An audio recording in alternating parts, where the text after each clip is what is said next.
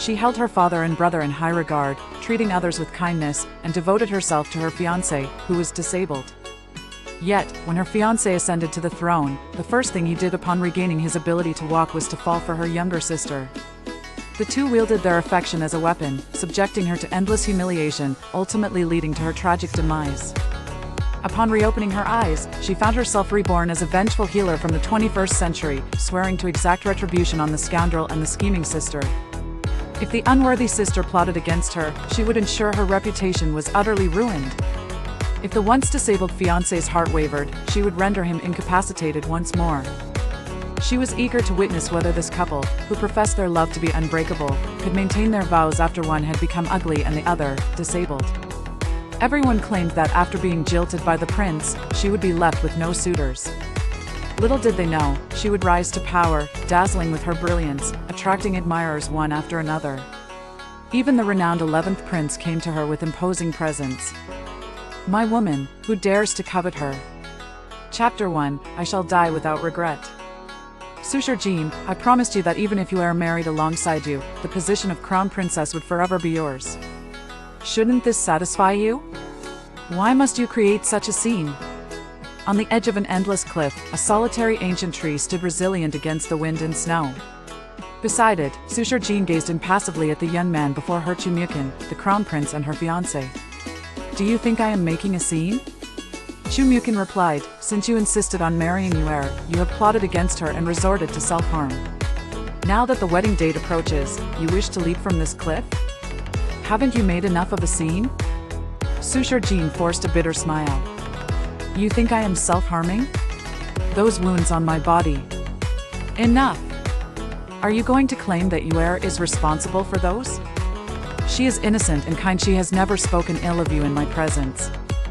Yet, you repeatedly slander her. Do you have no sense of being a legitimate elder sister? Chumukin interrupted her with irritation, gesturing to the guards behind him. It is time for the morning court, yet I bring so many here to pacify you. My patience has worn thin. If you continue this nonsense, if you leap down, I shall not intervene. Su Shijin's heart ached. You once said you would love only me for life. Chumukin grew more agitated. I did not comprehend true love then. Only upon Yuer's return did I realize what it means to love sincerely. My connection with you was a mistake. His gaze turned cold. Moreover, this is all your fault. 3 years ago, you lost her. The one who should have been betrothed to me was her. Now you occupy her rightful place, merely sharing a wedding day with her. What more do you want? Su Shijin's emotions surged. You claim I lost her, ha ha ha. She stepped back, nearing the precipice. Have you forgotten? 3 years ago, you were not even the crown prince, and nearly became a cripple? It was I who stayed by your side, seeking every remedy, hoping for your recovery. Now that you have risen, and she has returned, do you know of her past? More of this nonsense. Suitor Jean, repeatedly disparaging your own sister? She was merely 13 when she went missing. What did she understand? We were only 14 ourselves and knew nothing of love. Everything was a mistake. Why can't you accept that? Seeing Su Shijin's tears, Chumukin's eyes softened slightly. I recognize your sacrifices and the difficulties that come with being a jilted bride. It is precisely to preserve your dignity that I have never considered abandoning you. Even now that Yuer has returned, I only intend to grant her a secondary wife position. She has never aspired to compete with you. Why must you cling to trivial matters? When he mentioned Su Luoyue, his eyes filled with concern. You only see your own suffering, never considering how much Yuer would suffer if I bestowed the primary wife title upon you. She has never acted as capriciously as you. She is sensible. Now, she has but one small wish. Can you not grant her that? Have I not already given enough? Su Shijin's emotions flared. Since childhood, my mother instructed me to yield to my sister, so she occupied my courtyard. Father urged me to move to the side courtyard to avoid my crippled fiancé. My brother advised me to step aside for her. Now that she has returned and changed her mind, everyone blames me for taking her man. Everyone believes I have wronged her. You have spoken enough slander against her. Can't you? Can't I? Suitor Jean shouted, tears pouring down her face. Perhaps seeing her overwhelming emotion, Chu Mukin took a deep breath, finally softening his tone. Stop this nonsense. If it truly bothers you, I permit you to marry first, with your heir following behind. Surely, that will suffice? Witnessing his helpless demeanor, Su Shijian's heart felt like it was being torn apart. What I desire has never been. Enough! The Crown Prince has already compromised. What more do you seek? Do you wish for me to abandon Yuer? You should be content. Why must you make life difficult for her? Chu Mukin's impatience flared, and he instinctively lashed out. Yet Suitor Jean had already burst into tears, her gaze reflecting despair. Seeing this, Chu Mukin lowered his voice and urged, stop being willful, come here. Throughout, there was not a hint of urgency or concern in his eyes, as if he were certain she would not leap. I will say this one last time, come here. Suitor Jean, with tear-filled eyes, seemed unaware of his words, letting out a self-deprecating laugh. Happy? Ha ha ha. She laughed bitterly, tears cascading down. I merely resisted slightly, yet you call it mischief. Everyone claims I am unreasonable. So-called family berates me for bullying her, and yet you say I am happy? Ha ha. No matter what I do, it is always deemed my stubbornness.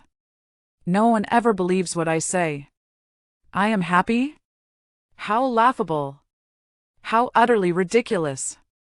Laughable that I am all alone. With no support. Laughable that the years I devoted to companionship pale against her shallow smile upon her return. How laughable that my wedding day is shared with the woman who has tormented me for over a decade. The thought of spending decades in the shadow of that person fills Suitor Jean with despair.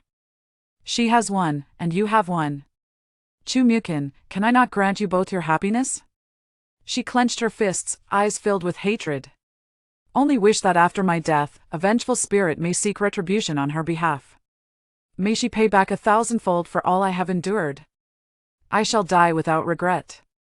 With that, she leapt. The resolute glint in her eyes showed no hesitation, as if she had truly grown weary of this world. As her figure vanished, Chu Mukin's eyes widened in shock. Suitor Jean, have you lost your mind? His heart raced as if to leap from his chest. He dashed forward but could grasp nothing but air. No! Impossible!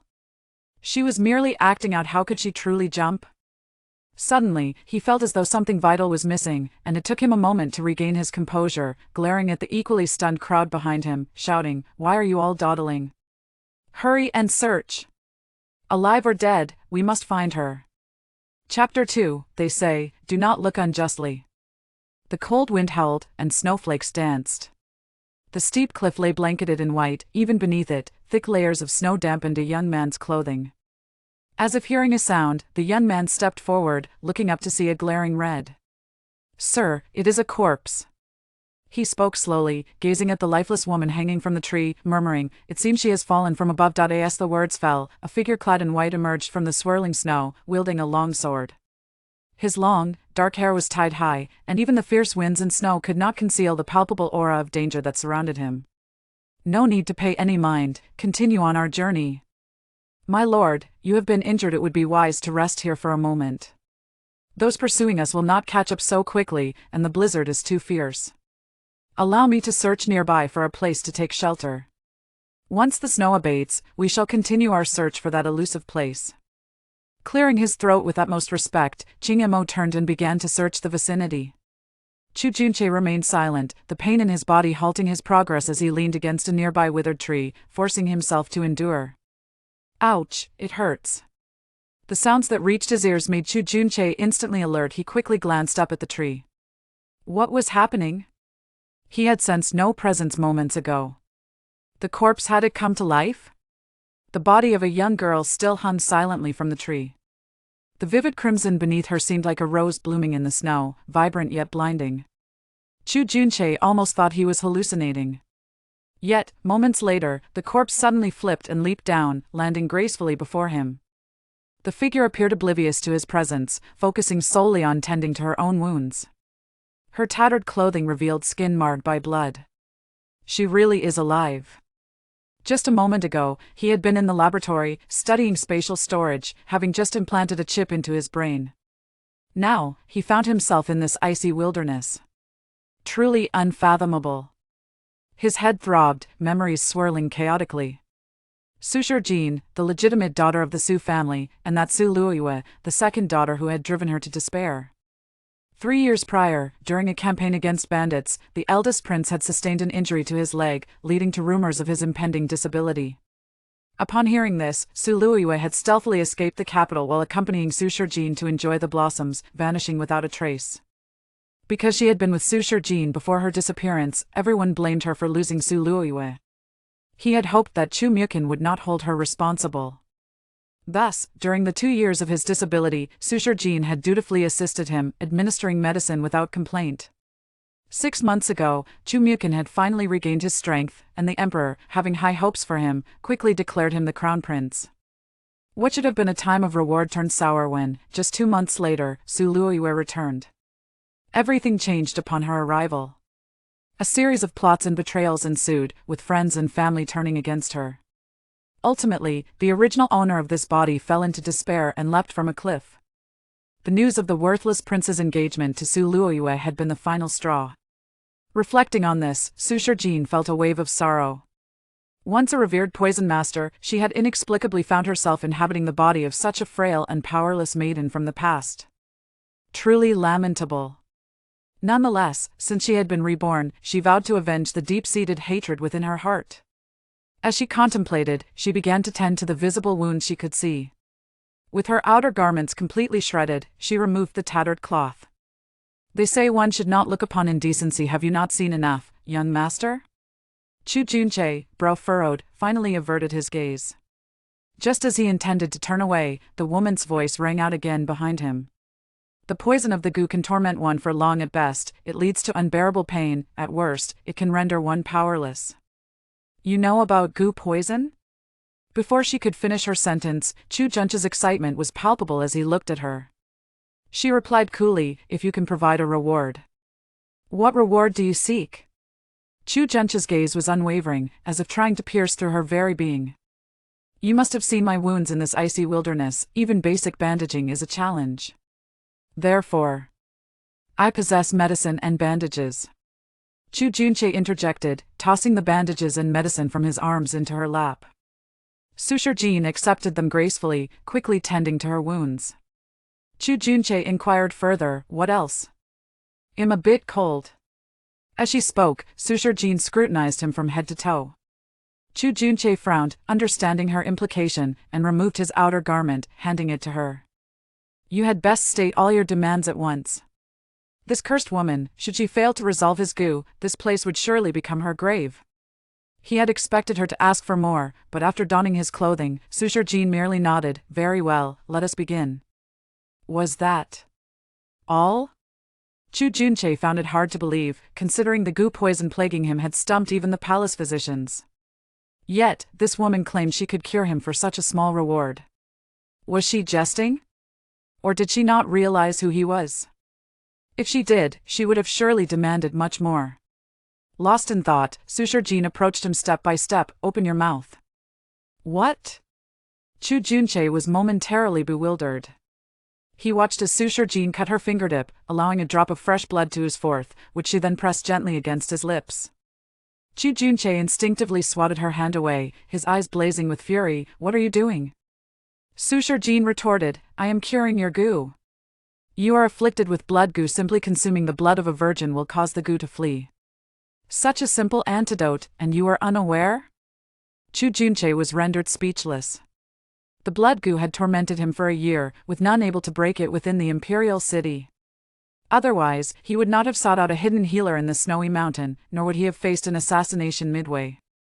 And yet, this woman claimed that a mere taste of her blood would suffice. Could such a bizarre remedy exist? He could not help but lick the blood lingering on his lips, but felt no reaction. A wave of humiliation washed over him, and his expression darkened, the murderous intent in his eyes intensifying. As he prepared to speak, a sudden, excruciating pain surged through his chest, and he could no longer suppress the urge to spit out a mouthful of blood. The blood was dark, and upon closer inspection, something within it seemed to writhe. Simultaneously, the lingering pain in his body miraculously ceased, and he felt a profound sense of ease, as if all his strength had returned. Could it be? Had the goo truly been dispelled? Chu Junche stared wide-eyed in disbelief. Looking up, he saw that Su Shijin had already turned to leave. "Thank you for your cloak, it is quite warm. Farewell." Her figure was solitary and forlorn, treading upon the white snow, gradually fading from view.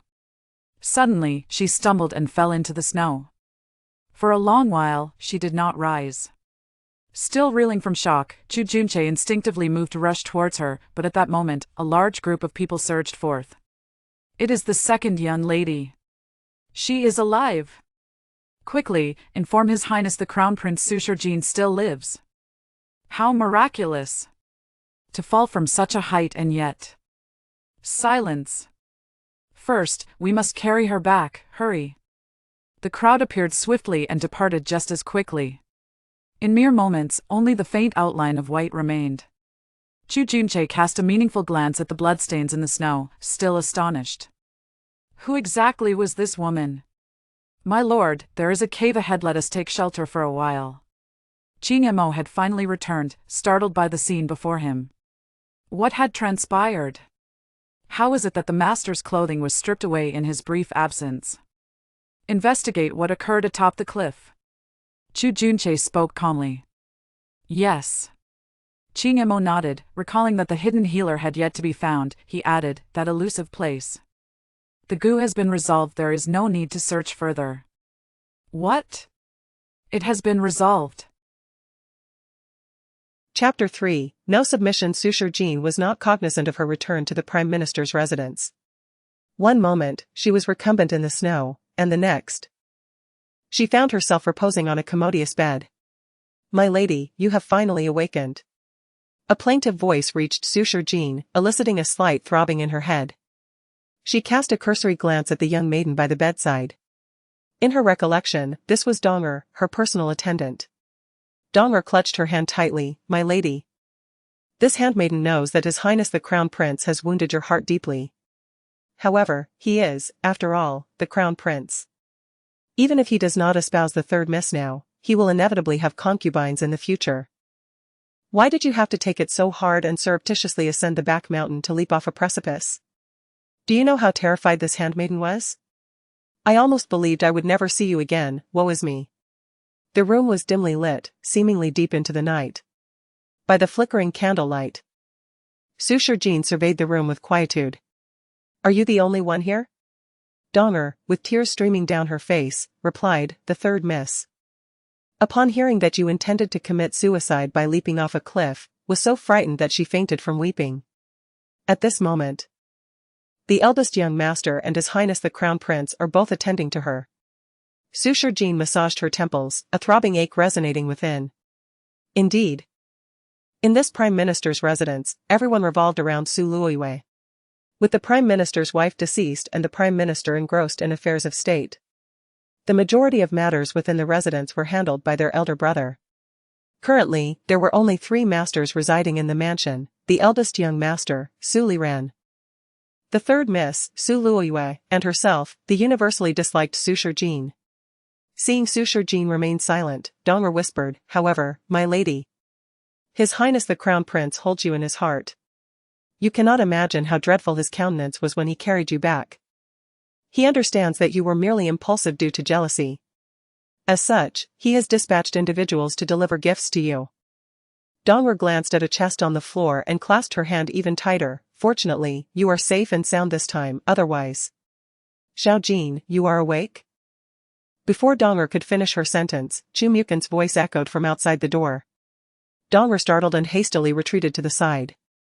Chu Mukin strode into the room and seated himself on a stool by the bedside. "Come, allow me to help you sit up." The tender tone was unsettling to Su Shijin. She gently brushed aside Chu Mukin's outstretched hand, sat up unaided, and leaned against the headboard. Chu Mukin paused, silently retracting his hand, his countenance turning colder. Still being petulant? Su Shijin simply stared at him in silence. He was indeed exceedingly handsome. No wonder the original owner was so devoted. Touching upon the memories of the original owner, Suture Jean was immediately overwhelmed with sorrow. However, she was not the original owner and would never be submissive. Let us annul the engagement. The emotionless tone was devoid of sentiment. Upon hearing this, Chu Mukin immediately rose to his feet. How long do you intend to carry on with this farce? I am serious. Suture Jean said calmly, it is late. If there is nothing else, Your Highness the Crown Prince, please take your leave. Tomorrow, I shall have Donger deliver the letter of annulment. At that time, Your Highness may simply affix your signature. For some inexplicable reason, Chu Mukin found the woman before him somewhat unfamiliar. In the past, Suture Jean would be ecstatic upon seeing him. This was the first time he had witnessed such an indifferent expression on her face. Suture Jean. This Crown Prince's patience is finite. If you insist on this course of action, do not blame this Crown Prince for being merciless. What affection does Your Highness possess? Suture Jean scrutinized him intently. Is it the slap you delivered when Su Luoyue fell? Or the coercion for me to apologize when Su Luoyue accused me of poisoning her? When Your Highness was a cripple, she deliberately hid to evade the marriage, yet you. Enough. You are incorrigible. Chu Mukin roared. When Su Luoyue was involved, he was always exceedingly earnest. Luoyue has already explained it clearly enough. At that time, she was abducted. If not for the rescue of a divine physician, she might not have returned alive. The reason for her 3-year absence was solely to master medical skills to save me upon her return. She endured countless hardships and studied diligently, finally returning to our side. As her elder sister, why do you incessantly slander her? Gazing at the hysterical man before her, Suture Jean finally began to empathize with the original owner's bitterness. To have loved such a man was truly nauseating. Fortunately, she was not the original owner and was not overly grief-stricken. Since she is so virtuous and you are so kindred in spirit, why are you reluctant to make her a consort? As if his secret thoughts had been exposed, Chu Mukin's lips twitched. This Crown Prince has already been exceedingly benevolent in treating you thus. If you insist on this course, do not blame this Crown Prince for granting your wish. Suture Jean sneered, is it truly granting my wish, or has Your Highness the Crown Prince harbored such intentions all along? It is merely that Your Highness, being so righteous and moral, is unwilling to be the villain who initiates the annulment. How have you become so deplorable? Once again, his hidden thoughts were laid bare, and Chu Mukin interrupted her. Then, with disgust, he said, in the past, you were simple and kind, never resorting to being aggressive.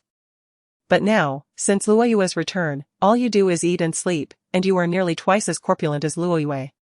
What woman behaves in such a manner? And look at this Crown Prince. Even if this Crown Prince truly developed feelings for Luoyue, he has always preserved your position as Crown Princess, merely intending for you to enter the household together with her. Yet, you have created such a commotion. As an elder sister, you lack the tenderness of an elder sister. As a principal wife, you lack the magnanimity of a principal wife. You. Donger, bring paper and ink. Suture Jean could no longer bear to listen. Seeing Donger standing there in a daze, she directly descended from the bed and walked to the nearby table, where she promptly penned a letter of annulment. Then, under Chu Mukin's astonished gaze, she enunciated each word, since Your Highness despises me so much, why not sign your name now? From this moment forward, we shall part ways. And I shall never see you again, nor shall you ever bother me again. What say you? Such a man, dawdling and verbose, was simply exasperating. Observing her impatient countenance and the letter of annulment prepared on the table, Chu Mukin remained in a daze for a long time. Suture Jean continued, please, Your Highness. Sign your name, and from this moment forward, we shall never meet again. Are you serious? Chu Mukin still believed she was speaking in a fit of pique. Suture Jean retorted, hurry up. Chu Mukin clenched his fists. Suture Jean. Will Your Highness sign or not? You. Chu Mukin trembled with rage. Uttered, you will regret this. And angrily signed his name before flinging the brush aside and departing. Reaching the doorway, he paused and said, Luoyue has fainted from weeping because of your actions. If you possess any conscience, you should at least go and see her. I leaped off a cliff because of her, Yet I did not see her come to see me. Am I so devoid of conscience in her heart? Chu Mukin staggered, his face instantly turning as black as ink. Do as you see fit. Chapter 4, Portable Storage Space. As Chu Mukin departed, Donger finally regained her composure. Miss. What were you thinking? His Highness the Crown Prince made a rare visit to see you, and you managed to drive him away. And this? Quickly tear it up. Fortunately, only the three of us know about it. Once it's torn, it won't count. Donger, in a state of panic, reached for the annulment letter. However, Sushar Jin gently folded it and set it aside. Why should it not count? This is my freedom. Donger exclaimed anxiously, Miss, you. Sushar Jin cast her a glance. You are quite noisy. Donger was taken aback and ultimately dared not speak further, retreating instead. She felt something was amiss with her mistress today. Was she overly grief-stricken? Just as she stepped outside, a woman resembling a steward entered without knocking. Second Miss. Due to your selfish desires, you caused such a commotion that everyone in the manor is worried sick about you. Not only did you trouble His Highness the Crown Prince for an entire day, but you also frightened the kind-hearted 3rd Mississippi. Therefore, the eldest young master has ordered that since you have awakened, you are to kneel in the ancestral hall and be confined for a day. Tomorrow, you will properly explain yourself to the eldest young master. With that, she haughtily retreated to the door. By the way, His Highness has already left in anger. And no one can plead on your behalf. Please. Steward Lin, the miss fell from a cliff today and is badly injured. Please tell the eldest young master to allow her to rest for the night. Donger weakly approached. Steward Lin, furious, slapped her on the spot. When I am speaking, do you have the right to interrupt? You have no sense of decorum. Afterward, she coldly turned her gaze to Sushar Jin. His Highness has already informed the eldest young master that the 2nd Miss did not jump from the cliff at all. Just as she was about to leap, he saved her. Clearly unscathed, do not pretend to be pitiful here. This act of crying, causing a scene, and threatening to hang oneself is not a first. Such pretense. Her words startled both Donger and Sushar Jin. Did not fall from the cliff? Kneel in the ancestral hall? And explain? If it weren't for the memories in my mind, I would almost believe I had transmigrated into the life of a servant. Was this truly something an elder brother would do to his own sister? And that despicable crown prince, was he more concerned about how her near-death experience would tarnish his reputation? To fabricate such a grand lie. In that moment, she found herself at a loss as to which offense to be angry about. Yet there was one matter she could not delay. Taking a deep breath, Sushar Jin approached Steward Lin and slapped her fiercely. Steward Lin was momentarily stunned. You hit me? With a resounding crack, another slap followed. Firstly, I am your mistress. And before me, you have no right to be arrogant. With another swift motion, Sushar Jin delivered yet another slap. Secondly, Donger is mine. Did you consult me before striking her? Steward Lin was aghast, pointing at her, unable to utter a word. Sushar Jin disdainfully brushed her hand away. Lastly, I have done nothing wrong. Why should I kneel in the ancestral hall? Go back and tell the eldest young master to kneel himself.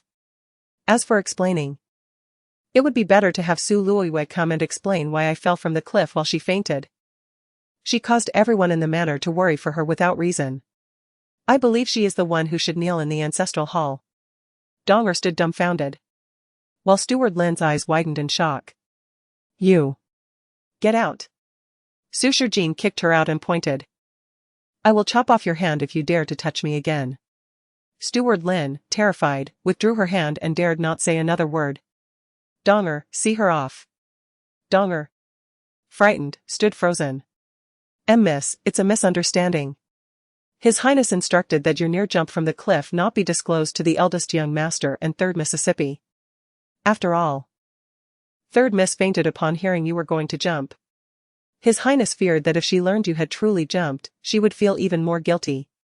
He said, since you are not seriously harmed, it would be best not to spread the news, so he chose to keep it under wraps. He had instructed the servants. And it was I who forgot to inform you. As she spoke, she glanced fearfully at Steward Lin. Steward Lin. My mistress truly fell from the cliff and is injured. The eldest young master does not know and would not punish her if he did. Please go and speak a good word for her. Enough. Suture Jean interrupted coldly, her expression one of exasperation. You too, leave. With that, she slammed the door shut, leaving only herself in the room, finally experiencing some peace. How exhausting. Had it not been for her transmigration into this new body, she would have already used the silver needles in her space to silence those troublesome individuals. Each one more infuriating than the last. As she contemplated her portable space, a sudden chime resonated in her mind, and her consciousness was completely enveloped in a vast illusion. Her space had traversed with her. Filled with joy, Suture Jean immediately began to inspect the supplies within. Though the resources were not abundant due to its recent development, the poisons and medicines she had personally created were well preserved, along with a few weapons for self-defense. While the items were few, they were undoubtedly sufficient for her needs in this ancient setting. Moreover, the space was expansive. Aside from living creatures, most items could be stored within. With this in mind, Suture Jean promptly retrieved the medicines from her space and reapplied them to her wounds. Finally, she checked her pulse. Initially intending to assess her injuries, she was shocked to discover that she had been poisoned. Observing her plump hands and round belly, she finally understood why the Crown Prince remarked that she was as plump as two Suluyus. With such potent poison coursing through her veins, she would likely swell to the size of a ball even if she only drank plain water. Suture Jean narrowed her eyes, knowing without a doubt that this poison had been administered by Suluyue. Fortunately, her space conveniently contained the antidote. Closing her eyes, she retrieved a pill from her space, swallowed it, and reclined back onto her bed. Ignoring the ruckus outside, she emptied her mind and attempted to drift into sleep. It was not that she wished to avoid dealing with the outside world, but her body was utterly fatigued. She needed ample rest, for tomorrow would bring a formidable challenge. Meanwhile, within the Wang residence, night had fallen, and a magnificent hall echoed with cries of agony. On the floor lay a bloodied man, barely clinging to life, while beside him knelt Qing Mo, respectfully awaiting orders. Master, all the assassins have been interrogated, only this one remains alive. Take him away and continue the interrogation. Seated in the main position, Chu Junche maintained an impassive expression. Yes. Qing Mo rose, gesturing for the man on the floor to be dragged away. He did not leave but instead lowered his head and added, regarding the cliff incident. I have already investigated thoroughly. Chu Junche's gaze darkened, and a hint of emotion finally crossed his handsome features. Speak. Chapter 5. The prince desires to meet her. This tale revolves around the second young lady of the Prime Minister's residence and His Highness the Crown Prince. A narrative that harkens back 3 years. Qing Mo began to speak, and upon noticing that Chu Junche did not interrupt him, he continued, that year, the Crown Prince sustained an injury to his leg. The third young lady, who was to be betrothed to him, vanished without a trace. In order to uphold their promise, the Prime Minister's residence offered the second young lady, also a legitimate daughter, to him. After their engagement, the second young lady accompanied the Crown Prince through his most arduous times, until the Crown Prince's legs healed, and the lost third young lady, Su Luoyue, reappeared. Chu Junche let out a cold snort, deeming her vain. Indeed, many voices echoed this sentiment, branding her as such. However, she claimed that during her 2 to 3 years of absence, she had been searching for a physician for the Crown Prince, asserting that she had already become a disciple of a reclusive divine doctor. Now, she returned with some medical knowledge, which moved the Crown Prince, leading most to believe her motives were justifiable. Foolishness. Sensing the ire of Chu Junche, Qing Mo immediately lowered his head. It was undeniably foolish. The Crown Prince not only believed Su Luoyue's words but also suspected that Suture Jean had been the one to lose her. Upon Su Luoyue's return, he reproached Suture Jean and even planned to have both women wed on the same day, entering through the main gate together. Qing Mo's voice grew fainter, his heart filled with trepidation. He could not fathom why the prince was so invested in Suture Jean's affairs. The notion that Suture Jean had lifted the Crown Prince's curse was something he could not dare to believe. Yet, he lacked the courage to inquire further. the first war god of the Southern Kingdom, the youngest brother of the current emperor, could dictate matters in both the Prime Minister's residence and the Crown Prince's court with but a word. How could he presume to meddle? He kept his head bowed in silence. After a long while, he heard Chu Junche speak softly. Before even marrying a consort, he contemplates favoring a concubine over a wife. It appears the Crown Prince is indeed unworthy of his position. Qing Mo echoed his sentiment. Yes, it was indeed a pity that the second young lady, who was so steadfast in her affections, was subjected to such treatment. Even more regrettable was the fact that the lady was already promised to another. And she was of ordinary appearance, a rather plump woman. Otherwise, he might have had some hope. After all, it was the first time in many years that he had seen the prince place such importance on a woman. As he pondered, Chu Junche had already risen. Tomorrow, at Xianxiang Tower, I wish to meet her. As dawn broke the next day, Sushar Jin was roused by the sound of conversation. It was quite remarkable that after falling from such a height, she emerged unscathed. The recent heavy snowfall could have contributed, perhaps the accumulation was simply too thick. What did the snow have to do with it? Perhaps the plump were more resilient to falls? Heh heh heh. It seemed several maidservants were deliberately mocking the now-awake Sushar Jin, and she clearly heard their jests. However, she did not take offense. Instead, she rose, washed up, and positioned herself before the copper mirror by the window, calmly surveying her reflection. Her features were exquisite, her skin fair, and her long, raven hair cascaded down to her waist. Even when she was plump, she looked quite lovely. If she could shed 20 to 30 pounds, her beauty would undoubtedly be breathtaking. After checking her pulse, she confirmed that the poison within her had been purged. Soon, her body would cease to gain weight. With a healthy diet, she believed she could return to her normal form within 2 months. "Miss, are you awake?" came the timid voice of Donger from outside the door. "Come in," Sushar Jin replied slowly, her gaze still fixed on her reflection. She recalled how, even before her features fully developed, she had been remarkably beautiful. It was no wonder that Su Luoyue had taken such an interest in her appearance. Having arrived in this world, she had received such a grand gift. It seemed only fitting to find a moment to return the favor. "Miss, are you feeling better today?" Donger's voice trembled slightly. "The eldest young master asked for you to meet him in the study upon waking." "I shall not go," Sushar Jin stated calmly, adding, "And those maidservants outside, send them away. From now on, I require only you to attend to me." Donger was taken aback, about to speak, when a dark voice emerged from outside. "You have indeed become more willful, rising late in the day. And your first act upon waking is to dismiss the servants who have dutifully cared for you. What grievance have they caused you?" Sushar Jin's lashes fluttered as she turned to see a graceful young man standing at the door. After committing such a grave error yesterday and refusing punishment, today he was further rebuffed. "Do you still regard me as your elder brother?" He was indeed a handsome youth. Yet Sushar Jin merely glanced at him before averting her gaze. "I do not." Suliran's expression froze, caught off guard by her response. You have never regarded me as your brother, so why must I acknowledge you as my elder brother?" Sushar Jin retorted bluntly. A flicker of astonishment crossed Suliran's face. What was it about her today that seemed so peculiar? Furrowing his brow, he inquired, "I heard you struck Steward Lin yesterday?" "Indeed. You dare to admit it?" he exclaimed. "She has watched us siblings grow since childhood. Even if she is a servant, she is still the one who struck me first. Was she? Why should I not retaliate?" Sushar Jin interjected, her voice filled with indignation.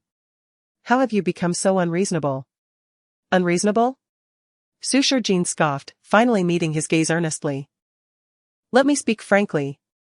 I had no intention of seeing you, but since you are here, I shall be forthright. First, I did indeed jump off the cliff in despair yesterday, sustaining grave injuries, and the Crown Prince claims I feigned my fall to deceive you all. Second, even had I not jumped, I refused to kneel in any ancestral hall. I have committed no wrongdoing, so why must I face punishment?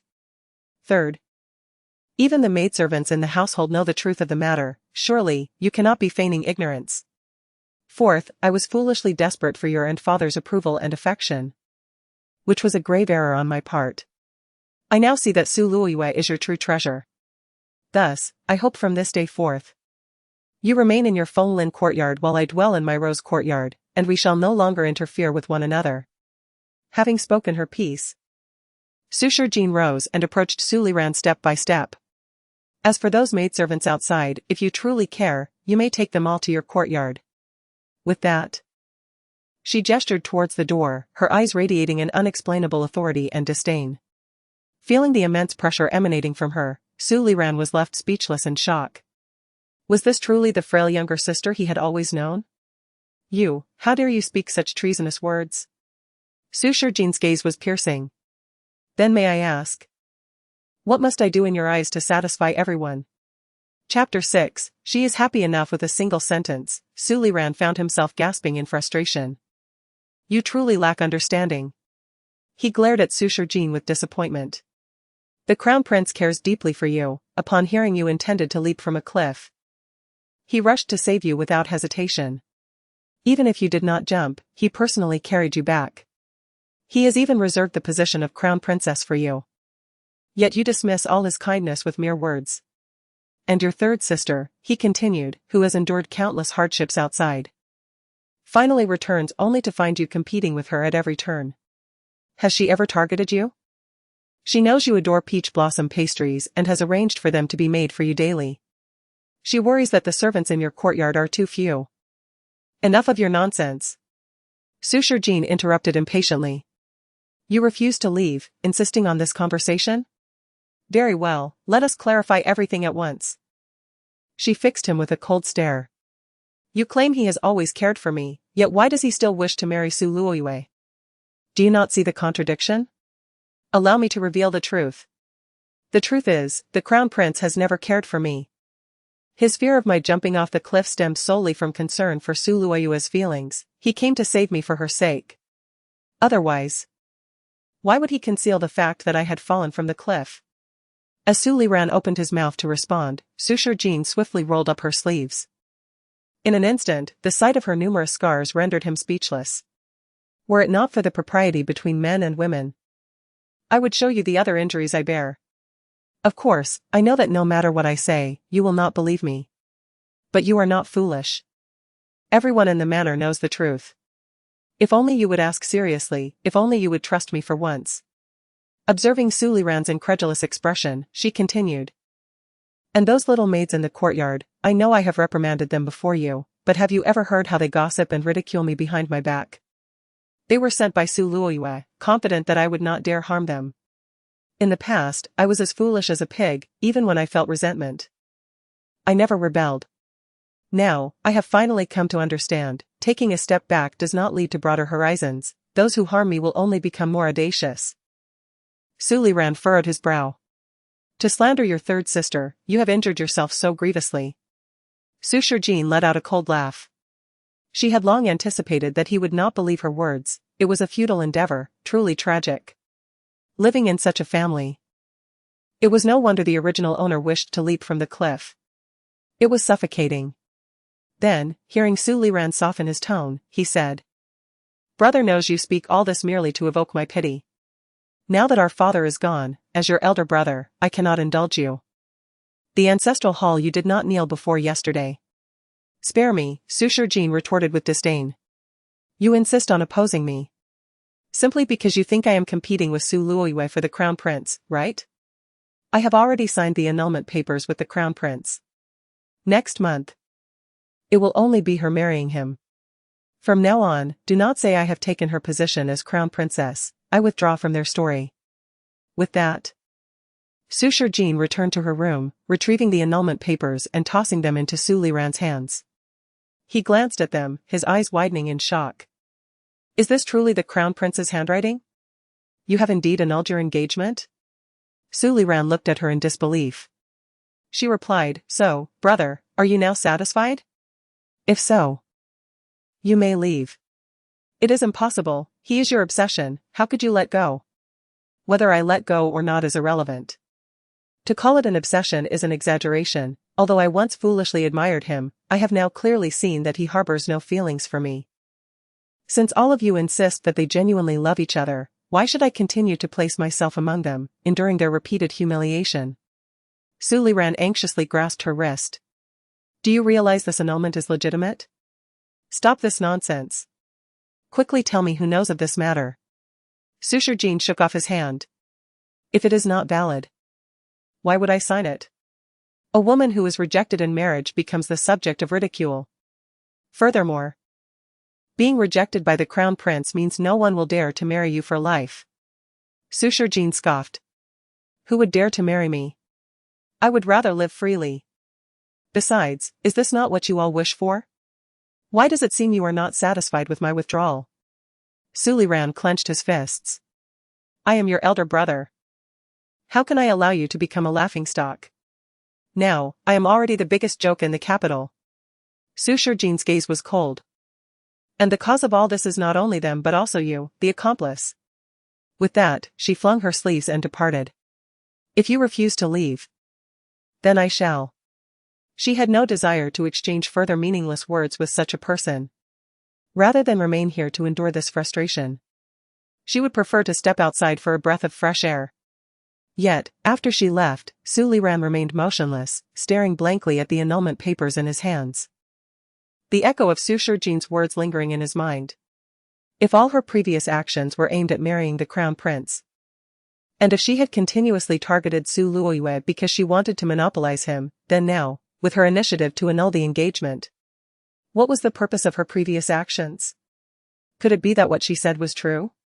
Su Liran was startled by his own thoughts, shaking his head immediately.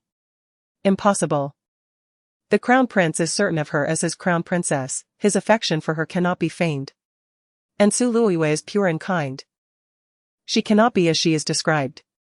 Everyone treats her well, she simply lacks contentment. She is already sufficiently happy. With these thoughts, Su Liran felt that everything made sense. Yet, gazing at the annulment papers in his hands, his emotions remained turbulent. Brother. The voice from outside finally brought him back to reality.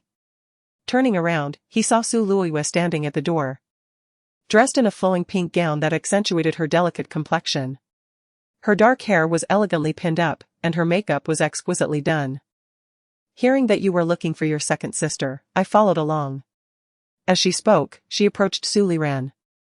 Initially vexed, he exhaled. You are here to plead for her, aren't you? Rest assured, brother has not punished her. Though she does not accept punishment. He gazed at Su Luoyue with a twinge of sympathy. She has targeted you so persistently, yet you still consider her? It is a pity she remains oblivious to your good intentions. Su Luoyue merely smiled gently. We are sisters. Is it not right to care for her? Just as brother always thinks of us. As she spoke, she glanced around. Where is second sister? Is she still angry with me? Chapter 7, the noble guest from the prince's residence observing the remarkably understanding Su Luoyue before him, Su Liran was overwhelmed with emotion. There was no need to worry about her, she had long been accustomed to her selfish ways and would never allow herself to be at a disadvantage. Su Luoyue sighed. Recalling the commotion she had caused the day before, uncertain if anyone had been hurt. Today, she ventured out alone, which was indeed a cause for concern. You are simply too neglectful of your own well-being, he thought. She is unafraid of causing such a scene that would embarrass you, yet you fret over her every move. You barely rested yesterday, do not think of her today, and instead take some time to recuperate. Just then, a young servant hurried in, exclaiming, Young master. There is a distinguished guest. Su Liran was taken aback. What distinguished guest? Who would come to visit us at this early hour? The servant lowered his head and replied. It is someone from the prince's residence. They came briefly and left only a message. Upon hearing the name of the prince's residence, both Su Liran and Su Luoyue's expressions shifted significantly. Su Luoyue could not contain her curiosity and asked, which prince's residence? The servant timidly confirmed, yes. There is only one prince's residence in the capital. After a pause, he continued, they expressed a desire to invite Miss Su to Xianxiang Pavilion for a gathering, leaving word that they would wait in the private room on the second floor. Before he could finish, Su Liran's eyes widened in shock. Did you say the prince's residence wishes to meet my younger sister? How could this be possible? Suluoyua's eyelids fluttered, clearly astonished as well. Meanwhile, the maidservant Chunmei, who had been silently following her, whispered, "Did you mishear? Surely they intended to meet our third miss?" Suluoyua lowered her gaze. "Chunmei, do not speak out of turn." Chunmei silently bowed her head. However, Suliran interjected, "Your maid is correct, there must be some misunderstanding. My younger sister is quite reclusive and rarely goes out. Even when she does, it is usually concerning matters of the crown prince, leaving her little time to socialize with others, let alone become acquainted with anyone from the prince's residence. Thus, it is impossible for them to have invited her. Rather, it is you, my third sister, who possesses extraordinary beauty and a renowned reputation. Even if you are unacquainted with those from the prince's residence, they are likely already aware of you."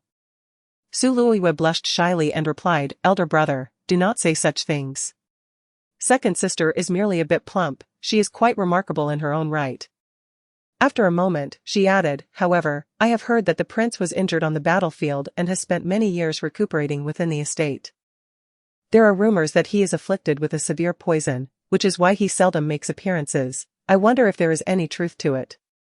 Suliran nodded. "It is likely true. He probably learned of your apprenticeship under the divine physician, which is why he sent someone to invite you.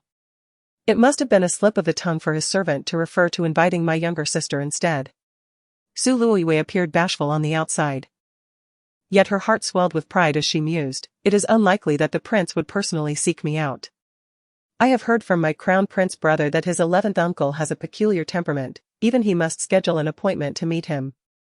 What chance do we, mere ordinary folk, have? My third sister, you must believe in yourself, you are anything but ordinary." Suliran spoke gently. "You are not merely a fish in the pond, the crown prince knows you, and naturally, so does the prince." Suluoyua feigned hesitation. "But what if the person is not truly the prince? Even if it were merely someone from the prince's residence, it could not be taken lightly." Suliran calmly added, "If you feel anxious, I shall accompany you." "Very well," she replied. As they prepared to leave, the young servant, left behind, dared not utter a word. After all, upon hearing their conversation, he too began to question whether he had truly heard correctly. That was the prince, the beloved younger brother of the current emperor, the 11th uncle of the crown prince, and the renowned warlord of the southern kingdom, wielding immense power and wealth. How could such a legendary figure possibly invite the plump second miss? Surely, it would be the third miss who would be sought after. Meanwhile, Sushar Jean wandered aimlessly through the bustling streets, feeling an overwhelming sense of melancholy. The individuals at the prime minister's residence were either foolish or blind. If she remained any longer, she would either be schemed against or driven to despair. Having just arrived, she needed to devise a plan for herself. Regrettably, she could not leave just yet, for she had taken over the original owner's body. If she did not help the original owner seek revenge, her conscience would be troubled. Lost in thought, a sudden cry for help pierced the air. "Help! Someone save my son! Quickly, please!" The voice grew closer. And soon Sushar Jean spotted the source, a woman clutching a child, her face streaked with tears. She stumbled out of a nearby dwelling, collapsing to the ground, drawing a crowd of onlookers. "My heavens, why is the child's arm so black? I hear it was bitten by a giant centipede, otherwise. Why would she tear the child's sleeve in this cold weather? If the wound is not treated immediately, it could be fatal. What kind of centipede is so terrifying? Look. Even the palm has turned black. Make way. Dr. Liu is here." Amidst the commotion, a physician with a medicine box squeezed through the crowd, promptly kneeling beside the child. "When was the child bitten? What kind of centipede was it?" The child's mother sobbed, struggling to catch her breath. "It was a centipede I have never seen before, with glowing red eyes, as terrifying as a monster. It was even thicker than my son's arm. He was crying just moments ago, but soon fainted, his arm has turned so black. I couldn't catch the centipede, oh, please, doctor, save him." The woman babbled incoherently, bowing her head repeatedly to the doctor. The doctor, sweating profusely, took out a set of silver needles from his box, tore open the child's clothing, and swiftly inserted several needles into the child's body. The poison was potent, it would not be long before it spread throughout. The child's pulse was already weak, and if not promptly addressed, the child might not survive much longer. Upon hearing this, the mother nearly fainted. The doctor continued. The only solution now is to amputate the arm. A murmur of shock rippled through the crowd. Unbeknownst to them, a throng had gathered, encircling the scene. After all, seeing a 7- or 8-year-old child so grievously injured by a centipede was truly heart-wrenching. The last needle should be inserted a bit higher. At that moment, suitor Jean, who had been standing quietly to the side, spoke up. The crowd gasped in surprise and turned to look at her. Seeing that she was a woman, most people merely glanced at her before averting their gaze. However, the doctor did not even acknowledge her presence and continued. You must make a decision quickly, my needles can know Chapter 8, deeming herself above reproach suitor Jean remarked with serene composure, while my knowledge may be limited. I am certain that amputation is not the sole recourse. To sever the child's hand is merely the simplest solution to alleviate the venom, whereas preserving it reflects a more humane approach. As she spoke, she knelt beside the child, deftly extracting a silver needle and reinserting it at a precise point to halt the venom's relentless spread. The attending physician, eyes wide with incredulity, exclaimed. Do you comprehend the gravity of your actions? This concerns a human life, recklessness is unacceptable. Precisely because a life hangs in the balance, suitor Jean countered. Her tone unwavering, a medical practitioner must exercise utmost diligence. Completing her statement, she turned her gaze towards the child's mother, inquiring, This is your son. I ask but one question, do you desire his well-being? The woman, overwhelmed with fear, could only nod incessantly. Suitor Jean continued. I can safeguard both his life and his hand. Do you place your trust in me? The woman stared blankly before glancing at the physician. Doctor. The physician rose abruptly, scoffing, If you possess such unwavering confidence, proceed. Should the child perish, do not compel us to deliver you to the authorities. He then addressed the distraught mother, I have already advised you that the sole means to save your son is through amputation. If you persist in your indecision, do not fault me for failing to cure him when calamity strikes. Terrified, the woman clutched at the physician's legs, pleading, Doctor, save my son. Save my son. Words failed her beyond this entreaty. Observing this, suitor Jean resolved to withdraw her assistance. Yet, gazing upon the child's frail form, so young and vulnerable, she relented, alas. A physician's heart knows no bounds. With this resolve, she fully exposed the boy's torso and meticulously commenced acupuncture using the physician's needles. The physician sneered, How theatrical. Do not claim I failed to forewarn you, once my needles are removed, the child will not survive half an hour. The woman, panic-stricken, instinctively recoiled from suitor Jean. However, her gaze returning to her son's faltering state, she knelt before suitor Jean, tears streaming down her face. Maiden, I implore you, do not harm my child. Kind maiden, in your benevolence, please save my son. Her sobs mingled with tears and mucus, yet despite her overwhelming apprehension, she clung to the hope of preserving both her child's life and limbs. Yet, she hesitated to gamble. She feared that the person before her would not be able to cure the child's poison, so after kowtowing a few times, she hugged the doctor's leg again. Doctor. Let that girl try, my son is still young, if he loses his arm, he will be useless for the rest of his life. As a mother, I really can't bear it, I really want to try, please don't leave, just think of it as my request. If that girl can't detoxify him, I still have to rely on you to save my life. The doctor couldn't bear it, I have made it very clear. Now if you chop off his hand, you can save his life. If you want to listen to both sides, you will only harm you in the end. Woo woo woo. I have no choice, I don't know what to do, if my son's arm is gone. I will be beaten to death by my husband when I go home. As the two spoke, the little boy's body was covered with silver needles. Suitor Jean was extremely serious, but the onlookers kept pointing at her. She dares to mess around with a human life, this girl is really brave. Why does she look so familiar? This seems to be the ugly lady from the Prime Minister's mansion. Yes, I said she looked familiar, right? TSK. A young lady from a noble family actually ran to the street to mess around. She must have known that her status was noble and ordinary people couldn't do anything to her, right? I heard a long time ago that the second young lady of the Prime Minister's mansion is as fat as a pig and has vicious methods. Now that I see her, it is true. She must have known that even if she killed an innocent child, no one could do anything to her. No wonder His Royal Highness the Crown Prince fell in love with someone else. If I were the Crown Prince, I definitely wouldn't want to marry such a fat person. It's really ugly people doing a lot of strange things.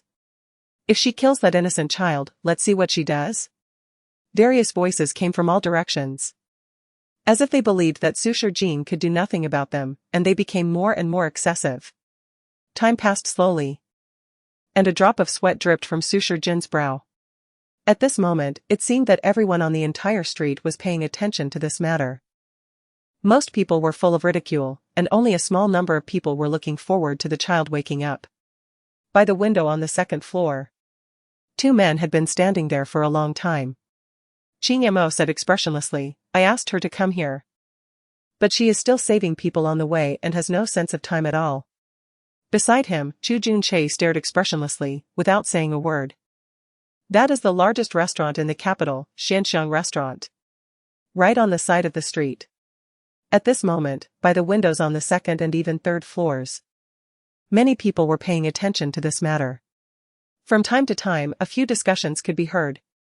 "It really is the young lady from the Prime Minister's mansion.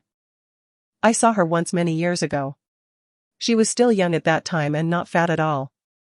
Why is she so fat now? I heard that she has been quite beautiful since she was a child, but she has only become more and more rounded in recent years. It must be because she has been living too well that she is so fat." Yes, as the young lady of the Prime Minister's mansion. The third young lady has a slender waist and is as weak as a breeze. You can tell that she has suffered a lot. She's so fat and still showing her face, she's really not ashamed.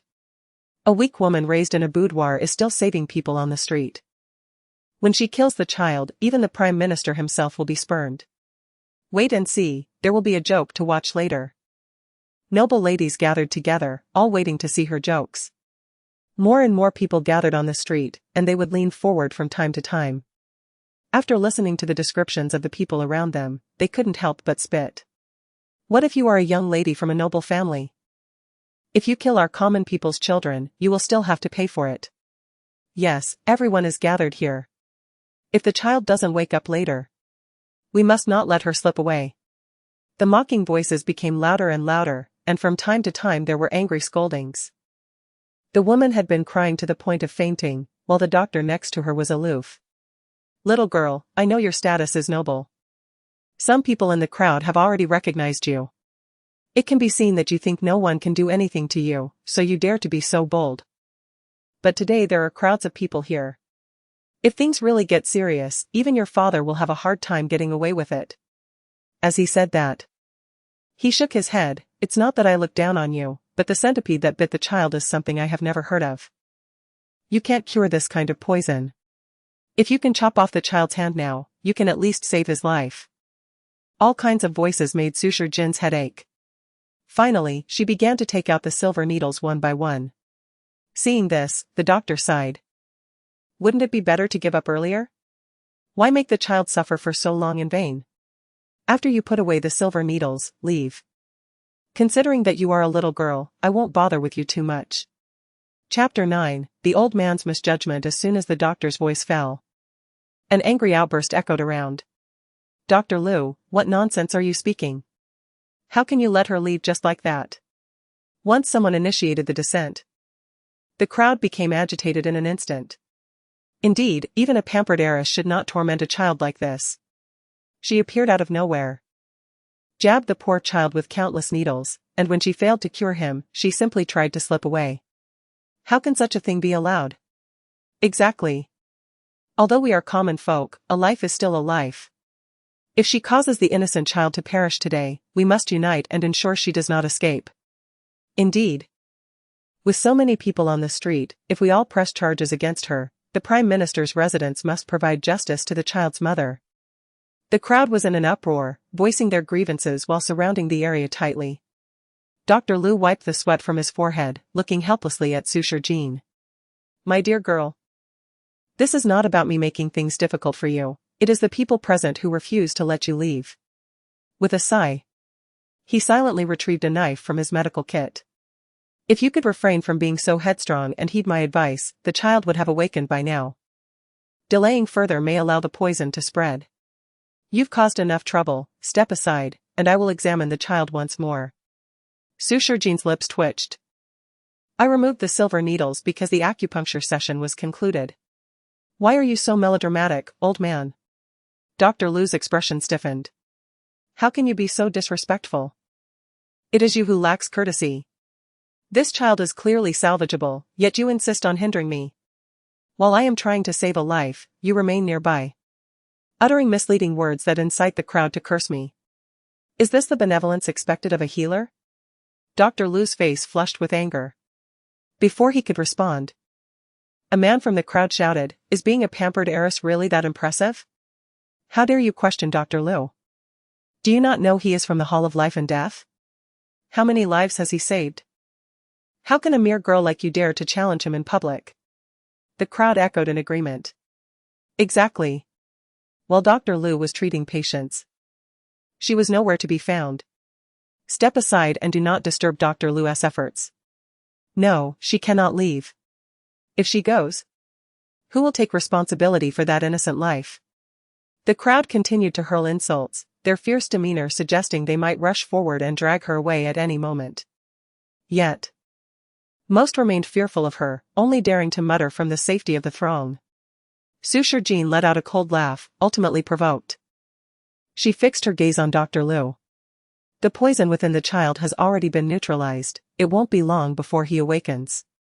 If you do not believe me. Impossible. If I cannot neutralize the poison, how could you? Suture Jean smiled. What if I have? If you do, I shall kneel before you and bow 3 times. Perhaps agitated, Dr. Lu's voice rose considerably. But if the poison remains, you must kneel before me and apologize to both me and the child and his mother. Suture Jean clapped her hands. Very well, I accept. Now, please examine the child thoroughly, do not amputate his hand without a proper check. Dr. Lu's expression stiffened, nearly choking on his indignation. However, as a healer, he glanced at the sobbing woman beside him and knelt before the child once more. While he meticulously examined the child, the atmosphere around them had transformed into one of intense anticipation. This would indeed be a spectacle. A pampered heiress kneeling in the street was bound to be a captivating scene. She deserved it. The Prime Minister's residence would surely be embarrassed by her behavior. But was she truly the Prime Minister's daughter? She appeared utterly alone, not resembling an heiress at all. Who knows? I haven't seen her before.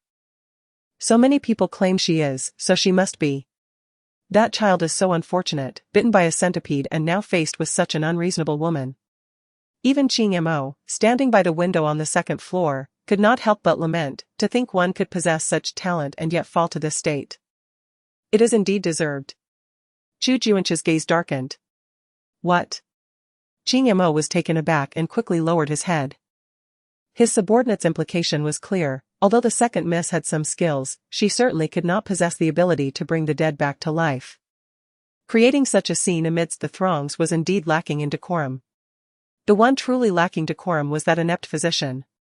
Chu Juanche's voice was calm, devoid of any emotion. Qing Mo's heart trembled. Was the prince defending that woman? No, why had the street suddenly fallen silent? Qing Mo glanced outside once more and saw that the previously bustling street had become eerily quiet. Everyone was staring, dumbfounded, at the center of the crowd. The once red-faced Dr. Lu now sat on the ground, wide-eyed, as if he had lost a fragment of his soul. What was happening? Could it be true?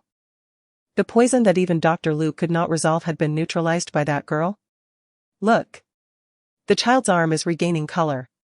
Someone exclaimed. And the crowd turned their attention to the child on the ground. They witnessed the child's formerly darkened arm gradually returning to a healthy hue. A stark contrast to its previous ghastly state. Suture Jean maintained her calm demeanor until the child's fingers twitched. Only then did she part the crowd, stepping forward with deliberate grace. In that moment, no one dared to impede her passage. Even Dr. Lu was devoid of any anger. As Sushar Jean prepared to emerge from the throng, Dr. Liu finally regained his senses. "Miss, please, wait." Sushar Jean halted, turning back. "What is it?" Dr. Liu brushed off the dust from his clothes, standing up and, after a moment of hesitation, deeply bowed to Sushar Jean. "I was mistaken, I apologize." Sushar Jean smiled. "You are not the only one who misjudged, do not wear such a mournful expression. I would never truly demand you kneel before me. However, remember that there are always those more skilled than oneself, and at all times, Dr. Liu should not be so arrogant." Dr. Liu's lips twitched, before so many witnesses. He could not kneel. Yet, before this multitude, he could not go back on his word, hence his sincere apology. He slowly raised his head. The townsfolk were merely anxious for the child's well-being, which led them to utter harsh words. He hoped she would not take it to heart. "On behalf of everyone, I apologize to you." Chapter 10. Where did the young lady learn her skills? You are aware of their harsh words. Yet they still advise me not to take them to heart. How could I dare to do otherwise? Sushar Jean scanned the crowd. Most people would lower their heads in embarrassment. Seeing this, she chose not to say more, merely letting out a cold laugh before turning to leave. Regardless of how many voices echoed down the street, they were merely a disorganized mob, unworthy of her emotional investment. At the window on the second floor, Qing Mo was utterly astonished. The poison that even the doctors of Qianming Pavilion could not resolve, she had managed to cure. While he marveled at this, he noticed that Chu Junche remained unmoved, prompting him to silently close his mouth. After all, the blood curse that rendered all physicians in the capital powerless had also been dispelled by that woman. It seemed he had indeed underestimated her. However, over the years, he had never heard of the second miss of the Prime Minister's residence possessing any medical skills. Suddenly recalling something, he inquired, "No, where is she going? We have waited here for so long, and she is saving a child while wandering further away, as if unaware of our presence." Chu Junche's gaze darkened slightly. "Are you certain there is an invitation?" Qing Mo trembled slightly. "Yes, there is." Finally catching sight of something, he pointed out the window, exclaiming, "She is back. She is coming." As Sushar Jean turned back to enter the door of Shanxiang Tower, Chu Junche's expression softened somewhat. He then took a seat at the table to await her arrival. Meanwhile, at the entrance below, Sushar Jean followed a young servant up to the second floor. Inquiring as they walked, "Who wishes to see me?" "You will know upon meeting her," the servant replied with utmost respect. "Miss, your medical skills are extraordinary. And your mastery of silver needles is unparalleled. I witnessed your miraculous act of reviving a life earlier. Not only did my master find himself captivated, but I too was left astounded, which is why I rushed to intercept you. I hope you do not find this intrusive." The servant bowed slightly, showing Sushar Jean the respect she deserved. Sushar Jean replied nonchalantly, "There is no offense taken, I am merely bored and wandering aimlessly." The lady is far more approachable than I had imagined, contrary to the rumors, the servant thought to himself, eager to please. Sushar Jean inquired with a smile. "What do the rumors say about me?" The servant's smile faltered awkwardly. "Do not be so reserved, I was just curious," she reassured him. Realizing he had mistakenly approached her, he found it amusing that she was now advising him to relax. No wonder the master had specifically invited her. Before they knew it, they had arrived at the door of a private room. The servant gently pushed the door open and said, "My lady, please enter." Pausing momentarily, he added, "Do not be afraid, this is the busiest tavern in the capital. My master is a prominent figure here. I have already explained everything to you on the way. This door will remain open, and I will guard it well. There will be other maidservants to attend to you inside." "I understand, I have seen enough," Sushar Jean replied as she stepped into the private room. Inside, an elderly gentleman in his 50s or 60s sat quietly at the table, attended by two maidservants who discreetly stepped aside upon her entrance. Sushar Jean took the initiative to sit before the elder. "I hear from your servant that you run a medical clinic and wish to collaborate with me." Not at all offended by her bluntness, the elder replied with a gentle smile, "Indeed, I am Yangqing, often referred to as Old Yang. I manage several medical clinics. Today, I was fortunate to witness your remarkable healing abilities. Your acupuncture skills are truly extraordinary, which is why I hastily sent someone to intercept you. Thankfully, my servant has brought you here. Suture Jean merely stated, your servant speaks quite well. Although it was sudden of him to stop me. His demeanor was pleasant and did not annoy me. He mentioned a collaboration, which piqued my interest. After a brief pause, she continued, I tend to be quite direct. So I will ask plainly, what sort of collaboration does old Yang have in mind? Yang Cheng's lips twitched slightly. Her calm demeanor made him wonder if she failed to recognize his standing. He thought to himself, no rush, I seldom have the opportunity to converse with others. Today, having the chance to speak with you brings me great joy, let us chat a bit longer. Suture Jean found herself speechless. What could they possibly discuss on their first meeting? Soon, however, the elder clarified her confusion. I recall that you have an elder brother. You know me? Suture Jean's expression shifted momentarily before she quickly realized that her identity had likely become common knowledge. Thus, it was only natural for him to know of her. Yangqing smiled slightly. Your elder brother and I are old acquaintances. He has always been quite interested in our Qianming pavilion. And the doctors from your residence were specifically chosen by him. Upon hearing this, Suture Jean finally connected the dots. Qianming pavilion? Was that Dr. Lu I just encountered also one of yours? Yangqing nodded slightly. Indeed. Are you unfamiliar with Qianming pavilion? Suture Jean's lips twitched. Should I be familiar with it? No, wait. Deep in the original owner's memories, there seems to be some recollection. Contemplating this, she nodded gently. I know a little. Since you are somewhat aware.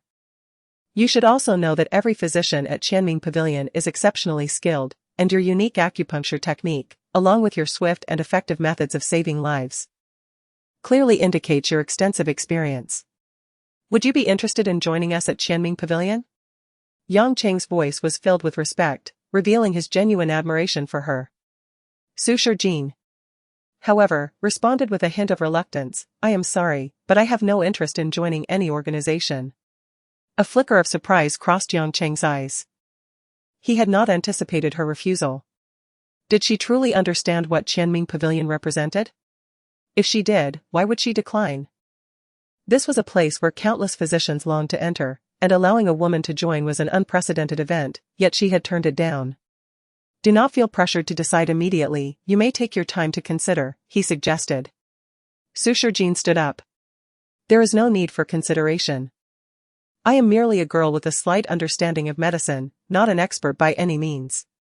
I appreciate your kindness, old Yang, but if there is nothing else, I shall take my leave. Yangqing hurriedly rose. Please stay, may I ask where you learned your skills? I have no master, she replied. Yang Cheng's eyelids twitched. Our Qianming Pavilion cherishes talent greatly, and your acupuncture technique is unlike anything I have ever encountered. If you would be willing to teach our physicians, we would be immensely grateful. Moreover, should you choose to join us, your efforts in saving lives would be well compensated, and your reputation would.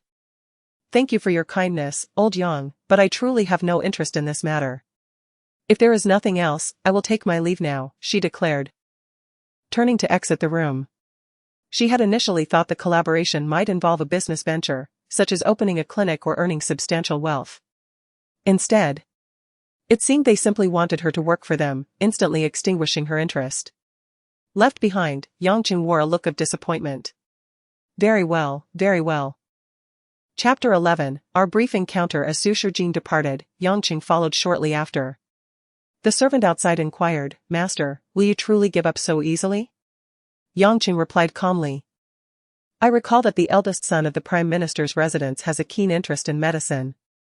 Let us arrange a meeting with him. I am certain his persuasion will sway his sister's considerations. The servant nodded. Recognizing the rarity of such a skilled practitioner and the potential glory her association could bring to Qianming Pavilion. Meanwhile, Suture Jean intended to leave directly, however. As she reached the staircase, she was abruptly pulled into another private room. With the door slammed shut, she exclaimed, Who are you? To abduct someone in broad daylight. Qing Mo released her grip harshly, admonishing, "Your lack of decorum is astounding. We arranged to meet you this morning, yet as midday approaches, you show no inclination to join us. Do you intend to keep us waiting?" Feeling his anger, Sushar Jin was thoroughly perplexed and retreated, saying, "You are being utterly unreasonable. Do I know you?" As she spoke, a silver needle appeared in her hand. This man had brought her here in the blink of an eye, indicating formidable skills. She wondered if she could defend herself if necessary. The situation was precarious. Even if nothing untoward occurred, their being alone together could provoke unwelcome speculation. Just then, her back collided with a warm wall, and she turned in alarm to find another individual behind her. To her surprise, it was a familiar face. "You?" she breathed, suddenly feeling at ease. Yet, she noted the dark expression on Chu Junche's face as he raised a hand, prompting Qing Mo to respectfully step outside. Sushar Jin took a few hasty steps back toward the door, questioning, "What do you intend to do?" Chu Junche's deep gaze scrutinized her. "Do you not realize I have been waiting for you for quite some time?" Sushar Jin swallowed hard. "We are mere acquaintances, why would you wait for me? Moreover, it is quite rude to drag me here without warning." Chu Junche frowned. "You are unaware?" "Unaware of what?" Sushar Jin replied, baffled. "Are you referring to your waiting for me? I had no knowledge of your presence here, and we are hardly familiar enough for me to anticipate your visit." Seemingly grasping the situation, Chu Junche's expression softened somewhat, and he moved to sit at the table. "It is time for lunch." Though Sushar Jin remained cautious, recalling how Yang Cheng's servant had courteously intercepted her earlier, she noted the stark contrast with the dangerous aura emanating from Chu Junche and his ominous attendant. The martial prowess of both men was evident, leaving her uncertain of her chances should a conflict arise. With this in mind, Sushar Jin maintained her grip on the silver needle as she approached the table, hesitating before taking a seat. "What prompted this sudden invitation?" she inquired. Before Chu Junche could respond, Qing Mo entered, carrying bowls of food. The table quickly overflowed with delicacies, and Qing Mo did not leave but stood silently behind Chu Junche. Both men fixating their gazes on her, rendering her uncomfortable. "We are merely acquaintances, and I have already aided you in alleviating your poison, by all accounts. I should be regarded as your benefactor. Yet you treat me in such a manner." Qing Mo interjected coldly. "We sent someone to the Prime Minister's residence to invite you early this morning and have since waited for you here. What demeanor would you expect from us?" Sushar Jin paused. "I was unaware of this, that is your concern." With an icy tone, Qing Mo retorted, "No one has ever dared to keep my master waiting. Had you not been his savior, you would have faced dire consequences by now." "Silence!" Chu Junche commanded, and Qing Mo immediately fell silent. Surprise flickered in Sushar Jin's mind. These two appeared to possess significant status. Why had she not been informed of their intentions? Had her timely departure caused her to miss the message? Finally settling into a chair, she mused that this misunderstanding had led to their fortuitous encounter. There was no harm in discussing matters now. Chu Junche continued to observe her intently, making her increasingly uneasy. Perhaps it was prudent to begin with introductions. "I am Sushar Jin, may I know your names?" Qing Mo cautiously glanced at Chu Junche, and upon receiving no objection, replied, "I am Qing Mo. As for my master, you are not privy to that information." Suppressing an eye roll, Sushar Jin muttered, "If I'm not worthy, why bring me here? This is absurd." "What did you say?" Qing Mo's voice darkened. "Nothing of importance. Since we are already here, let us speak candidly without veiled remarks," she suggested. Qing Mo bristled, affronted by her audacity. No one had ever dared to speak so insolently before them. Did this woman truly not comprehend their master's stature? Finally, Chu Junche spoke. Qing Mo noticing the shift in his tone, Qing Mo immediately lowered his head. "I apologize for my disrespect."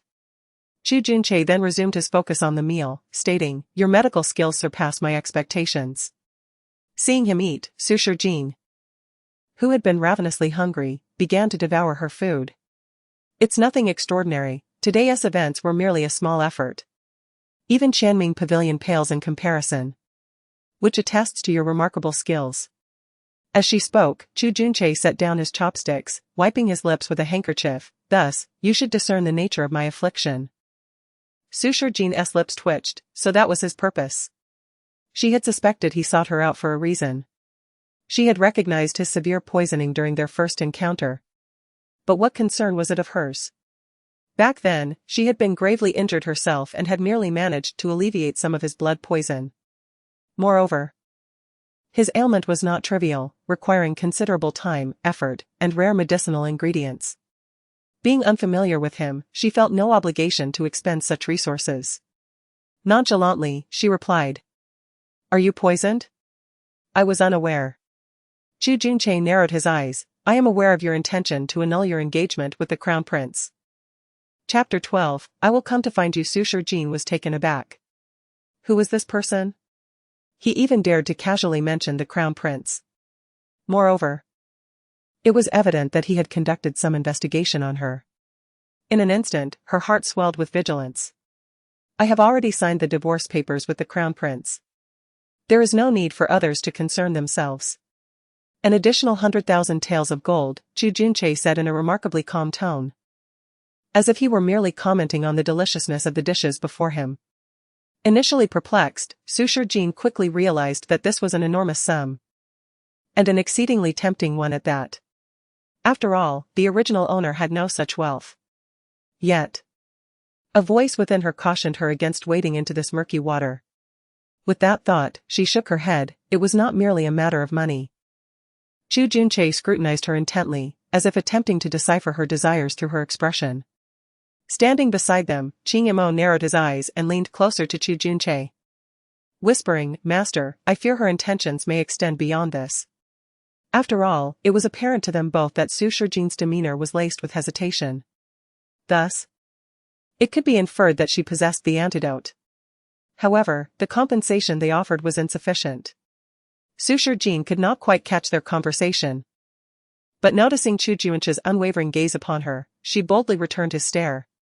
What was it but a mere exchange of glances? She was quite capable of that as well. Yet, to be fair, the man before her was indeed strikingly handsome. To be poisoned without understanding the circumstances would be a pity. With a sigh, she lamented.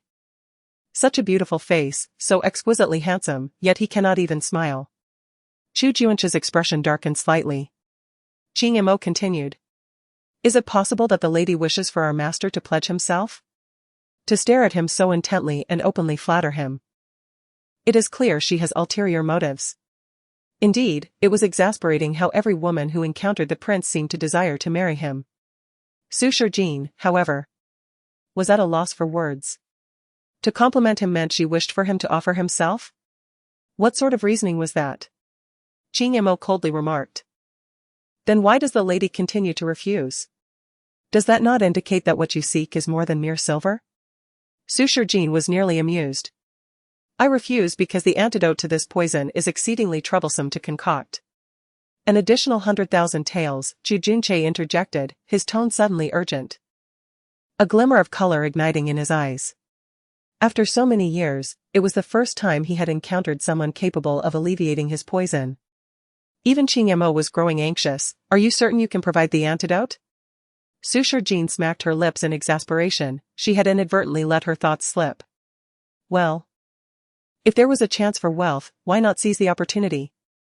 After all, the person before her appeared to be of noble status and should possess the resources to procure the necessary materials for the antidote. With that in mind, she declared, indeed, I can resolve this poison, but as I mentioned earlier, it is quite complicated and requires numerous materials, many of which I do not even possess myself. You may state your needs. We fear no inconvenience. Qing Mo's gaze was intense. Su Shijin rose from her seat. As for the compensation, I shall not specify an amount, simply value your life and offer me an appropriate sum. Your tone is rather bold. Qing Imo could not help but retort. Did this woman truly not understand, or was she merely pretending? Did she not comprehend the exalted status of their master? Su Shijin shrugged. What can I say? I am rather honest, and considering that even I find this poison troublesome, it is likely that most others would be unable to resolve it. Thus, If I ask for a higher price, is that not justified? Moreover, the process of concocting the antidote is not a matter of a day or two. My time and energy are valuable. Chu Junche regarded her with skepticism, not a matter of a day or two. How long will it take? At best, 1 to 2 months, at worst, 3 to 5 months. The specifics depend on how deeply you are poisoned. At this moment, I have yet to even feel your pulse. How could I dare to provide an accurate timeline? So long? Before Su Shijin could finish her sentence, Qing Mo interjected with a gasp. Su Shijin raised an eyebrow. What else did you expect? If it were so simple, you would not have endured such suffering for so many years, would you? Qing Mo. This woman truly possessed a sharp tongue. Chu Junche, however, appeared rather composed. As long as she could provide the antidote, any duration was worth the wait. After a pause, he continued, but should you fail, do you know what the consequences will be? Su Shijin's eyelids twitched. If I am kindly attempting to resolve your poison, regardless of success or failure, it is. Only success is permitted, failure is not an option. Though Chu Junche's voice remained calm, the words were laced with menace, his icy gaze suggesting, should you fail, you shall accompany me to the grave. Su Shijin's lips quivered. This was precisely why she found the situation troublesome. Individuals of such distinguished status were the most challenging to deal with. Yet, you must cooperate unconditionally for me to succeed flawlessly. Su Shijin murmured SAPI call failed with status code 429, error, code 429. Message, resource has been exhausted, e.g. check quota. Status, resource exhausted, chapter 13, you are simply unqualified. Su Shijin felt increasingly frustrated. What was this about the Li Wangfu? Were those two just now from the Li Wangfu? No wonder they were not only strikingly handsome but also so arrogant. He recalled that they had claimed to have made an appointment with him earlier, yet the siblings insisted that they were meant to meet Su Luiwei. They even mentioned a misunderstanding. Suddenly, Su Shijin had an epiphany. No wonder no one had informed him of this matter. It turned out that when the people from Li Wangfu had arranged to meet him, these siblings had presumed he was wholly unworthy and unilaterally concluded that the invitation was for Su Luiwei. Thinking of this, Su Shijin couldn't help but chuckle. What is wrong with you two? Shouldn't you have your heads examined? They were clearly inviting me from the very beginning. I finished discussing everything with them, and they left well-fed and satisfied. You two are the real clowns, do you understand? Su Luiwei nervously interjected, Sister, please stop making excuses. We know the truth of the matter. Don't be anxious, Big Brother won't blame you. It's only because I suddenly had a sharp pain in my abdomen before leaving that we arrived late. You were gone by then, so it's not your fault. Third sister. Your kindness blinds you, always defending her. Has she ever shown you any respect? I believe that the esteemed guest from Li Wangfu was frightened away by her. She is plump and satisfied, showing no semblance of a proper lady at all. Have you two finished talking? Su Shijin interrupted Su Liran's incessant rant. What sort of attitude is that? You've made a mistake and yet. Pray tell. What mistake have I made? Su Shijin casually took out a handkerchief to wipe his hands, standing up and staring intently at Su Liran. It was you who barged in unexpectedly, yet you accuse me of embarrassing myself. They made it abundantly clear that they wished to meet with me. Yet you insist they were inviting you. How ludicrous. You two are truly a source of amusement. You what about me? If you truly believed they were inviting you, why not go to Li Wangfu and ask them yourself? If you lack the courage, then be silent. Furthermore, one must speak with evidence. You keep claiming I disturbed the esteemed guest, but where is this esteemed guest you speak of? Where are they? Su Liran huffed angrily, you are becoming increasingly rebellious. As your elder brother, do I not have the right to educate you? Indeed, you are unqualified. What kind of elder brother are you? A true brother would comfort his sister in times of distress, not berate her as you do. One might think I owe you money. Su Shijin deliberately raised her voice, drawing the attention of many onlookers. The guests present were all of high status, and thus Su Liran ultimately suppressed his anger, saying, Stop embarrassing yourself here and leave at once. If anyone should leave, it's you two. The real embarrassment is you. Su Shijin retorted without hesitation. Then turned to walk toward the door. Su Luiwei quickly reached out to stop her. Sister, why have your actions become so rude? Big brother only wants what's best for you, how can you speak to him like that? What is it to you? Su Shijin glared at her, attempting to shake off her hand, only to find Luiwei bracing herself to fall back. Thus, Su Shijin withdrew her hand, saying, you should step back yourself. I'd hate for you to fall and then claim I pushed you. You've done that often enough already, it's quite tiresome. Luiwei's face flushed with embarrassment. Sister. There are many eyes watching, how can you be so disrespectful? Please stop and come home with us. I know that the crown princess' intention to marry me has upset you, but I've already given him up for you. Can you stop making a scene? Su Shijin interrupted her with an exasperated expression, taking advantage of Luoyue's moment of distraction to firmly grasp her shoulders and lean her against a nearby pillar before releasing her and stepping outside. This way. You want to hurt yourself. I'm terribly afraid of injuring you, after all, I've seen you fall enough times over the years, it's quite alarming. As she spoke, she leaned closer to Luoyue and added, by the way, I quite like the generous gift you sent me.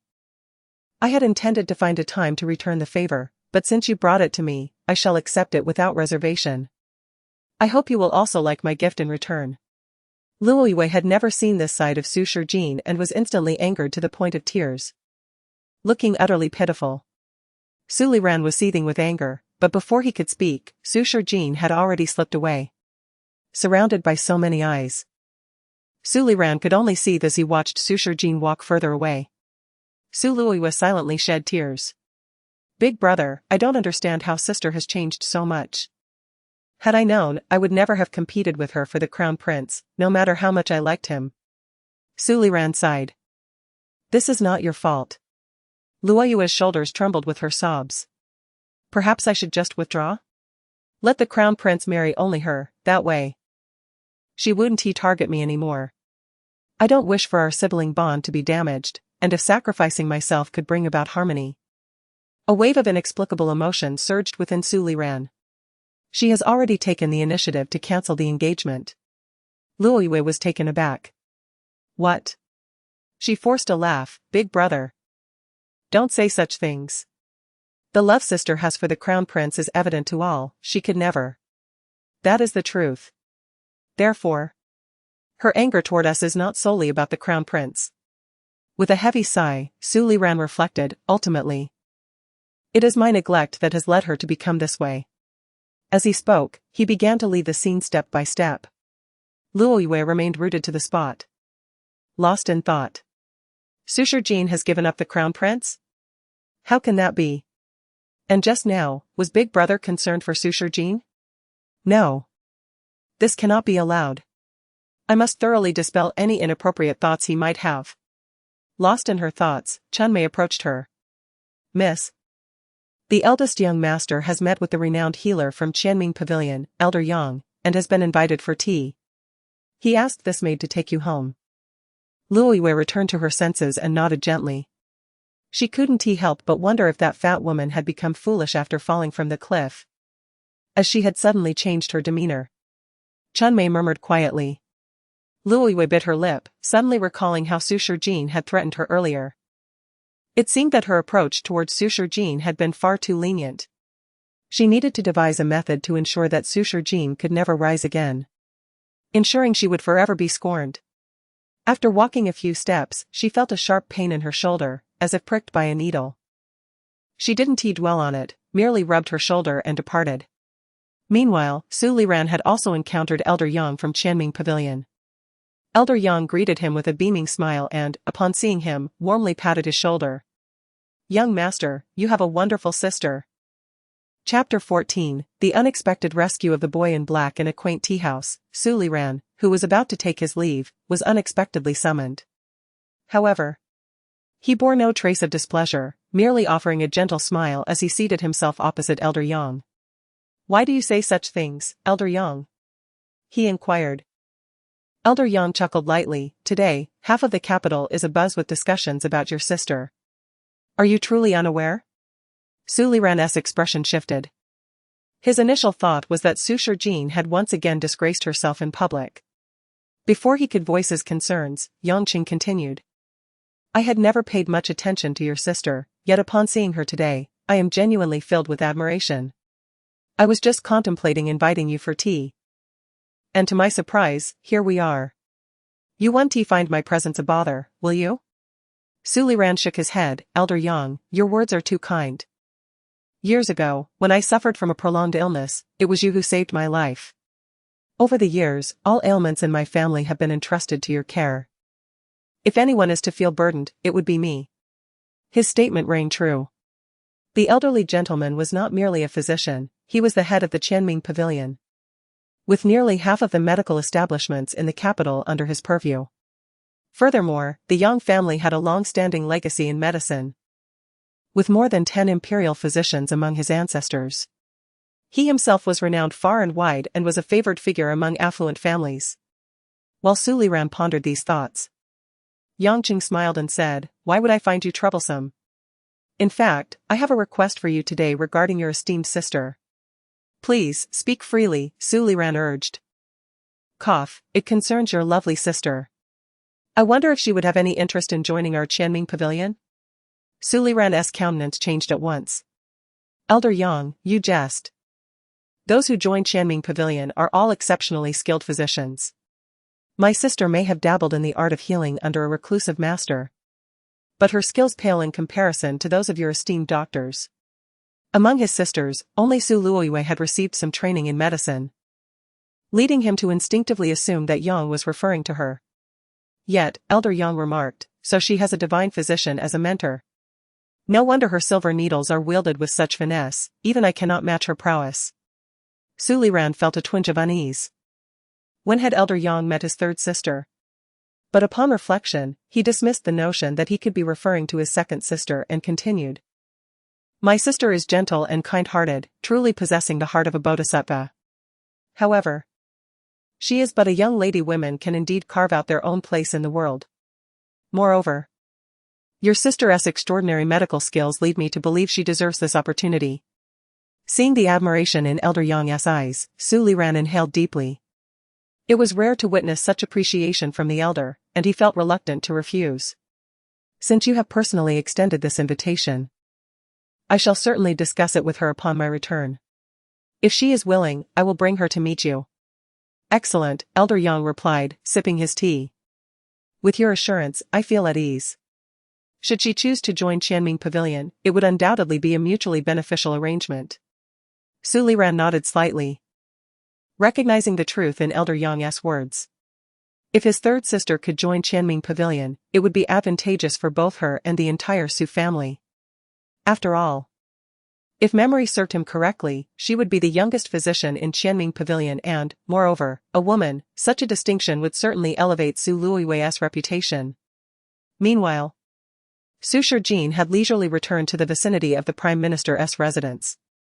Instead of heading straight home, she unexpectedly encountered a youth in black, on the verge of death, leaning against the entrance of a dark alley. Had she not looked closely, she might have missed him entirely. As she passed the alley, she glanced back and confirmed her suspicion. There indeed lay a person, and he seemed to be bleeding profusely.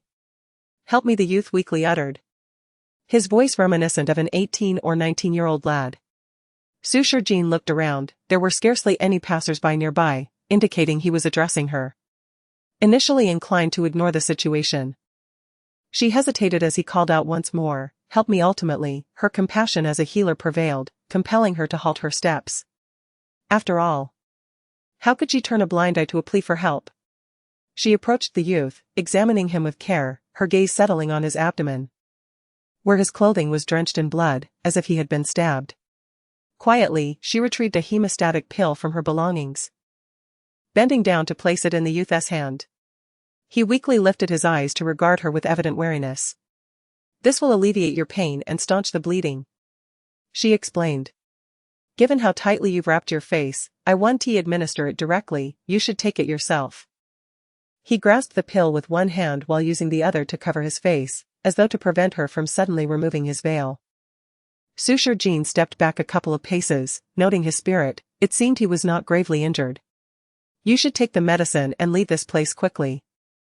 It's still light out, and if I can see you, so can others. If Chapter 15, the annoyance of their presence, Su Luiwei gently tapped him, cautioning against further risks. Such perilous endeavors are best left to your subordinates. As a prince, why must you involve yourself in every matter? Do not worry, Yuer. I am quite aware of my limits.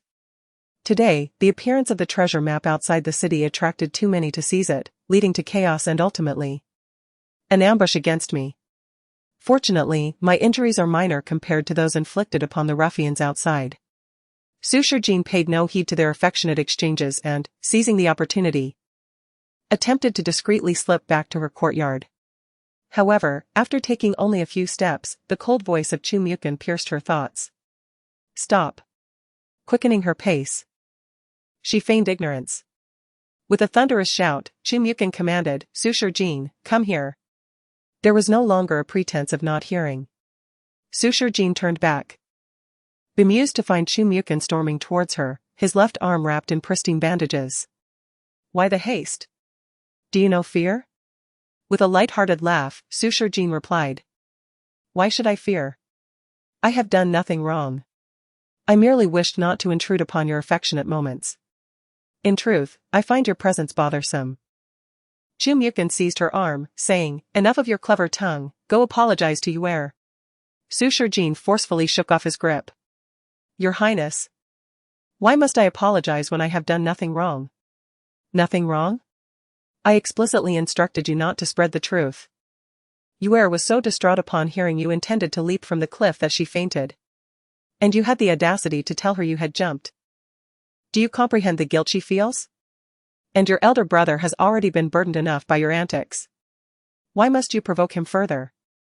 After all this, you dare claim innocence? Has your conscience been devoured by dogs? Raising an eyebrow, Sushar Jin retorted, oh? Who informed your Highness that I quarreled with my brother? Is it not true? The maids in your courtyard have shared as much. Fuming, Chu Mukin continued, your brother cares for you dearly, you must learn to appreciate that. Yet, you insist on revealing such matters, forcing everyone to worry over you. Sushar Jin let out a derisive laugh. For she had heard footsteps indicating that Su Liran had finally returned. With your Highness as a witness, my brother must now believe I truly fell from the cliff, correct? Alas, they say those who survive great tribulations are destined for greater fortunes. Yet, how is it that my survival has only brought upon me more misfortunes? Furious, Chu Mukin exclaimed, do you dare disregard me? How could I? In this moment, I merely wish to present a fact to your Highness. Sushar Jin steadfastly met his gaze, articulating each word, in this household, I have always been the most despised. From my father and brothers to the servants. Not a single soul has ever regarded me with respect, nor has anyone shown me kindness. Thus, I am utterly perplexed as to where your Highness has heard that everyone dotes upon me. Just as Chu Mukin was about to respond, Sushar Jin interjected. As your Highness insists my brother cares for me, did the maids not inform you that every time you depart from the Prime Minister's residence, my beloved brother compels me to kneel in the ancestral hall? Chu Mukin's expression shifted slightly. You are shameless. Your brother truly cares for you, and yet you. Am I not speaking the truth? Is it not evident to all present? Unfazed, Sushar Jin pressed on. Not far away, Su Liran stood, bewildered by the unfolding scene. Sensing the tension, Su Luiwei rushed forward. Sister, please do not say such things. Today, brother admitted he has overlooked you, you are still his most cherished sister. Your Highness also holds you dear, everyone loves you dearly. How could you say otherwise? It is utterly disheartening. Silence.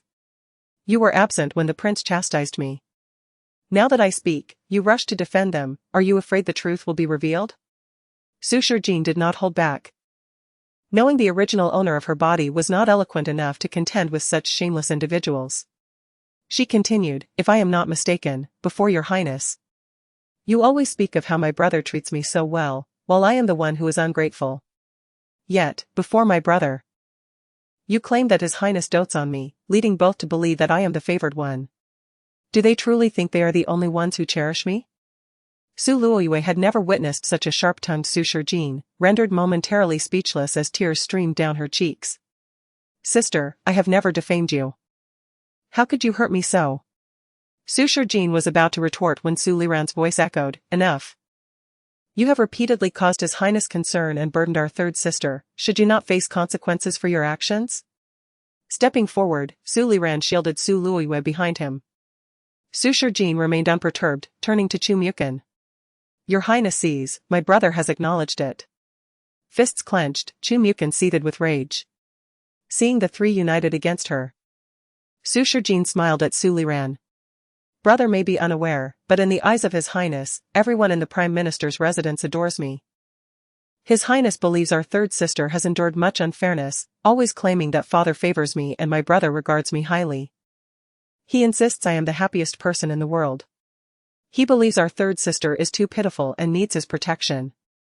Thus, since her return, His Highness has never offered me a kind word. Whether it is my sister who speaks or someone who has manipulated the situation, today, as everyone is present, I wish to ask my brother, do you believe I am truly happy? Su Liran's eyelids flickered, and before he could respond, Su Jin turned to Chu Mukin once more. And Your Highness, you insist that my brother cares for me the most. Yet, why do I find myself either kneeling or apologizing to our third sister daily? My brother claims that the one most loved by you is me, and yet he seems to have a vendetta against our third sister. At this moment, before all present, I wish to ask, who is truly the one most cherished by His Highness? Chu Mukin retorted, of course, the one I love most is Yuer. From the beginning, it has been a misunderstanding. Su Jin nodded, then turned to Su Liran.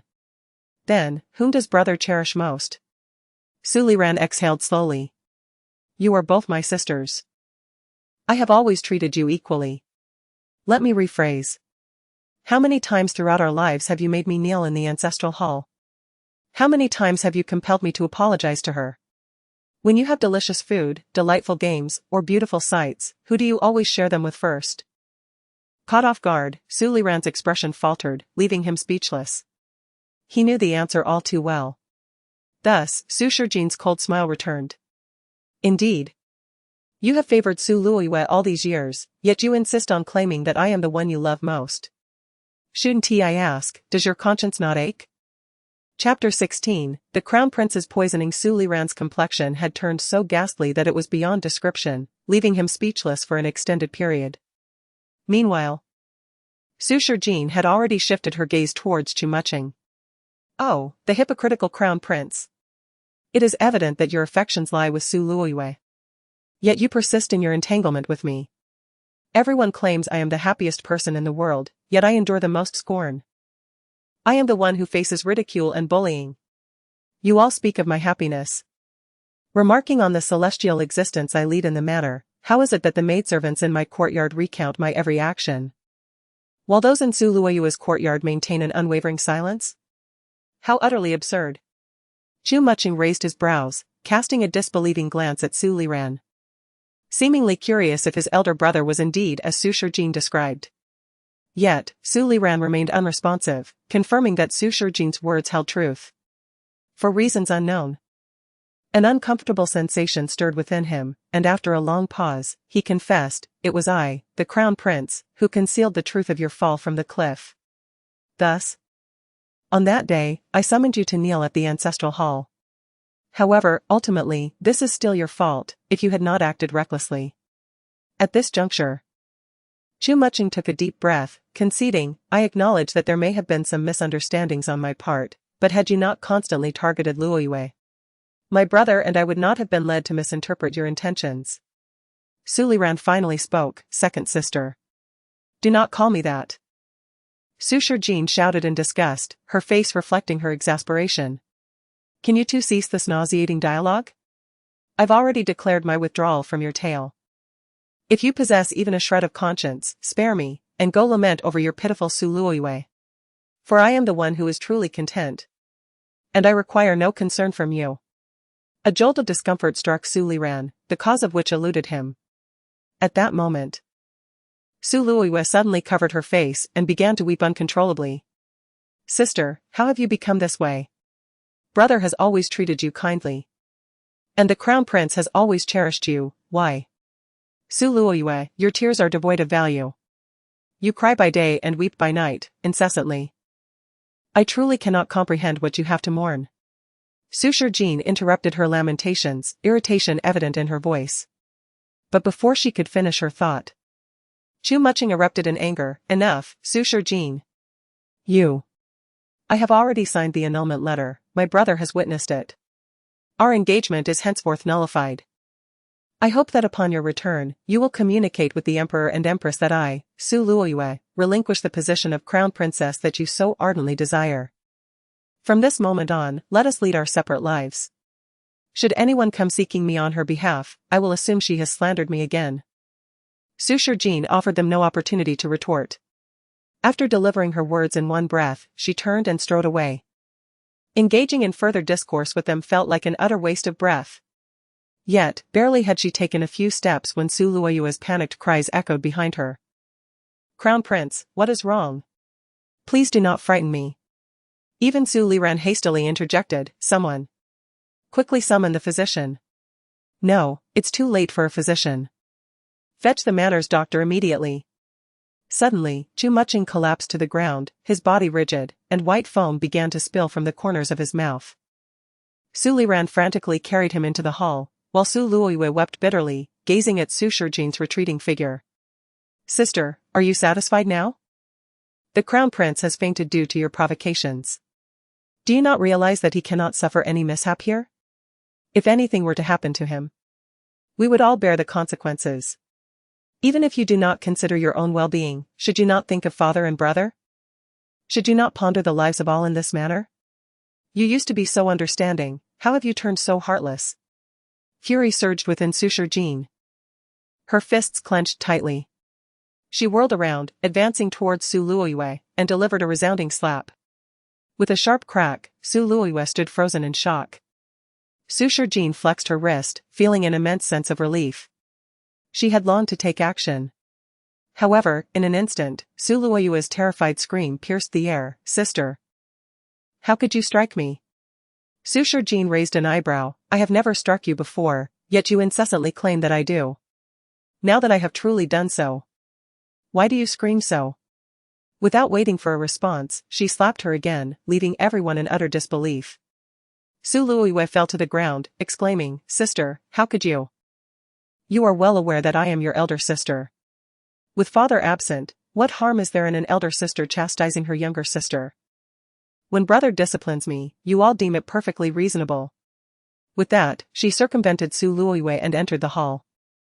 Although she had little desire to concern herself with that scoundrel's fate, Su Luoyue had articulated a profound truth, the crown prince could not encounter any misfortune within their manor. For her own survival, she could not allow the crown prince to perish at this critical juncture. Su Liran was in a frenzy, desperately treating the wound on Chu Muching's arm.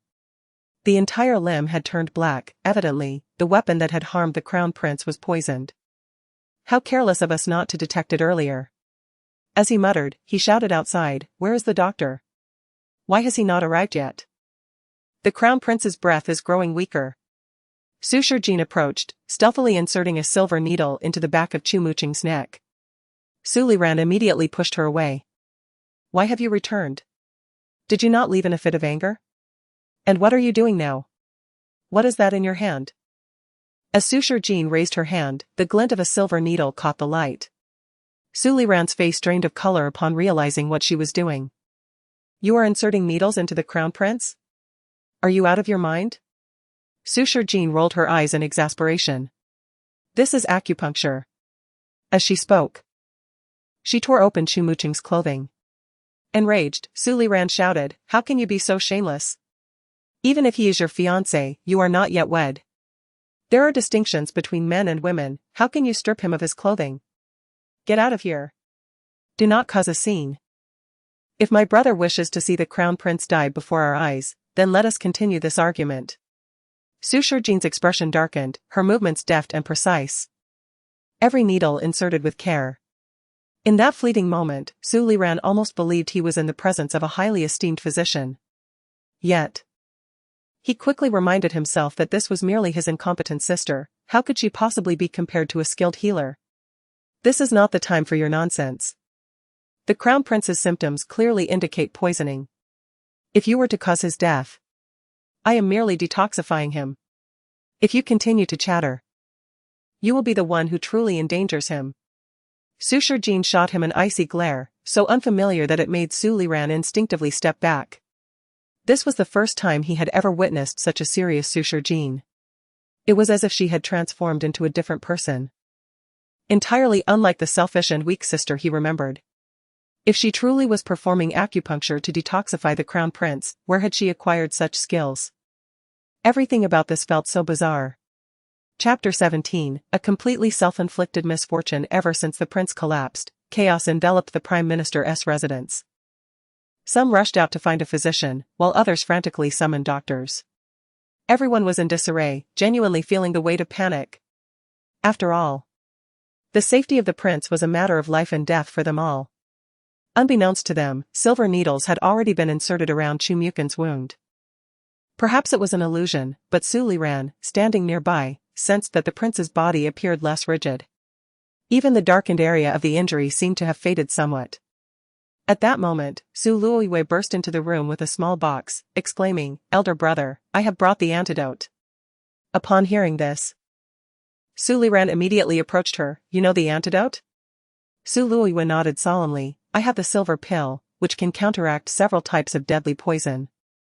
Although we are still uncertain about the specific toxin affecting the prince, taking this medicine can do no harm. Let us try it quickly." Su Liran nodded gently. Such precious pills were indeed harmless to the body. Regardless, it was worth a try. He took the pill and placed it directly into Chu Mukin's mouth. Meanwhile, Su Shijin, drenched in sweat, withdrew the silver needles. Thankfully, his swift hands had managed to save the prince, otherwise, the outcome could have been dire. He lamented that his earlier anger had blinded him to the prince's abnormal complexion. Had he been able to detoxify sooner, the poison would not have lingered in the prince's system. Fortunately, the remaining poison was not fatal. With one more acupuncture session, the prince could fully recover. As he pondered, Su Luoyue, with a furrowed brow, spoke, "I know my sister adores the prince and is concerned for him. But his safety is paramount for all our lives. How can she risk everyone's life for her antics?" With tears in her eyes and her face flushed, she looked utterly pitiable. Upon seeing that Su Shijin had ceased her actions, Su Liran shook his head in exasperation. How could a young lady suddenly strip a man of his clothes?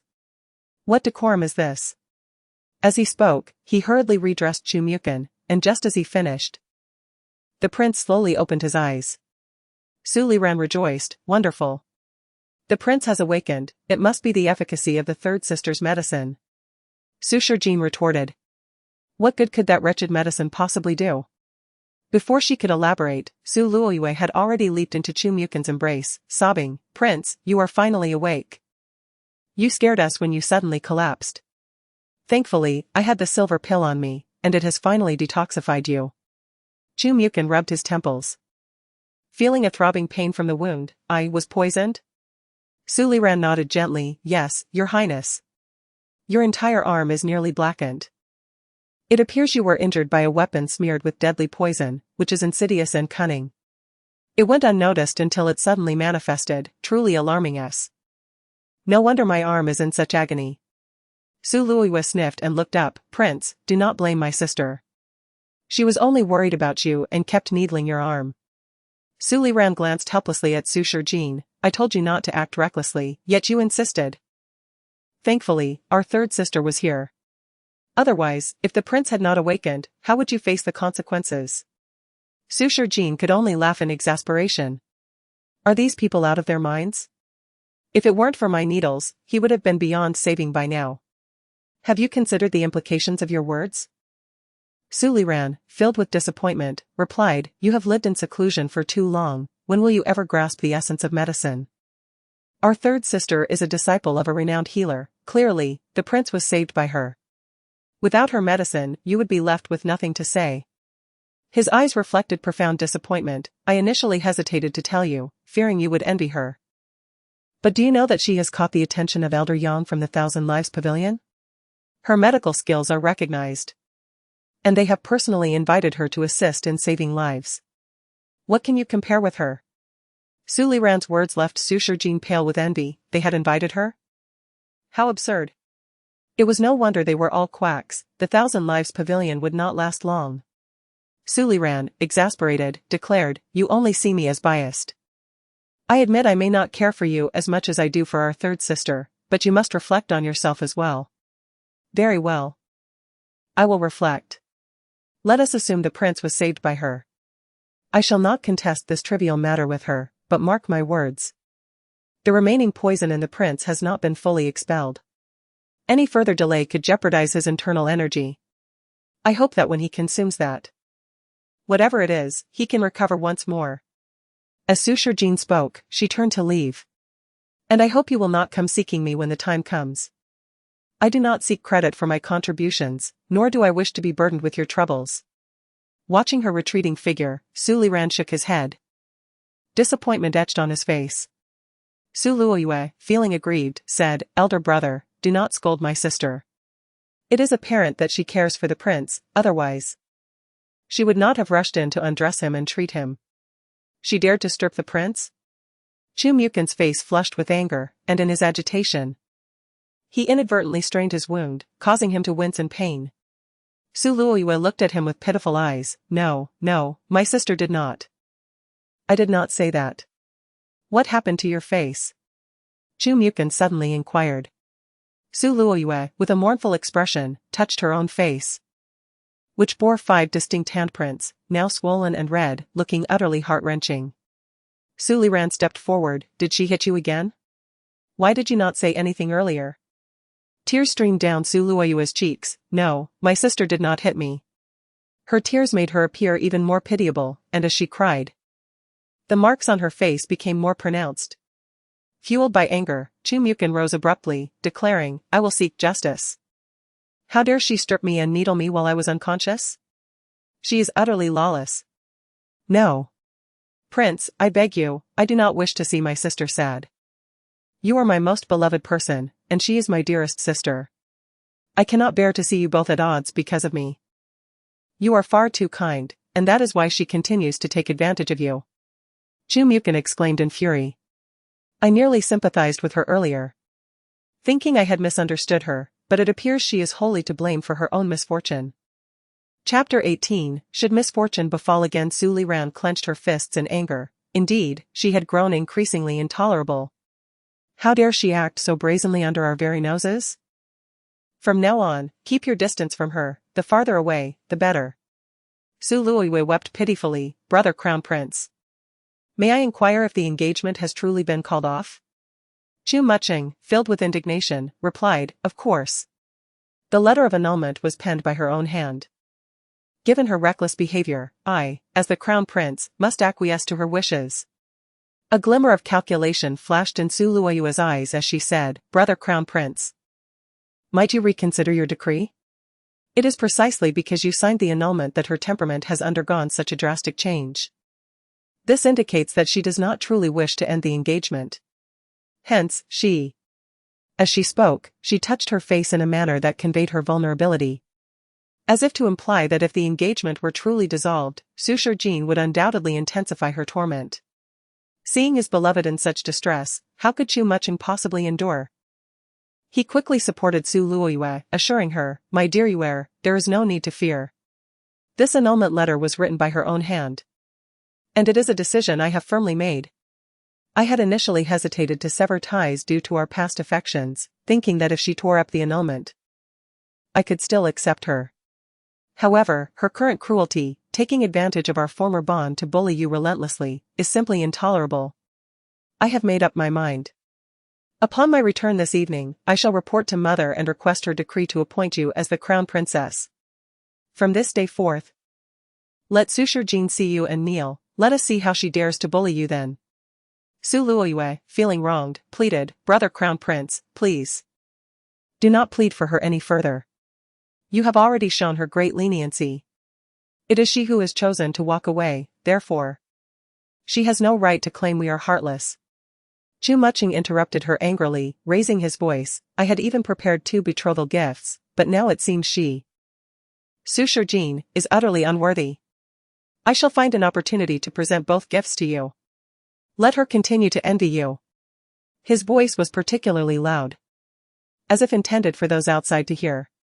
He was resolute that Su Shijin would not remain indifferent to this. Yet, to his dismay, Su Shijin remained unmoved. She hastily departed, as though she had not heard the commotion behind her. In truth, she felt little anger, after all. She had just treated the crown princess acupuncture and sensed that his condition was far from stable. It was not merely the poison he had encountered today, but rather the state of his legs, which had recently regained the ability to stand. On the surface, he appeared to have recovered completely. However, only Su Shijin knew that all was but a fade. For 2 consecutive years, his legs had remained incapacitated, and now, suddenly restored. He was not only exerting himself daily but also practicing martial arts. His legs were already overburdened. Moreover, the injuries lingering on his legs had never fully healed. His ability to stand was solely due to the excessive medications he had consumed, which not only alleviated the pain but also created the illusion of complete recovery. Had he simply rested in bed for a year and a half, there was a chance for full recovery. Yet, upon discovering his newfound ability to stand, he had begun to exhaust himself day and night, and now, having been poisoned, the residual toxins would aggravate his old wounds. Those legs, already on the brink, would inevitably succumb to disability once more, perhaps even more severely than before. While he had previously been disabled, he retained sensation and the potential for salvation. Should he become incapacitated again, it would undoubtedly be irreversible. The mere thought of it rendered Su Shijin devoid of anger. Since that scoundrel crown prince was so enamored with Su Luoyue, let them hasten to their fateful union. She wondered if, when that time arrived, they would still be able to pledge eternal love. Miss Mississippi. A voice pulled her from her reverie. Turning, she saw Donger, her face flushed with urgency. What brings you here? With a look of concern, Donger replied, I hurried to find you upon hearing you had returned, but the chaos earlier prevented me from approaching. I had no choice but to follow you closely. Please do not walk so swiftly, I nearly lost track of you. Su Shijin slowed her pace. Why did you leave the courtyard to look for me? Miss, I am your personal maid and should always be by your side. It was my oversight today. I do not appreciate being trailed incessantly. You may attend to your own matters and need not concern yourself with me. Su Shijin's tone was frosty, devoid of emotional fluctuations. Perhaps believing her to be in a foul mood, Donger cautiously inquired, Miss, do you truly intend to relinquish the position of crown princess? Su Shijin could not be bothered to respond to such inquiries. Donger persisted, I understand the crown prince has misunderstood you, causing you considerable distress. However, he is the crown prince, after all, above all others. Everyone must endure his temperament, did you not say so yourself in the past? Should you ascend to the role of crown princess, you would become the future empress. No one, be it the third miss or any other noble lady, would dare to look down upon you. At that point, you too would hold power over many. Listening to Donger's incessant chatter, Su Shijin felt exasperated. A cripple could not become a future monarch. Donger, her face paling in fear, exclaimed, Miss, what are you saying? Such words cannot be spoken. The crown prince abhors being called disabled. If he were to hear you, he would truly cease to favor you. You must remember. It was during his most trying times that you remained by his side. In light of your unwavering loyalty, he would never forsake you. So, why must you contend with the third miss at this juncture? As they reached the courtyard, Donger continued, in truth, the crown prince harbors feelings for you. If you can soften your stance, he will surely relent. After all, it was during his darkest days that you stood by him. The reason he is so captivated by the third miss is solely her beauty. When he becomes emperor, he will have plenty of beautiful women surrounding him. The third miss may not maintain her favor for long. However, you, with your past kindness, will always have a claim to the position of empress. Chapter 19, What happened to your face? Su Shijin felt increasingly agitated. It appeared that not only was the original owner inherently timid, but even her maidservant was equally cowardly. Although she was the one enduring suffering, the maid kept urging her to endure further. How could one lack such spirit? Suture Jean sighed helplessly. Donger gently exhaled. I understand your feelings, Mississippi. His Highness the Crown Prince allowing you to enter the residence alongside the third miss is indeed a significant humiliation. And it is only natural for you to feel pain. However, given the circumstances, even your leap off the cliff could not alter His Highness's intentions. What can be done now? Suture Jean shot her a reproachful glance. How much patience did the original owner possess that she could tolerate such words? Reflecting on Donger, a multitude of shared memories flooded her mind. Indeed, though they served different roles, they had grown up together. Their bond transcending the master-servant relationship forged over more than a decade of companionship. Furthermore, the original owner's amiable nature had instilled a sense of comfort even among the household servants. How could her devoted maid not feel a sense of ease? Recalling those memories, Suture Jean ultimately could not bring herself to blame Donger and merely sighed deeply. Though her thoughts may be antiquated, at least they were for her own sake. She resolved to keep her by her side. Suddenly reminded of something, she turned her gaze back to Donger. What happened to your face? She had not noticed earlier, but now saw a prominent handprint on Donger's cheek, as if she had just been struck. Donger quickly lowered her head. It's nothing, Mississippi. Who did this? Donger hesitated. Miss, I am fine, it's just I will ask you one last time, who struck you?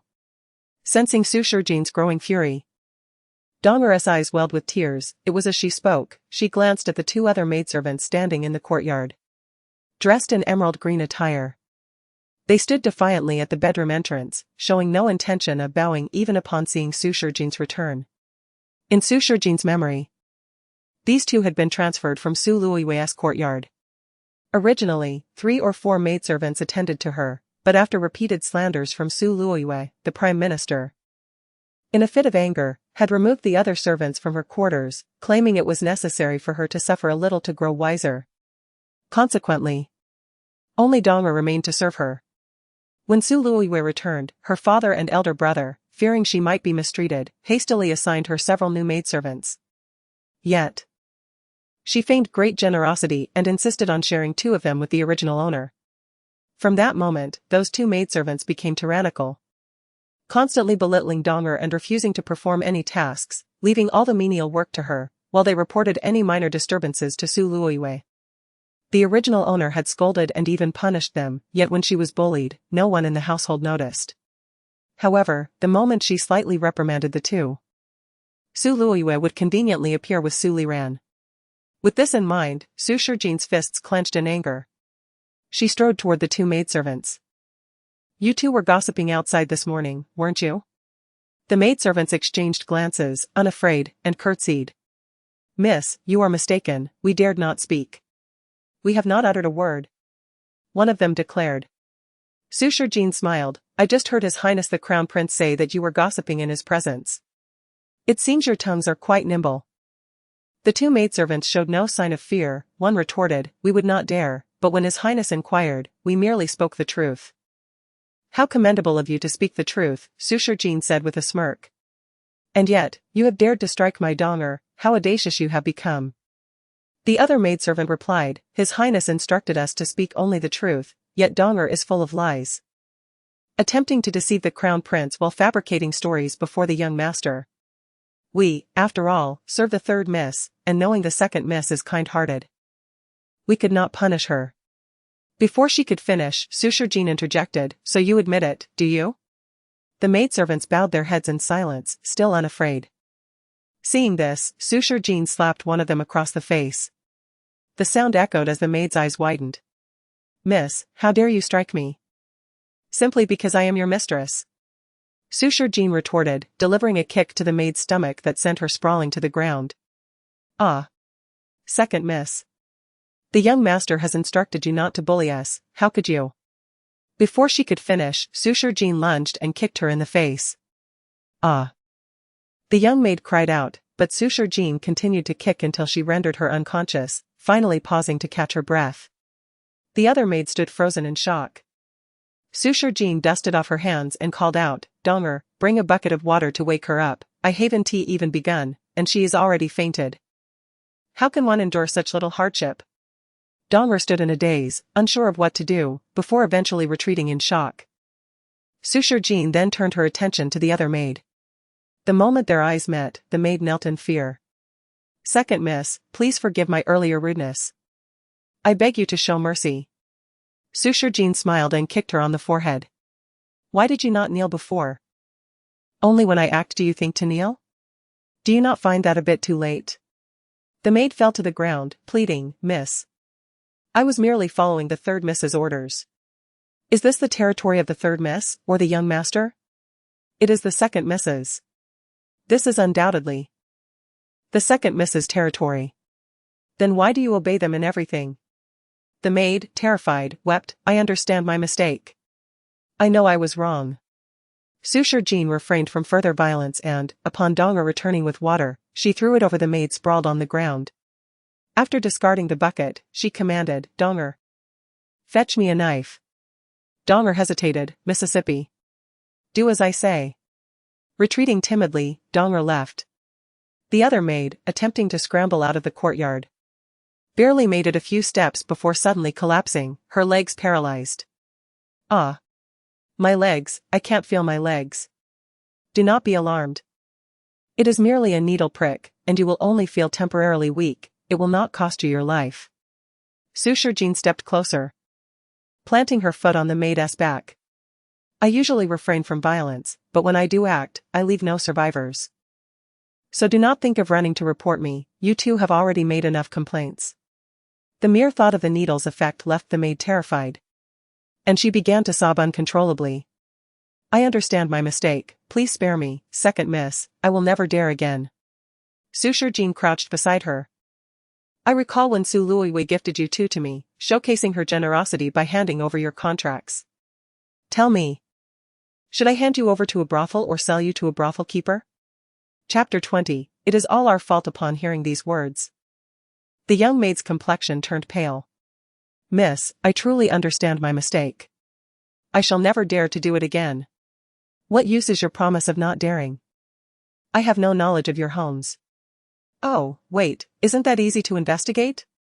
I wonder who else resides in your households. If not, I could send your families to hell in your stead. Perhaps then, you two would cease your incessant chatter? Is the person before me truly the timid second young lady? Why does she appear to have transformed into a demon from the depths of hell?" The young maid, gripped by fear, sobbed uncontrollably. "Second young lady. I truly dare not anymore. Please, do not sell us, do not harm our families." "Woo-woo. That is acceptable.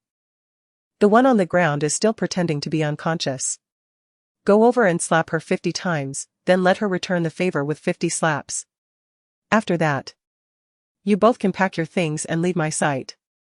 If possible, return to Su Luoyue's side and inform my father and brother of her misdeeds.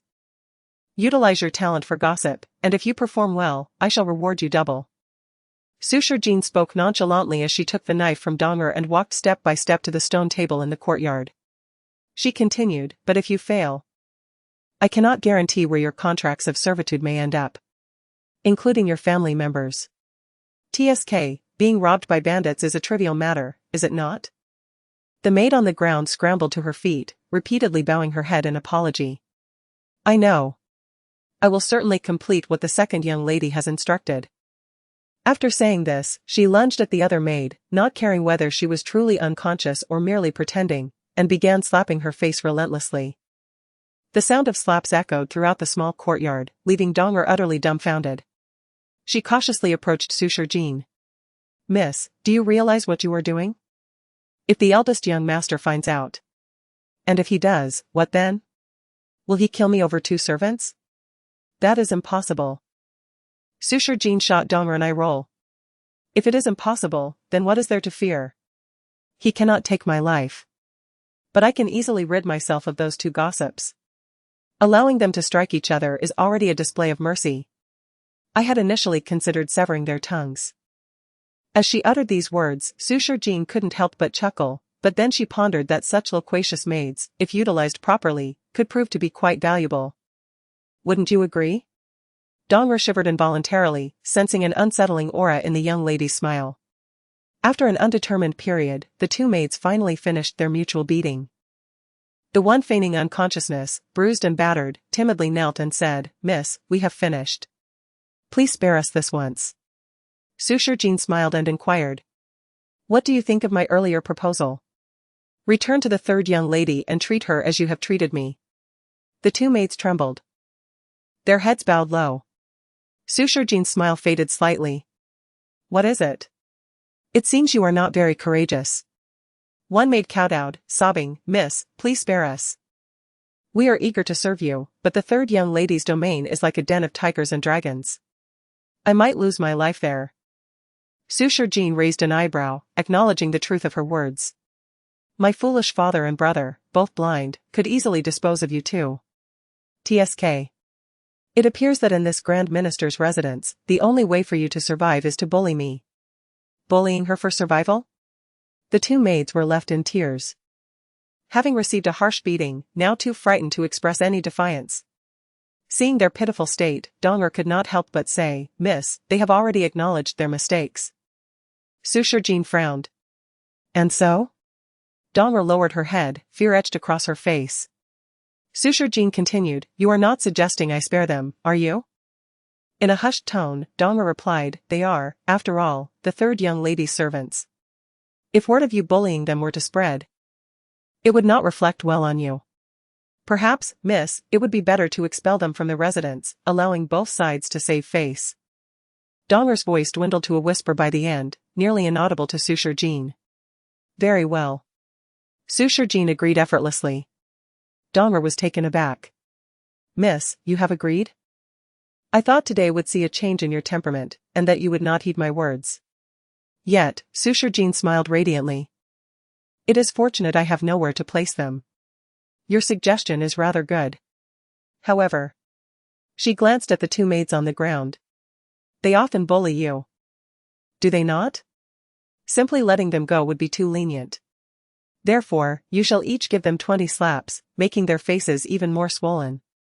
Then you can throw them out, and I will not intervene." At just 16, Dong'er was still quite young and timid. Upon hearing Sushar Jean's words, she was momentarily daunted. "Miss,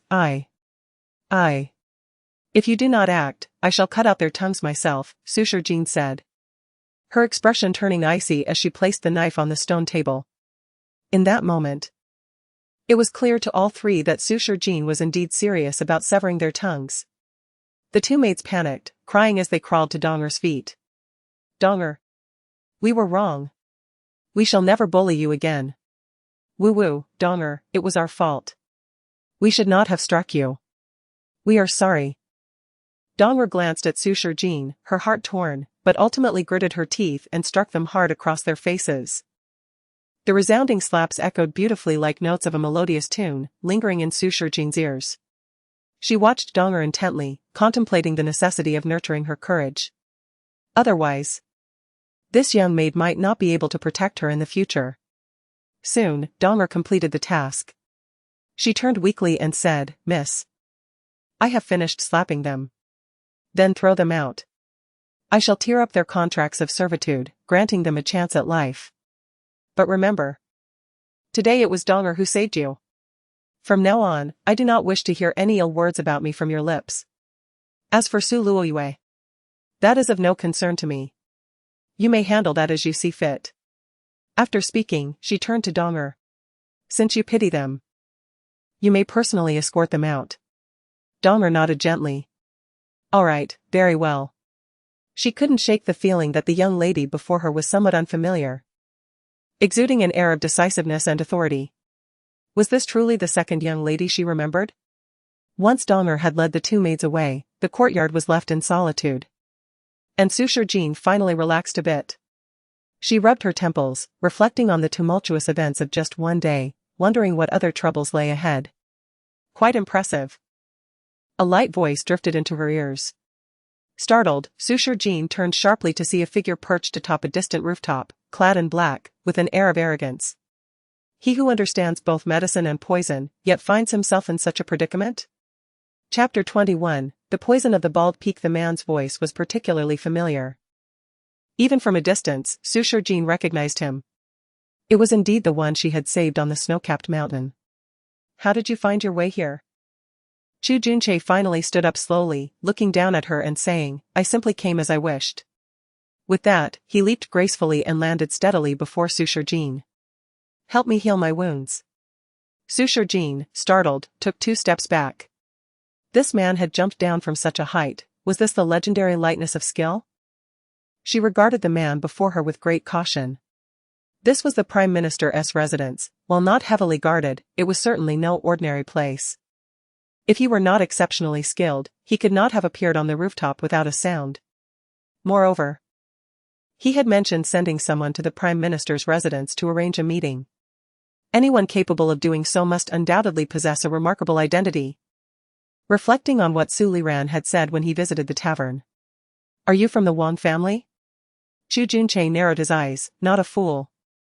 He then sat down on a nearby stone bench, extending his hand towards Sushar Jean. Help this prince heal. The title this prince rendered Sushar Jean momentarily speechless. The person before her was none other than the illustrious Prince Li. The legendary 11th Imperial Uncle. A war god so revered that even the crown prince found it difficult to meet him, had appeared in her humble courtyard. No wonder his aura was so commanding. No wonder his visage was so handsome. This was the rumored most beautiful man, and even the original host had never encountered him so closely. Perhaps noticing Sushar Jean's hesitation to act, Chu Junche added, This prince has come personally, and you choose to ignore me? Sushar Jean finally snapped back to reality, hastily checking his pulse. When did you arrive? While you were debating with the scholars. Chu Junche simply watched her quietly. The daughters of noble families are showered with affection. Yet you are uniquely surrounded by disdain. Sushar Jean's lips twitched. You aren't following me, are you? This prince disdains such actions. You are not injured. Sushar Jean replied, retracting her hand in silence. The discomfort he felt was merely a consequence of the poison within him when he exerted himself. Knowing he had been poisoned yet still daring to use his skills, what audacity! Chu Junche stated, then detoxify me. After a pause, he continued. This prince does not wish to wait too long, so I have come personally. Tell me how long the detoxification will take. And this prince will come as often as needed. Sushar Jean was at a loss for words. The poison within him could not simply be cured at will. It was futile for him to seek her out now, as she had no medicine to offer. What medicine? You said you would come back later. So how could I tell you suddenly? Chu Junche replied, This prince cannot wait too long. Sushar Jean wanted to be angry, but looking at his stern face, she could only say, How about this? I will write down the medicines you need for you. Once you have gathered them all, you may return to me. Chu Junche narrowed his eyes. Are you certain? Yes. Very well. Sushar Jean thought to herself, this reputedly decisive man was surprisingly agreeable, nothing like the cold, unfeeling figure depicted in stories. Perhaps just a bit expressionless. After finishing the prescription, Sushar Jean personally handed it to him. All right, you may go back now. Chu Junche gazed at her quietly for a long time before saying, Those who truly value you are worthy of your affection. The crown prince is not a good man. Should you require assistance, this prince can aid you. Despite his seemingly indifferent tone, his words were filled with tenderness. Sushar Jean even began to doubt whether she had mistaken his identity. Was this handsome man truly the renowned Prince Li? Miss, I have returned. Upon hearing Dong'er's voice, Sushar Jean had yet to respond when Chu Junche had already vanished. Soon after, Dong'er rushed in, breathless. The two of them had fled as soon as they exited, likely too afraid to return. Sushar Jean nodded, gazing in the direction where Chu Junche had departed. Lost in thought. Meanwhile, not far away in the cherry blossom courtyard. Miss, your strategy of retreating to advance was executed splendidly. Initially, it seemed that His Highness the Crown Prince had some hesitation, but after your words today, he has resolutely decided to abandon that fat woman. In the inner room, before the dressing table, Chun Mei carefully assisted Su Luoyue in removing her makeup. Su Luoyue gazed quietly into the bronze mirror, her hand brushing against her still swollen face, lamenting her own impatience, blaming no one but herself. Chunmei chuckled. That wretched fat woman has become increasingly unattractive and still dares to covet the crown prince. Even without your intervention, others would surely seek to uphold justice. As she spoke, Chunmei suddenly gasped. Miss, why have you lost so much hair today? Su Luiwei glanced at the clump of hair in Chunmei's hand. Her eyes widening in shock. Hair? My hair. Chunmei gently brushed her hair, only to see another large handful fall away, causing her comb to drop to the floor in fright. Su Luiwei's eyes widened in terror. Quick! Go find a doctor to examine me. Chunmei, panicking, nodded vigorously. Yes. Yes. Miss, please don't panic. Hair loss is quite common. You are naturally beautiful, with unparalleled looks, your hair is abundant, and losing a bit is of no consequence. Get out. Su Luiwei roared, then quickly added, keep this news under wraps, absolutely no one else can know. Yes. Quietly summon a doctor, without alarming anyone. That night, Su Shijin slept soundly, perhaps due to having run several laps around the courtyard before bed.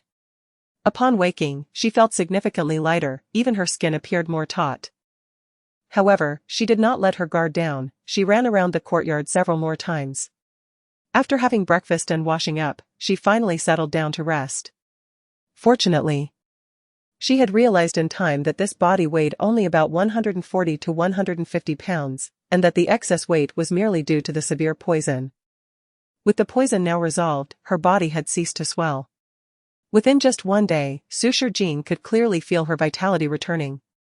Merely checking her pulse indicated that she had lost at least 3 or 4 pounds. Even without intentionally dieting, she would return to her normal weight in 2 to 3 months. Her nightly exercise was solely to expedite her weight loss. I wonder how Su Luiwei fared last night? The effects of the baldness needle should have begun to take hold. I can hardly wait to see her bald. Sisters, after all. One grows plump while the other goes bald. Miss, you need to tidy up, someone from the palace has arrived. At that moment, Donna rushed up to her in a flurry. Chapter 22, The Queen's Personal Invitation. Su Shijin observed her leisurely. What business do I have with anyone from the palace? Why the urgency? Donna, flustered, replied, it's someone from the Queen. They specifically requested to see you. The carriage is ready outside. Just waiting for you. The Queen wishes to see me? How sudden?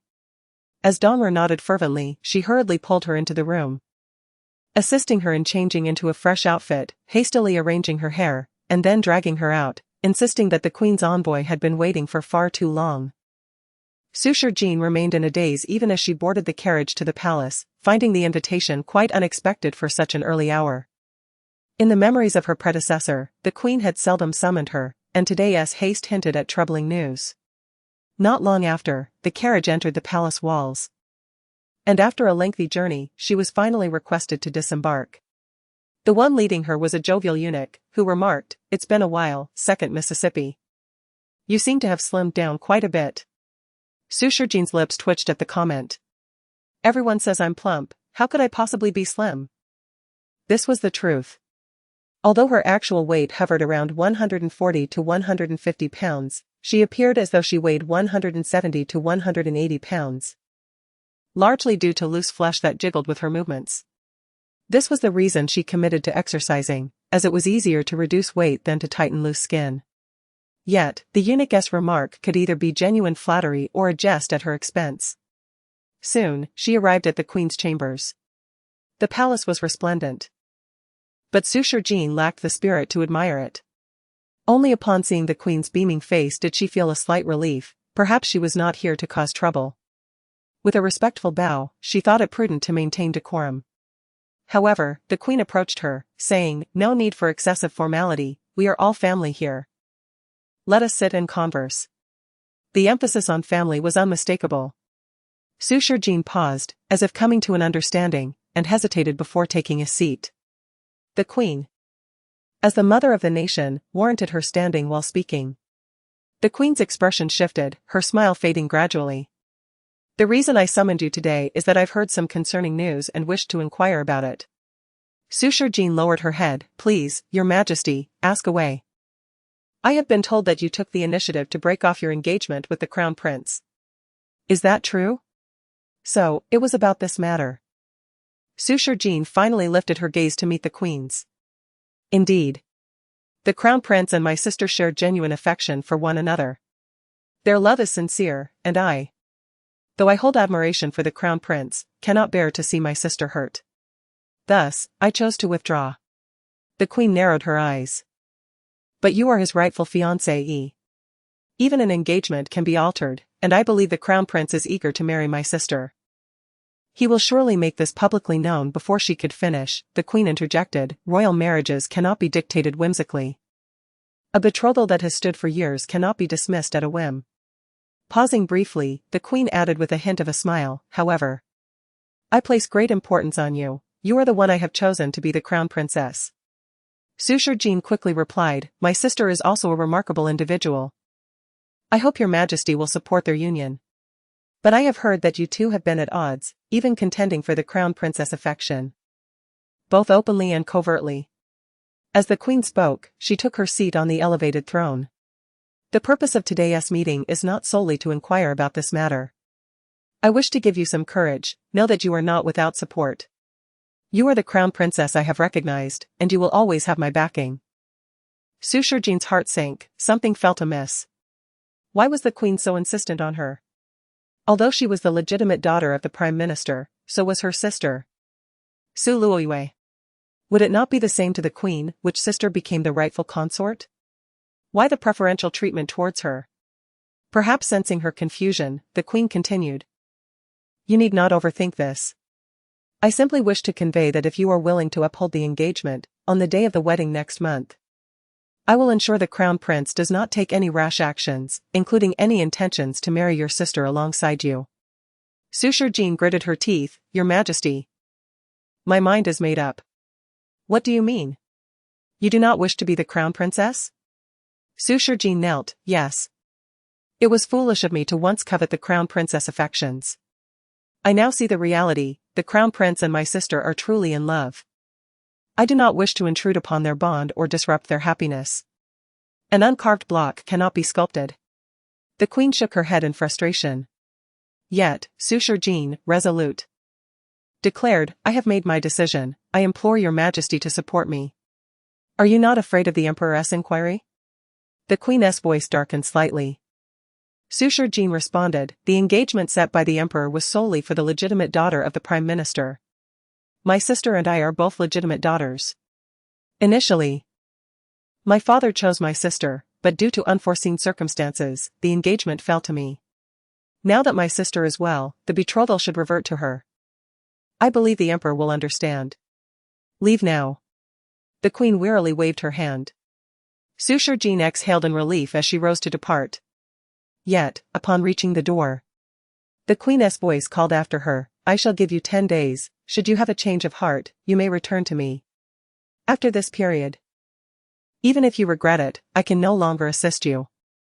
Thank you for your kindness, Your Majesty. Suture Jean politely bowed before turning to leave. It was only after exiting the chambers that Suture Jean truly felt at ease. The Queen appeared to be a person of hidden daggers behind a smiling facade.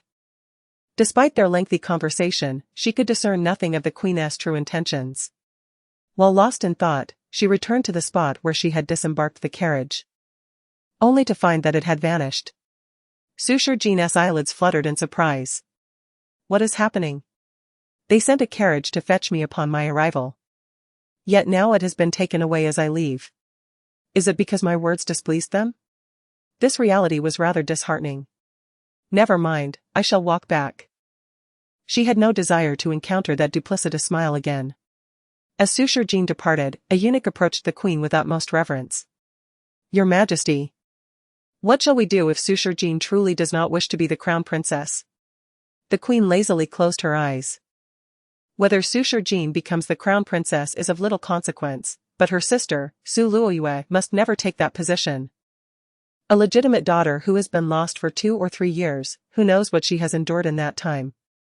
Is she even pure? Such a woman is inferior to the daughters of noble families, she has no right to be the Crown Princess. Her voice grew increasingly cold as she spoke. The little tricks she employs may deceive a few naive souls, but inform the crown prince that no matter who the crown princess may be, Su Luoyue shall always be a concubine. Even granting her a position as a secondary consort would be a boon extended on the crown prince's account. Understood. Chapter 23. I no longer like you. Su Shijin was unaware of how long she had been walking. But by the time she finally reached the grand gates of the palace, she was drenched in sweat. After traversing such a lengthy distance, she could easily shed 3 pounds without any additional exercise tonight. Just as she was about to exit the palace, a carriage came racing towards her, halting steadily beside her. Su Shijin. Upon hearing that voice, Su Shijin furrowed her brow. Encountering that scoundrel prince was truly unfortunate. She had no intention of engaging. Yet Chu Muching leaped from the carriage, positioning himself directly in her path. Do you not wish to marry this prince? You boldly reported to the palace early this morning. You truly are remarkable. What exactly did you say to my mother? Why does she oppose my marriage to Yue? She claims she can only be a concubine. Is this all you're doing?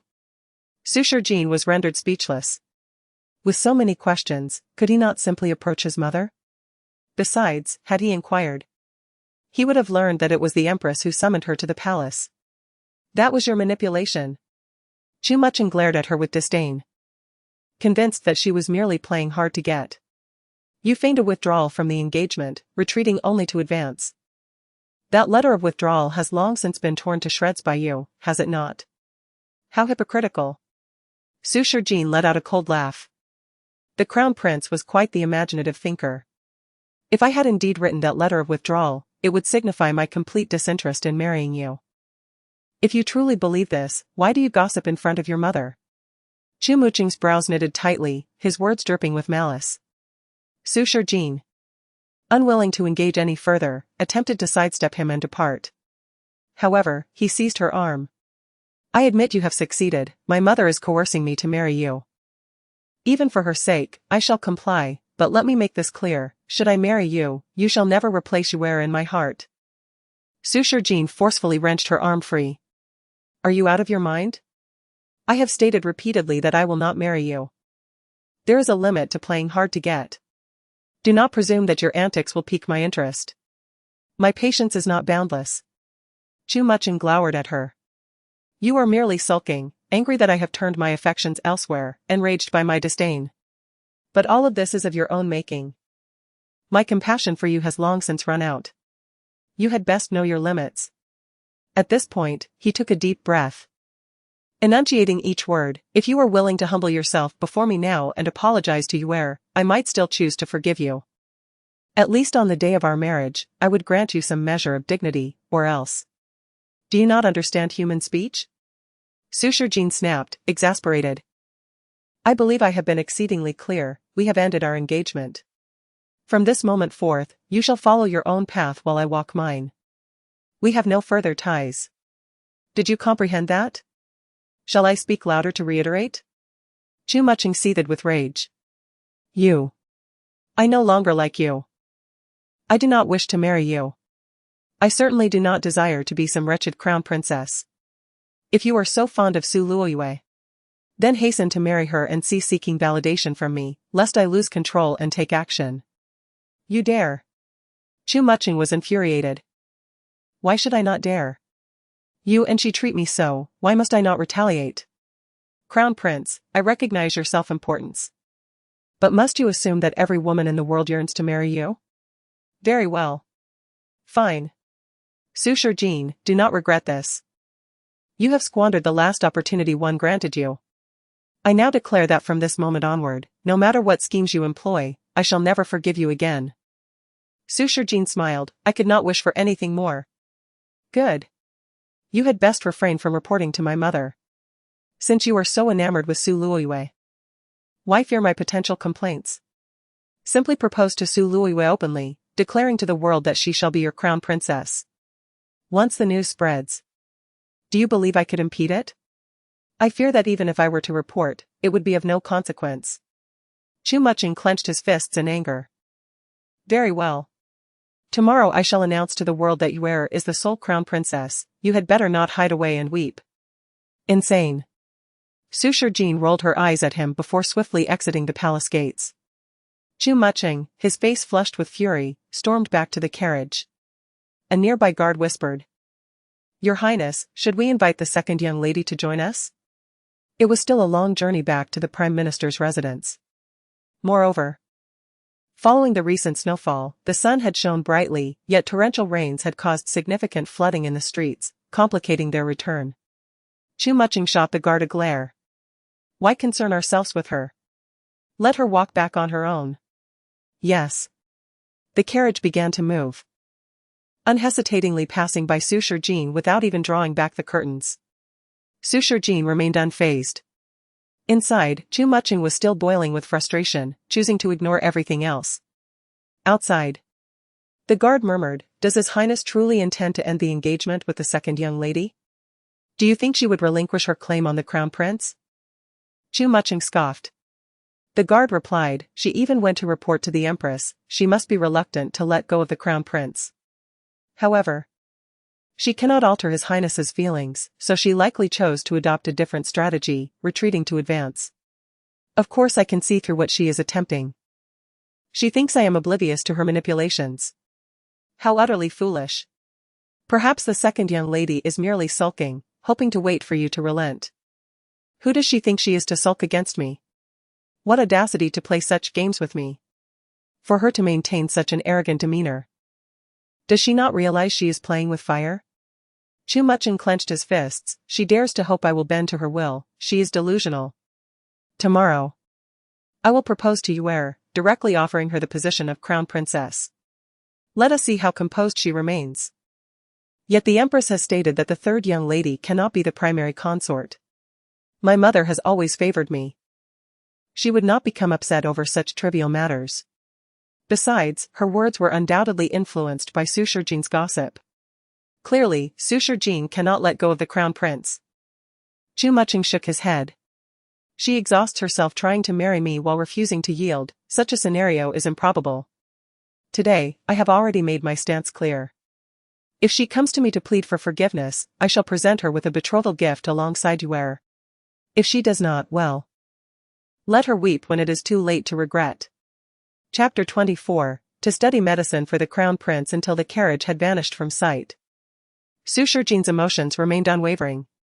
She could only conclude that the crown prince was gravely ill, leaving her bemused as to why the original owner of this body had harbored affections for him. Such a person possessed little beyond a handsome visage. In fact, Princely was undoubtedly more attractive. Suddenly, another carriage halted beside her, startling her. Who could it be? Just as she pondered this, a familiar voice emerged from within the carriage. "Get in." It was Princely. Sushar Jean couldn't help but cast a few glances at the carriage. It was relatively spacious. Yet its exterior bore no distinction from an ordinary carriage. How remarkably unassuming Princely was. The crown prince's carriage had been extravagantly adorned in contrast. Reflecting further, she recalled that many believed Princely seldom ventured out. It seemed that he maintained such a low profile that few were aware of his comings and goings. Although she was reluctant to board the carriage, her exhaustion ultimately compelled her to comply. Upon entering, she marveled at the opulent interior, realizing that this truly resembled a nobleman's carriage. However, it appeared that Qing Yamo was absent today, and the coachman was a stranger. Not yet familiar with him, Sushar Jean had refrained from scrutinizing Chu Junche, opting instead to admire the carriage's decor while gazing out the window. It wasn't until she heard faint labored breaths that she noticed Chu Junche had extended his hand toward her. At that moment, their proximity felt alarmingly intimate. "What are you doing?" she exclaimed, startled by his inclination toward her despite sitting across from her. "Taking your pulse." His voice bore a hint of restraint. And it was then that Sushar Jean finally recognized that his complexion was far from healthy. His flushed visage clearly indicated that the poison within him was flaring up. Realizing this, she promptly grasped his wrist, asking, "Can you smell osmanthus?" A flicker of surprise crossed Chu Junche's eyes, as if he were intrigued by her knowledge. Yet he quickly comprehended that, given her awareness of his affliction, she would also understand what could trigger its manifestation. Nodding, he affirmed, "Yes. Knowing you cannot tolerate the scent of osmanthus, why were you so careless? Lie down. In a flurry, Suture Jean assisted him in reclining against the seat of the carriage. It is neither the season for osmanthus nor is the weather conducive for floral scents. Where could you have encountered such a fragrance? Someone plotted against me, he replied. His breaths heavy and deliberate. Suture Jean couldn't help but feel foolish for asking such an obvious question. Stealthily, she retrieved a silver needle from her spatial pouch and gently punctured the back of his hand. I wondered why you summoned me to the carriage. Thinking you were merely being kind. It turns out you were succumbing to poison. However, I mentioned before that alleviating your poison is quite troublesome. The herbs I prescribed to you are indispensable. Without them, even if you called me here, I would be powerless to assist. But you have them, he murmured. His eyes gradually closing as weakness enveloped him. Although Qing Mo has gone to pursue the assassin, the dark guards will remain at your side. You need not worry about any residual concerns. This isn't merely a question of trust, the nature of your poison is exceedingly complicated. You have yet to procure the herbs I instructed you to find, and for now, I can only attempt to suppress the poison within you, the rest depends on you. As she spoke, Suture Jean began to loosen his waistband. Chu Juanche's face flushed, and he grasped her wrist tightly. What are you doing? In order to suppress the poison within you, of course. What if you lose your senses in a moment? He tightened his grip on her wrist, enunciating each word. I did not ask you to use your body to alleviate. What are you thinking? I intend to perform acupuncture. Suture Jean was utterly speechless. Though he was afflicted by such poison, she had no desire to offer herself for the sake of an antidote. Finally, he released her hand, his ears ablaze. His complexion was even redder than his handsome features. As layers of clothing were removed, Chu Junche felt no chill. He clenched his eyes shut, teeth gritted, remaining silent. Suture Jean too felt a flush rising to her cheeks. Although this was not her first time performing acupuncture for a man, it was indeed her first encounter with one possessing such a flawless physique. His healthy skin tone and perfect curves made her understand why some women might faint upon seeing a handsome man. The atmosphere within the carriage had grown decidedly intimate. It must be the cramped space, for how could it be so warm on such a cold day? You carry silver needles with you. You must have studied medicine for many years, Chu Junche remarked, perhaps to dissipate the tension. Suture Jean hesitated, unwilling to divulge her secret of possessing a spatial pouch. Yet, claiming she had no medical knowledge would be equally implausible. Conversely, if she admitted to studying medicine, he might investigate her qualifications. Should he uncover that the original owner of this body had no medical training, her cover would be blown. I have heard that you sought renowned physicians and extraordinary remedies to enable the crown prince to stand again. Suture Jean finally regained her composure and quickly replied. Indeed, my skills are rudimentary, I merely possess a superficial understanding gleaned from extensive reading of medical texts. How could she continue this charade? A wave of anxiety washed over her, and her needlework became clumsier. Chu Junche frowned, be gentler. Ah, my apologies, she stammered, hastily softening her approach. It is best not to speak during acupuncture, it may cause discomfort. All is well, he replied. I have already begun to feel better. In mere moments, she had managed to suppress the poison within him. This woman was no ordinary individual. Unable to resist, Chu Junche opened his eyes, gazing intently at Suture Jean. Did you learn this acupuncture technique for the crown prince? Suture Jean remained silent, sensing an odd tone in his voice. However, at this juncture, she had no other excuses to offer.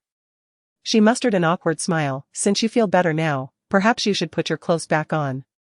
As she spoke, she tucked the silver needle back in Chapter 25, a conversation with the Prince of Li. As he beheld the bloodied visage of Suture Jean, Chu Juanche's expression darkened. You are gravely injured, let me summon a physician for you. No need, she replied, it seems I have already arrived at the Prime Minister's residence. Since you are unharmed, I shall take my leave. With that, Suture Jean hastily descended from the carriage. What a jest. With such a splendid physique, such a beautiful face, and such proximity. If I gaze any longer, how will I stem the flow of blood from my nose? Moreover, that young prince is quite gentle. Truly. He is nothing like the rumors suggest. When Lao, escort her home, came Chu Juanche's voice from within the carriage. Su Jin quickly protested, there is no need. I assure you, I am perfectly fine. My lord has left something with you, he stated lightly. As if he were merely retrieving an item rather than intending to send her off. Unable to discern his sincerity, Su Jin acquiesced. She initially believed this was merely an excuse for Chu Junche to send someone to escort her, but to her surprise, after Wen Lao delivered her back to her courtyard. He indeed followed her inside and retrieved a piece of clothing, the very one she had borrowed atop the snowy mountain. Is it truly necessary to reclaim a mere rag? Does the prince lack garments? She could not help but murmur upon handing the item to Wen Lao. Wen Lao chuckled softly, my young lady. You are unaware that what my lord seeks is not the garment itself, but the treasure concealed within it. With that, he produced a jade bracelet from its pocket. Fortunately, the treasure remains intact. Little do you know, everyone in the residence has suffered for this item in recent days. Thankfully, the prince remembered that the bracelet was in this garment, and it is fortunate that you have taken good care of it. Today, we shall not intrude further, rest assured. My lord will return to express his gratitude. Wen Lao's demeanor was amiable as he carefully stowed away the bracelet before turning to depart. Only after he had vanished from sight did Su Jin regain her composure. A jade bracelet? A treasure? It appeared to be a token belonging to a woman. It seems that the refined young prince has already found someone dear to him. No wonder he has yet to take a wife. Carrying a beloved's bracelet must indicate profound affection. How foolish of me to think he sought to return it to me. That being said, how could he only now remember to search for it? Was he not concerned about losing it? Perhaps his feelings are not as strong as I presumed. My lady, what occupies your thoughts? Who was that elderly gentleman? Why did he leave our courtyard? The voice of Dong'er broke into her reflections, prompting Su Jin to return to reality. It is nothing. Dong'er gingerly assisted her back to her room to change, all the while fetching a basin of water for her to wash up. My lady, why is your face so bloodied? What has transpired? Did the Empress strike you upon your entry into the palace? I was preparing your meal when I heard others say you returned with an elderly gentleman. And it truly startled me. When I saw him, I was taken aback. Who was he? Why did you bring him back? That garment he carried appears so familiar. As though it were the one you wore when you fell from the cliff. What exactly happened that day? Why were you clad in a man's clothing? Su Jin rubbed her temples, feeling a headache coming on. That was the carriage driver for the Prince of Li. He did not appear particularly old, perhaps in his 40s at most. 40 is hardly young. Dong'er exclaimed, her face a mask of shock. A gentleman of that age should not be brought back to our home. Our residence is isolated, and who knows how many people witnessed your return. You must concoct an excuse to salvage your reputation. Su Jin was at a loss for words. What on earth are you thinking? You remark upon his age. Yet since he is so elderly, what does it matter if he followed behind me for a short distance? It was broad daylight, and we were hardly alone. There were plenty of witnesses. He was merely here for a moment to retrieve something, surely that is not a scandal? A woman's reputation is of utmost importance. Does it not matter? At that moment, a voice from outside interrupted them. Su Liran. Following closely behind, Su Liran appeared at the doorway. Sister. Your behavior becomes ever more reckless. In broad daylight, you dare to bring a man into our home? How can you be so shameless? He's merely a carriage driver. Surely you exaggerate, Su Jin retorted. Had he been an ordinary driver, it might have cleared your name, but he is the driver for the Prince of Li. Do you think I am unaware? Su Liran clenched his fists, fuming. Even if you are enamored with vanity, he is merely an old man. How can you be so indiscreet just because he hails from the Prince of Li's household? Su Jin glared at him angrily. In broad daylight. I merely walked with him for a short distance, how can that be deemed indiscreet? Was it not he who accompanied me to the Shanxiang building yesterday? Su Liran shot her an icy glare. Last night, my brother pondered the matter all night, considering that perhaps the servant did not misinterpret the message. And that someone from the Prince of Li's entourage truly invited you. Today, you have made it all too clear. Surely the one who invited you to the Shanxiang building was that same driver? Sushar Jin could only laugh in disbelief. Are you out of your mind? With such an active imagination, perhaps you should write tales instead. Sister. The Crown Prince still harbors feelings for you. Could you refrain from self-sabotage? You are the legitimate daughter of the Prime Minister's residence. While the Prince of Li may be formidable, a carriage driver remains just that. Even if he belongs to the prince, it does not warrant your subservience. Can you not keep your mouth shut? Is it amusing to slander your own sister? Sushar Jin interrupted him in fury. But everyone saw you return in his carriage. With no choice left, Sushar Jin realized she had to speak up. That was the Prince of Li's carriage. The Empress did not provide me with a carriage to return. I encountered the Prince of Li on the way. And he graciously offered me a ride. Suliran stared at her in disbelief, his eyes wide. Your lies grow more audacious by the minute. The Prince of Li is a paragon of excellence. Aside from the Emperor and Empress, no one has ever been privileged to ride in his carriage. Do you not realize that if word of this reaches the prince's residence, you could lose your head? Sushar Jin, exasperated, retorted, believe it or not, I care not. Chapter 26, An apology to the Crown Prince. Suliran entered the room, firmly grasping her wrist. Elder brother is here to advise you for your own good. Do you not realize that entangling with a mere coachman will tarnish your reputation forever? No one will want you, not even the Crown Prince. I have made myself perfectly clear, it was the Prince of Li who sent me back. How else can I explain? Sushar Jin replied helplessly. Suliran, however, was furious. Do you think elder brother has never seen the Prince of Li's carriage? His carriage is resplendent, surrounded by countless guards. How could it possibly be so ordinary? It is perfectly normal for him to ride in an ordinary carriage when traveling incognito. Sushar Jin interrupted angrily, yanking her hand back. I have spoken the truth. It is your disbelief that is the issue. If you do not trust me, you might as well leave. Suliran looked at her with a mix of disappointment and frustration. How have you changed so drastically? Though you may have been naive before. At least you listened to elder brother. Look at you now, you hardly resemble a refined lady. With a deep sigh, Suliran continued, yes. I admit I have neglected you in the past, but that is no excuse for your reckless behavior. Do you not know that the Crown Prince will come to propose tomorrow? Because of your current state, he may very well decide against you as his consort. Elder brother has made numerous efforts to inquire about the princess' sentiments, and it appears he values you greatly, waiting for you to humble yourself.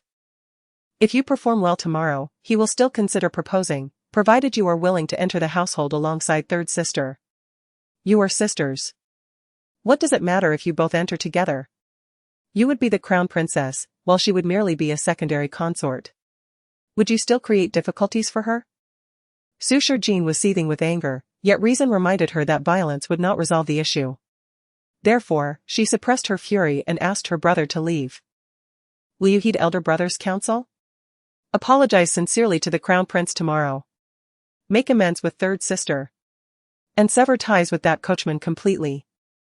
I will ensure today's events remain confidential and do not reach the crown prince's ears. After speaking, Suliran inhaled deeply. This is your only opportunity. Unable to contain herself any longer, Sushar Jin pushed him out, exclaiming, You let Su Luoyue seize this opportunity. I am truly exhausted from talking to a brick wall. Believe it or not, it matters not to me. Suliran was so infuriated that he felt a surge of blood rise in his throat. Sushar Jin. Suliran. You are unworthy of being my elder brother. Spare me your empty words and leave. In her fury, Sushar Jin slammed the door, locking him outside. She feared that if she did not expel him, she might succumb to the temptation of causing him harm. After all, Suliran was exceedingly infuriating. Outside. Suliran's eyes were red with rage. After a long moment, he finally spoke solemnly, Elder brother has done all he can to educate you. Consider your actions wisely. With that, he turned and walked away. Once the outside fell silent, Dong'er cautiously ventured, Miss, are you well? Do you think there is something wrong with me too? Sushar Jin replied coldly.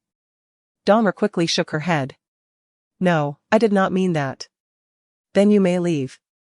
Dong'er bit her lip. Miss. Let us not discuss such matters, let us talk about something else. Seeing Su Shijin's icy demeanor, Dong'er continued, I heard that third miss has suddenly fallen ill.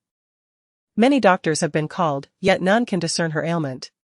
I intended to inquire, but learned nothing. It seems even the eldest young master is unaware of her condition. Only knowing she has been locking herself in her room, acting strangely.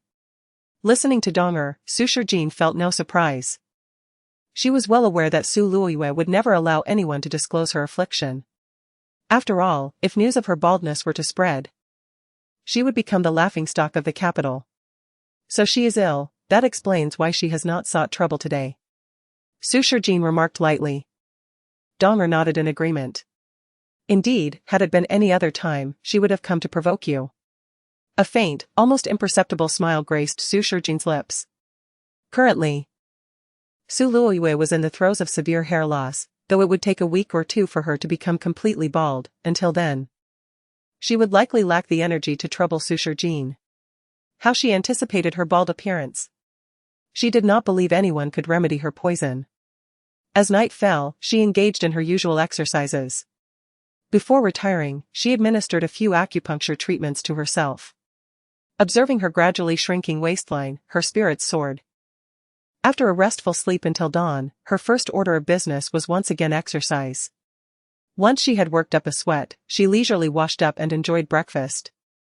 Dong'er seemed to understand her routine, bringing increasingly light meals.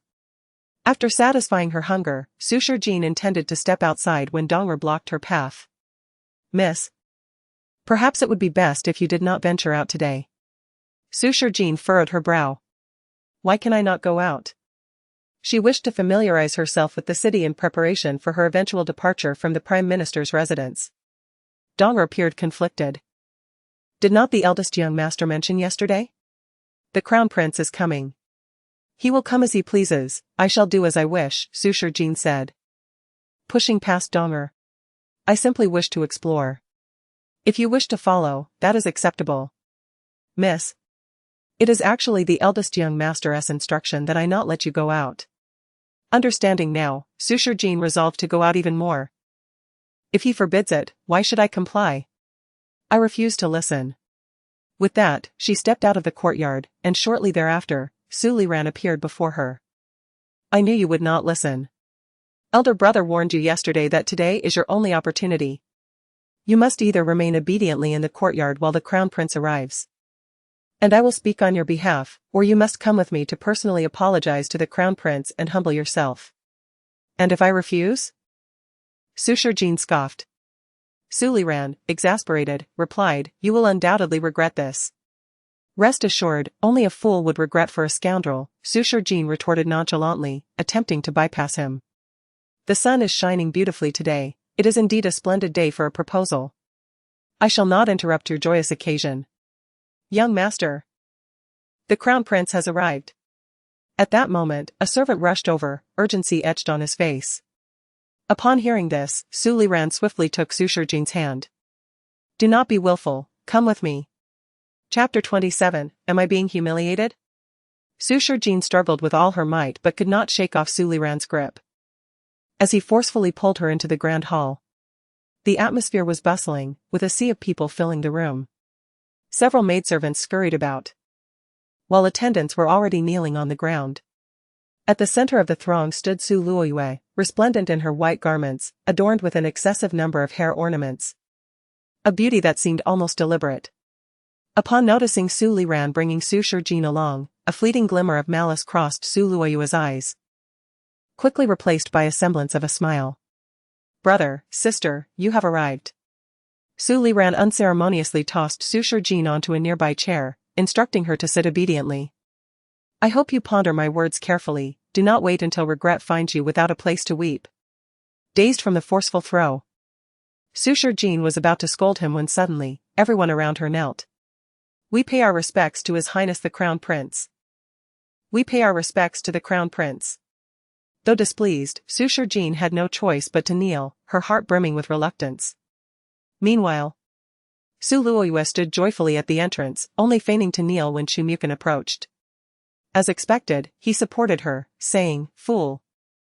Did I not inform you that you need not be overly courteous in my presence? He then gazed at her with concern. I heard you were unwell and had summoned numerous physicians. How do you fare now? Su Luiwei gently shook her head. I am quite well now. Merely feeling a bit chilly. Thank you for your concern, brother Crown Prince. The two exchanged affectionate glances, seemingly oblivious to their surroundings. After a considerable time, Chu Mukin finally returned to the present, commanding, everyone, rise. As the crowd stood, Su Liran persistently gestured to Su Shijin, seemingly urging her to apologize immediately. Su Shijin rolled her eyes, completely disinterested in complying. Before Su Liran could speak, Chu Mukin clapped his hands, prompting a guard to shout from outside. Bring forth the betrothal gifts. Almost instantly, a multitude of people surged forward, each carrying boxes. They placed one box after another on the ground, while even larger boxes were brought in from behind. Before long, the courtyard was filled to the brim with these gifts. The guards then unfurled a scroll containing the list of gifts and presented it to Su Liran. With a gentle smile, Chu Mukin remarked, as the Prime Minister is absent. Let you, the elder brother, accept this list on behalf of your sister. When the wedding takes place next month, I shall formally marry Yue in front of the Prime Minister.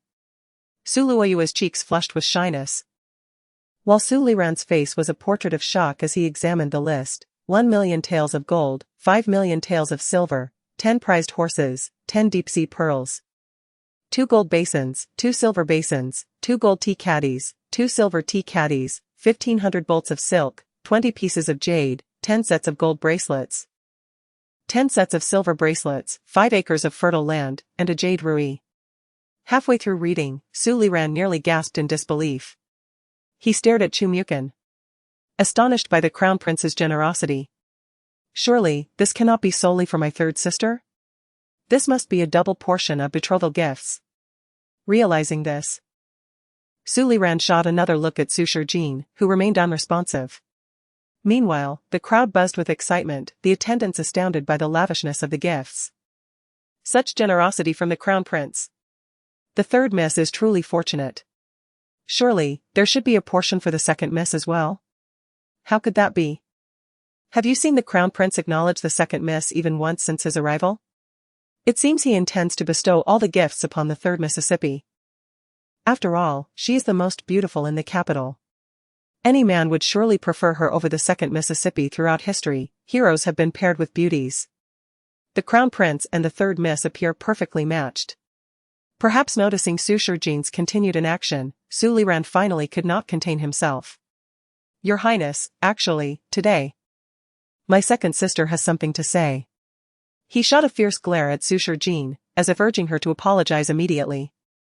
Chu Mukin then turned his gaze towards Su Shijin, filled with smugness. He regarded her with an air of certainty, convinced she would beg for mercy. After all, this was her only chance. If she failed to seize it, she would undoubtedly lose everything. Su Shijin merely smiled nonchalantly. I believe you are mistaken, brother. I am here solely to observe the festivities. I have nothing to say. Su Liran's expression froze, as if struck, while Chu Mukin's anger flared. Su Shijin, do you truly have nothing to say? Shrugging, Su Shijin replied, today is a momentous occasion for the Crown Prince and my third sister. What could I possibly have to say? Seeing her indifferent demeanor, Chu Mukin's fury escalated. Ah. Even now, you wish to sulk, do you? He glared at her, declaring, indeed. Today is a joyful day for me and Yue, it is best you remain silent. As he spoke, he gently took Su Luoyue's hand, proclaiming, I stand here to announce that no matter your attempts to thwart me, my heart will always belong to Yue. Even if you resort to cunning schemes, I shall not be deterred. Initially, I intended to spare you some dignity, but it seems you do not cherish it. From this day forth, do not blame me for my coldness. His gaze bore into Su Shijin. Before this assembly, I hereby declare that next month, I shall personally come to wed Yue as the Crown Princess. At this proclamation, the crowd erupted in astonishment. Yet, Chu Mukin's eyes remained fixed on Su Shijin, enunciating each word, and all the betrothal gifts here are solely for Yue, none shall pertain to you, Su Shijin. Su Shijin's expression remained placid, though deep within. A sense of discomfort stirred. It was then that Su Liran knelt before Chu Mukin, pleading, "I beseech you, your highness, to reconsider. My second sister was merely being headstrong. She has yearned to marry you for many years. Are you certain?" Chu Mukin interjected eagerly, locking his gaze onto Su Shijin. "Su Shijin. I grant you the opportunity to speak. If you wish to retract your stance and kneel before me now, regardless of your previous schemes, I will forgive you this once and allow you to enter with Yuer, sharing the betrothal gifts." Su Liran quickly added, "Thank you, your highness, for your understanding." He then turned to Su Shijin, urging, "Sister, why do you not kneel at once?" Su Shijin laughed, a cold mirth in her tone. "So, is the crown prince attempting to humiliate me?" Chapter 28, The prince's personal visit. Chu Muchen was filled with fury. "Su Shijin, mind your words. This prince has granted you an opportunity, yet you treat it as an insult. You ought to know better." Su Luoyu's eyes darted, her countenance growing increasingly grim. She had believed her ascension to the position of crown princess was a foregone conclusion, yet now, the situation had taken an unexpected turn. Why did it seem as though the prince was anticipating Su Shijin to plead for mercy? She bit her lip, unable to restrain herself any longer. "Sister, do not hold a grudge against brother prince. I know you wish to be his sole legitimate consort. If my withdrawal can put an end to this chaos, I am willing to step aside." "No. The fault lies with her, why should you withdraw?" Chu Muchen tightened his grip on her hand. "I have already declared, you are to be my future crown princess. She has squandered her chance, even if she were to kneel and apologize now. I could only offer her the title of a secondary consort." Upon hearing this, a flicker of delight crossed Su Luoyu's eyes, though she feigned protest. "No. That would be inappropriate. Sister, quickly apologize to brother prince." "What have I done wrong? Why must I be the one to apologize? I have stated clearly that I do not like the prince and do not wish to be his consort. Why can't you all let me be?" Su Shijin felt an overwhelming urge to turn and leave, yet they blocked the doorway. Su Liran, exasperated, nearly ground his teeth in frustration. "Su Shijin." Su Luoyu chimed in, "You do not like brother prince? Have you truly found someone else?" She subtly covered her mouth.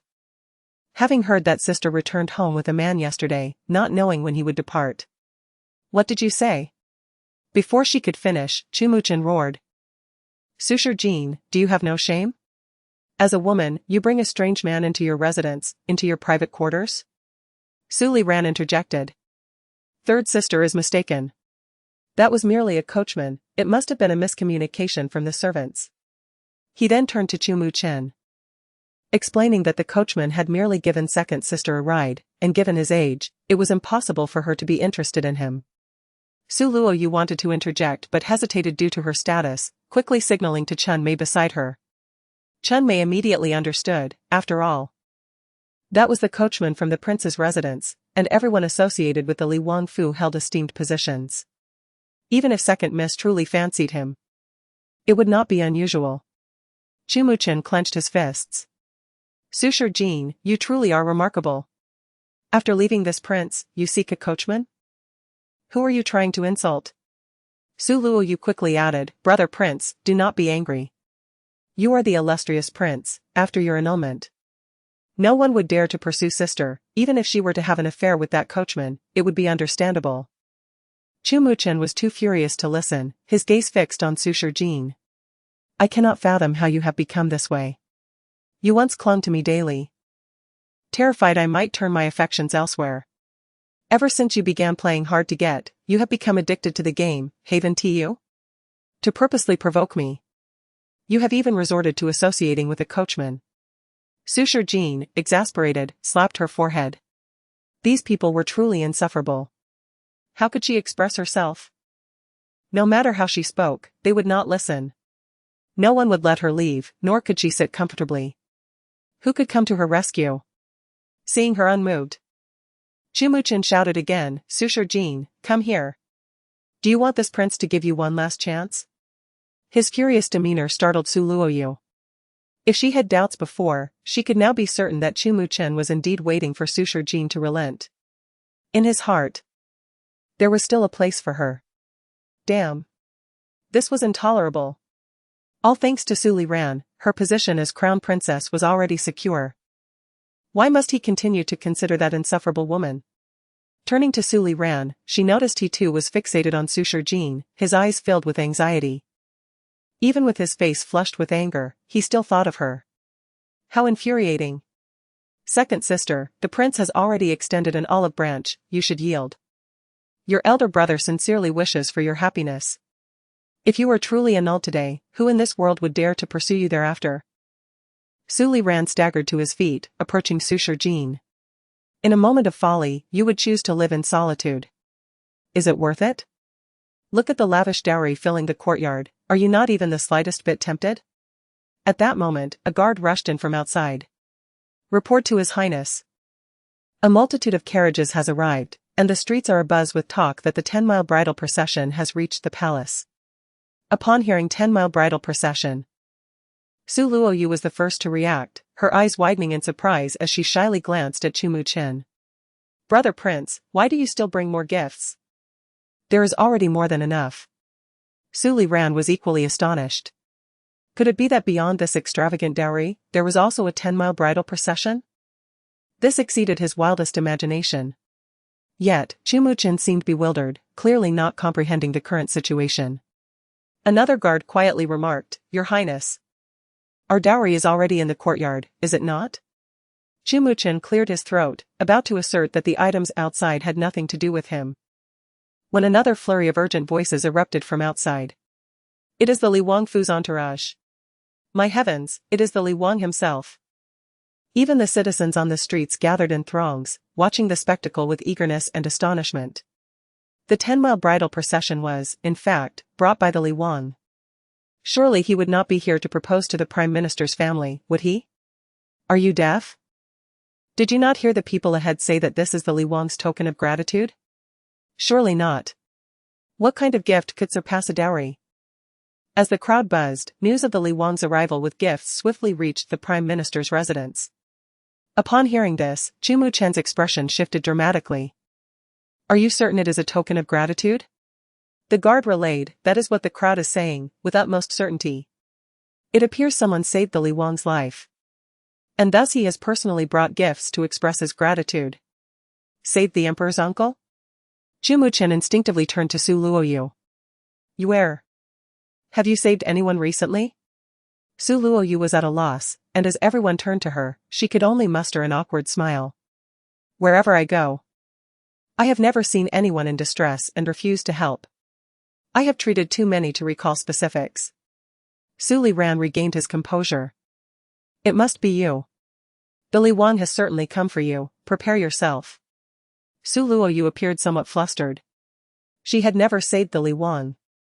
But with her father gone, how could the Li Wang possibly be here for her elder brother? It was difficult to explain otherwise. Realizing this, Su Luoyu gradually calmed herself, resolving to observe the situation unfold. The atmosphere was vibrant, with everyone discussing the magnificence of the procession outside. The carriages seemed to stretch from one end of the street to the other. Everyone remarked on how generous the Li Wang was. But is it truly generosity? This display nearly surpasses that of the prince's proposal. Before they could react, the courtyard was already filled with kneeling figures, the sounds of reverence echoing. The Li Wang had arrived. Quickly, kneel. Following closely behind, a throng of people marched in with grandeur. API call failed with status code 429. Error, code, 429, message, resource has been exhausted, e.g. check quota, status, resource exhausted, chapter 29, the so-called 10 miles of red makeup soon. All the people in the courtyard knelt down. In the main hall, upon seeing the Prince of Li approach, Su Liran also knelt down without a second thought. I pay my respects to His Royal Highness. Su Luoyu stared blankly at Chu Muchen for a moment, then silently knelt down as well. Seeing everyone kneel, Su Shijin hesitated not at all, though her heart brimmed with curiosity. Why had the Prince of Li suddenly come to their door? And what about the gifts? Was it truly for her? Chu Muchen strode forward, Your Highness, what brings you here today? Chu Junche did not even glance at him. Bypassing him and entering the main door, then directly seated himself in the foremost position, looking down upon all present. At the moment he sat down, his retinue promptly surrounded the hall, effectively sealing it off. The overwhelming aura left everyone breathless. In mere moments, the once boisterous Prime Minister's residence fell into utter silence. Qing Mo silently stood by his side, surveying the crowd, and after a long pause, he spoke, "You may rise." Upon hearing Qing Mo's command, the attendees hesitated to stand. Only when Xu Junche raised his hand did they finally exhale in relief and rise to their feet. What on earth was happening? Why would the renowned Prince of Li come personally? The servants exchanged bewildered glances, each face etched with confusion. Even Su Liran and Su Luiyue were filled with questions. Chu Mukin, feeling ignored, appeared somewhat awkward but dared not show it, forcing a smile as he returned to the hall. "Your Highness, what wind has brought you here? My subordinates failed to inform me in time, and I could not greet you." His tone was soft and gentle, laced with a hint of trepidation. Everyone could discern the crown princess awe of the man before him. It was well known that this was the illustrious 11th Imperial Uncle, who had earned countless military accolades for the Southern Kingdom since being conferred the title of Prince of Li. He held military power, being not only the emperor's youngest brother but also the only biological sibling of the current emperor. Though merely a few years older than the crown prince, his commanding presence was far more imposing. Moreover, the emperor revered him, and every prince treated him with utmost deference, how much more so the crown prince, who held no military authority. Thus, when everyone witnessed Xu Junche once again disregard the crown prince, none were surprised. Only Chu Mukin's expression grew increasingly awkward. Just as he was about to inquire further, Xu Junche finally spoke. "Present the gift list." Silence enveloped the room as his melodious voice echoed through the hall. Moments later, a guard approached with a gift list in hand. When the list was unfurled, every pair of eyes widened in astonishment. The list was over twice as long as the crown prince's betrothal gifts. "Due to the Prime Minister's daughter saving our princess' life, I have come today with a generous gift to express my gratitude. The following is meticulously prepared by our prince: 2 pieces of white jade and emerald, a pair of ancient bracelets, a set of golden and jade decorations, a pair of golden rose ornaments, a gold butterfly hairpin, a pair of hairpins for good fortune, a plum blossom hairpiece, white jade earrings, a green jade phoenix hairpin, a pair of golden laid emerald earrings, 10 bolts of cloud brocade, 10 bolts of jade brocade, 10 minks of snow, 100 bolts of silk, and 20 deep-sea pearls." Before he could finish the first page, the guard was already panting heavily. After reading for a considerable while, he finally paused to catch his breath. Just listening to the list left everyone present utterly dumbfounded. Chu Mukin's face had grown rigid with disbelief. Su Liran stared wide-eyed, cautiously glancing at Su Luiyue, as if to say, "You are indeed remarkable." Su Luiyue swallowed hard. Though the weather was frigid, she was drenched in cold sweat. The Prime Minister's daughter had saved the Prince of Li. There were only 2 daughters in the Prime Minister's residence. If it wasn't her, could it possibly be? As this thought crossed her mind, she glanced incredulously at Su Shijin, who appeared equally astonished, her shock mirroring Su Luiyue's own. Just when everyone thought the guard would finally cease after reading that long list of gold and silver ornaments, he unexpectedly continued, "In addition to these gold and silver items, there are also countless valuable properties, including..." He paused momentarily before continuing, 200,000 taels of gold, 500,000 taels of silver, 5 cloth trading houses, 2 apothecaries in the city, 2 inns at the city's edge, 2 shops in the northern city, 2 taverns in the southern city, 100 fine steeds, 10 acres of fertile land, 20 gold bracelets, 60 silver bracelets. As the guard's voice gradually resonated throughout the hall, every person present was left speechless. Chu Mukin involuntarily took a large step back. Such an extravagant gift was merely to express gratitude for saving a life? Everyone spoke of the Prince of Li being wealthier than a nation, with assets rivaling the imperial treasury. Today's display certainly confirmed that reputation. However, even a fortune akin to a national treasury shouldn't be so lavish, especially on a day when he himself was to propose. He had brought a betrothal gift for 2, only to find it overshadowed by a mere token of gratitude. Did his uncle not regard him at all? Did he not realize this would make him the subject of ridicule? Though his heart brimmed with 1,000 words, he dared not utter a single one. When the lengthy list was finally concluded, everyone present took a collective breath. Chu Mukin forced a smile at Su Luoyue, saying, "It seems that Yuer has indeed achieved great things, to receive such a generous gift." Su Liran felt an unsettling sense of unease, kneeling down after a long pause.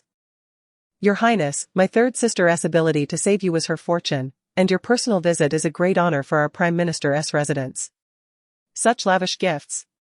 I implore you to take them back." Su Luoyue's lips twitched. Was her brother mad? So many treasures, if accepted. They would become the wealthiest family in the capital. Yet he was refusing. He even wished to decline on her behalf. Su Luoyue longed to express her desire for the gifts but realized she still had not grasped when she had saved the Prince of Li. While she occasionally ventured out to distribute porridge, ostensibly to maintain appearances, she had aided many beggars, but the man before her was none other than the illustrious Prince of Li. Would he truly mingle with the common folk, to be saved by her? As she pondered in confusion, Chu Junche finally spoke. "Who told you it was your third sister who saved me?" At this statement, the entire hall fell into silence. Su Liran's eyes widened in horror. "What? Not my third sister?" Then he turned to Su Shijin, his eyes nearly popping out of their sockets in disbelief. Su Luoyue's legs weakened, and she collapsed to the ground. It was actually Su Shijin? How could this be? She stammered in disbelief. "Your Highness, when were you in danger? Do you recall the appearance of the one who saved you?" "I do not doubt my second sister's capabilities, but she rarely leaves the house and has never learned medicine." Chapter 30, Remember to be at my beck and call. It was evident that Su Luoyue was genuinely anxious, otherwise, she would have delegated such pronouncements to her maidservant. Upon her direct interjection, Su Liran immediately concurred. "My esteemed third sister speaks veritas. My second sister has never studied medicine. How could she possibly have saved the esteemed princely?" Chu Junchi knitted his brows. "Are you both certain of your assertions?" Su Luoyue promptly nodded. "This humble subject speaks unequivocally." Su Liran added, "Your Highness, regardless of any misunderstandings between you and my second sister, please believe that her heart is inherently virtuous." Chu Junchi nonchalantly interjected. Su Shijin, approach. He completely disregarded the two kneeling figures. Su Shijin was in a state of reverie, still reeling from her newfound affluence. Noticing everyone's gazes fixed upon her, she hesitantly approached Chu Junchi. Chu Junchi, maintaining an air of indifference, merely cast a cursory glance at the assembled crowd. "Are you certain these two are your kin?" Su Shijin was taken aback by the question, as were the others present. Su Liran, perplexed, raised his head to speak. But Chu Junchi preempted him, "A sister who relentlessly casts aspersions upon you, and a brother who feigns intercession while subtly perpetuating misunderstandings. Are you certain they are your kin?" Upon hearing this, Su Luoyue's countenance underwent a drastic transformation. Su Liran hastily retorted, "Your Highness must be under some misapprehension. I am their elder brother. And my every action is for their benefit. It is not your place to speak when our prince is addressing someone." Qingma rebuked sharply. Su Liran, filled with trepidation, fell silent. Su Luoyue desired to retort, but found herself at a loss for words. Chu Mukin stepped forward. "Imperial Uncle. I am intimately acquainted with Su Shijin's character. She is malevolent and has never shown compassion even to beggars on the street. It is implausible that she saved anyone, let alone yourself, as she possesses no medical knowledge. There must be a misunderstanding." Chu Junchi slowly nodded. "Indeed, there is a misapprehension." Hearing this, Su Luoyue breathed a sigh of relief, only for Chu Junchi to add, "I hear that His Highness was mistaken for a coachman?" This pronouncement sent another wave of astonishment through the crowd. Su Liran stared at Chu Junchi, his eyes filled with disbelief. Could it be that the encounter at Xianxiang Pavilion was truly Prince Li's rendezvous with Su Shijin? Could it be that Prince Li himself escorted Su Shijin back yesterday? He was speechless with shock, unable to utter a word. Su Luoyue's fists were clenched, her eyes overflowing with jealousy. Chu Mukin awkwardly inquired, "Imperial Uncle, what do you mean?" Chu Junchi responded lightly, "Was it inappropriate for this prince to personally escort her back to the manor?" The crowd lowered their heads in unison. Chu Junchi continued, It so happened that the second miss saved this prince's life beneath the snowy mountain precipice. Today, this prince came to express his gratitude in person. Only to witness such a spectacle. So it was beneath the snowy mountain. Suitor Jean was unequivocally the one who saved Princely. There was no mistake. Su Luoyue's heart constricted with a pang of jealousy that she could barely contain. What a vile woman. Even while teetering on the brink of death, she managed to save Princely. She was truly fortunate. It was all due to the deep snow and her excessive fat. Otherwise, a fall from such a height would have been fatal. Su Liran was equally rendered speechless. Chu Muken, like Su Luoyue, remained unresponsive for a long moment. Chu Junqi finally turned his gaze towards Suitor Jean. You stated that you would accept any amount of gratitude commensurate with the value of this prince's life. Is this sufficient? Suitor Jean gulped. Sufficient. It was more than enough. With those riches, she could retire immediately. At this moment, Su Liran exclaimed, third sister, what's wrong? The crowd then noticed that Su Luoyue had fainted. Chu Muken rushed forward to embrace her. Chu Junqi interjected, the crown prince's taste is deteriorating. To consider such a specimen as his consort. Chu Muken paused, then glared at Suitor Jean. Imperial Uncle may have some misunderstanding regarding Yuer. Perhaps she slandered Yuer to Imperial Uncle? Chu Junqi narrowed his eyes. Why involve an innocent person in a conversation between you and me? She has uttered not a word. What need is there for further speculation? The true nature of this woman is evident to anyone with a modicum of intelligence. Imperial Uncle. Yuer is already my future crown princess. The implication being, extend me some courtesy and refrain from disparaging her. Chu Junqi merely scoffed, she is your crown princess. Then, what of Suitor Jean? Chu Muken frowned, even if she saved Imperial Uncle, it was merely a stroke of good fortune, unrelated to her moral character. A gentleman's word is his bond. Since I have already declared my intention to marry Yuer as my primary consort, she can only be a secondary consort. This is of her own making. Chu Junqi raised an eyebrow. Suitor Jean, are you amenable to this arrangement? Suitor Jean immediately shook her head. No, I am not. I have no desire to be a primary consort, let alone a secondary consort for him. Chu Muken's face darkened, and he wanted to lash out, but restrained himself due to Chu Junqi's presence. Chu Junqi spoke again, in that case, this prince shall take it upon himself to annul your betrothal. You shall become this prince's exclusive physician, responsible for this prince's health and safety. Are you willing? His words caused another wave of astonishment. Before Suitor Jean could respond, Chu Muken interjected, Imperial Uncle, our betrothal was ordained by the Emperor. You are aware that your betrothal was ordained by the Emperor. Yet you speak of changing the candidate as you please? Do you believe that because they are sisters? It matters not who is the primary and who is the secondary consort. If that is the case, then both are daughters of the first wife. You have already replaced the candidate for crown princess, why seek to harm the other? Chu Junqi's tone was light, yet each word carried an undeniable weight. He continued. It is evident that you harbor deep animosity towards her. Therefore, this prince will take it upon himself to address the matter with the Emperor. Chu Muken's fingers seemed to dig into his flesh. He glared at Suitor Jean, his eyes bloodshot. Suitor Jean, do you truly refuse to marry me? Suitor Jean stood tall. I have told you before, I do not like you and will not marry you. Since you are so fond of Su Luoyue, you should hasten to marry her. Chu Muken exclaimed, Suitor Jean. She is this prince's savior. Under this prince's watch, anyone who dares to force her into marriage is an enemy of this prince. Chu Junqi declared coldly, giving Chu Muken no opportunity to argue. The scene was silent. Chu Junqi slowly rose to his feet. She, Suitor Jean, is henceforth this prince's person. Whoever harms her will face death without exception. His cold, emotionless words startled everyone present and left Su Liran and Chu Muken speechless with shock. Seeing their compliant attitude, Chu Junqi did not waste any more words. He turned to leave, but paused midway. He deliberately placed his foot firmly on Su Luoyue's hand. Recently, this prince has been afflicted with wind disease, often suffering from debilitating headaches that have resisted treatment.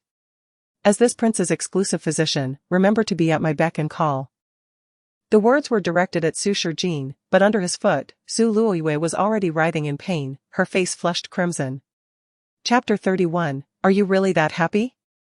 For a fleeting moment, Su Luoyue wished to retract her hand, yet in her fainted state, how could she utter a word? She could only grit her teeth and endure. As for Chu Junche, whether by design or mere happenstance, he departed without casting a glance at the person on the ground. A continuous stream of gifts was carried into Su Shijin's courtyard, the comings and goings uncountable until the crowd finally settled. Chu Junche had long since taken his leave. And the multitude of soldiers he brought had also dispersed, leaving the surroundings as spacious as if no one had ever been there. An eerie atmosphere enveloped the entire Prime Minister's residence, and for a long time, no one seemed to regain their composure. Su Shijin swallowed hard, seizing the moment when everyone was distracted to make her escape. However, just as she reached the door, the voice of Chu Mukin echoed from behind. No wonder you were willing to break off the engagement with the Crown Prince. It seems you have ingratiated yourself with the 11th Prince. Su Shijin's lips twitched. Here it comes again. This dim-witted Crown Prince was about to start his nonsensical tirade. It is indeed fortunate to have encountered and even saved the Li Wang. That is truly your blessing. Su Liran had unknowingly seated himself on a nearby chair, his face etched with fatigue. He gazed intently at Su Shijin. Burdened with the weight of misunderstanding, his brother had misjudged her, believing her to be involved with the coachman, and mistakenly thought the invitation from the Li Wang's residence was for their third sister. He felt ashamed in his heart. Is this an apology for my brother? Su Shijin finally met Su Liran's gaze, remarking, this does not seem like an apologetic tone. Su Liran's expression stiffened. At that moment, Chu Mukin interjected. Even if your brother has misunderstood you, it is only because he cares. If he did not worry about you, how could he misinterpret your actions? You are his dear sister, must you hold this against him? As he spoke, he gritted his teeth and lifted the fainted Su Luoyue, declaring, I know not what means you employed to win the 11th Princess' favor, but let me assure you, not everyone can curry his favor. He is known for his generosity, and the gifts he has bestowed upon you today only reflect his value of life. Not an indication that you are deserving of such treasures. One must possess self-awareness. Do not presume that by saving my uncle, you have truly won his affection. He may only stand up for you this once. Should there be a next time, who can say whether he will still regard you? Su Shijin shrugged. There is no need for your highness to concern yourself with this. My poor sister has been unconscious for far too long. If your highness does not carry her back, she may no longer be able to maintain her composure. Chu Mukin retorted, do not fixate on Yuer, she has already fainted, and you still wish to target her. Do you not find this quite tiresome? With a sigh, he added, in any case, I have already granted you numerous opportunities. It is you who have chosen to disregard them. Should you wish to enter the Crown Prince's residence in the future, that is now impossible. Su Shijin leisurely replied. Rest assured, your highness, even if I wished for demise, I would never entertain the thought of entering your Crown Prince's residence. You. Chu Mukin, incensed, initially intended to rebuke her sharply. However, upon witnessing Su Shijin's nonchalant demeanor, he felt an inexplicable heaviness in his heart. Taking a deep breath, he turned to leave, cradling Su Luoyue. Very well, as long as you have no regrets. No sooner had he spoken than a loud crash erupted, and he stumbled to the ground. Su Luoyue, held in his embrace, let out a piercing scream. By the time anyone reacted, Su Luoyue had already been thrown quite a distance away. Your Highness! Third sister! The crowd erupted in alarm, and soon several guards rushed forward to assist Chu Mukin. Su Liran was the first to bolt outside. Beyond the main hall lay several steps, and at that moment, Su Luoyue had already tumbled down to the bottom, her forehead skinned and bleeding. She wept, cradling her head. Ouch, it hurts. Everything hurts. Su Liran hurriedly supported her. Third sister, are you all right? Let me check your head. Chu Mukin paid no heed to himself. Upon rising, he dashed down the steps. Yuer, how are you? It was my negligence that led to this. Does it hurt? His face was filled with concern. But after only a few steps, he suddenly felt a loss of sensation in his right leg, and as his left leg buckled, he tumbled to the ground once more. Ah! third sister. Your Highness. The three of them fell in a heap, and for a moment, it was impossible to discern who was calling out. Suluoyua's hairpins scattered across the ground as she frantically attempted to gather them. Yet Suliran firmly grasped her other hand. Are you all right, third sister? Your hand is so red. Did you hurt it just now? Chu Mukin, dazed from the fall, rose and instinctively reached to touch Suluoyua's head. I'm sorry, Yuer. I was too anxious. Did I bump your head? Does it hurt? I'll take you to see the physician right away. However, he merely pressed down slightly. And to his shock, a handful of Suluoyua's hair came away in his hand. Staring blankly at the long strands, before he could fully comprehend, Suluoyue erupted into a frenzy. Ah! Her face twisted with rage, her voice nearly shattering. Before anyone could respond, she scrambled to her feet, calling out, Chunmei! Chunmei! The scene descended into chaos. Reacting swiftly, Chunmei rushed to Suluoyua's side, helping her to leave in haste. Meanwhile, Suluoyue anxiously lowered her head. One hand shielding her scalp where hair had fallen. Let us go, let us go. In the blink of an eye, she and her personal maid vanished without a trace. Suliran took a moment to regain his senses. What are you all standing around for? Hurry and fetch a doctor. Quickly bring a physician for the third miss. Chu Mukin remained in a state of shock, staring at the handful of hair in his hand, his face pale with disbelief. Had he just imagined it? How could she lose such a large amount of hair with so little pressure? Was that truly her hair? Your Highness. Third sister is bleeding from her head. It must have been a severe fall to cause such hair loss. Do not take it to heart. I'll go see how she is. With that, Suliran dashed away. Only Chu Mukin remained, isolated and bewildered. Even when helped to his feet, he continued to wear a dazed expression. Sushar Jean, suppressing her laughter, covered her mouth, delightfully observing from the side. To witness the three people she loathed most tumble in a heap was simply too. Sushar Jean. Are you truly so pleased to have broken off the engagement with this crown prince?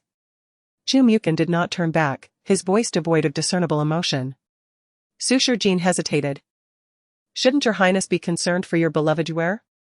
That fall must have jolted her awake, it looked quite painful. Chu Mukin coldly retorted, what I inquire about is you.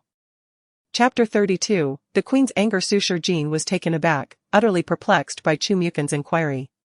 She retorted, am I not allowed to be happy? Chu Mukin scoffed. You profess to love only this prince in this life, yet you go to great lengths to sever our engagement. How hypocritical of you. His words struck a humorous chord.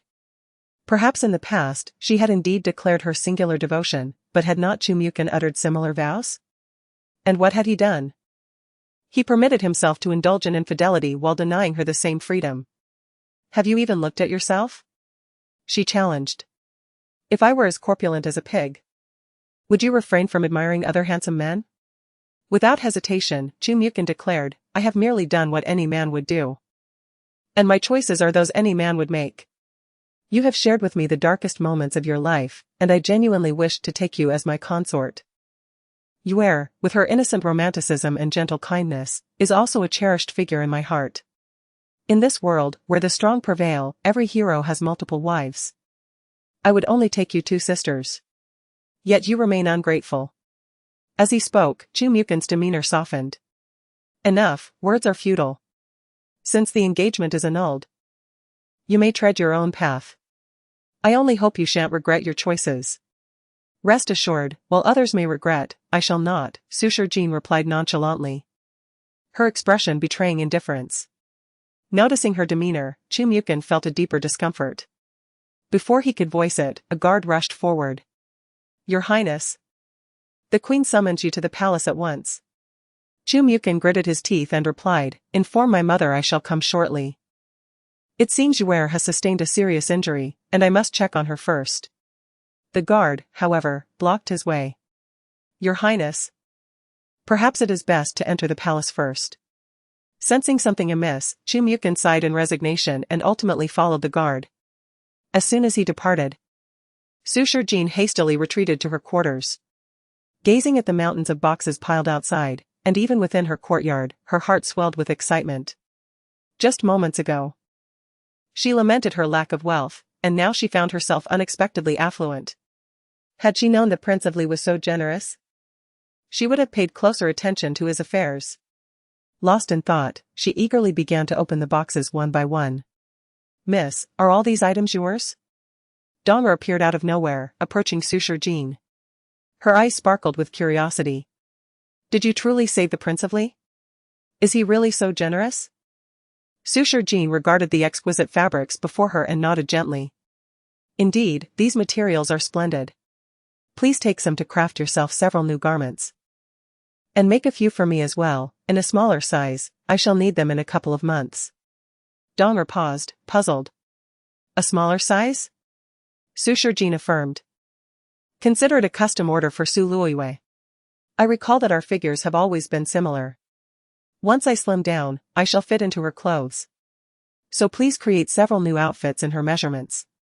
"Miss, what are you saying?" Dong'er said, a hint of embarrassment in her tone. "I know you've been exercising diligently and have lost a bit of weight, but to become as slender as the third miss in just a few months seems implausible." As she spoke, she gazed at the fine fabrics with regret.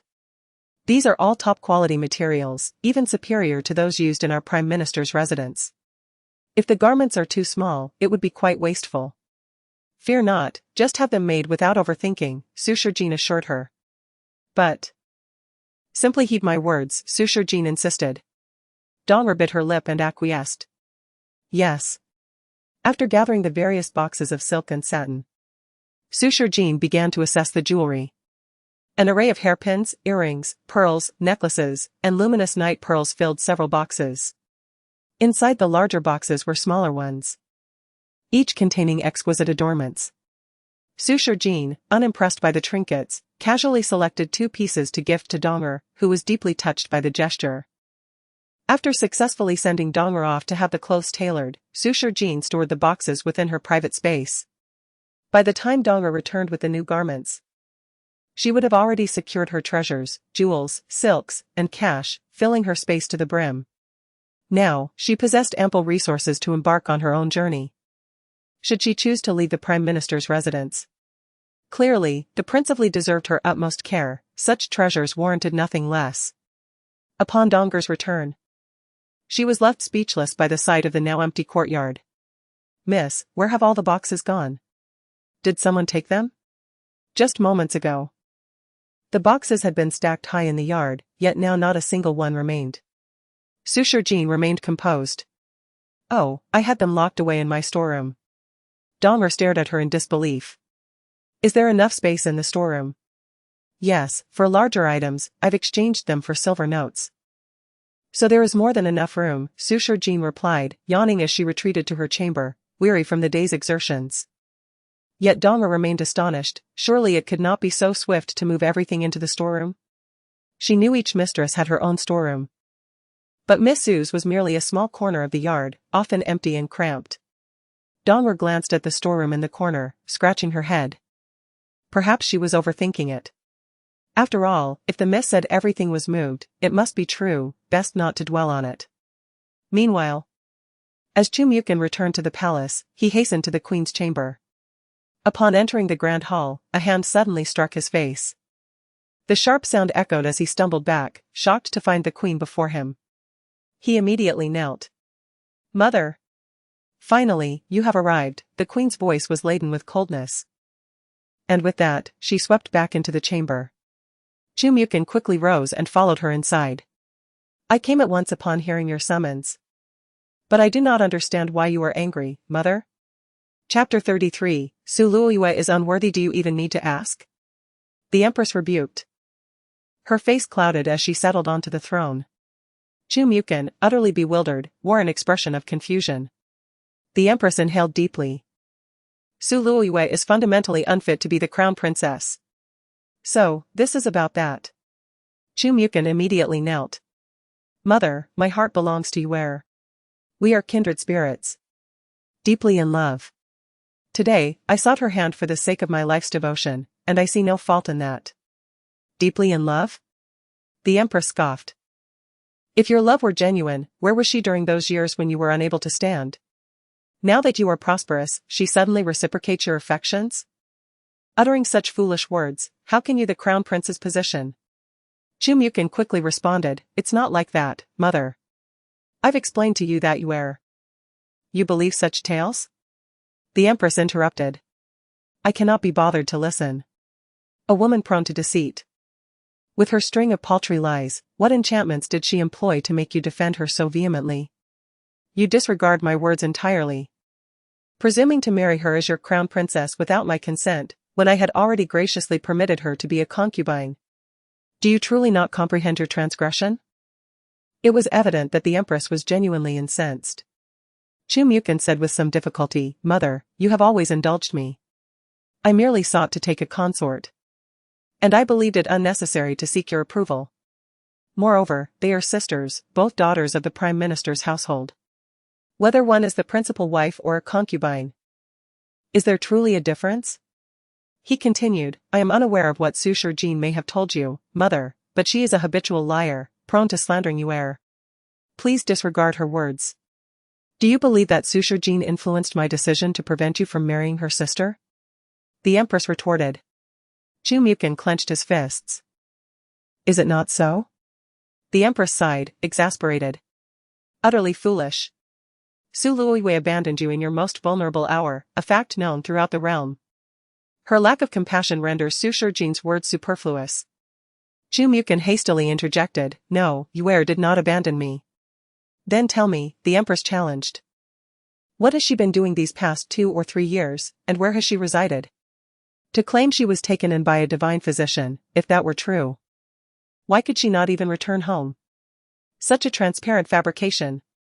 You may believe it, but I do not. The empress narrowed her eyes. Furthermore, having been away for so long, how can you vouch for her virtue?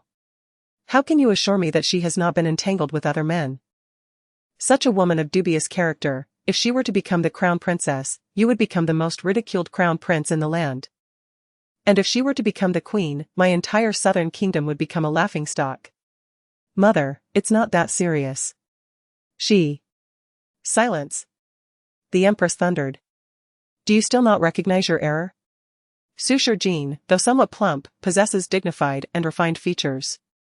As the future crown princess, with the guidance of a few experienced matrons, she can undoubtedly shed the weight. She is no less comely than Su Luoyue. Why can you not see this? The empress pleaded earnestly. Moreover, she has lived in the capital since childhood, a true lady of noble birth. Her every word and action exudes grace and propriety. She remained steadfast even after you became crippled, and I have even heard that she tasted medicines for you. Such a sincere person deserves your consideration. Even if you do not love her. She is the ideal choice for crown princess. Chu Mukin gritted his teeth. It's all an act. She only feigns gentleness and obedience, while secretly mistreating servants. Though her features may be dignified, her physique makes slimming down a daunting task. As for her supposed loyalty, she merely recognized my potential and abilities. She must have foreseen my ascension to the position of crown prince and sought to curry favor in advance. Even if that were not the case. She was merely a plump girl at the time, unable to attract any handsome dignitaries. I was her best option, so naturally, she remained steadfast. Therefore, I do not believe I owe her anything. Furthermore, she herself wrote the letter of annulment, and I have no intention of yielding to her wishes. The empress sighed softly. She has been deeply wounded by you. It is likely that even if you wished to marry her now, she would refuse. You would do well to consider other noble ladies. In any case, Su Luoyue can only be your concubine. If you persist in your obstinacy, I will ensure that she becomes nothing more than a mistress. Though her tone had softened, Chu Mukin understood that the empress's words carried significant weight. She harbored genuine animosity towards Su Luoyue and had no intention of granting her any opportunities. Yet, for some inexplicable reason, Chu Mukin did not feel particularly disheartened. Even if the empress forbade him from marrying Su Luoyue as his crown princess, he had no intention of causing a scene. He merely felt a sense of inexplicable melancholy. He had always believed that Sushar Jean had complained to the empress, leading to her disapproval of Yue. He had always believed that Sushar Jin loved him obsessively and would compete with Huera for his affection.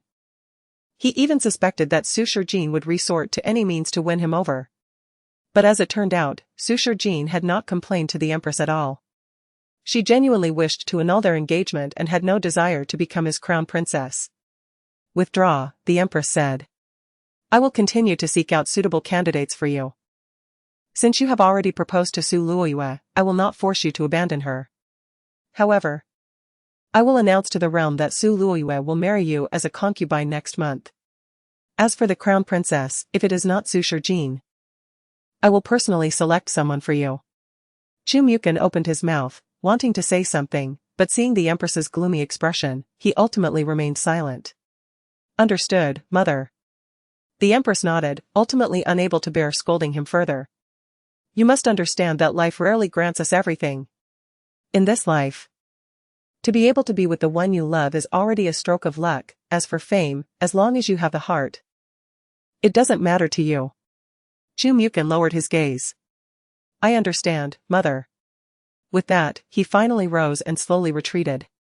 But as he reached the doorway, the Empress's voice echoed once more from behind. I heard that Sushar Jin's disposition has undergone a drastic change recently, and she has also suddenly mastered miraculous medical skills. Earning her appointment as your Imperial Uncle's exclusive physician? Chu Mukin's expression darkened slightly. Indeed. The Empress narrowed her eyes. No wonder she was willing to give you up. Chu Mukin clenched his fists. So be it. With those words, he suddenly felt an excruciating pain in his arm and hastily departed, frowning. Summon the Imperial Physician, he commanded. Chapter 34. The hair is almost gone. The arm that had previously been injured bore only a shallow wound, yet when the pain surged, it felt as if the injury had been violently torn open, unbearable in its intensity. As Chu Muchen clutched his agonizing arm, he hurried back to the Eastern Palace, drenched in cold sweat. The pain. It was a tearing, excruciating ache, akin to the wounded area being ruthlessly pressed upon, a torment beyond comprehension. Had he not recovered after taking Su Luoyu's medicine? Why had it flared up again? And with such ferocity? Could it be that the poison from that day had not been completely purged? Soon, the Imperial Physician arrived, and after a thorough examination, it was confirmed that the poison indeed lingered. Chu Muchen took a deep breath, since the poison was not fully eliminated. Why delay in cleansing it from the Crown Prince's body? The physician hastily knelt before him. Your Highness, please temper your anger. The poison in your system is no ordinary toxin, it is vicious, often applied to weapons. When the body is cut by such a weapon, the toxin invades silently, showing no initial reaction. Yet, within the hour, its effects become dire, and within mere moments of its onset, one may bleed from all orifices and perish.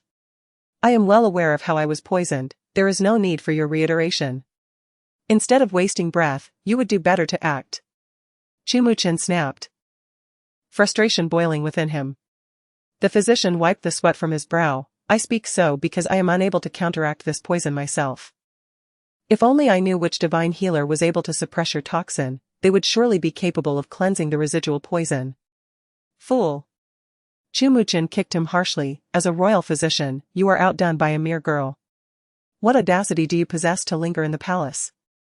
The physician, taken aback, dropped to his knees, not daring to utter a word. Only when Chu Muchen commanded him to leave did he hurriedly rise and retreat. In agony, Chu Muchen closed his eyes and gently rubbed his temples. At that moment, it was not just the pain from his wound that troubled him. He felt a throbbing in his head as well. Muchi, go to the Prime Minister's residence. As he spoke, a subordinate entered. Your Highness, will you not go in person? Chu Muchen shook his head. To take back what he had once declared was beyond him.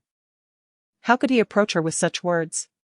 Next month, he would formally wed, yet he would be taking you as a secondary consort. What would she think? How would the world mock her? He could not bear to face her, he needed time to collect himself. Muchi lowered his gaze. Understood. Yes. Go fetch a silver pill from her. If she inquires, tell her that I have retired for the night. Understood. Muchi silently exited. As the surroundings fell into silence, Chumuchin found it impossible to calm his mind. Thoughts of Sushar Jin frequently intruded upon his consciousness. Reflecting on the past, she had indeed cared for him wholeheartedly. How had things deteriorated to this point? Was it born of jealousy? Did she resent sharing him with others or with Su Luoyu? Over such trivial matters, she had stirred a tempest, making their strife known to all. Truly, she displayed an utter lack of maturity. Yet, Chumuchin found himself puzzled by how his royal uncle had become entangled in this mess. How had the two of them come together so unexpectedly? And what of this talk of a savior? When had Sushar Jin acquired the ability to rescue anyone? The more he contemplated, the more perplexed he became. He called out to the outside. And investigate Sushar Jin, ascertain what she has been up to. Within the Prime Minister's residence, night had fallen. In a picturesque courtyard, however, chaos reigned as cries and curses filled the air. Incompetence. You are all worthless. Not a single one of you is useful, all are utterly useless. Su Luoyu's voice was shrill with hysteria. As she railed, she hurled everything within her grasp to the ground. Though the hour was late, her courtyard was rife with the sounds of crashing objects. The once orderly room had devolved into disarray, beautiful ornaments scattered everywhere, even her garments and bedding flung about. Upon closer inspection, strands of hair were entangled with the discarded clothing. Chunmei knelt trembling on the floor, flanked by two other maids, all quaking in fear. Not daring to meet Su Luoyu's gaze. Enraged, she shouted, I instructed you to fetch a doctor, yet you failed. I told you to attend to my hair. Yet you could not even manage that. What purpose do you serve? You are all a disgrace. As she spoke, she swept the tablecloth to the ground and weakly sank into a nearby chair, her eyes brimming with tears.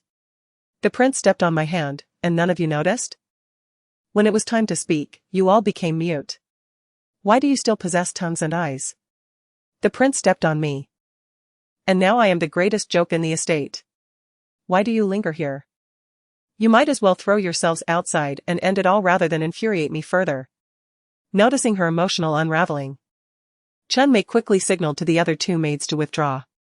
Wait, Chunmei, are you now making decisions for me? Su Luoyu snapped. Chunmei shook her head vigorously. No, my lady.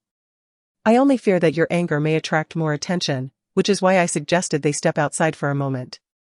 Keeping them here will only exacerbate your distress, it is better they keep their distance. As she spoke, Chunmei crawled to Su Luoyu's feet. The prince's presence is overwhelming, I lacked the courage to even glance at him. Had I seen him step on your hand, I would have certainly spoken out. As for the crown prince, he did not abandon you intentionally, I have inquired, and he left only because someone in the palace called for him. Not out of disregard for you. Regarding your hair loss, it is not that I avoided seeking a doctor. But this peculiar ailment is unknown to anyone I have questioned. You specifically instructed me to keep it discreet, so I dared not raise alarm. But since it is an illness, there must be a remedy. Please do not despair, we will find a solution. What solution could there possibly be? My hair is nearly gone. I am on the brink of becoming the first bald noblewoman in the entire capital. What remedy could you possibly suggest? If word of this spreads, I shall be the greatest laughingstock. Su Luoyu lamented, clutching her head, inadvertently pulling out a lock of hair, which sent her into a fit of tears. Chunmei frantically grasped her feet. Do not cry, my lady. I will surely find a way, do not fear. How am I not to fear? It has barely been a short while, yet I have lost nearly half my hair. For now, I can still use accessories to cover it, but what will I do in a few days when I have no hair left to conceal? Su Luoyu's eyes widened in despair, just as a voice from outside interrupted, Miss, the young master has arrived. Upon hearing this, Su Luoyu immediately composed herself, instructing. Tell him I have retired for the night. API call failed with status code 429, error, code, 429, message, resource has been exhausted, e.g. check quota. Status, resource exhausted, chapter 35, she always feels thinner. Su Luoyu spoke coldly, the person can be easily dealt with, but how can my hair grow back? Chunmei pondered for a moment and replied, if it truly cannot grow back, we must procure a wig. A wig? Chunmei nodded affirmatively. explaining that she had inquired and found that many people with sparse hair would venture to the countryside to purchase long hair from impoverished families. This hair would then be fashioned into wigs, which, though rarely used, could be custom-made for you. Even if you were completely bald, you need not fear being discovered. Let us first resolve the immediate issue, and then we can explore ways to restore your hair. What do you think? Upon hearing this, a glimmer of color returned to Suluoyua's eyes. Are you certain such a miraculous solution exists? Absolutely. While it is less common in our country, it is widely utilized in others. Not every noble lady possesses an abundance of hair. There are indeed many with thinning locks, creating a significant demand for wigs. After listening to Chunmei, Su Luoyue narrowed her eyes. Very well, I entrust this matter to you. Exercise utmost caution. Rest assured, Mississippi. Even if discovered, I would rather shave my head than let anyone know of your baldness. Su Luoyue finally nodded in satisfaction. Your presence is indeed a blessing. Just then, a maid's voice echoed from outside. Miss, someone from His Highness the Crown Prince seeks you. Su Luoyue's expression stiffened, and she hastily covered her head with a cloth. Has my brother the Crown Prince come? Why is he here so late? Chunmei, flustered, suggested. Tell the Crown Prince that our Miss has already retired for the night.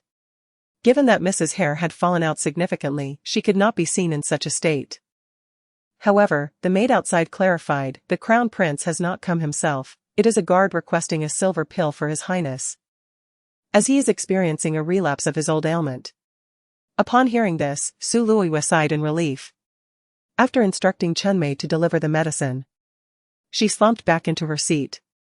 Chunmei returned, drenched in sweat, carefully closing the door behind her. I told you, the Crown Prince cherishes you dearly. If it were not for urgent matters, he would have surely been by your side. It seems he is unwell, which is why he did not come. After a brief pause, she added, it is fortunate he did not appear. But with his affection for you, he will likely visit again soon, and at that time. Since you are aware, you should set out tonight to find that item you mentioned. Su Luoyue's tone was icy. Chunmei nodded. I understand. Once you rest, I shall leave immediately. Wait, this is not merely an illness, I am certainly poisoned. When you seek a doctor, do not say I am ill. Declare that I am Chapter 36, The Art of Seduction. Chu Muchen squinted, pondering the notion of her weight loss. Surely, it must be a figment of their imaginations. After all, the Crown Prince had seen her today and she appeared as plump as ever. Pausing for a moment, he continued, however. This could explain her recent transformation and her ability to reject the position of Crown Princess. Perhaps she feels too heavy and wishes to slim down first. She resembled countless ordinary women, her mind perpetually occupied with matters of love and romance. Her recent flirtation with Allure was perhaps an attempt to capture the Crown Prince's attention. Suddenly embarking on a weight loss journey, she likely intended to dazzle him with her newfound beauty, ultimately presenting herself in the most perfect form to marry him. Muchi's eyelids twitched, it could very well be so. Chu Muchen finally chuckled, absolutely. If you were in love with someone for years, could you simply change your heart? Unlikely, right? She certainly wouldn't. Muchi contemplated this and agreed, indeed, she would not. Perhaps the second young lady believes that only by losing weight can she be worthy of His Highness, hence her game of seduction. Chu Muchen increasingly found this perspective reasonable. Yes, the Empress must have advised her that the position of Crown Princess could not belong to Yu heir. Thus she could remain indifferent, knowing the Crown Prince would reserve the title for her, allowing her to be emboldened. Strangely, upon realizing this, Chu Muchen found that his arms and legs no longer ached, and his spirits lifted considerably. After consuming the pain relief medicine provided by the physician, he finally managed to sleep soundly. He would not fall for Su Shijin's schemes, he must remain steadfast. The following day, early in the morning, Su Shijin was taken away from the Wang residence by Chu Junche. In full view of everyone at the Prime Minister's residence, Qing Yamo swaggered in, boldly escorting Su Shijin to the carriage, leaving many astonished. Yet, Su Shijin felt no joy, entirely unprepared for the day's exertions and still groggy from sleep. In contrast, Chu Junche exuded vigor, when she encountered him, he was even practicing martial arts. Light as a swallow, his prowess was indeed formidable. Amidst her musings, Sushar Jean suddenly exclaimed, "Are you out of your mind? Practicing martial arts while your body isn't healed?" Her shout drew the attention of everyone around. It was then she noticed not only a host of guards but also several maidservants standing respectfully nearby, ready to assist. At that moment, all eyes were upon her. And she awkwardly swallowed. "What I meant was, practicing martial arts could exacerbate your internal poison and harm your health." Chingamo timidly interjected, "Second miss. Our Lord does not appreciate being disturbed while practicing martial arts." Upon finishing, he cast Sushar Jean a look of resignation. However, Chu Junche merely tossed his sword back into its sheath and approached her step by step. A chilling silence enveloped the surroundings. Sushar Jean could not comprehend their fear. The man before her was not only handsome but possessed an exceptional aura. Why were they so intimidated? "Follow me," Chu Junche commanded succinctly, walking past Sushar Jean without a backward glance. She quickly followed his lead, wondering if today he had found the medicine she sought. Chu Junche remained silent, leading her for quite a distance before finally halting before a grand door. He gently pushed it open and turned to her, stating, "The medicines you mentioned are all here." Sushar Jean stepped inside, her skepticism fading as she beheld rows upon rows of shelves. This was indeed a vast apothecary. At least 10 towering shelves filled with countless drawers, seemingly containing the majority of medicinal herbs available. With the very remedies she had inscribed on her prescriptions laid out neatly on the large table before her. Stunned, she approached the table, exclaiming, "Wait. You possess your own apothecary? Such treasures, you need not search for them." Chu Junche stood calmly at the door, replying that a few of the herbs had only been located the night before. Sushar Jean silently gave a thumbs up. Indeed, the illustrious princely lived up to his reputation. She had presumed it would take him at least 10 days to gather those herbs. Yet he had assembled them so swiftly. She heard Chu Junche inquire, "Can we detoxify now?" Nodding in affirmation, Sushar Jean replied, "Yes, indeed. Have someone prepare all these herbs together, following the quantities on my prescription. Add a bit more water, and once it's nearly done, pour everything into a tub. You should bathe first." Chu Junche paused, taken aback. "These herbs are for bathing?" "Of course. Are you expecting to drink them?" Sushar Jean laughed. "That amount would be sufficient for you to drink for a month." Furrowing his brow, he questioned, "Did you not say detoxification takes a long time?" "Indeed. It requires a considerable duration, but the drinking remedy is separate. I haven't prescribed it yet. These herbs are for bathing first," she explained nonchalantly, taking pen and paper to write another prescription. "I will provide you with a drinking remedy soon, just have someone prepare it. As for these, let us get them boiled. You should bathe 3 to 4 times a week for 2 months, it will assist in detoxification while strengthening your body. However, do not soak for too long. Rise when the time is right." Though skeptical, Chu Junche obediently dispatched someone to prepare the herbs. He then heard Sushar Jean add, later, "Have someone prepare a finer set of silver needles, I need to perform acupuncture on you a few times." "Understood," he replied, promptly sending someone to fetch them. Sushar Jin's eyes sparkled as she surveyed the expansive apothecary. It was truly opulent. The rare herbs of the world were predominantly found here. No wonder it was said that Princely was as wealthy as a nation. She mused that had the crown prince visited this place when he was injured, he would not have had to search for remedies far and wide. Sushar Jean felt a genuine sense of gratitude. After all, the original owner had tirelessly sought to heal the crown princess' leg, yet most of the herbs she had searched for were here all along. Curiosity piqued. She wondered why Princely, as the crown prince's uncle, remained indifferent. Surely he must know what the crown prince needed, otherwise, he simply did not wish to involve himself. Or perhaps he was truly unaware. While Sushar Jean pondered these thoughts, Chu Junche stood silently at the door, observing her. After a long moment, he finally spoke. "Do you feel pity for him?" Sushar Jean was momentarily taken aback. "What?" Lost in her musings, she had hardly registered his voice behind her. Before she could respond, Ching Mo approached the door. My lord, the medicine is ready. Chapter 37, Dare to disdain this prince as Chu Junche indulged in a medicinal bath. Suture Jean finally regained her composure from the shock. Although the precious herbs here were indeed abundant, the ones in her space were not lacking either. She decided to attend to the crown prince first. With that thought, she took up her silver needles and headed in the direction where Chu Junche had departed. That area led to his sleeping quarters. Outside the quarters, Qing Yamo stood expressionless at the door. Upon seeing Suture Jean approach, he inquired, "Why is the second young lady not in the pharmacy?" "Of course, I am here to administer an antidote." Suture Jean replied, perplexed, as she attempted to enter. Qing Yamo directly blocked her path, stating, "The prince is currently bathing." "I am aware, he is in a medicinal bath, which enhances the efficacy of acupuncture," Suture Jean said nonchalantly. Qing Mo's lips twitched slightly. He had never heard of such a method of detoxification. Claiming that acupuncture could be performed while bathing was a first for him. "Are you truly not jesting?" Suture Jean chuckled in disbelief. "What nonsense am I causing? I am a healer. Do you think I intend to enter for anything else? Do you not see the silver needles in my hand?" Qing Yamo glanced at the silver needles she held, confirming their purpose. However, he did not retract his hand, insisting, "No one is permitted to assist the prince while he bathes." "Who said I was going in to assist him? I have stated that I am here for acupuncture. The medicinal concoction I administered is quite potent, requiring acupuncture to sustain him. Otherwise, he could faint from prolonged exposure to the bath. Please step aside." As she spoke, Suture Jean attempted to push past him, but he remained immovable.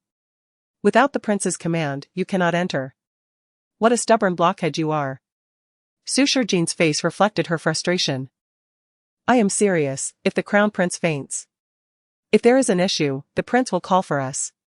Qing Yamo replied indifferently, clearly dismissing her concerns. Suture Jean rubbed her temples. "So, there is no one else attending him? The prince prefers solitude while bathing. I have already stated, this is a medicinal bath. And my concoction is particularly strong. It requires acupuncture, or else he will faint." She continued emphatically, "Tell me, is the rule more important? Or is your master's life more precious?" Qing Yamo regarded her silently, offering no reply. Suture Jean persisted, "You summoned me here to detoxify him, did you not? Do you truly think I would go in to spy on him while he bathes? I am a lady, do I not have any dignity?" Qing Yamo scrutinized her, aware that many women coveted their prince. "Your point is not without merit." Suture Jean rolled her eyes and pushed past him. Qing Yamo quickly grasped her shoulder, exclaiming, "Please maintain your decorum." Exasperated, Suture Jean retorted, "Fine, then I shall enter with you. In your presence, do you fear I will take advantage of your master? If anything goes awry, you can promptly escort me out. Is that acceptable?" Before Qing Yamo could respond, she continued, "Stop dawdling. Are you prepared to bear the consequences if your master encounters trouble?" At this, Suture Jean finally pushed open the grand door. Qing Yamo hesitated momentarily. But concerned by her words, he followed her inside. It must be said, Chu Junche's quarters were indeed vast, arguably the largest room Suture Jean had ever encountered. Upon entering, she could not even see the bed at first, only a screen. Approaching the screen, she discovered a bathing tub behind it, with half of Chu Junche submerged in the concoction. The medicinal liquid appeared dark brown, obscuring the view beneath the surface, revealing only the sheen of sweat on his brow and his tightly closed eyes. Panic flickered in Qing Mo's eyes. "My lord, are you well?" Receiving no response, Qing Yamo exclaimed, "Quickly summon the imperial physician, the prince has fainted." If he had not fainted, he would have heard the noise as they opened the door. It was impossible that they could approach him without his notice.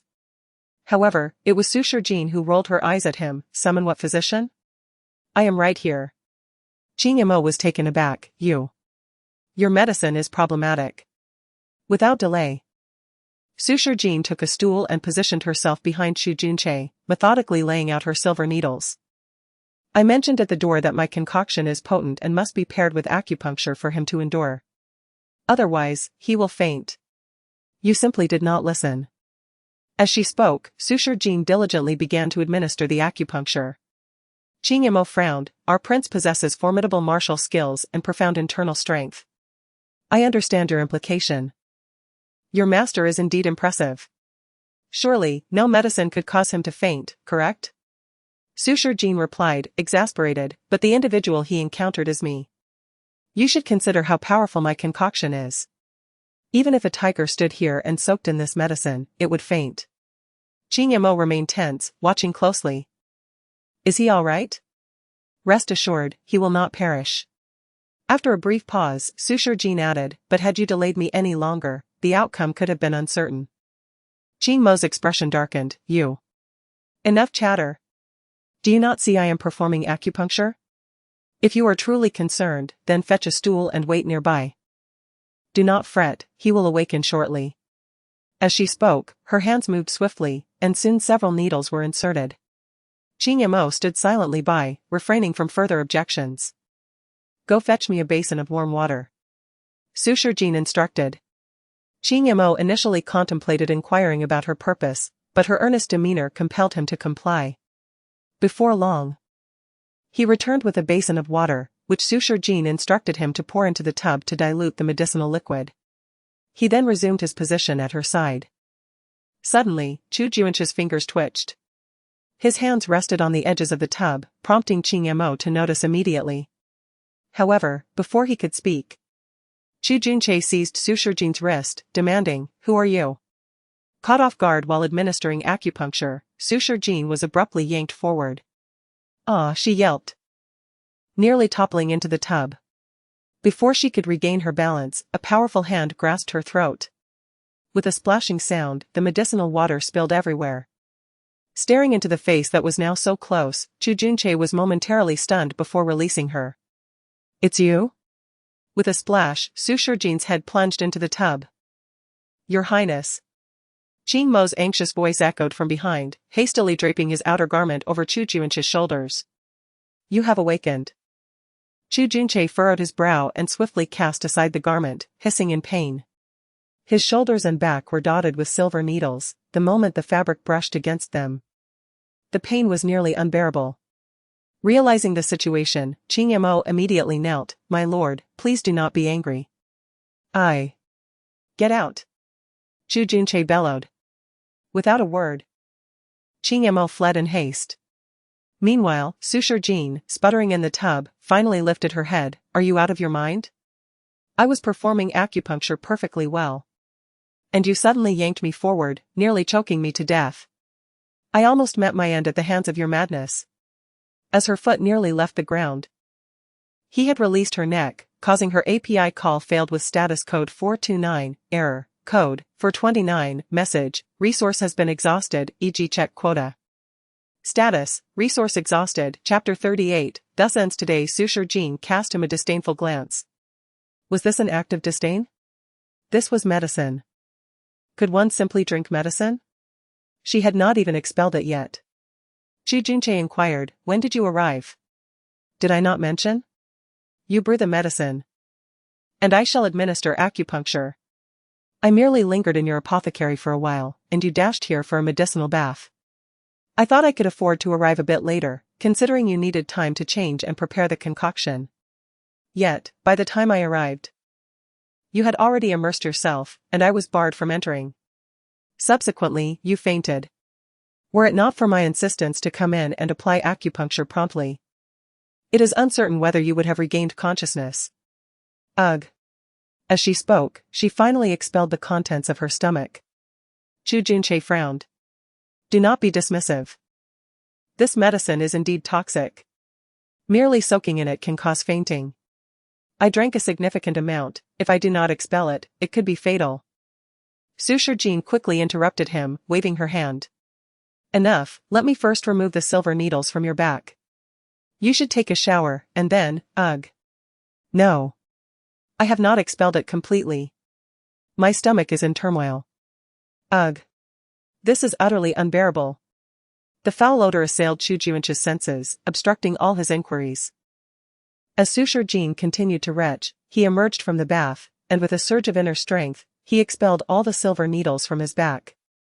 Upon hearing the sound of the needles clattering to the ground, Suture Jean abruptly lifted her head, only to be met with a remarkably muscular chest. His physique resembled that of a television star, making one unable to avert their gaze. Have you seen enough? Chu Junche swiftly donned an outer garment, his tone darkening. Suture Jean opened her mouth to respond, but, ugh.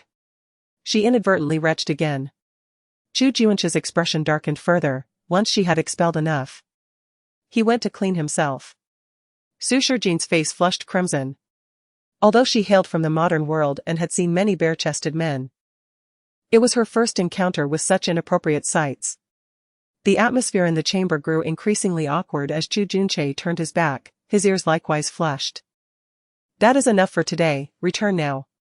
Suture Jean lowered her head, feeling embarrassed, while patting her chest. For the first medicinal bath, it is best to have it consecutively for 3 days. Following that, at least 10 sessions each month. Generally, 2 to 3 times every 7 days should suffice. But each session requires acupuncture assistance. Next time, ensure your people do not obstruct me. Chu Junche narrowed his eyes. Your medicine is indeed effective. Since awakening, he felt invigorated. At least when employing inner strength, his chest no longer bore that dull ache. Suture Jean coughed lightly to mask her embarrassment. Certainly. Once you have consumed the medicine, you shall feel even more comfortable. Once the toxins are entirely purged from your body, you will feel even more. Mid-sentence, she suddenly felt a pang in her chest. Had she not expelled the medicine? How could she still be affected? Perhaps sensing her discomfort, Chu Junche turned back. What is wrong? Is there water? Clean warm water, I need to soak. Suture Jean's face reddened, as if holding her breath. Chu Junche immediately approached the table and poured her a cup of warm water. However, Suture Jean clarified, I meant for bathing. She looked at him incredulously, feeling increasingly breathless. The medicine is toxic, I mistakenly ingested it. It must be diluted in warm water. Before she could finish, she felt herself lifted effortlessly by Chu Junche. In her astonishment, he hoisted her onto his shoulder. What are you doing? I need water. Her words were cut short as Chu Junche reached the back door of the chamber and gently tossed her. Suture Jean felt as if the world spun around her, as though she were being thrown out of the door. However, the anticipated pain did not arrive. Instead, she landed in a vast pool of water. Countless warm waters enveloped her, and the sensation of weightlessness caused her to sink immediately to the bottom. Panic-stricken, she swam frantically to the surface, finally breaking free from the water. It was only then that she realized she was in a hot spring. The back door of Chu Junche's chamber concealed such an expansive hot spring. This was simply extravagantly unreasonable. Soaking in the hot spring, Suture Jean felt her body relax considerably. She gasped for breath, her face flushed with embarrassment. How could she nearly faint while detoxifying someone else? It was utterly humiliating. Moreover, that medicine was horrendously foul. Even now, she felt as if her entire nasal passage was overwhelmed with its stench. Thank goodness, she had survived. As long as she immersed herself in this water for a short time, the toxins would dissipate with her sweat. At the entrance of the back door, Chu Junche stood, looking down at her. Shall we converse properly now? Suture Jean, feeling awkward, submerged her body in the water, leaving only her shoulders and head exposed. Much better. Now you understand how potent that medicine is, right? You must bathe often from now on, and take care not to accidentally ingest it. If you do, you must immediately soak in the hot spring to ensure safety. Mid-sentence, Suture Jean's eyes widened in alarm. Wait, what are you doing? Why are you coming down? Chu Junche, expressionless and without shedding his clothes, stepped into the hot spring, one deliberate step at a time. Suture Jean quickly covered her chest. Your toxin has not even flared up, you foul and dirty. Chu Junche cast her a sidelong glance before finding a corner to wash away the medicinal odor from his body. Suture Jean's lips twitched. Fine. The medicine was indeed filthy and stinky, it certainly needed cleansing. However, despite the spaciousness of the hot spring, it was inappropriate for a man and woman to linger here. Once she felt her body returning to normal, Sushar Jean swiftly swam to the edge and climbed out of the water. Her body was completely drenched, and her clothes clung tightly to her skin. With each step, she felt her abdomen quiver. She glanced down at her protruding belly, filled with melancholy. What was she even thinking? With such a dismal physique, even if other men were present, they would hardly spare her a second glance. Not to mention the renowned Princely. What are you doing? The icy voice of Chu Junche came from behind her. Sushar Jean turned. I am going outside to change my clothes, your maidservant's garments, they do not fit you. His unfeeling words sent a tremor through Sushar Jean's heart. She had anticipated he would say something like that. It is fine. I can wear one of your garments. Chu Junche. She truly did not hold back. Chapter 39, The White Spring Jade Serpent's Gall. Ultimately, Sushar Jean donned Chu Junche's raiment. Chu Junche, having expunged the medicinal scent from his person, likewise arrayed himself in a fresh ensemble. As the pair emerged from the palace chambers, a palpable shift occurred in the gazes of all those present. Qingma, with utmost gravity, fixed his gaze upon Sushar Jean for an extended duration. Once he ascertained that she was indeed adorned in their lord's attire, he remained speechless for a considerable span. Even the maids and servants outside lowered their heads, their hearts filled with astonishment. Perceiving the peculiarity in their expressions, Sushar Jean felt a surge of awkwardness. Should she offer some explanation in this situation? Yet, the courtyard was solely populated by servants, and it seemed superfluous to elucidate. With this in mind, she uttered with a touch of embarrassment, let us conclude here for today, I shall return tomorrow. As she turned to depart, Qingma promptly interjected, second miss, pray tarry. Sushar Jean turned back inquisitively. Is there aught else? Indeed, he replied. Among the ingredients in the prescription you penned, there is one that the manor lacks. Thus, I sought to inquire where it might be procured. Sushar Jean was taken aback. A pharmacy of such magnitude should surely possess every conceivable remedy, shouldn't it? Qingma elucidated. Nearly all are present, save for one.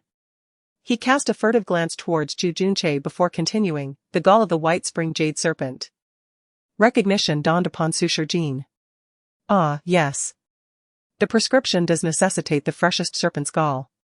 Though, even if it lacks freshness, it would suffice, albeit with diminished efficacy. Qingma responded with a hint of discomfiture, as a matter of fact, the so-called White Spring Jade Serpent is unknown to my ears and unseen by my eyes, let alone its gall. Sushar Jean was at a loss. If they had never even encountered it, the situation became rather challenging. She glanced at Chu Junche beside her, and upon seeing his silence, she understood that he, too, was unfamiliar with the serpent. In truth, locating such serpents is not overly arduous. They favor shadowy, humid locales. You might explore regions teeming with serpents and perhaps meet with success. I can furnish you with a description of its approximate appearance. Qingma demurred. I am cognizant of serpent-infested areas, and I am also familiar with dark, damp places. However, given the matter concerns our lord, I earnestly desire to procure the medicinal component with utmost haste.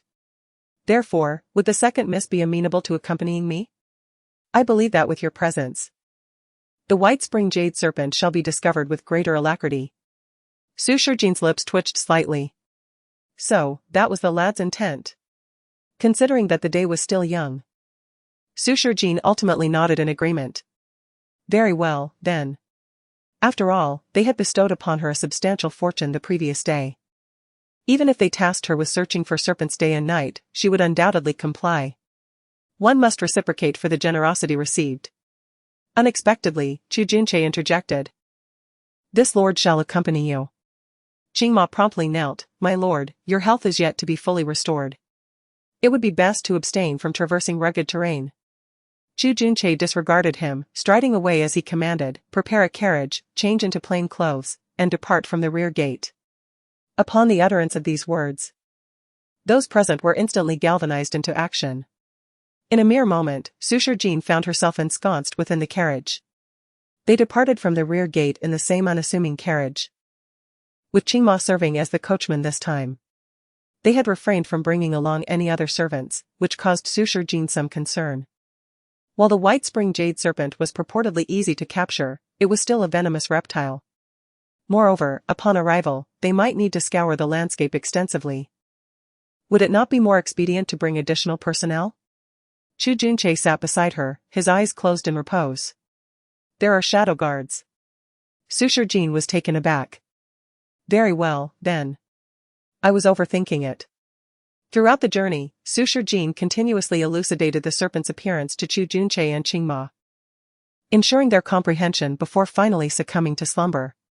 After an indeterminate duration, during which her stomach began to rumble with hunger, the carriage finally halted at the foot of a mountain. Upon disembarking, Qingma declared, "This mountain is the one. Venomous serpents are commonly sighted here, and the city's populace rarely ventures into this area. However, snake catchers occasionally ascend the slopes. The second miss may accompany me, or if you harbor fear, you may await us at the base. Since we have arrived, let us search together." "I am not so afraid of snakes," Sushar Jin replied nonchalantly, already proceeding towards the mountain. Qingma cast another cautious glance at Chu Junche. "My lord, pray rest well in the carriage." "I shall." "Unnecessary." Chu Junche interjected tersely before following Sushar Jin. This was a mountain that Sushar Jin had never visited. It was situated in close proximity to the city gates, and it seemed that traversing it would lead to the outskirts. Along the way, Sushar Jin observed numerous gravesites, and a chilling wind whistled through the air, accompanied by the incessant chirping of insects. Qingma silently trailed Chu Junche, brandishing his sword to slash at the roadside flora and fauna as they progressed. The summit harbors a mass grave, which must reek of decay. If we fail to encounter any serpents along the way, we may need to seek another location. Sushar Jin disregarded his words. Upon hearing a certain sound, she swiftly darted forward. Qingma hastily pursued her, cautioning, "Second miss, the situation is precarious. Do not wander aimlessly." However, halfway through his pursuit, he discovered Sushar Jin crouching on the ground, clutching a small, verdant serpent in her hand. Qingma's brow furrowed instantly. "A bamboo viper. Are you familiar with this serpent?" Sushar Jin inquired, raising an eyebrow. "Its gall is also a medicinal component, albeit for neutralizing other toxins. Though, still, it may prove useful." As she spoke, she produced a short blade from an unknown location and proceeded to skin the serpent and extract its gall with deft precision. The macabre scene caused even Qingma some discomfort. The rumored second miss of the Prime Minister's matter is supposedly delicate and frail. It appears that this is a fallacy. Such skill is hardly indicative of fragility. Even if the serpent's gall is efficacious, it cannot be preserved for long after being retrieved. "Fear not. Let us first retrieve it," Sushar Jin replied. She produced a vial from an undisclosed location, deposited the gall within, and concealed it within her garments. Naturally, she would not divulge that she possessed a space for preservation, nor that time was frozen within it. The serpent's gall would remain in its original state, obviating any concerns about spoilage. As she pondered this, a rustling emanated from the undergrowth ahead. Sushar Jin was about to investigate when a figure flashed past, and Qingma charged into the thicket. He brandished his sword, bisecting an unidentified serpent before pinning its head beneath his foot as he queried, "Is this the one?" Sushar Jin shook her head. Qingma appeared somewhat disappointed. He then searched the vicinity for a considerable time before finally locating another serpent. After he presented the serpent to Sushar Jin, she shook her head once more, replying awkwardly, "There are indeed many serpents here. Alas, none of them are white spring jade serpents." "Are these?" Chu Junche's voice reached her ears. Sushar Jin slowly turned her head. She had initially assumed that he, too, had captured a serpent. However, upon turning, she recoiled in astonishment. What is the meaning of this? His hands. No. His sword. How are there so many serpents impaled upon it? The sight of the writhing mass of serpents sent a shiver down Sushar Jin's spine. This scene is somewhat unsettling. Chu Junche remained impassive. Are any of them the desired species? Upon Sushar Jin's negative response, he flung the serpents onto the ground, where several continued to writhe. Sushar Jin hastily approached them. Even if they are not, they are still precious treasures. Her eyes gleamed as she advanced with her short blade. This time, it was Chu Junche who was taken aback. Chapter 40, the ones to meet their demise. Sunlight filtered softly through the gaps in the trees. Despite the warmth of the afternoon, the forest exuded an eerie chill. Chu Junche quietly observed the woman before him. She was expressionless as she grasped a snake, skinned it, extracted its tongue, and harvested its gallbladder. Her familiarity with such tasks suggested that she had done this many times before, revealing an air of peculiar strangeness. After finishing with the snakes, Suture Jean was drenched in sweat. "What are you dawdling for? Hurry up and search. It's almost time to head home for dinner." Chu Junche furrowed his brow. "Are you Suture Jean?" Suture Jean was taken aback, bewildered by the question. Was her identity in doubt? Just as she pondered this, Chu Junche suddenly drew his sword and, with a swift motion, thrust it towards the side of Suture Jean. Feeling the blade graze her arm, Suture Jean jolted in shock, only to find that Chu Junche's sword had embedded itself in a tree, piercing through a large snake as thick as her arm. The snake gaped its mouth wide, as if intending to swallow Suture Jean whole. Startled, Suture Jean was momentarily unable to discern whether she was frightened by the sword or the serpent. But once she regained her wits, she exclaimed, "White spring jadeite. We've found it." Elation masked her fear as she dashed towards the creature, swiftly producing a silver needle to pierce the snake's vital point. In an instant, the previously thrashing serpent lay still. With considerable effort, she withdrew the sword, marveling at the prince's strength and precision. Chu Junche approached, reclaiming his sword and sheathing it. At that moment, a sudden noise erupted beneath their feet. Unbeknownst to Suture Jean, as she crouched to retrieve the snake's gallbladder, the ground gave way beneath her. Ah! Before she could comprehend, the earth crumbled, sending her and the snake plummeting into the depths below.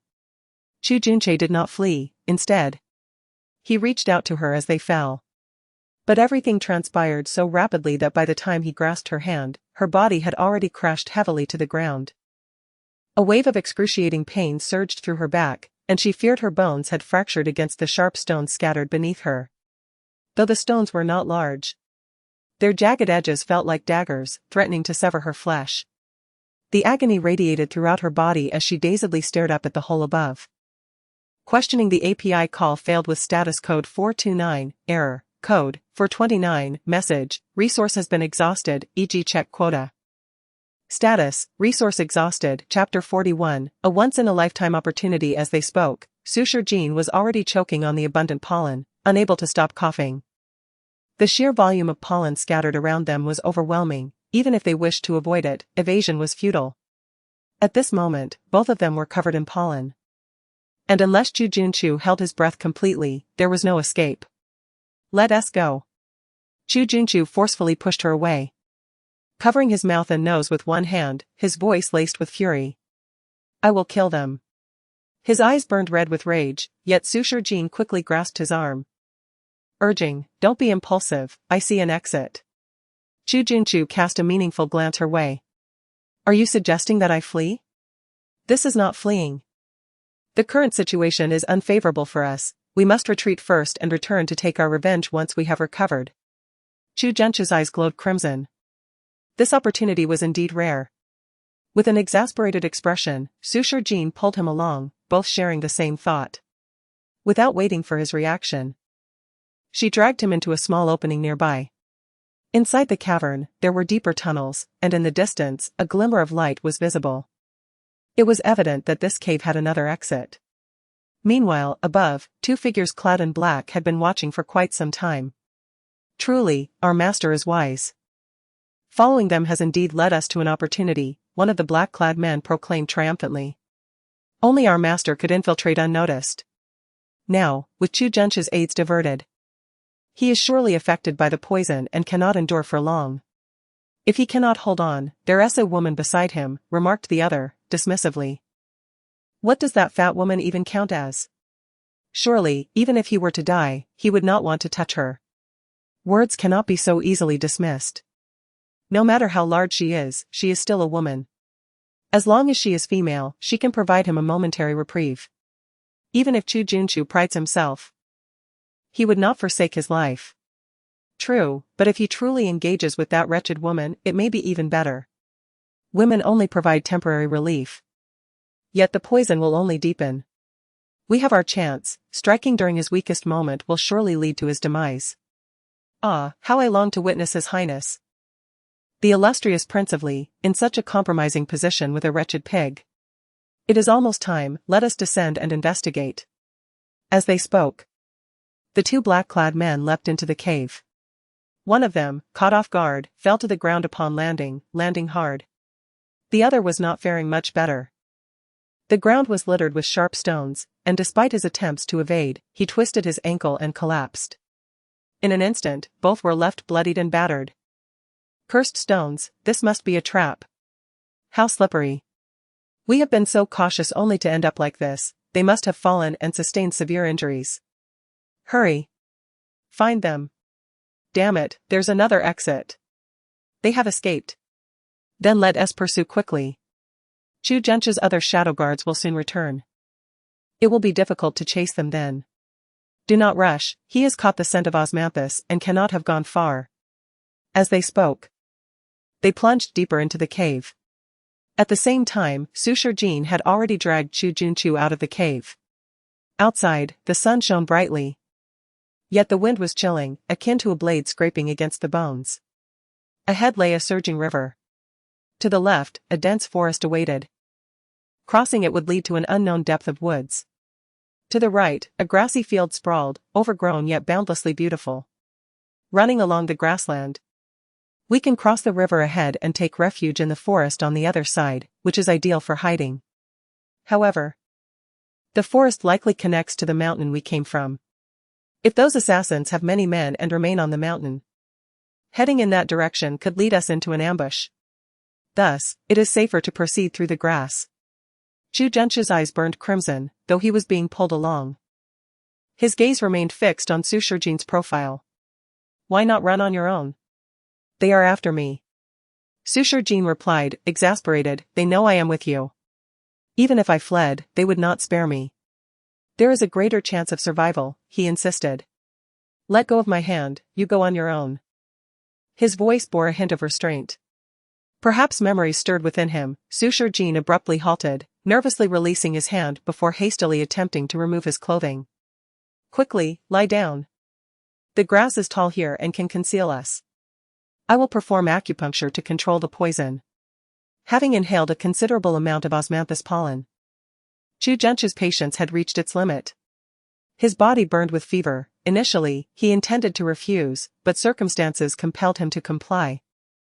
Eventually sitting down obediently as Sushar Jin peeled off his upper garment. Sushar Jin reached into her bosom and retrieved a set of silver needles. Positioning herself behind Chu Junchu, she began the acupuncture while explaining, the poison you have contracted causes an overwhelming desire for women upon sensing osmanthus fragrance.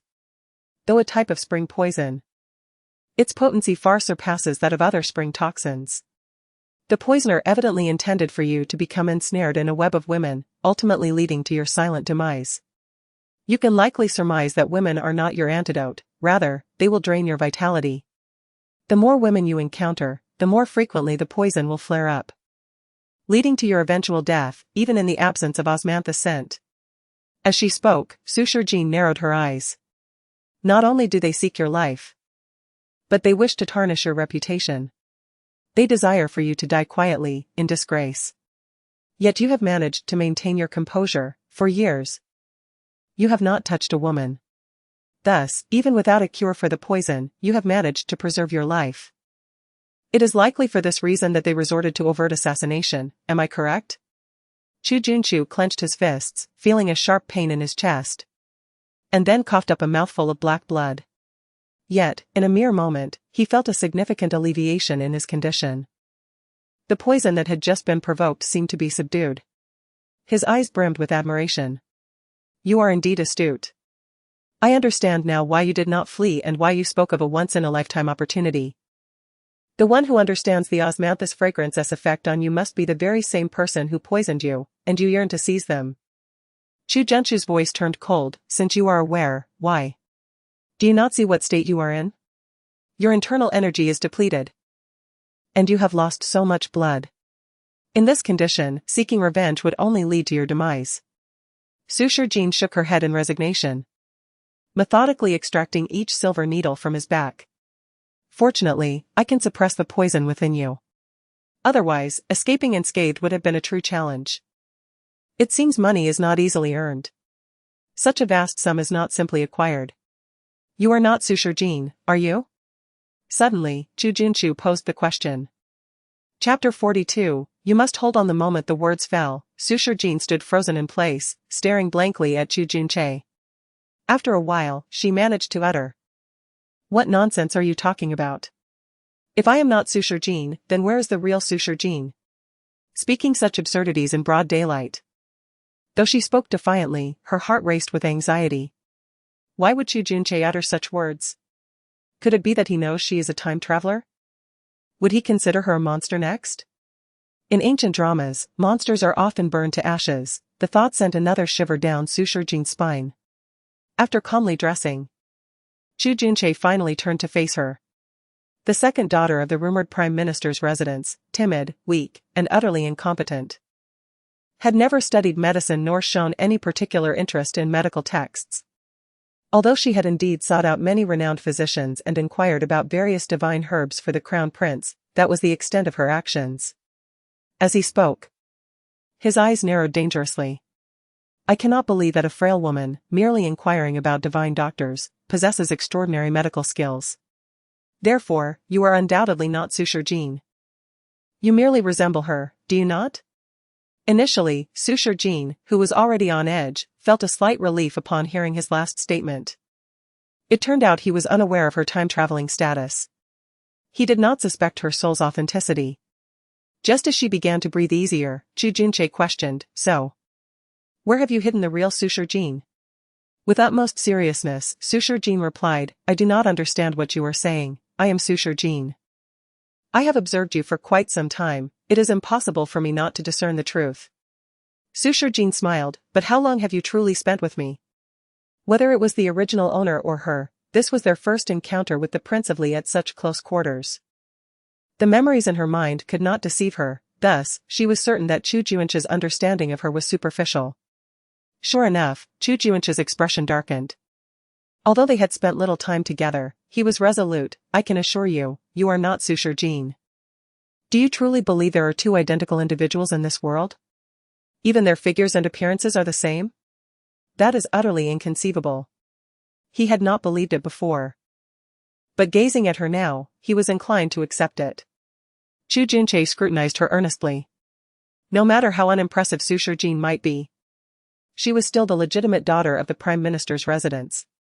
From a young age, she had diligently studied music, chess, calligraphy, and painting.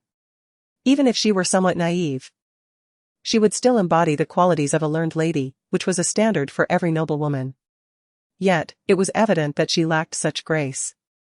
Suture Jean was taken aback. Was he implying that she lacked sophistication? Or did he think her unrefined? Impersonating the prime minister's legitimate daughter was a grave crime.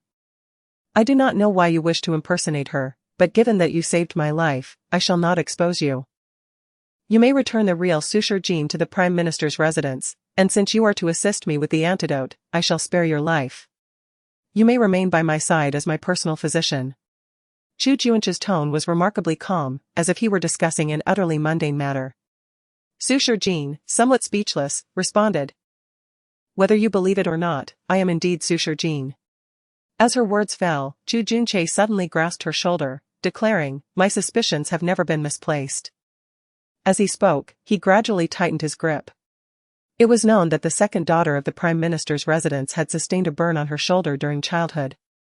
The scalding water had left a faint scar, akin to hot oil, and despite the finest treatments, the mark remained. He had even discovered this. It appeared he had harbored suspicions for quite some time. Suture Jean felt a wave of apprehension. So many people from the prime minister's residence had failed to notice her differences, yet this Prince of Li had identified her as an impostor after just a few encounters. He was indeed quite perceptive.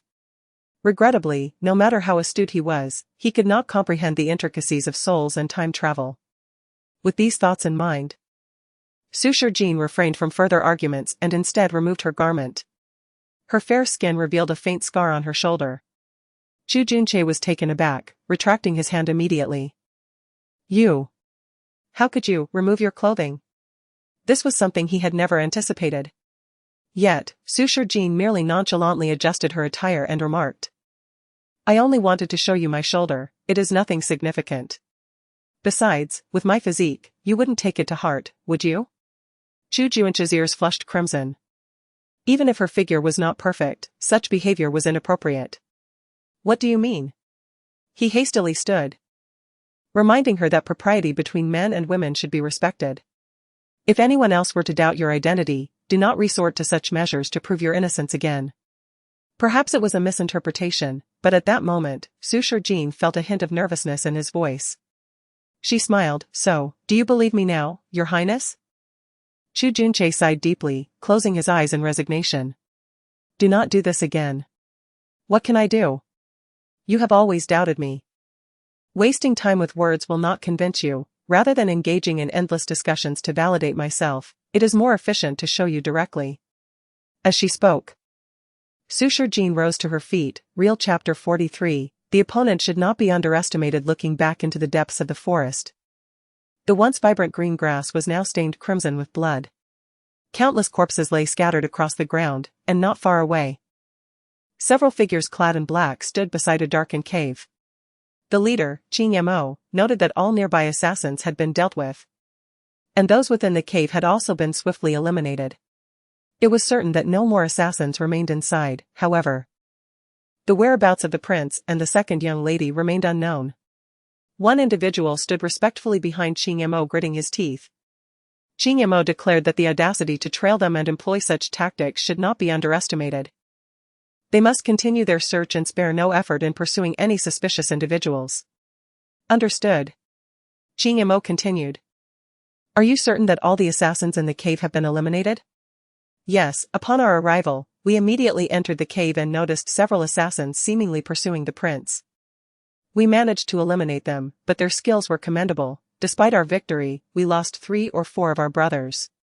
At this point, the black-clad figure sighed softly. As long as the prince had not been harmed, that was what mattered. The subordinates had discovered another exit within the cave. And if their assumptions were correct, the prince and the young lady likely escaped through there. If he were not gravely injured, he would never have fled. You several remain nearby to continue the search. No assassin must escape. The rest will follow me. We must find the prince before nightfall. Yes. A dozen dark guards split into 2 groups. A significant portion followed Qing Mo into the cave, while 4 or 5 remained stationed at the entrance. As silence enveloped the cave, the remaining guards dispersed in search of any clues. They should not be underestimated. If any trace was detected, signals would be dispatched immediately. Understood. In a fleeting moment, tranquility descended once more upon the surroundings. The rustling of leaves could be faintly heard. A sudden gust of wind swept through. And at the previously deserted cave entrance, another masked figure emerged, followed closely by a black-clad individual. However, this one was shrouded entirely in tight-fitting garments. My lord. All our 20 brothers have perished. The black-clad man knelt slowly, his eyes filled with sorrow. The man addressed as my lord, who was none other than Chu Junche, narrowed his eyes. It was unsurprising that they could not eliminate him, but the loss of their brothers could not be in vain. Indeed, it must not be in vain. The black-clad figure scoffed coldly. I am severely poisoned and cannot escape far. Even if my lackeys are capable, they may not reach me in time. As long as we locate him first, he is as good as dead. Your wisdom is unparalleled. Let us act swiftly and strike before Chu Junche's lackeys do. Understood. In a hazy stupor, Suture Jean seemed to drift into an extended dream. In this dream, she found herself dining at the Prime Minister's residence alongside Su Liran. However, as they ate, Su Liran abruptly overturned the table. He pointed at his own head, berating her for her shamelessness and lack of discernment. With righteous indignation, he forced Suture Jean to kneel and apologize, lamenting her misfortunes as the third sister. Infuriated, Suture Jean could no longer contain herself and struck him across the face. Yet, the dream was capricious. In the blink of an eye, The person she struck transformed into the crown prince, Chu Mukin. Moments later, she felt a fierce slap from him. You are not even worthy of a single hair from your heir. What face do you have to remain in the Prime Minister's residence? He pronounced, even if I die, I shall never harbor feelings for a wretched creature like you. How dare you strike me? Guards, take Sushar Jean away and give her 50 lashes. 50 lashes? Sushar Jean felt a cold sweat break out, her temper flaring beyond control. Unable to restrain herself, she screamed, Chu Mukin. Upon awakening, her eyes flew open, revealing that everything had merely been a vivid nightmare. Breathless and overwhelmed with conflicting emotions, she realized she was utterly exhausted, even arguing with them in her dreams. Gazing at the dilapidated ceiling above, she suddenly recalled something. Just moments ago, she had been on an endless expanse of grass. How had she ended up here? Hastily, she rose to survey her surroundings. A thatched hut? Awake? Hearing a sound, Sushar Jean turned to her side, where she found Chu Junche seated on a wooden stool, his expression impassive. Despite his disheveled appearance, his beauty remained undiminished. The surroundings were shabby, resembling an abandoned thatched hut, with holes dotting the roof. Faint light filtered in, and a beam of sunlight illuminated Chu Junche, casting a golden glow upon him. Struggling to sit up, Sushar Jean discovered she was resting on a pile of straw, and each of her wounds had been meticulously bandaged. Yet, the fabric used for the bandages. She cast a knowing glance at Chu Junche's tattered clothing, understanding the implication. Thank you. After a long pause, those two words escaped her lips. Chu Junche nodded. It is already evening, and the sun is about to set. You are gravely injured, we shall rest here for the night.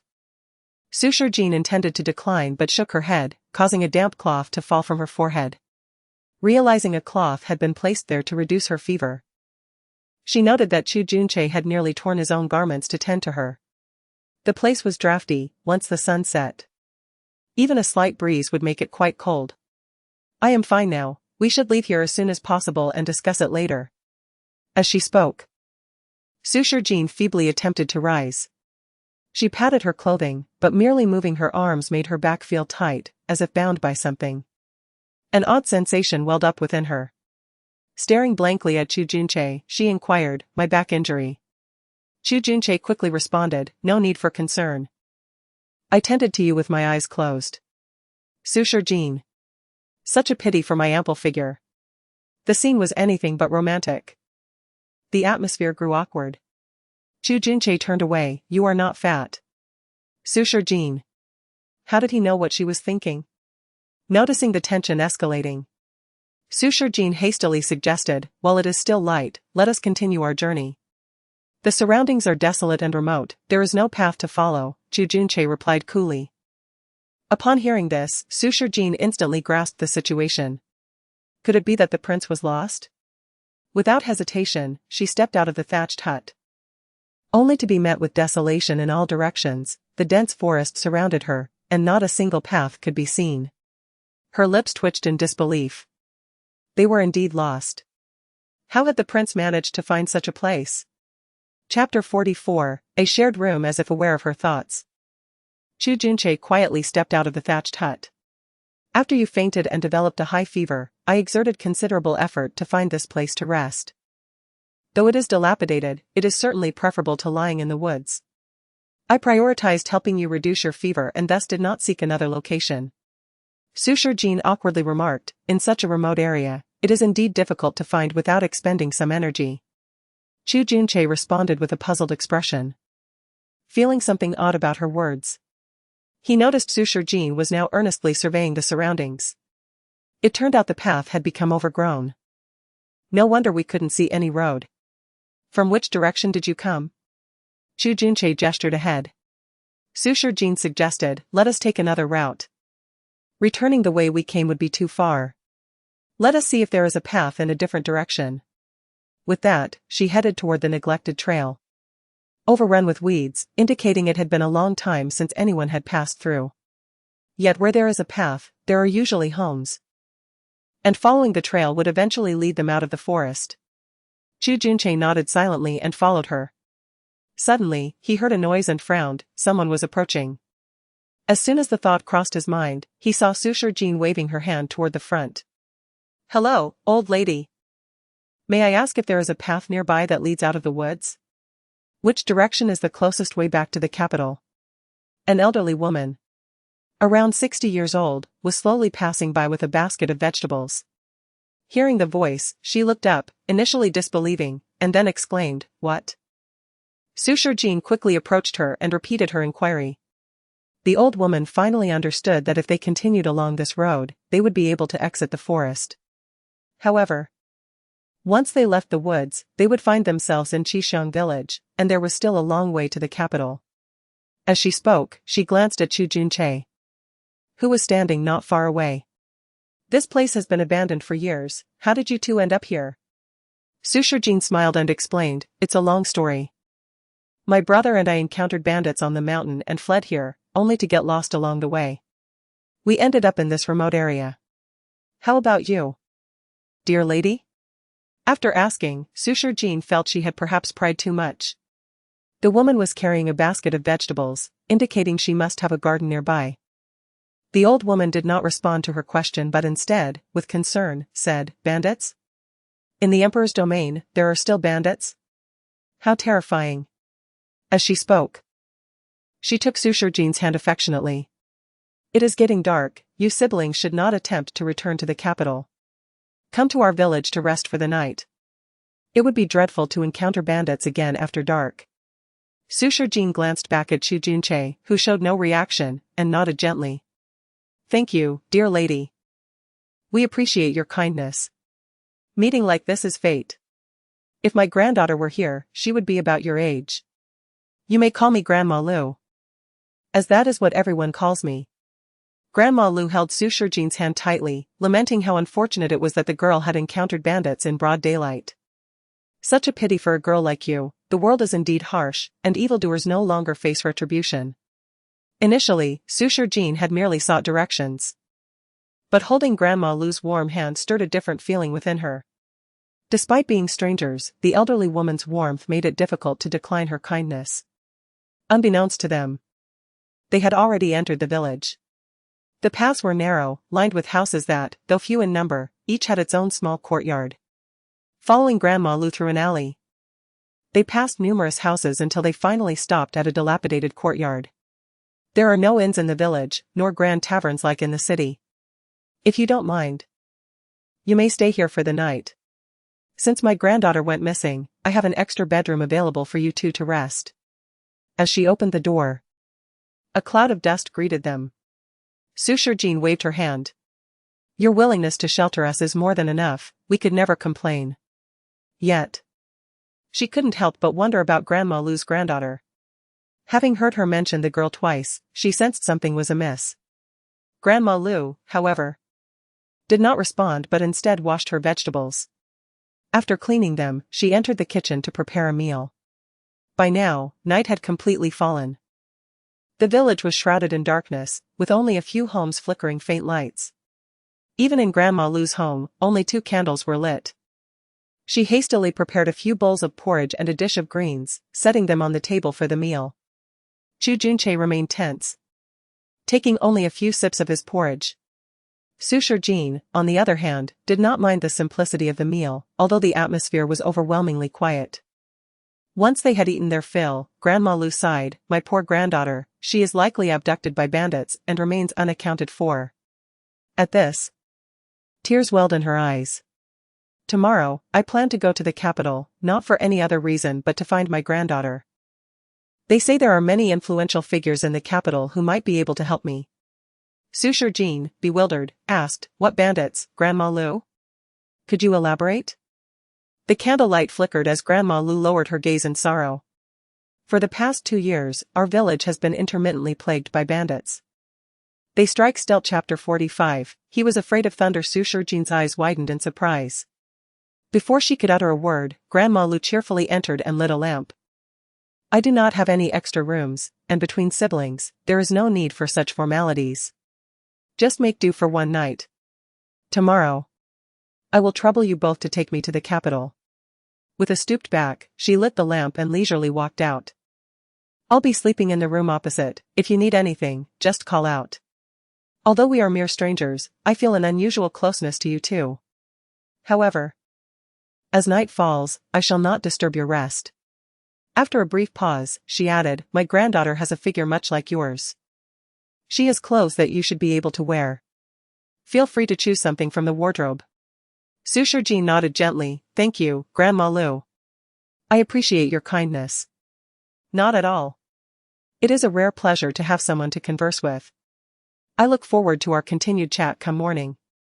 As she reached the doorway, she cautioned. The village is rather unsettled these days, do not wander about when the night is deep, understood? Once Suitor Jean acknowledged her, Grandma Lu returned to her room with a sense of relief. By the faint candlelight, Suitor Jean observed her attire. It was no wonder Grandma Lu had mentioned her granddaughter's clothing, for her own garments had become tattered beyond recognition. Fortunately, the dark fabric concealed the bloodstains, otherwise it would surely have startled Grandma Lu. Glancing at Chu Junche, whose clothes were equally in tatters, Suitor Jean suggested. Shall I inquire with Grandma Lu if she has anything you could wear? Unnecessary, Chu Junche replied nonchalantly. As long as it keeps the cold at bay. Very well, then. Please wait outside while I change into something more suitable. Chu Junche did not respond, simply turning away. As the door closed, darkness enveloped the outside world. Chu Junche waited in silence, exhibiting no signs of displeasure.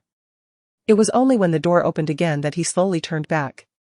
Upon seeing Suitor Jean, he was momentarily taken aback. She had spun around, and indeed, Grandma Lu's granddaughter's attire fit her perfectly, as if tailored just for her, and it felt quite comfortable. Chu Junche nodded slightly, you seem to have lost weight. With daily exertion, it would be strange if I hadn't tea, Suitor Jean replied with a bright smile. Pulling him into the room. The wind outside is fierce, let us remain indoors. Also, I would like to check on your back injury. Chu Junche, feeling uneasy, pushed her hand away. There's no need. I am your physician, it is only natural for me to tend to your wounds. Today was chaotic. And your bandages were not applied properly. Now that we have a moment to rest, please allow me to take care of you. Having spent considerable time together, Suitor Jean was no longer intimidated by him. She guided him to sit in front of a bronze mirror and began to unfasten his clothing. Chu Junche firmly grasped her wrist, no. Realizing his seriousness, Suitor Jean withdrew her hand. Very well, I shall tend to it later. Agreed. Chu Junche tightened his belt, standing to retreat to a corner. This space is too small for both of us. I will rest on the roof. You may do as you please. With that, he opened the door. Outside, the howling wind had intensified, and raindrops began to fall. Suitor Jean, exasperated, said. Stop trying to flee. I won't harm you. How can you, a dignified prince, be more timid than I, a mere girl? You should take the bed while I rest at the table. No sooner had she finished speaking than a thunderous roar echoed, startling Suitor Jean. Before she could react, a flash of lightning illuminated the surroundings. Almost immediately, another resounding clap of thunder followed. Suitor Jean's complexion paled in an instant. In that brief moment of illumination, she thought she saw a figure standing outside the window. She rushed towards Chu Junche, intending to inform him of the presence outside, when another flash of lightning struck. In that blinding light, she was horrified to see Chu Junche's face turn ashen, devoid of color, resembling a corpse. Terrified, Suitor Jean grasped his hand. What is wrong with you? Your hands are icy. Your neck is cold as well. Why was he so frigid? She frantically felt his body and quickly checked his pulse. Thankfully, it still beat steadily. Seeing the sweat pouring from him, it was evident he was in a state of cold sweat.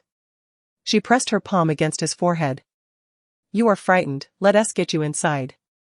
In a flurry, she pulled him to sit on the edge of the bed, wrapping him in a blanket. How can a man of your stature be afraid of thunder? Thunder rumbled again.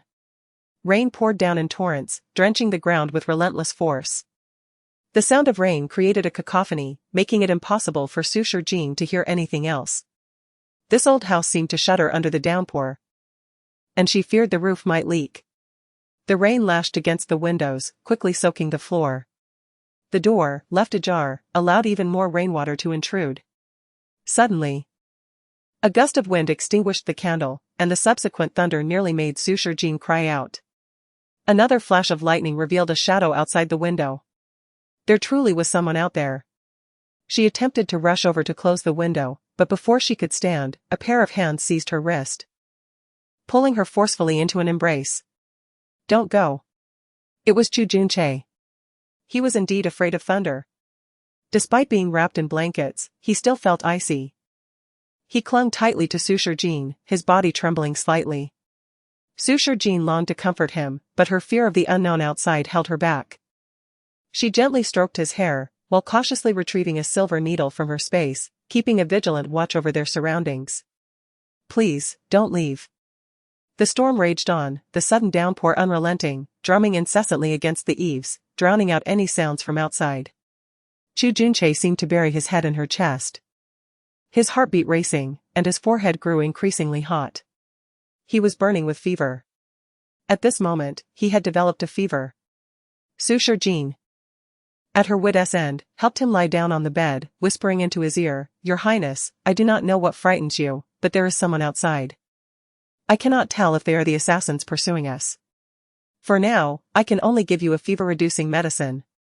You must gather your strength, it is merely thunder. Nothing to fear." As she spoke, Sushar Jean retrieved a fever-reducing pill from her space, carefully placing it into Chu Junchae's mouth in the dark.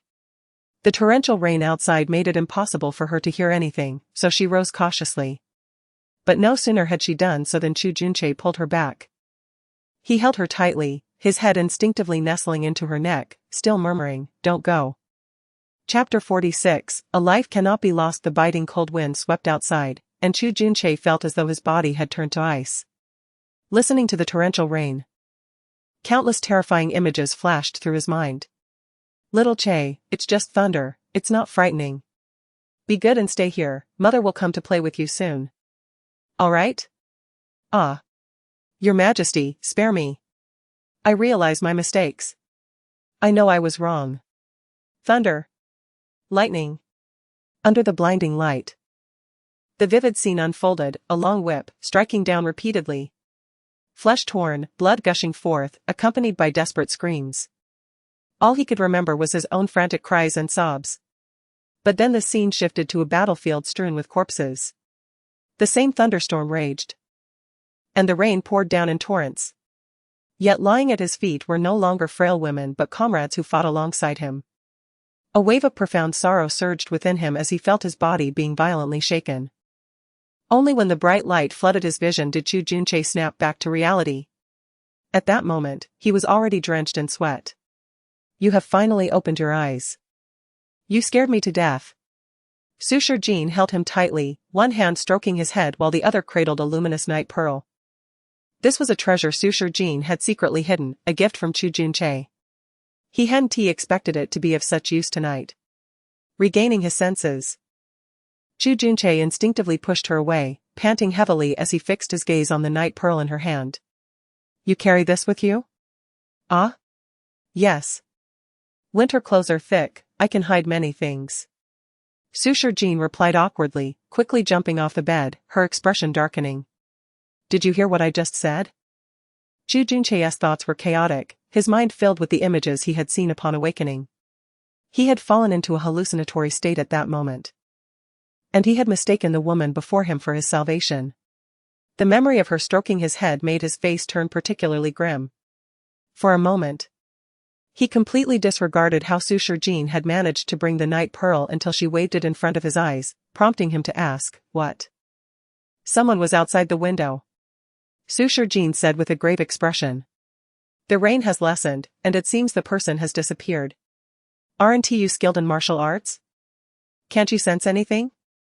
Upon hearing there was someone outside, Chu Junchae immediately focused his attention. He listened intently to the sounds outside, then shook his head. No one was there. "It's impossible, I saw them twice. I can't have made a mistake." As she spoke, Sushar Jean dashed to close the door, then rushed to the window to peer outside. Indeed, there was no one. It seemed they had fled. given the situation. They hadn't tried to sneak in, indicating they were likely not today's assailants. After all, if they were true assassins, they would not miss such a rare opportunity.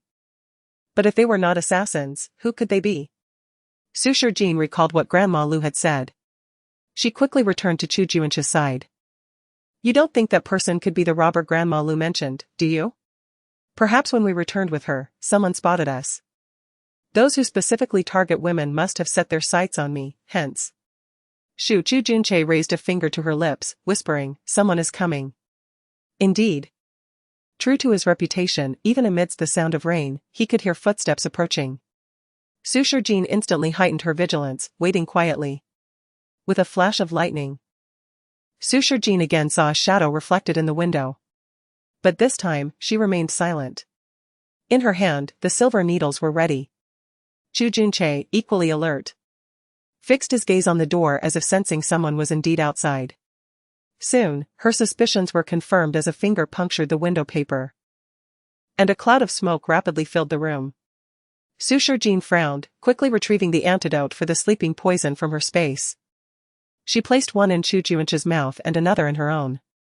After administering the antidote, silence enveloped the outside for a long while. It was not until the rain nearly ceased that voices emerged from beyond the door. They should be sound asleep now, we can act, right? It was the voice of a middle-aged man. Then came a youthful voice, even if they aren't fully asleep, they should be dazed now. There's no need to worry, just go in and take them. The middle-aged man, cautious, remarked, those two looked battered, they seem strange. I fear they might not be ordinary. What's there to fear? Didn't you hear the commotion inside? That man was frightened by the thunder. If you hadn't insisted we wait until they fainted to act, I would have moved earlier. The youth spoke dismissively, besides, we only want that woman. The man won't fetch much. That's not certain, the man is even more handsome than the woman. He might fetch a good price. True, but the woman, while her features are decent, looks quite plump. A bit of extra weight can produce healthy children. If we send her to another village, she'll fetch a good price. As they conversed, the pair cautiously pushed open the door. Inside, Sushar Jean and Chu Junche had already returned to their positions on the bed. Initially uncertain of the intruders' identities, they had been cautious. Now, aware of their intentions, they chose not to resist. Recalling Grandma Lu's words, the sudden appearance of these individuals suggested they were the kidnappers responsible for the recent disappearances of women in the village. They had originally planned to send someone to handle this matter, but now that they had encountered them, they intended to turn the tables. Perhaps by being taken, they could uncover the whereabouts of the missing girls. As they pretended to sleep, Sushar Jean clearly felt herself hoisted onto someone's shoulder. The person evidently straining with effort as they stumbled a few steps. The other seemed poised to carry Chu Junche, but before they could act, a voice from outside interrupted. Come on, hurry up. All right, coming. The youth replied. Forget about the man, he won't fetch much. Just take the woman. The middle-aged man sighed as he stood by the bed, what a pity for such a handsome lad. If we aren't out of here quickly, I might just come back for him. The youth scoffed, how much can the man be worth? He has only a problem if he wakes up tomorrow. It's easier to just kill him. The boss said we must avoid causing any fatalities. Let us go, stop dawdling. The group, flustered, soon tossed Sushar Jean onto a cart. She lay quietly, her mind racing. Since only she was taken, surely Chu Junche would follow discreetly? She wondered if her decision to take this risk was right. Perhaps she should have eliminated them earlier. But if she had killed them, how could she ever find Grandma Lu's granddaughter? Remembering Grandma Lu's kind face, Sushar Jean's resolve solidified. She must rescue those poor girls. Chapter 47. This is my elder brother. The carriage swayed for a brief while before Sushar Jean felt herself being lifted from it. The ones carrying her appeared to be the same youth and middle-aged man as before. The middle-aged man remarked, this woman seems rather plump, she weighs nothing at all. Why were you so exhausted earlier? Of course she is light, why don't you try carrying her alone? As they spoke, they roughly tossed her aside. And Sushar Jean felt a sharp pain coursing through her body, followed by the thud of landing on the hard floor. How painful. These two truly had no understanding of tenderness. Soon after, the sound of their footsteps faded into the distance, occasionally punctuated by snippets of conversation. There are hardly any young women left in this village, we should change locations tomorrow. Did the boss not say that before dawn we must move this group of women elsewhere? Haven't we sold all those who could be sold? The women captured from other villages have mostly been sold, those from this village must be taken to a more distant place to sell. As the voices grew fainter, Suture Jean cautiously opened her eyes, only to be met with darkness, save for a distant glimmer of light, seemingly emanating from the doorway. The voices also came from outside. As her eyes adjusted to the dimness, she realized she was in a room. The layout was quite simple, with only a bed tucked in a corner and several figures sprawled across the floor. Some appeared disheveled, while others trembled uncontrollably. But they all shared the common plight of having their hands and feet bound tightly, with some even having rags stuffed in their mouths, their vacant gazes fixed ahead. Suture Jean's hands and feet had already been bound while in the carriage, and it took considerable effort for her to finally sit up. She counted carefully. There were at least 6 or 7 women in the room. These must be the girls abducted from the village.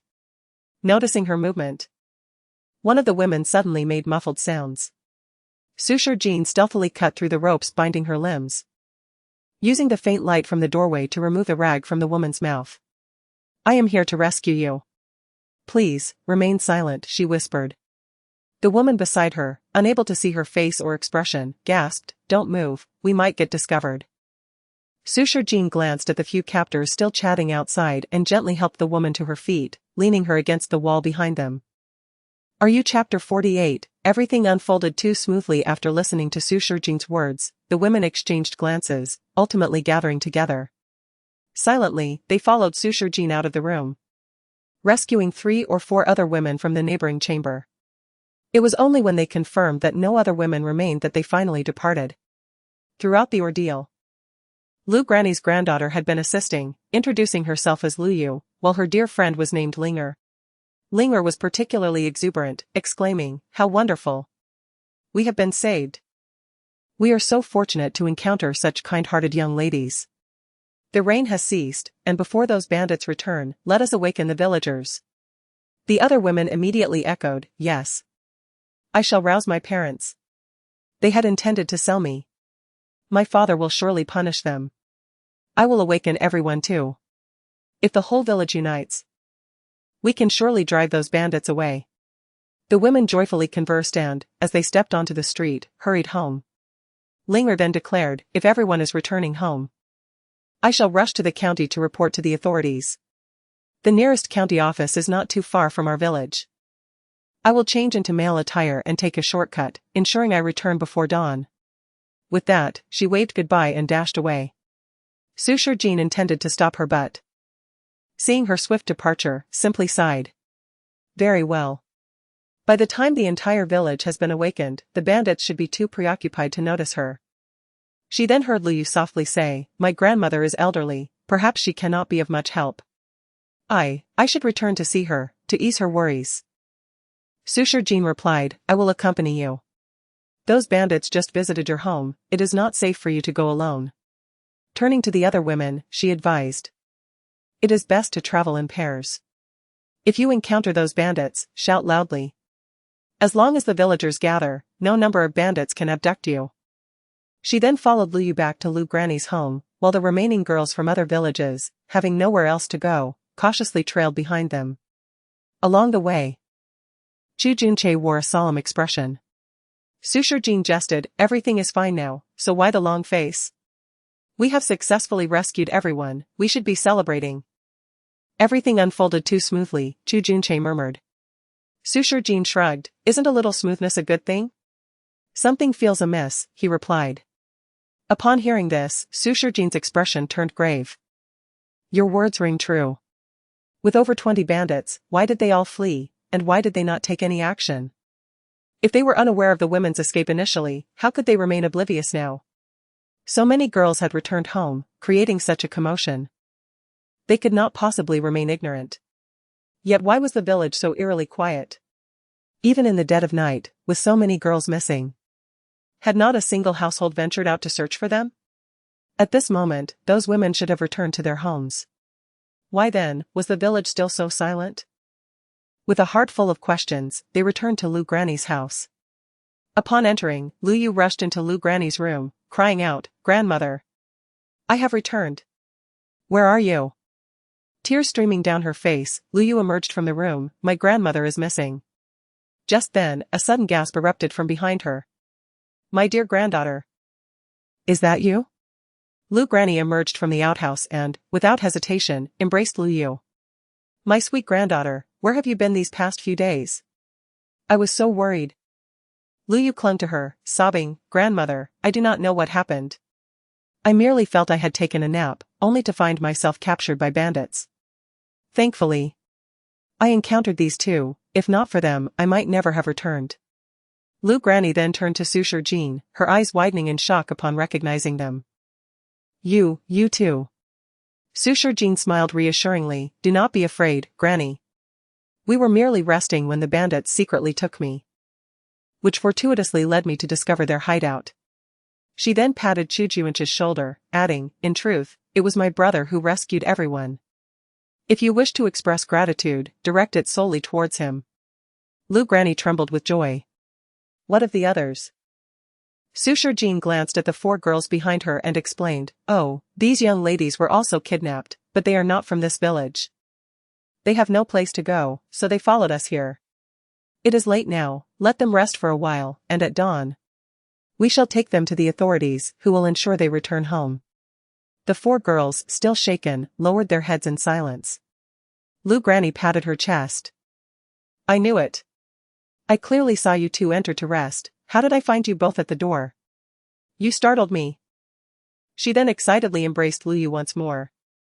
"Thank goodness my dear granddaughter is back, it is truly wonderful."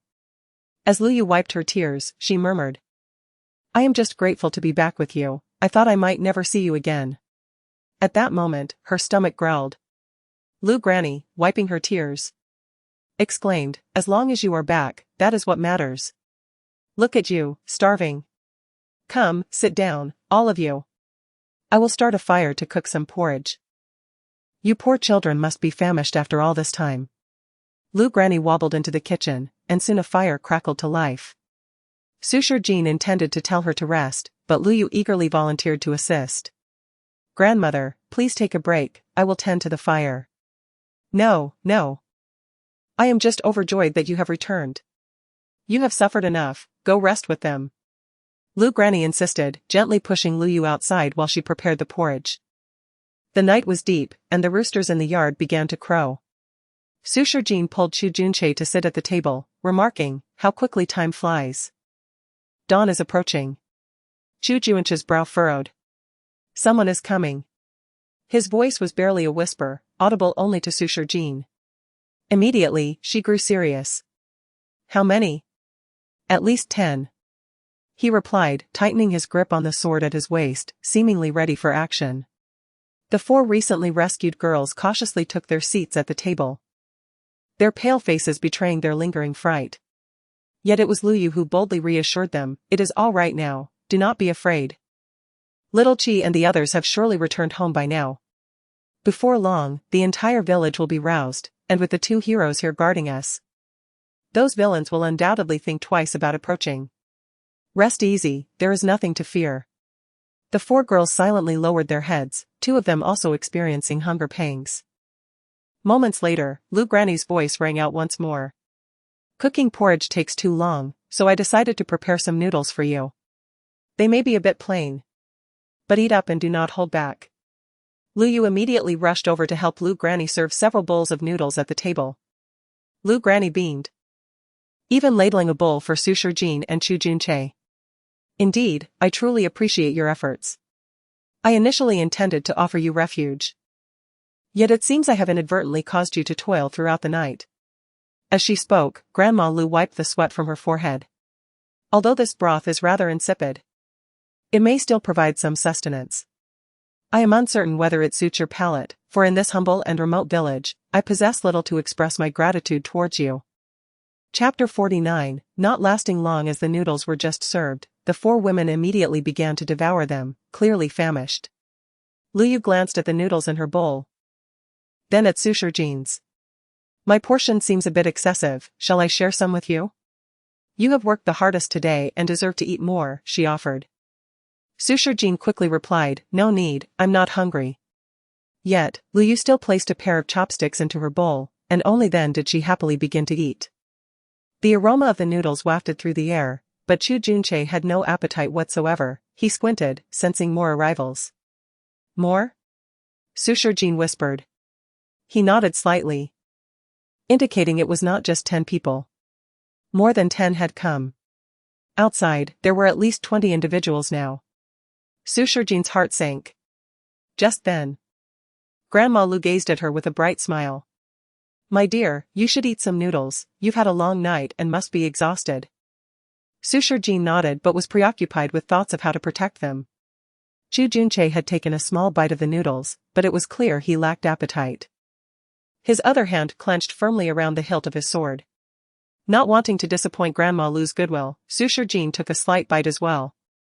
However, the moment the noodle touched her lips, she sensed something was amiss. The noodles had been tampered with. She abruptly lifted her head, a chill spreading from her feet to her entire body. She fixed her gaze on Grandma Lu, staring intently at her smiling face. Is the noodle not to your liking? I should have added more vegetables to avoid this blandness, Grandma Lu remarked innocently.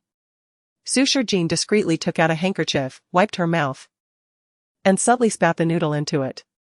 Grandma Lu, the wind outside is strong, you should close the door, she suggested.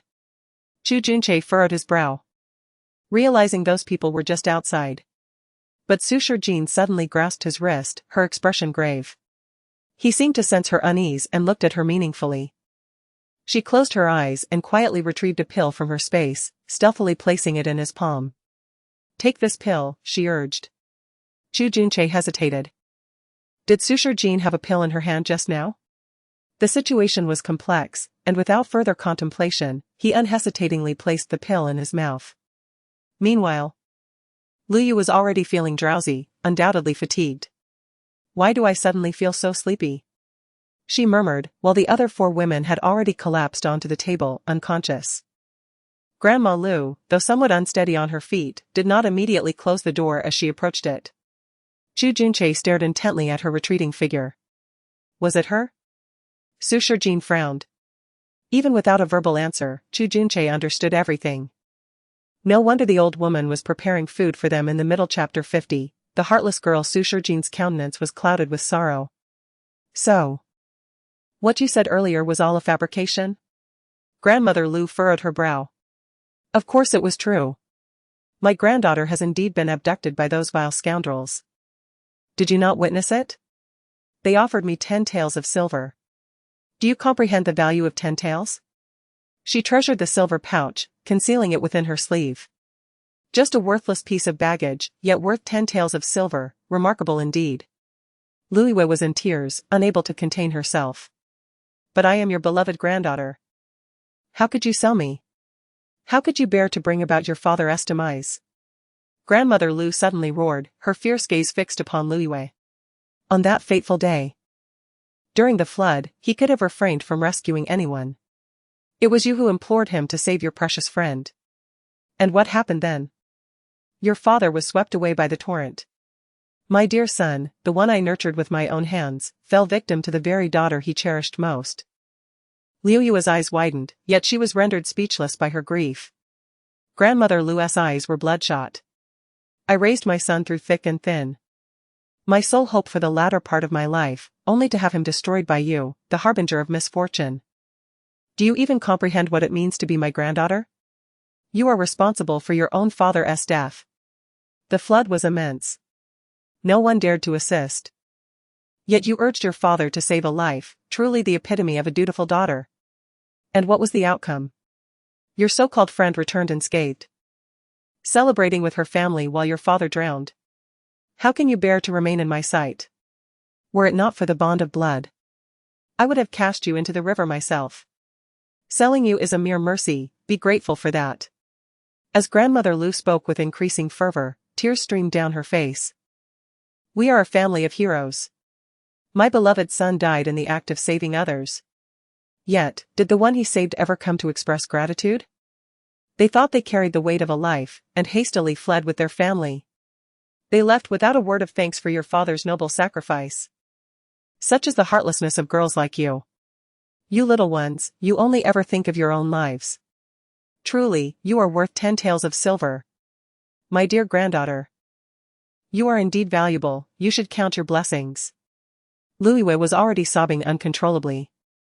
You have remembered this all along. But I did not force my father to save anyone. I was merely worried about my friend and called out a couple of times. My father has always been my greatest hero, and I am equally devastated. I truly did not know you held this against me. Enough of your incessant prattle, you old hag. Get out of my way and stop wasting my time. The bandit leader bellowed, causing Grandmother Lou to scurry into the nearby kitchen. The scar-faced man interjected, those two must have exhausted their strength. Bind them all and throw them over here. The bandit leader declared, leave that man to me. He dared to kill so many of my brothers. I will make an example of him before the entire village. As he spoke, 3 or 4 bandits advanced towards Chu Junche. That woman is of little consequence. It's the man we should capture first. Before they could make a move, 2 bowls were hurled, striking the foreheads of 2 bandits with force. As they fell, 2 others seized their weapons, ready to strike. FAPI call failed with status code 429, error, code, 429, message, resource has been exhausted, e.g. check quota. Status, resource exhausted, chapter 51, unable to escape the village with a stoic expression, Chu Junche sheathed his sword, and with a thunderous crash, the massive figure collapsed at his feet. Thus, more than 20 bandits lay defeated. The lone survivor was the scarred man, poisoned by Su Shijin's needle. No. No. The scarred man gazed in agony at the scene before him, his voice rising in despair, boss, little brother, ah. He could hardly believe that in mere moments all his brothers had perished. You have annihilated my entire family. You have wiped out my entire family. The scarred man wailed, tears blurring his vision. Su Shijin, however, remained composed as she crouched before him. Surely, your companions are not limited to these? If you willingly disclose how many more there are and release all the women you have abducted, I shall grant you a chance at survival. Bah. The scarred man spat defiantly, what are you? A mere girl, daring to threaten me. He continued, my brothers are everywhere. Today, you dare to slay so many of them. Tomorrow, my other brothers will surely avenge me. Remember this, my backer is Lingyu Pavilion. From this day forth, that will be your nightmare. I shall wait for you in hell.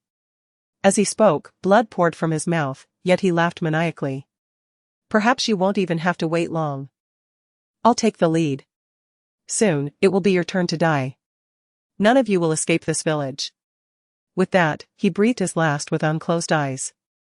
Su Shijin fixed her gaze upon his face, a mere bandit, yet he possessed the audacity to take his own life. What was this Lingyu Pavilion he spoke of? Unbeknownst to her, Chu Junche had approached silently behind her. A gang in the martial world, he murmured. Su Shijin lowered her eyes and sighed softly. She then administered the antidote to the several women beside her. When they awakened and beheld the gory scene in the courtyard, they shrieked in terror. It took Su Shijin a considerable time to calm them down. Before dawn, the air was thick with the mingled scents of rain and blood, making it unbearable to stay. Thus, Su Shijin led the 4 women out of the courtyard. Just as they stepped outside, a frantic cry echoed from behind. Miss, save my grandmother. My grandmother is about to pass away, wah. Su Shijin halted. She had certainly noticed Grandma Lu's condition. As she collided with the stone table, her head had struck and broken the skin. Given her age and the loss of blood, it was clear she could not. Chapter 52, the villagers are all demons. Chu Junche remained silent, his expression a tapestry of complexity. Noticing his demeanor, Su Shijin also fell into a contemplative silence. It was one of the 4 women who spoke up, saying, the girls have been gone for quite some time. It is only natural that the villagers were roused. They are likely searching for the robbers now. Let us hurry and join them. We can inform them that all the robbers have been vanquished. The woman, clad in pink, appeared to be the boldest among them. The other three exchanged glances, and then turned to Sushar Jean. Sushar Jean, however, directed her gaze at Chu Junche and asked, "What do you think?" "Whatever you decide," he replied steadily as he leapt in front of her, enunciating each word with clarity, "Retreat or head into the streets." Sushar Jean was taken aback. "What is happening in the streets?" Chu Junche said nothing in response. Realizing the gravity of the situation, Sushar Jean clenched her fists. The situation seemed dire. Yet the girl named Linger had already gone to report to the authorities. It would not be long before the officers arrived, and dawn was approaching, after all. They were merely a group of villagers, so it would suffice to meet them. Chu Junche nodded, acknowledging that the many corpses here required careful handling. Thus, they proceeded along the alley and emerged onto the street. The dawn was breaking softly. The narrow street was illuminated, and as they stepped out, they beheld flickers of light. It was the villagers, predominantly men of varying ages, each wielding a torch. The flames nearly illuminated the entire street and the weapons in their hands. Some held hammers. Others carried machetes, and a few bore axes. Their expressions were fierce and menacing, and behind them trailed a group of pale-faced women. These women all kept their heads bowed, appearing forlorn. They were the very ones Sushar Jean had rescued not long ago. Strangely, despite the 200 to 300 villagers present, the women comprised less than a third of the group, and even though the villagers had clearly seen them, their expressions remained grim, resembling a throng of the living dead. Devoid of vitality. The women who had been following Sushar Jean rushed towards the villagers as soon as they exited the alley. The pink-clad woman danced with joy, exclaiming, "Wonderful! Everyone is awake. We are saved. The robbers invaded our village. They kidnapped so many of us, but thankfully they have all been defeated. Indeed. We are all witnesses, those robbers deserved their fate. Fellow villagers, let us quickly assist in handling the corpses. Yes, yes. Those two heroes killed the robbers and saved us all, we can vouch for them." It was evident that the four girls were genuinely excited. Having pent up their emotions for too long, upon seeing the villagers, they rushed forward. However, regardless of their animated chatter, the villagers' faces remained dark and foreboding. They glared at Sushar Jean and Chu Junche with hostility. Suddenly, a dozen villagers surged forward, seizing the four women without a word. The girls were finally alarmed. They struggled frantically, shouting and cursing, "Why are you capturing us? We are the victims. The robbers were at Old Lady Lu's house, we are innocent." "Silence!" A voice of authority rang out from the crowd. A distinguished middle-aged man stepped forward, his face darkened. "Anyone who dares to speak further shall have their tongue cut out." At his words, the women fell silent, realizing that the group of women trailing behind them had their hands bound and wore expressions of despair. What was happening? Were they not from this village? Were not these villagers their kin and friends? Why were they being captured again? Sushar Jean was equally shocked, unable to believe the scene unfolding before her. The entire village had mobilized. She had expected this to be a moment of salvation for the girls, but instead, it was another descent into hell. "I thought it was shocking enough that Old Lady Lu intended to sell her granddaughter. But it appears that every villager here is akin to her, all planning to sell their own children." As she uttered these words, Sushar Jean's hands trembled. No wonder these women had been confined in the village without anyone searching for them, they had been abandoned willingly. She could scarcely fathom the mentality of these people. Nor could she conceive that such heartless beings existed in the world. Suddenly, Chu Junche grasped her hand, causing her to shudder. He whispered, "I can use my lightness skill to take you away." Sushar Jean furrowed her brow. "We can escape, but what of those women?" With that, she gently withdrew her hand, fixing her gaze ahead. "I do not care what your intentions are, but the robbers have all been slain, and the officers will arrive soon. If you do not wish to face imprisonment, it would be wise to release everyone at once. What are you to dictate our affairs? This is our village." A man in gray shouted vehemently. As he spoke, the crowd surged with excitement. "As outsiders, what right do you have to come to our Qixiang village?" "Exactly. Who permitted you to interfere with our financial benefactor?" Everything had been meticulously planned, by selling this batch of women and raising the next group of girls. They could fetch a good price again. Now, their financial benefactor had been killed. Those wretched girls were now aware of their intentions. How could they possibly raise them to be dazzling in the future? What had once promised a good price would now require confinement to rear them. All of this was their fault.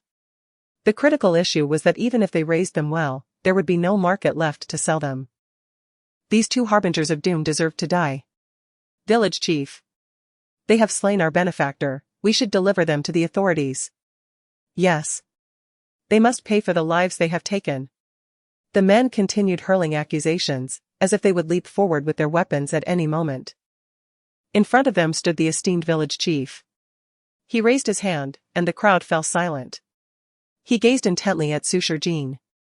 You two brave heroes, who have dispatched so many formidable men, must surely be skilled martial artists. We are mere strangers, with no enmity between us, and do not wish to oppose you. I hope you will refrain from meddling in our village's affairs. With these words, the village chief narrowed his eyes. Dawn approaches, it is best for you to leave. Sushar Jean's fists clenched tightly. It was unimaginable to her how these people could utter such repugnant words. To refer to their own daughters, whom they had painstakingly raised, as wretched creatures. They had raised their children like any normal person, solely for the purpose of selling them at a good price. Even now that their scheme had been uncovered, they still planned to confine the women for future profit. What manner of beings were these? They were nothing short of demons. The crowd buzzed restlessly. Village chief, why let them go? They should pay for their crimes. Yes, village chief. They killed our benefactor. They know our village's secrets. We cannot allow them to live. The village chief shot them a glare. Pay for their crimes? A large group of robbers could not contend with them. Do you wish for them to face death? The crowd instantly quieted. The village chief continued, we are not virtuous ourselves, and they are not easy targets either. It is best that we remain uninvolved in each other's affairs from this point on. Upon uttering these words, he cast a meaningful glance towards Chu Junche. What is the young hero's perspective on this matter? Chapter 53, I am the legitimate daughter of the minister's mansion under the expansive sky, amidst a throng of people. Sushar Jean felt an unsettling chill creeping down her spine. A wave of icy dread washed over her, emanating from the most primal form of human malevolence. Chu Junche remained silent, patiently waiting for Sushar Jean to speak. She inhaled deeply, reflecting on how the entire village regarded their daughters as mere livestock. Truly a testament to their so-called untainted customs. With a cold smirk, she pondered the thoughts of those mothers. What concern is our village's plight to you?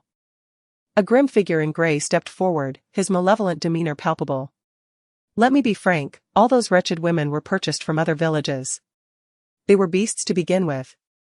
And their offspring naturally belonged to us as tokens of gratitude. Other villages? It appeared that their village was not alone in this deplorable practice. Selling the women of their village to others while simultaneously procuring women from elsewhere, the men around her viewed women as mere commodities. It was no wonder that 2/3 of the crowd were men, while the scant few women present were either holding torches or trembling in fear at the back. Even the few bound girls looked despondent, some bruised and battered, others weeping uncontrollably. Today may very well mark the darkest day of their lives. When they eventually escaped from their captors, returning home in joy, they would find not elation awaiting them, but rather the brutal fists and stark realities of life. Bound by their own families, how great their sorrow and indignation must be. With this thought, Sushar Jean took another deep breath. We shall not meddle in your village's affairs. But since we are here, we will not leave empty-handed. I wish to know who among you is willing to accompany me? After a brief pause, she added. If you speak up, I will do everything in my power to ensure your escape. What right do you have to take our villagers? A man in black stepped forward, raising his voice. If you want to leave, then leave without delay. If it weren't for the village chief's intervention, do you think you could simply walk out of here? Chu Junche tightened his grip on the hilt of his sword, ready to act, but the village chief interjected. Enough. Everyone, calm down and speak reasonably. He smirked, looking at Sushar Jean with a hint of arrogance.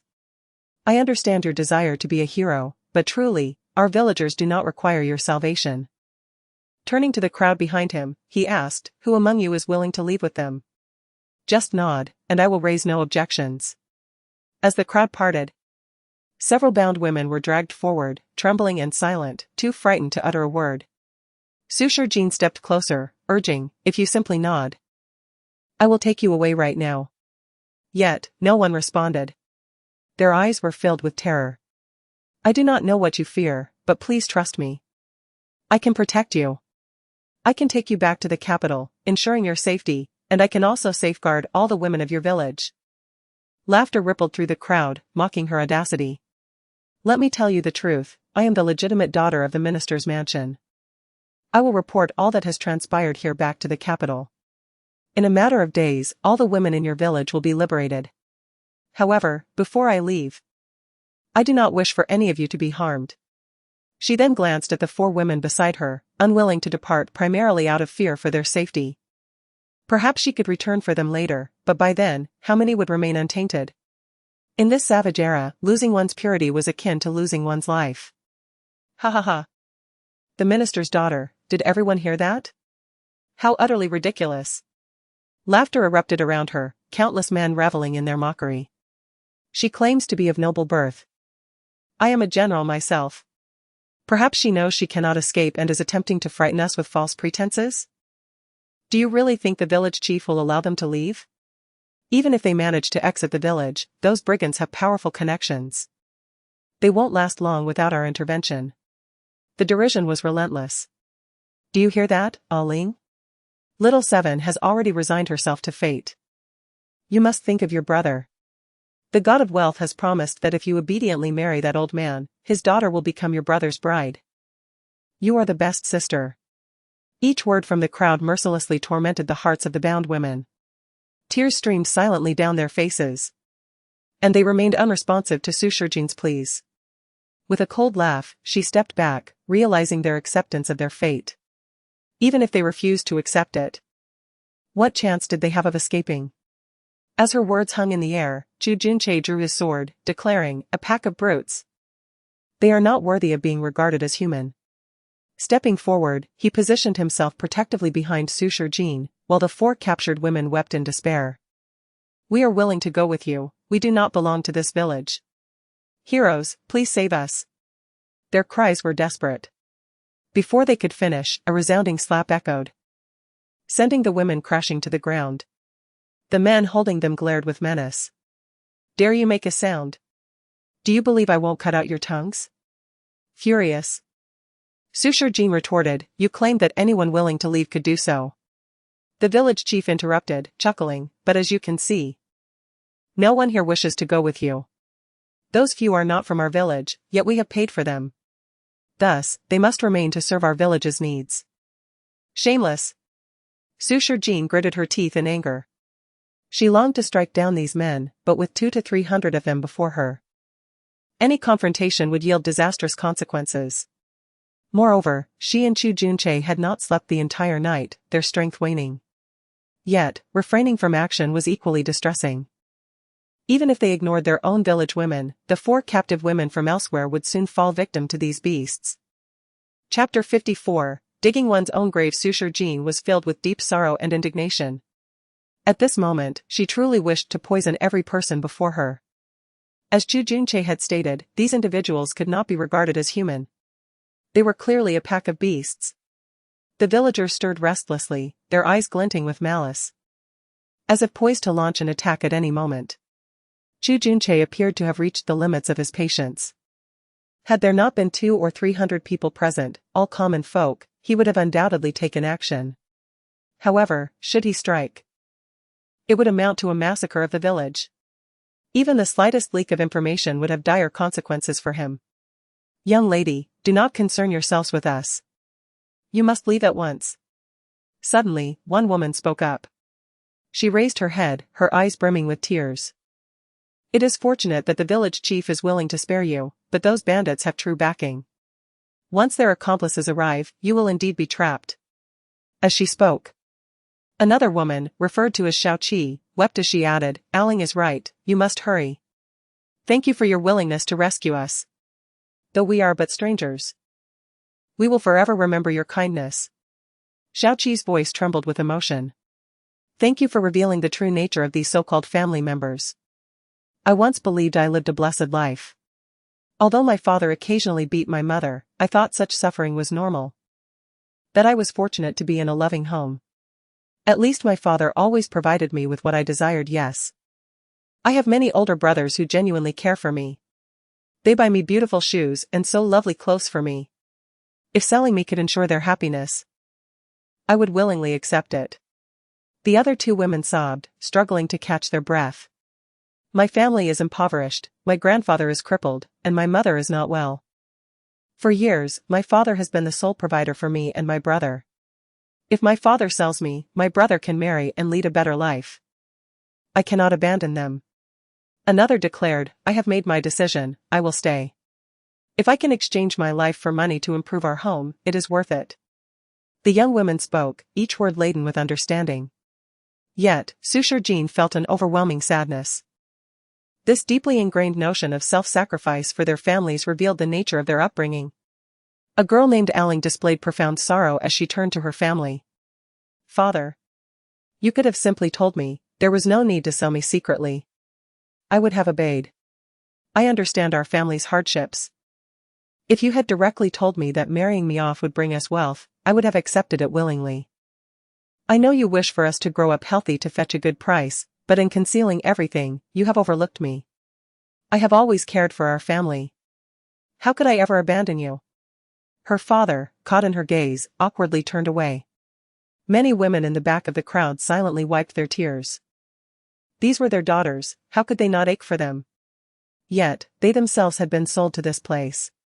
What right did they have to intervene? Xiaoqi cried out, Great heroes, please leave. Dawn is approaching, do not concern yourselves with us. While the village chief has not changed his mind, you must go. This is our fate, it is not for outsiders to meddle. Please, do not worry about us. They were overwhelmed with grief. Their eyes filled with gratitude and despair as they gazed at Sushar Jin. Grateful for their rescue, yet despairing at their own hopelessness.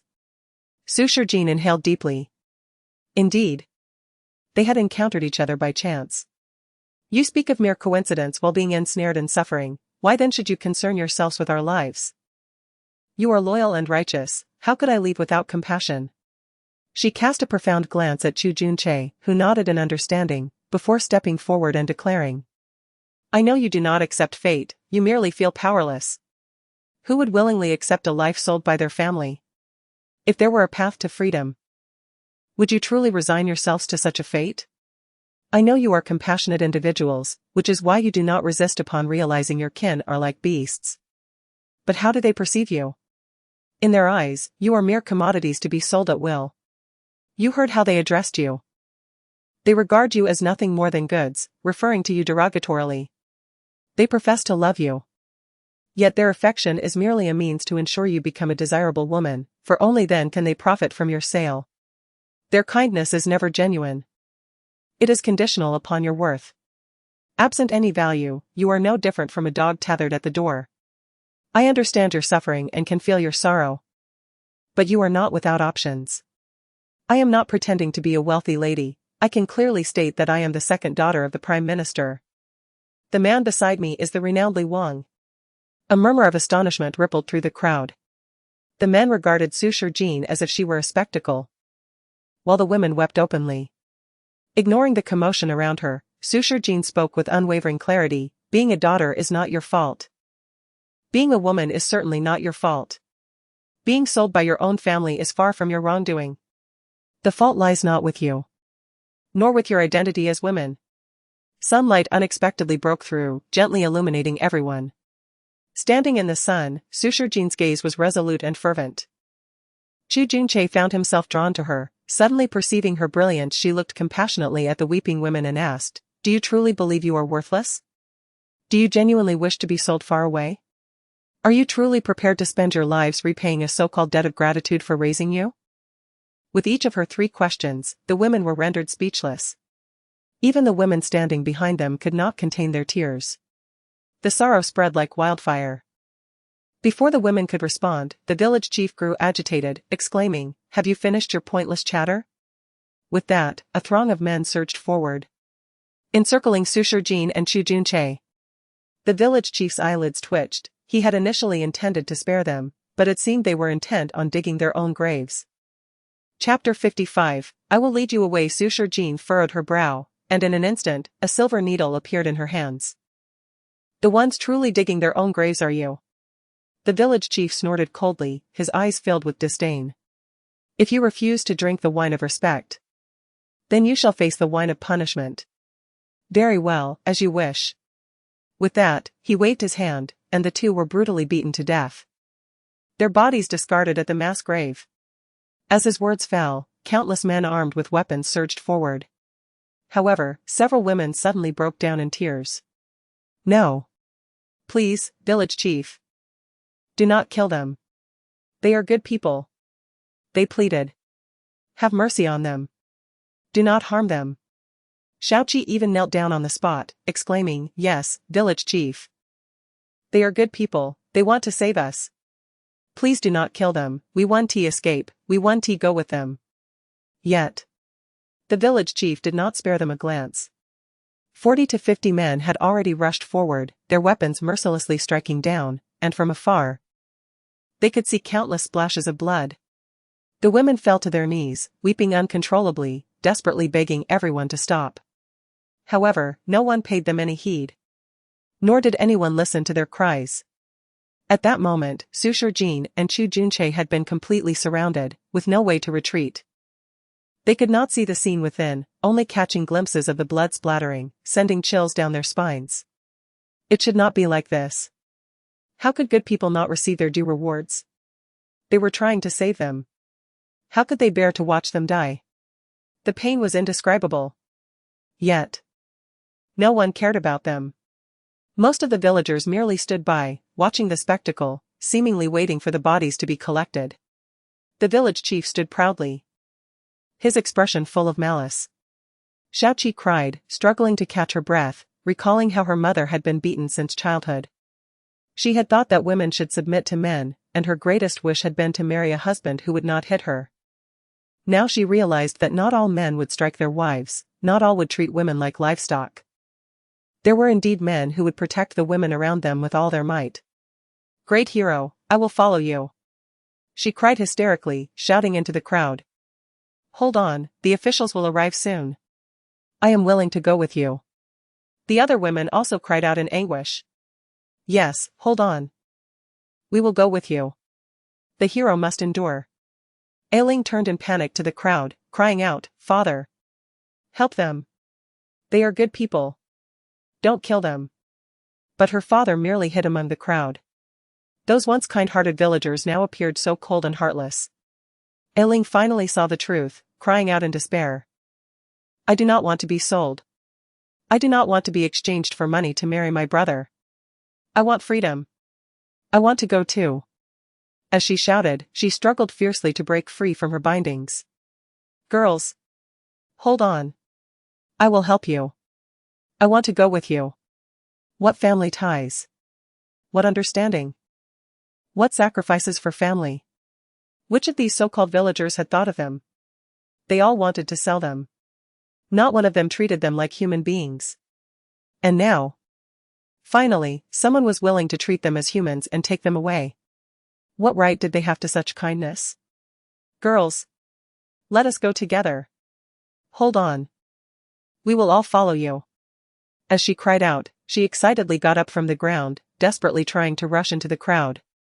But after just a few steps, she was kicked to the ground by a man in gray. What business is it of yours? Stay put. As soon as he finished speaking, a figure suddenly charged forward and kicked the gray-clad man to the ground. Ouch. The man fell flat on his back. The crowd gasped, looking up to see that Sushar Jin had unexpectedly burst out of the encirclement.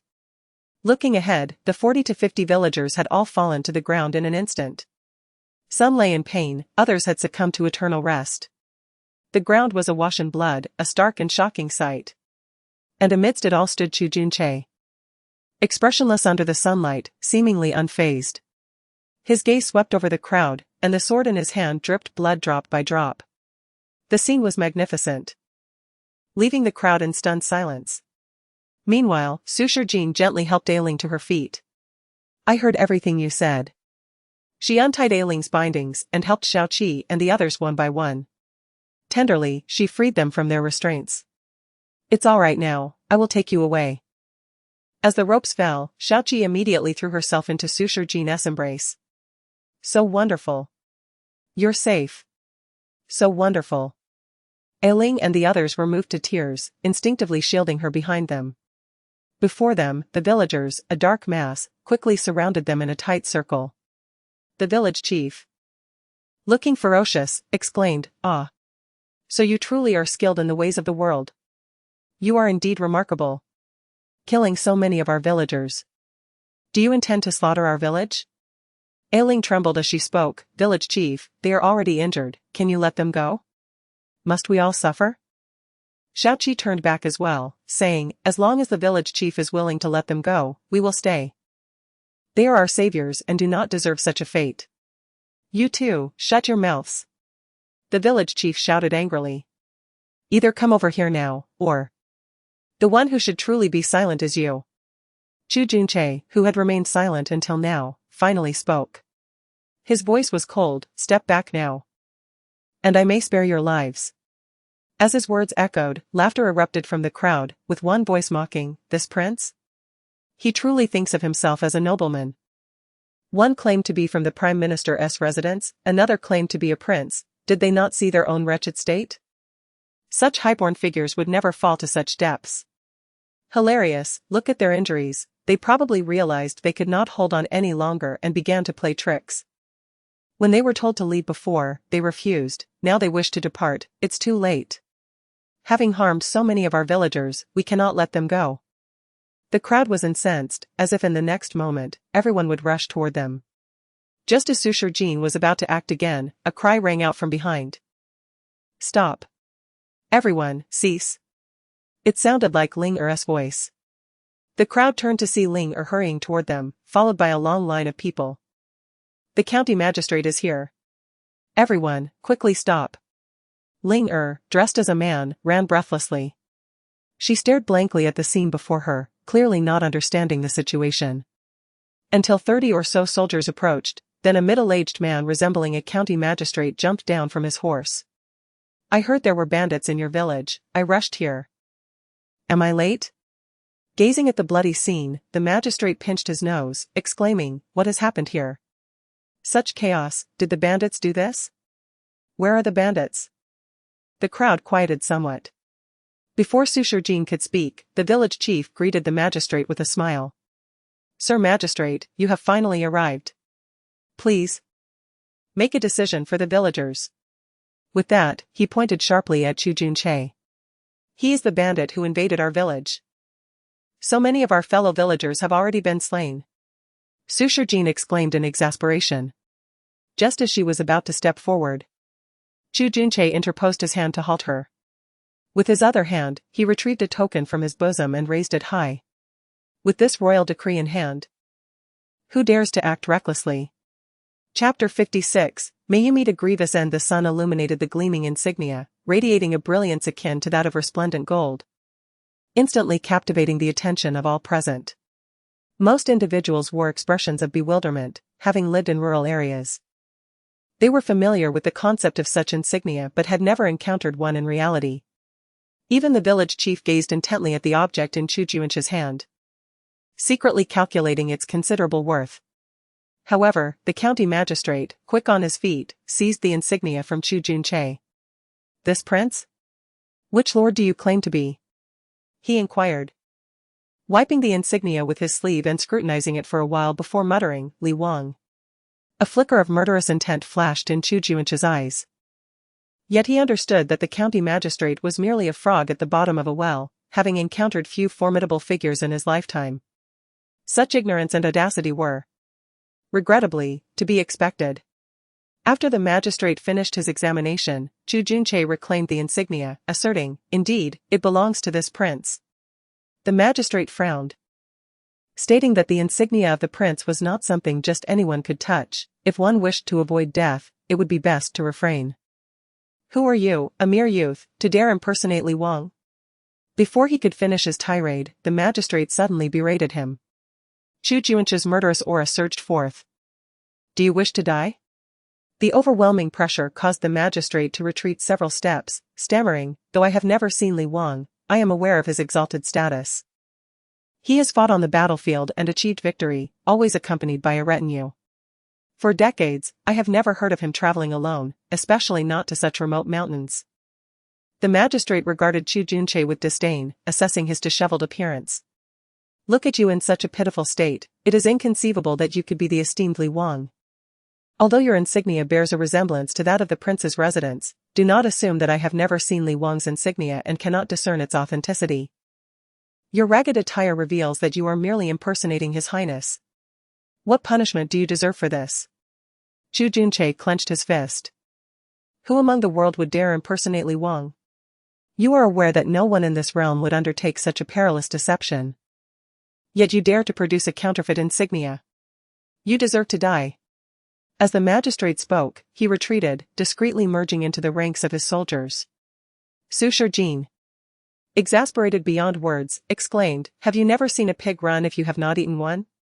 The genuine insignia is right there, and as the county magistrate, how can you fail to recognize it? It is you who should be asked what punishment you deserve. And who is this foul-mouthed woman?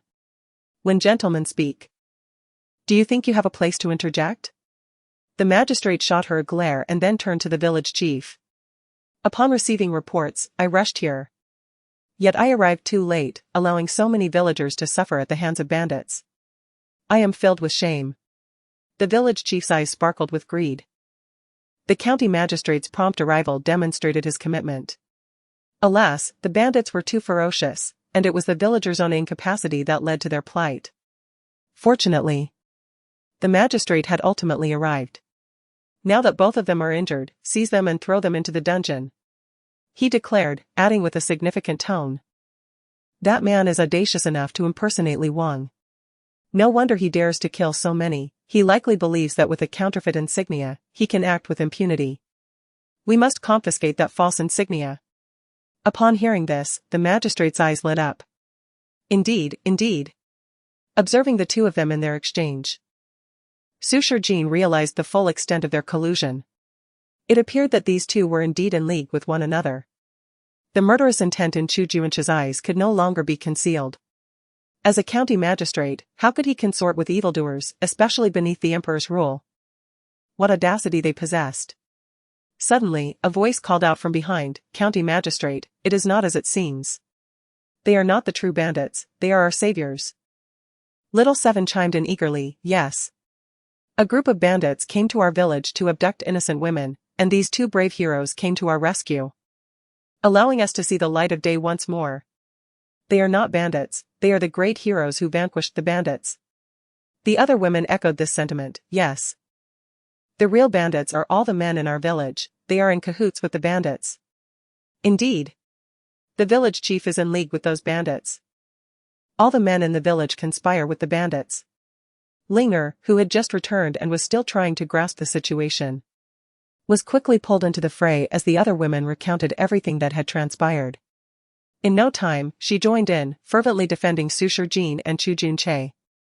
Yet the magistrate appeared deaf to their pleas and issued a direct order, arrest those two bandits first. As for those girls, I see they have been frightened. Return them to their families. Chu Juanche clenched his fists. How barbaric. How dare you claim to be a father and a magistrate? The magistrate, however, was filled with smug arrogance. Who do you think you are to question me? He mounted his horse and added, even if you are truly Li Wang, appearing here alone after killing so many common folk would cause a scandal. Even Li Wang must bear the consequences. Do not forget, the emperor's law applies to all. Even the nobility. Just for the indiscriminate killing of so many innocent villagers, I can hold you accountable. What audacity! Suitors Jin retorted. As a local magistrate, you not only fail to protect the common people but also conspire with these criminals, disregarding even Li Wang. This is a crime that could warrant the extermination of your entire clan. Extermination of my clan? You too? The magistrate dismissed them with a sneer, evidently underestimating their resolve. The village chief, brimming with confidence, declared, "Our county magistrate is a discerning official. We, the villagers, can all vouch for your integrity. Why are you all standing there? Seize them at once," ordered the magistrate. With that command, several soldiers advanced toward them. Chu Junche raised his sword, seeking death. With a swift strike, two of the approaching soldiers collapsed to the ground, blood splattering everywhere, causing the village chief and others to retreat several paces in shock. The magistrate's eyes widened in disbelief. "You dare to resist, you audacious thief." The other soldiers, taken aback by Chu Junche's defiance, drew their swords and quickly surrounded him. The nearby women were in a panic, wanting to help, but they were blocked by a throng of villagers. Linger was pushed among the crowd of women, and all of them were shoved a distance away. Forced to watch as Chu Junche and Sushir Jin were encircled by the soldiers. They were filled with both anger and urgency. "County magistrate, they are innocent. Stop shouting. Do you not understand? The county magistrate is in league with them. Let us go. You collude with mountain bandits and the authorities, may you meet a grievous end." The women shouted in unison, yet their cries fell onto Chapter 57, born to be playthings. The gaze of Chu Junche was laden with exhaustion. Sushir Jin comprehended his intent. Although weary, he still possessed enough strength to escape. As long as Sushir Jin nodded, Chu Junche could lead her away, with the promise of returning later, accompanied by reinforcements to address the situation with ease. However, Sushir Jin hesitated to respond. She observed the village head conversing jovially with the county magistrate not far off. The matter had escalated too far. Such trifles were inadequate to satisfy the magistrate. The underlings understood that this year's tribute would increase by 30%. Despite their allies being numerous, the loss of so many lives, including 2 officials, would be difficult to manage. They could take those 2 back to be executed publicly, quelling the public's fury. The village head, with a sinister smile, added, "And those poor girls will find it hard to sell now. I shall select the most beautiful ones shortly." The county magistrate smirked, as usual. "Chain them up and send them my way." The officials surrounding them hesitated, still fearful of the sword in Chu Junche's hand. As they observed the 2 not resisting, the onlookers began to swell with confidence. After all, were they not mere mortals? They believed the pair could not endure much longer. They scoffed at the notion of them being noble lords, failing to consider how such figures could possibly appear alone in their humble village. They anticipated that the magistrate would surely capture them for execution. "They have harmed so many of our kin, they deserve their fate." In stark contrast to the villagers' smugness, Linger and her companions were nearly hoarse from shouting. Yet no matter how loudly they cried, the county magistrate paid them no heed. Dozens of villagers surrounded them, refusing to release them. Realizing their cries were futile, they helped each other to untie their bonds and began to fight back against their captors. But a group of frail women were no match for a band of robust men. The men quickly subdued them, sending Linger and her friends sprawling to the ground. "Silence. Once we deal with those 2, it will be your turn. Your fathers raised you to be so pristine, merely to fetch a good price. How can you disgrace them now? Since you cannot be sold, perhaps you should become brides for our village." Screams, curses, and raucous laughter echoed in Sushir Jin's ears. As she watched the officials hesitate to strike, the county magistrate grew impatient. "A bunch of useless fools. Can those 2 truly slay so many of you? Get moving." With his shout, the officials finally brandished their weapons and charged forward. Suddenly, a flash of silver needles darted through the air, incapacitating the foremost officials on the spot. The remaining soldiers recoiled in fear. "A demon. She's a demon." With a mere wave of her hand, my brothers fell. "My lord, she is indeed a demon." Sushir Jin wasted no breath. Seizing the moment, she cast another handful of silver needles. Each needle contained multiple prongs, and soon 7 or 8 more officials collapsed. As the soldiers fell one by one, the county magistrate's eyes widened in shock. "Truly witchcraft. Who are you, fiend?" Chu Junche cast her a bewildered glance, seemingly taken aback by the number of needles she wielded. Sushir Jin had no time to explain. Her voice was icy as she declared, "Yes. I am the demon. Should you dare to advance any further, I will drag you all to hell. As she spoke, another silver needle appeared in her hand. She turned her serious gaze towards Chu Junche, resolute. I have decided, I shall not flee. Even if I exhaust my last ounce of strength, I will stand with them. Come what may. She glanced toward the group of battered women, who had finally mustered the courage to leave. How could she abandon them? If they were to depart, they would do so together. Chu Junche narrowed his eyes, silent. Yet the village had approached boldly, undeterred. You think you can take them with you? Do you believe you can escape? His gaze was fierce. I care not if you are a demon or a fairy, in our village, you are but cattle. Just like those little beasts. Your fate is to amuse us men. Do not think your sorcery frightens us. If you have the gall, slay our village. He gestured toward the men, who immediately seized Linger and her companions, pressing blades to their throats. The village head grinned triumphantly. If you kill another, we shall execute every last one of these women. Will you dare to strike? Sushar Jean clenched her fists. The village head continued, so many have died already. How long do you intend to linger? You refused to leave when given the chance, and now none shall escape. To think you could incite them to follow you is a grand joke. Look behind you, and see those old crones. The street was teeming with people. While at the back stood a group of trembling women, silently observing with blank expressions. A few wiped away tears, retreating in fear. The village head reveled in their cowardice. Do you see? They are mere cattle we have purchased from all corners. Your inspiring words elicited no response from them. The only reason these young girls react is their innocence. After they have endured the whims of a few men, try stirring their hearts again, see if they care. He spoke with malice, his eyes narrowing. In truth, they are just livestock. Why waste your anger on a bunch of beasts? Our village has more women than men. Every household has its own hidden away. Those who stand here are merely the brave ones, most cower at home, too afraid to emerge. Why? Because they are beasts. Stripped of their will through our training.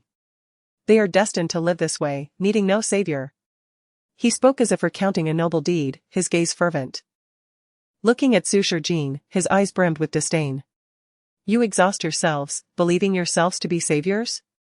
How amusing. Those women have grown accustomed to their fate. Do you see them resisting? He turned his mocking gaze to Linger and the others. One day, those dozen girls will share the same fate.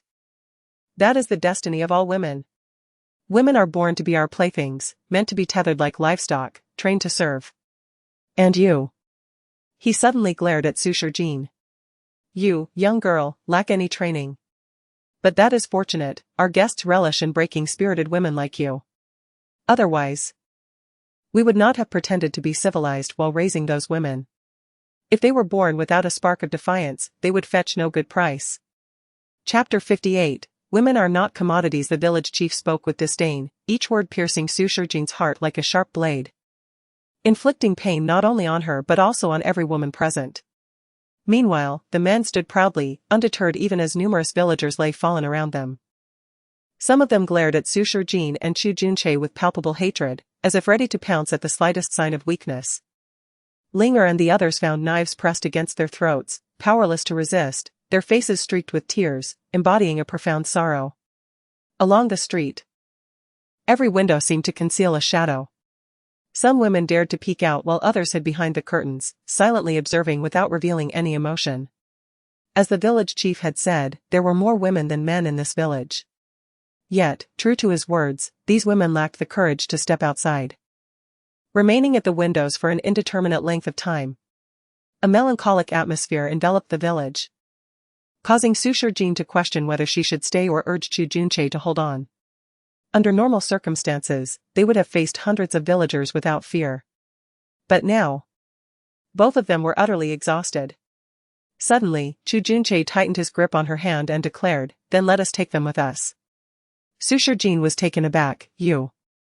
"I shall stand with you," he replied, his eyes narrowing. "As one in a position of authority, how could I abandon my duty? I have never fled from the battlefield, especially not in the presence of the Emperor." A smile involuntarily escaped Sushar Jean's lips. "All right. We shall withstand this together.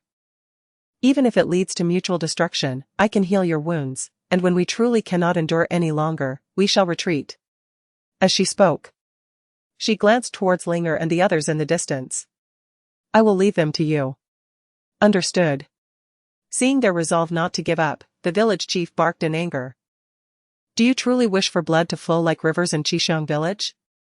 Do you not believe we will slay those vile women?" "I do believe," Sushar Jin retorted. "But I cannot fathom how a group of mothers could watch their daughters tread the same path."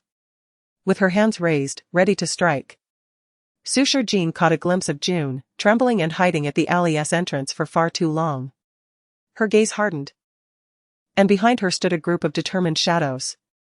Sushar Jin surveyed the crowd, addressing the women lingering at the back. "Do you see? Do you hear?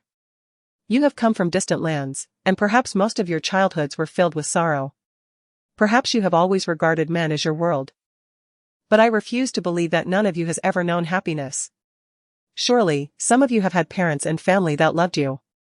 Yet here, what are you? You are not even recognized as human. In their eyes, you are mere livestock." Countless women turned to her, yet no sound dared escape their lips. Sushar Jin continued. "They were born from beneath women's skirts but do not permit those skirts to billow. The world lies beneath those skirts yet scorns their owners. What kind of absurdity is this? The notion that a woman must obey her father at home and her husband in marriage is utter nonsense. Women are not commodities. Nor are they objects for men to trample upon. You must understand, you have never needed to depend on anyone to live. Even as women, you can possess your own lives. You are not livestock. The true beasts are those who traffic you, the malignant world that treats you as merchandise. It is not your fault to be born human, nor is it a fault to be born a woman. The blame lies with those who give birth to you only to sell you." Uncountable tears were shed in silence. A sorrowful ambience threatened to engulf the entire scene. Yet the village chief scoffed, "Now you speak to livestock, it seems we have reached an end." The magistrate, hiding in the crowd, shouted, "Why are you all standing there? What are you afraid of? Charge forward. Whoever captures that which will be rewarded 50 taels." As his words fell, numerous villagers stirred restlessly. However, Sushar Jin paid them no mind and continued, "Please believe me, this is not your home. There are countless good men in the world who will not beat you, curse you, or chain you in darkness. They will never refer to you as livestock. They are gentle and kind, standing tall like radiant sunlight. Those are the true men. While the men in this village are nothing but beasts. They do not deserve to be called human, let alone your kin." As her words echoed, a figure suddenly darted through the crowd, and one by one, Linger and the others were rescued. It was Chu Junche who, seizing the moment when no one was paying attention, had saved them all. Seeing the women safe, Sushar Jin charged towards the village chief. "Your brutality deserves a river of blood." The village chief gasped and quickly retreated. "Quick! Capture that witch." In an instant, countless figures lunged towards Sushar Jin. She swiftly threw silver needles, but many evaded, having realized her ambush. "Watch that witch's hands. She throws poison needles. I've got her. 50 taels are mine." Chaos ensued. Amid the tumult, someone clutched Sushar Jin's ankle. She kicked him away, only to be seized by 2 others. In a flash, she drew a short dagger from her space and swiftly incapacitated those around her. Coated with deadly poison, each injured individual collapsed to the ground, writhing in agony. With renewed vigor, Sushar Jin finally reached the village chief, delivering a firm kick to his jaw. With a resounding crash, he fell flat on his back. Sushar Jin stepped forward, pressing her blade against his throat. "Everyone stand down, or I will kill him." However, the surrounding throng continued with their reckless pursuit, many clamoring to strike Sushar Jin. "Don't interfere with me, the reward is mine." Villagers surged towards Sushar Jin in a frenzy. At that CRI chapter 59, Never Accept Fate, as a multitude of young girls surged forward, Xiaoqi and the others, under Chu Junche's protection, hastily armed themselves. "Hurry back home. What are you all doing here?" Ailing exclaimed with fervor. Yet, the girls were resolute. "We will not leave. We have uncovered the truth. No wonder father never allowed me to eat eggs, he never considered me family. Sister. If you are sold, I shall be the next. I refuse to be bound like mother forever. Thankfully, Sister Jo, you roused us. Now that we know the truth, we shall never accept our fate. We have longed to confront them. Charge. A throng of women fervently assailed the men around them. Despite their youth, their spirit was unwavering. Even as several girls were soon knocked to the ground, they pressed on relentlessly. The once arrogant men were now visibly shaken, retreating in fear. Especially upon witnessing Chu Junche dispatch a foe with a single stroke. The toll had been dire, and the chaos had escalated beyond measure. Villagers began to anxiously search for the village chief, who was already bound tightly by Suture Jean. She wielded a blade, ruthlessly severing the chief's tendons. A heart-wrenching scream pierced the air, capturing the attention of countless onlookers. Those who had intended to rush forward to seize Suture Jean were now paralyzed with terror at the sight of her drenched in blood. Observing the ongoing turmoil, Suture Jean swiftly targeted another tendon of the chief. Stop. Please, stop. The chief lamented in agony. Under the watchful gaze of the crowd, Suture Jean declared. If they do not cease, I shall strike you again. If they persist, I shall continue until your blood stains the earth, but rest assured, I shall leave you breathing. The anguished cries intertwined with her indifferent words created an utterly chilling scene. Meanwhile, the county magistrate stammered, Do you see? That is the demoness from hell. You must charge at her. Only by overwhelming her can we capture her. In his panic, the magistrate mounted his horse, offering a bounty of 100 taels of silver, plus an additional 50 from his own purse. Hurry, act swiftly. Suture Jean paid no heed to the restless crowd around her, instead speaking to herself, Why do you not believe me? I can guide you home. She lifted her gaze to the countless windows, meeting the hollow stares of those within. I promise to take each of you home. If you have no home, if your family is as wretched as this, I can offer you a new beginning. Not in this dark and foul place. The long street was teeming with chaos. Countless bodies, both dead and wounded, lay strewn across the ground. Blood mingled with remnants of yesterday's rain, glistening ominously in the sunlight. Everything felt surreal. The girls brought by Jiao Yu had all succumbed to the ground, and Chu Junche bore untold injuries yet still stood firm.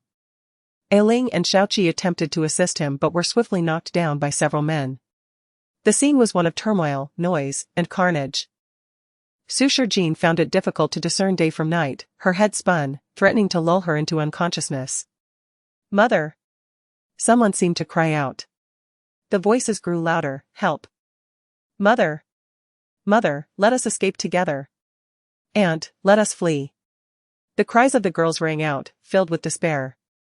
Suture Jean initially thought it futile. Those women had been conditioned to be docile, merely spectators. They wouldn't dare rise against their oppressors. Yet, upon raising her eyes, she beheld a multitude rushing towards her from the road ahead. A sea of women, seemingly powerless, yet resolute. Yes, they were the very women who had lingered nearby, watching the chaos unfold. Their eyes were filled with determination, tears glistening. Fear not, children. Mother is here to rescue you. I have come too. Hold on just a little longer. Let us charge together. If it comes to it, we shall fight to the death. The women who had once cowered in the shadows had finally emerged, summoning every ounce of courage. They wielded improvised weapons, some brandishing hoes, and rushed forward with fervor. The girls, previously knocked down, were soon encircled by these women, who shielded them from harm. They were ablaze with rage and fervor. If the young girls dare to resist, we mothers cannot lag behind. I have freed all my sisters, let us charge together. Yes. Living in fear is worse than death, let us confront them. They braced themselves for the inevitable punishment. They could endure no longer. If they remained passive, their daughters would inherit the same fate. Initially, only 20 or 30 women engaged in the fray, barely rescuing the girls. Soon, an additional 50 or 60 joined the fray, turning the tide in an instant. Before long, those who had been peering from behind windows began to seek out weapons. We too shall join. We cannot cower any longer. What is so great about these men? Let us confront them. Yes. Let us fight. I refuse to live in fear any longer. I shall not sell my daughter. I will slay that vile beast. Unbeknownst to them, the women gradually outnumbered the men on the streets. The formerly arrogant villagers were now either dead or injured. Those who remained, upon seeing the relentless wave of women, were struck with paralyzing fear. Yet, some still shouted curses. These filthy women have rebelled. Get back. I'll kill you if you don't. But as the words left his mouth, the speaker was swiftly knocked to the ground. The remaining men, witnessing this, fled in a panicked retreat. The injured village chief had long since lost consciousness, and the area was enveloped by the presence of women. Suitor Jean, witnessing the scene before her, felt her eyes grow moist. Through her tear-blurred vision, she recognized a familiar figure. Chu Junche stood before her, extending his hand. Sunlight bathed his back, making him appear almost ethereal. In that moment, he seemed to radiate light. A warmth spread through Suitor Jean's heart as she placed her hand in his. Thank you. As the esteemed Prince of Li, he chose to remain with her, risking everything to save those women who had nearly given up on themselves. How could she not feel gratitude? Chu Junche gently lifted her. No need for thanks. Protecting the common folk is my duty. Chapter 60, all that we bear. The men of the village lay defeated upon the ground. Some had retreated to their homes, locking their doors in fear. Yet the women remained undeterred in their actions. Some mounted the men, relentlessly striking their faces, while others stood nearby, delivering heavy kicks to those already incapacitated. Beasts. Selling your own daughters. You've sold 2 already, and it's still not enough for your indulgences. You are less than animals. One woman cried out. You used to climb into my bed every day, and now it is finally my turn to tread upon your grave, old fool. Young girls clutched their mother's hands, weeping and saying, Mother, Uncle used to touch me, and I was too afraid to tell you. Today, I finally dare to speak. The mother and daughter embraced, weeping in agony. The mother knew, I am sorry, I couldn't even protect myself. I apologize. Aunt, do not be afraid. If taking a life incurs a price, I will claim it was I who killed Uncle, and I shall protect you henceforth. The girl sobbed. Oh, Mother. I am so frightened. It is all right, do not fear, we are safe now. A cacophony of voices echoed throughout the street, as countless figures embraced one another, weeping profusely. Despite their battered appearances, Ling and the others huddled together, their faces illuminated with smiles. It is wonderful, we have triumphed. Indeed, we have prevailed, the girls' voices rang with exhilaration. Suitor Jean, caught in a moment of overwhelming emotion, found her eyes brimming with tears. Suddenly, she noticed Chu Junche, covered in blood, and her heart ached with guilt. I am sorry, I was meant to cure you, but now your wounds are worse. Observing her flushed face, Chu Junche felt an unfamiliar emotion well up within him. He turned his gaze away and replied coolly, consider it a different experience. The sun shone brightly, illuminating the hearts of all. Lu Yu approached them, limping slightly. Young lady, young sir, thank you both. Suitor Jean shook her head, there is no need for thanks. You saved yourself. Lu Yu lowered her head quietly. I did not contribute much, I merely gathered the other girls after hearing the commotion. They are young, like us. Innocent and pitiable. Fortunately, they were willing to join me in resistance, and thankfully, we succeeded. She continued bitterly, I plan to bury Grandma first, and then I will find a new place to live. Linger approached from a distance, her appearance disheveled, yet a radiant smile graced her face. And you too? We are returning to the capital, Suitor Jean replied, somewhat wearied. Linger nodded. Yes, returning to the capital sounds good. Things should have settled by now. I will accompany Lu Yu to bury Grandma Lu. With that, they supported one another and departed. The street was in disarray. The woman named Ailing approached Suitor Jean unsteadily. Young lady, we do not yet know your name. My surname is Su. Ailing replied, Miss Su. We are grateful for your immense assistance, and for giving all the mothers in our village the courage to start anew. However, she bit her lip, her expression laden with unspoken meaning. The situation has escalated too far, too many lives have been lost. with so many villagers and soldiers dead, and the county magistrate having fled, it is only a matter of time before he returns with reinforcements. We cannot bear the consequences of this tragedy. No one can shoulder such a weight. She locked eyes with Suture Jean, her brow furrowed. So, while the magistrate has not yet returned with men, you both must leave quickly. Exhausted, Suture Jean pressed on. You want us to leave? Eiling lowered her gaze, her long hair obscuring her face, rendering her already slight frame even more fragile. Yes, had we met under different circumstances, I would have kept you here to rest before your departure. But in the present situation, your presence only invites danger. I hope you can leave swiftly. She grasped Suture Jean's hand. You have already helped us immensely. We cannot allow you to bear the consequences any further. I know you are weary, but you must go. And what will you do? Suture Jean inquired again. Eiling glanced back at the other women nearby. We have agreed to claim that we endured the abuse and retaliated against our tormentors. As long as we accept the consequences, the others can escape like you. Pausing, she added, although we are frightened, someone must bear the burden of these lost lives. If everyone flees, the authorities will hunt us down relentlessly. We have already anticipated the consequences of our resistance. Death is a possibility we must accept. Though death is terrifying, living in this nightmare is far worse. Her expression was filled with sorrow. For years, we have witnessed too many mothers imprisoned underground, and far too many unfortunate women driven to madness. From a young age, our fathers and brothers told us our mothers were the problem, that they needed to be bound.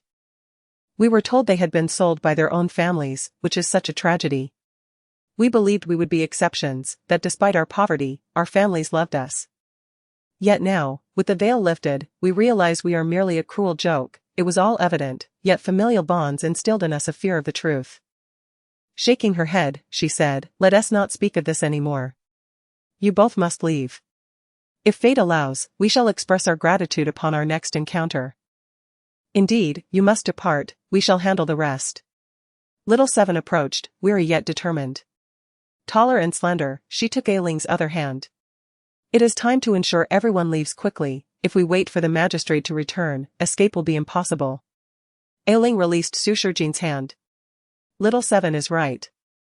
You both should leave. The crowd began to disperse, many women hurriedly gathering their children and belongings to return home. Yet, some remained, weeping uncontrollably. Gazing at the devastation before her, Suture Jean declared, I promise to take you with me. Eiling smiled gently, young lady, we appreciate your goodwill. But how could we truly accompany you? With so many lives lost, someone must bear the weight. If we all flee, ultimately, we will all be hunted down by the authorities. Suture Jean insisted, you need not worry about that, beside me is the prince. Young lady, I understand you are good-hearted, but impersonating a prince carries severe consequences. Please do not act recklessly in the future. Little Seven interjected, urgency in her voice, we cannot linger. You must leave. Chapter 61, Behold the carnage. As she spoke, Xiaoqi almost reached out to push Suture Jean away. Suture Jean felt helpless, fully aware that they would not believe her words, and thus said, you mentioned that the county magistrate will return shortly with assistance. So you should hurry to prepare and come to the capital with us. Eiling anxiously replied, Miss, we truly cannot leave, you two must go without us. Indeed. Do not concern yourselves with us, Mississippi. Look at how gravely your brother is injured. He is bleeding from numerous wounds. Quickly, take him away to tend to his injuries. As soon as Xiaoqi finished speaking, Suture Jean turned her gaze towards Chu Junche. Indeed, several gruesome wounds marred his body. Initially, Suture Jean had thought those wounds were merely the blood of others, but now it was evident that a significant portion was his own. She immediately grasped Chu Junche's hand and checked his pulse, her spirit lifting at once. Do you realize you have lost too much blood? Why did you not say anything? Are you not in pain? Chu Junche's expression remained placid, he claimed not to be in pain. Suture Jean urged, let us go, I must treat your wounds. As she attempted to pull Chu Junche away, he grasped her wrist firmly. It was time to leave. Suture Jean understood his intent perfectly. They had already lingered here far too long and could not afford to stay any longer. Observing the two gazing at her with fervent eyes, Sushar Jean sighed. I have no time to waste here with you, no matter how much I say, you will not believe me. You should first persuade most of the people to leave this place. As for you, we shall return to rescue you as soon as we can. Xiaoqi exclaimed urgently. Miss, do not come back. I know your intentions are good, and I understand how formidable you are, but no amount of strength can stand against those high-ranking officials. We are willing to stay behind and do not require anyone to rescue us. Ailing nodded. Yes, you should leave at once. I will go to the village chief's house. I believe he has a carriage, which should speed things up. With that, she dashed off without looking back. Clearly in search of a carriage. Unbeknownst to them, the number of people on the street had dwindled significantly. Most were preoccupied with their preparations to flee. Xiaoqi fumbled through her clothing for a while before producing 2 dry cakes and pressing them into Sushar Jean's hands. The journey back to the capital is still quite long. I do not have any other provisions at hand, so keep these. Remember. Do not venture into remote mountain villages again. Pausing for a moment, she continued, the nearest county office is still some distance away. Even if the county magistrate rides swiftly, it will take him a couple of hours to return, especially since he needs to gather men. You should have ample time to escape, do not rush on your journey. And do not think of turning back, understood? Holding the 2 cakes, Sushar Jean felt a tumult of emotions within her. Unfortunately, Chu Juanche's pulse was already extremely weak. She gently nodded and helped him sit down by the roadside. Pretending to retrieve a vial of medicine from her bosom, she actually drew it from her spatial storage. Here. Take this. Once that ailing girl brings the carriage, I will take you back to the capital immediately. Chu Junche regarded her with a profound gaze. You do not happen to have a vast medicine cabinet hidden in your bosom, do you? It seems that every time you reach into it, you conjure up a remedy. Otherwise, with such thick clothing, surely something would be visible? Sushar Jean chose not to respond to his inquiry, insisting, just take the medicine. Without hesitation, Chu Junche swallowed the medicine, although his gaze remained fixed on Sushar Jean's chest. Feeling uncomfortable under his scrutiny and fearing he would discover her secret, Sushar Jean explained, I have always lacked a sense of security, so I carry various common medicinal herbs wherever I go. As for the silver needles, they were for your acupuncture. Remember when we caught the snakes? We harvested their gallbladders and made some poison to apply to the silver needles, which, as luck would have it, is quite useful today. Chu Junche opened his mouth to speak but was interrupted by Ailing's voice from behind. Miss, you two must quickly board the carriage. Follow this road straight ahead to leave the village, continue along the main path through the forest. And you should reach the capital in just a few hours. Sushar Jean nodded and helped Chu Junche into the carriage. However, just before they set off, she leaned out once more, are you truly not coming with me? Staying here is not a wise decision. Ailing's gaze was resolute, we are prepared. You must leave, do not worry about us. Now that most have evacuated, it is just us remaining, we truly will be fine. Sushar Jean scanned the street. At this moment, it appeared that only the 4 or 5 of them remained. The other girls stood trembling by the roadside. Their faces etched with fear yet their eyes resolutely determined. Meanwhile, others were either returning to gather their belongings or had already fled in haste. Sushar Jean wished to persuade them further, join me in the carriage, trust me, I can truly protect you. Ailing shook her head, I know your heart is kind. But you must really leave now. I am indeed the legitimate daughter of the Prime Minister's residence, you can trust me. Sushar Jean felt utterly exhausted, as if her body had reached its limits. Yet Ailing continued to shake her head, even taking a few steps back. Hurry and go. Xiaoqi urged. Do not waste any more time. If we delay further, no one will be able to escape. Sushar Jean clenched her fists, desperate to simply render them unconscious and carry them away. Remaining here, she could not be certain they would survive until her return. Just then, the sound of galloping hooves suddenly echoed from a distance. Ailing's face paled, could it be that the county magistrate has returned? Quickly, miss, flee. With that, she tugged on the horse's reins and turned sharply, delivering a firm slap to the horse's rear. The carriage then sped away in the opposite direction. Suitor Jean cried out urgently, "Follow my lead, let us go together." But Ailing did not look back as she moved forward. Xiaoqi shook her head repeatedly. "This is too slow, you should have left long ago instead of lingering here. Now, look what has happened, the magistrate is coming." It was not their fault. They were gravely injured and would not have been able to escape without the carriage, and it was her delay that had caused this predicament. Nevertheless, they would soon rely on their own strength. Xiaoqi nodded. They claimed to be siblings. Yet one spoke of the Prime Minister's residence while the other mentioned the Princess' residence. Their lies were riddled with inconsistencies, and yet they insisted on deceiving them. "It is for our own good, she wants to save us and leave together," Ailing said calmly. Before long, a large group of people appeared in the street ahead. Leading them was indeed the county magistrate. He dismounted his horse with a sycophantic demeanor, flattering the entourage behind him. "My lord. Here it is. Look at the carnage. It is all the doing of those two sudden intruders. They not only slaughtered innocent civilians but also killed all my subordinates. They even audaciously impersonated the prince. You must." Chapter 62, Unworthy of being human. A grand procession of soldiers stretched from the center of the street to its very end. In the midst of it, an empty carriage stood, while a stately gentleman looked down upon the county magistrate with an air of authority. "Where are the two individuals you mentioned?" The magistrate gestured towards the retreating carriage, originally belonging to the village head, now gradually fading into the distance. "The two scoundrels must be hiding within, Your Excellency. You must send someone to intercept them at once." His face bore an ingratiating expression as he recounted how villagers had arrived before dawn to report a band of thieves in their midst, abducting innocent maidens.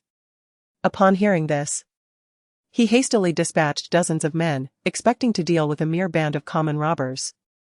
However, to his dismay, not a single one of his subordinates survived. All had fallen victim to the two brigands. He spoke with a tone of obsequiousness, even feigning tears that did not exist. Merely two individuals had managed to slay all his men, their strength terrifyingly formidable. Moreover, look at the corpses strewn about, these were innocent civilians. What difference is there from a massacre? This scene is truly unbearable. As he spoke, he raised his brows, glancing at the man before him. Having fled in a panic, he had intended to return to the county office for reinforcements, only to encounter this formidable group along the way. They claimed to be from the prince's residence. And with their ranks numbering 100 or 200, each soldier was a paragon of strength, utterly unlike the petty constables in his office. He swiftly deduced that the two rogues were masquerading as the prince, and had unwittingly stumbled into a trap. Thus, he rushed forward, believing them to be his saviors. Now, regardless of how powerful those two brigands might be, facing the true authority would surely lead them to their doom. Having witnessed such a grave incident within his jurisdiction, with so many innocent lives lost, the magistrate's position was precarious. Yet, encountering individuals from the prince's residence could potentially shift the blame onto them. What an ingenious solution. While his face feigned sorrow, inwardly he was elated. Two soldiers hastily pursued the departing carriage, while several women suddenly rushed forward, kneeling before them. "Your Excellency, save us." The leading woman, Ailing, bowed deeply, recognizing that the rider on horseback held a status far superior to that of the magistrate. She was determined to reveal the truth. However, the magistrate immediately interjected, "You foul girl, consorting with thieves and causing the death of so many of your fellow villagers, how dare you kneel here? Someone, seize them. They are accomplices to the robbers." Yet, the soldiers remained unmoved, each one coldly observing the unfolding scene. The magistrate's lips twitched. The soldiers of the prince's residence were indeed different, paying no heed to his authority. He awkwardly turned to the young man on horseback. "Your Excellency. These women are accomplices of the robbers. How else could such frail beings survive in this crisis? Look at the countless corpses, they are all young men from the village." "No. He is the accomplice of the robbers," Ailing exclaimed passionately. "Esteemed sir, please believe me. This magistrate, as a court official, has colluded with the thieves, abducting good women in secret. My sisters and I were captured by them, and they intended to sell us far away. This magistrate is the mastermind behind the robbers. Yes. This magistrate has a heart of a beast. He came not to capture the thieves but to conspire with them and re-abduct us. Those two heroes rescued us. They are not robbers. Little Seven chimed in hastily. The magistrate's face flushed with anger. Nonsense. These villagers are not accomplices to the robbers. They are your kin and friends, how can you betray them like this? He grew more agitated. Those two are no heroes, they are murderers. Quickly, intercept their carriage. In the distance, the carriage had come to a halt, and the two soldiers who had gone to intercept it now stood before it. Seeing this, the magistrate smirked. Not only had those two slain numerous innocent villagers, but they were also impersonating the noble prince. One even attempted to masquerade as a daughter of the chancellor's household. Such crimes are unforgivable. The women on their knees exchanged glances but remained undeterred in their pleas. Ailing crawled closer to the horse's hooves. Your Excellency. Please believe me, this magistrate is no good person. Those two heroes are our saviors, they truly are not robbers. Please. Do not believe their lies. Silence. The magistrate roared, furious at the audacity to slander him in broad daylight. He charged forward, kicking at Ailing. But suddenly, the young man on horseback leaped down, drawing his sword and pointing it at the magistrate. Enough, you are quite bothersome. The speaker was Ching Mo, looking down at Ailing. We are not here to meddle in your trivial affairs. Silence yourselves and step aside. With tears in her eyes, Ailing looked up at him. Esteemed sir, please save us. The magistrate, trembling, knelt before Ching Mo. Your Excellency, please do not believe these women. They are accomplices to the robbers. They show no sorrow for the loss of so many friends and family, indicating their lack of feelings. They are trying to deceive you. You are unworthy of being human. Little Seven could no longer contain herself, pushing the magistrate forcefully. She then clung to Ching Mo's leg. Sir, we are not accomplices, we are victims. If you do not believe us, we shall die to prove our innocence. We only hope you will spare those two heroes, they are our lifelines. Ching Mo frowned, pushing Little Seven away in annoyance. At that moment, two soldiers in the distance suddenly knelt before the approaching figures. We greet His Highness. Hearing this commotion, everyone turned to look in that direction. In the distance, two figures staggered down from the carriage. Upon seeing Chu Junche, Ching Mo's eyes widened in shock. My lord. Without a second thought, he rushed forward. My lord. At last, I have found you. He knelt hurriedly, and the soldiers behind him followed suit, all bowing in reverence. We greet the prince. We greet the prince. Chapter 63, He truly is the prince of Li. As the figures before them knelt to the ground, Ling and her companions could hardly contain their astonishment, their eyes widening in disbelief. Xiaoqi turned back in a daze, witnessing the once proud official now prostrate at the feet of Chu Junche. The striking yet disheveled youth, the elder brother as described by Miss Su, was indeed the current prince of Li. The two were rendered speechless by their shock. Meanwhile, the county magistrate, witnessing the spectacle, weakened and collapsed to the ground, exclaiming, No. It cannot be. How could someone so wretched possibly be of such high status as the Prince of Li? How could the esteemed prince appear in such a remote village, looking so tattered? Were it not for his handsome visage, one might mistake him for a mere beggar on the streets. His eyes brimmed with disbelief. It cannot be. How can he possibly be the Prince of Li? Amidst his murmurs, Chu Junche, supported by a throng of soldiers, approached him step by step. Su Shijin was draped in a thick outer garment, which Ching Mo had kindly placed upon her. Observing the disheveled state of both individuals, it was unimaginable what they had endured. Your Highness, Prince of Li. The magistrate stammered, trembling as he knelt and knocked his head against the ground, pleading for mercy. I am but a fool. I was grievously mistaken. I acknowledge my errors. I shall never dare again. Chu Junche raised a hand, signaling for him to be taken away. At once, execute him, he commanded. Immediately, two guards advanced and dragged the magistrate away, heedless of his cries of despair. Chu Junche continued, dispose of the corpses in the street at the mass grave. And search every household. Spare the women, but seize all men for further questioning. Ching Mo nodded in agreement and waved his hand, prompting dozens of soldiers to spring into action. Soon, the village echoed with wails of anguish. Many women, hiding indoors while packing their belongings, peeked out. Their eyes wide with shock at the scene unfolding in the streets. Chu Junchae, despite his evident fatigue, declared, "Investigate all nearby villages. Leave no stone unturned in the pursuit of those who traffic women. I cannot bear witness to such heinous acts again." His voice, though weary, resonated with authority. At that moment, Sushir Jin, who had been standing quietly, suddenly collapsed. In a swift motion, Ching Mo rushed to support her. "Second miss," he exclaimed. Chu Junchae frowned. "Return to the capital." "Yes." Ching Mo replied, preparing to help Sushir Jin into the carriage. To his surprise, Chu Junchae stepped forward and personally lifted her into his arms. Ching Mo stood in shock. "Your Highness." They set off immediately. Chu Junchae's voice was icy as he instructed, "Ride faster." The carriage accelerated. And Ching Mo silently kept pace beside it. "Is Ching Feng available?" Chu Junchae inquired. "Yes, Your Highness," Ching Mo responded respectfully. "He is present. Have him ride swiftly back to the capital. Before I return home, I need to see Physician Yang from the palace." Ching Mo bowed his head, understood. He gestured behind him, and a youthful figure, around 17 or 18, rode forth. After receiving Ching Mo's instructions, the boy hurriedly galloped away. Ching Mo's expression grew increasingly grave. "Your Highness, Physician Yang typically only treats. Just say that I am wounded, there is no need for widespread knowledge of this," Chu Junchae interjected. "Yes." Ching Mo replied meekly. The carriage sped onward, yet Ching Mo's demeanor remained heavy.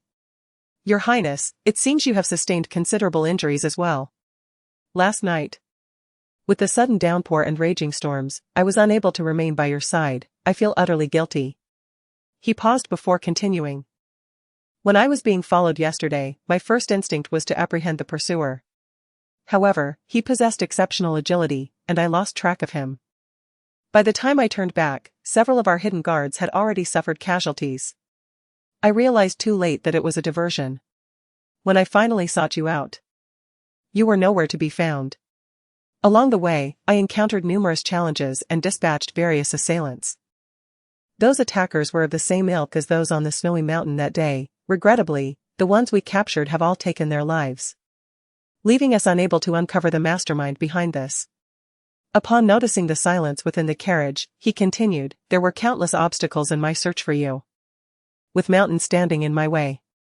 In utter desperation, I returned to gather reinforcements, believing that with more men, the hidden assailants would retreat. And indeed, since I brought a contingent with me, the number of attackers diminished significantly. I also understand that while we search for you, the hidden assailants are equally on the hunt. Thus, I was in a state of frantic urgency. Fortunately, the county magistrate inadvertently directed me here. But I wonder, with so many lives lost in the village, were they not all ordinary villagers?" Inside the carriage, silence reigned. Ching Mo cautiously added, "With so many villagers dead, it is likely that word will reach the emperor. I will personally discuss this matter with my elder brother." Chu Junchae finally spoke. "How many men did we bring?" "Approximately 500. The others are dispersed across various locations, still scouring the mountains and fields. Recall everyone, seal off all nearby villages, and rescue all women who have been captured. Anyone sold by their families or abducted by bandits shall be set free. As for anyone involved in the trafficking of women, regardless of age or gender, they are to be apprehended and brought back to the capital. I shall personally handle their punishment." "Yes. I will arrange this immediately." Ching Mo's voice trailed off for a moment. Meanwhile, inside the carriage, Chu Junchae Chapter 64, She Deserves It. The road was bumpy, causing the carriage to sway precariously. With each jolt, Sushir Jin winced in pain. Chu Junchae furrowed his brow and ordered, "Bring some clean water and gauze." Soon, fresh linen was delivered to the carriage. Ching Ma returned to the window, inquiring, "Master, it's still quite a distance to the capital. Are your injuries serious? Do you need me to assist you with the medicine?" "No need. Are there any women nearby?" Ching Ma was taken aback. All that surrounded them were a group of men. Where could he possibly find a woman?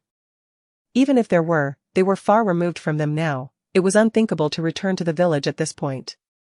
As the thought crossed her mind, Qingma quickly suggested, "Is the second young lady gravely injured as well? Perhaps we could wake her, she knows medicine and could tend to her own wounds." "Bring the wound ointment." Chu Juanche's voice was icy. Qingma cautiously retrieved a bottle of medicine and tossed it through the window. "Master, I only brought one bottle. You should use it first, the second young lady." "Silence." The cold command made Qingma instantly mute. Yet, as the curtain fluttered unexpectedly, he couldn't help but steal a glance inside. Just then, a large hand abruptly pulled the curtain down again. Startled, Qingma quickly turned his gaze forward, daring not to utter another word. Inside the carriage, Chu Junche was unaware of the gentleness he exhibited in this moment. His brow was tightly knit, yet his movements were delicate. Every visible wound had been cleaned and treated with a thin layer of ointment. A few wounds were too deep and required the removal of clothing for proper care, but Chu Junche found himself frozen in place. At this moment, Suture Jean was left with only a thin undergarment. Removing another layer would be. But if he didn't, how could he treat her wounds? In his turmoil, Suture Jean suddenly furrowed her brow, sweat trickling down her forehead. "Grandmother Lu, why?" It felt like a dream. A peculiar sensation surged within Chu Junche, and he reached out to gently stroke her head, as if to comfort her. Suddenly, Suture Jean opened her eyes wide. Chu Junche was startled, retracting his hand, subtly shifting to the side. "You're awake?" Suture Jean, drenched in sweat and panting, murmured, "It was a dream, another dream. I keep dreaming lately. Just now, I saw Grandmother Lu poisoning us, and then in June, they all died. It's truly heart-wrenching." She patted her chest, only to realize her clothes were scattered about, and she seemed to be wearing nothing but a single garment. She bolted upright, exclaiming, "Where are my clothes?" Chu Junche averted his gaze, looking out the window. "Your injuries are severe. This is the only way to treat them. There are a few deeper wounds that you must tend to yourself." His tone, though neutral, caused his ears to redden unconsciously. Suture Jean glanced at her injuries and then at the medicine bottle beside her, coming to an understanding. She expressed her gratitude, then added, "But they are merely minor injuries. Nothing serious. Once we return, I can." "Not a single part of you is presentable, and you still consider them minor injuries?" Chu Juanche's voice suddenly turned chilly. Suture Jean felt embarrassed. "I've taken anti-inflammatory medication, it's just a bit of blood loss, really not that deep. Even if they aren't deep, they will leave scars." Chu Junche remarked darkly, "Do you understand what it means for a young lady to have scars on her body?" Suture Jean paused, realizing she had never contemplated this. With her medical skills and the medicines in her possession, no matter how grave her injuries, she would not bear scars. Chu Junche continued, "As a lady of a prominent family, if you are covered in scars, it will surely lead to disdain when you marry in the future." Before he could finish, Suture Jean interjected, "How could I ever marry someone who would despise me? The one who eventually takes me home will be someone I've carefully chosen. If a few scars can deter him, then he is certainly not a worthy partner." Chu Junche frowned. "What I mean is, the palace has medicine that, if applied consistently, will prevent scarring." Suture Jean's lips twitched, realizing she had interrupted him and misunderstood his intent. Feeling awkward, she replied, "Rest assured, I have my own remedies. I will not allow myself to be marked by scars." Chu Junche fell silent, gazing out the window. Suture Jean attempted to lighten the mood, but, "Your Highness, what are you looking at through the closed window?" Chu Juanche's eyelids flickered, yet he remained silent, merely opening the window before him. A gentle breeze swept through, causing the curtains to flutter. The atmosphere in the carriage grew somewhat awkward. "Well, once we return to the capital, I shall assist you with the antidote.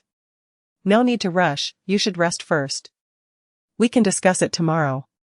Suture Jean was taken aback, surprised at the kindness of the prince, so different from the cold, indifferent persona she had heard about.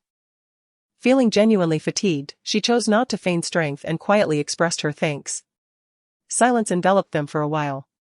After what felt like an eternity on the road, Suture Jean began to feel drowsy. Why is the human heart so complex? Breaking the silence, she mused. Chu Junchae seemed to understand her sentiment, replying. One should never place trust in anyone too easily. Indeed. Su Jin slowly closed her eyes, whispering, I could have saved Grandmother Liu.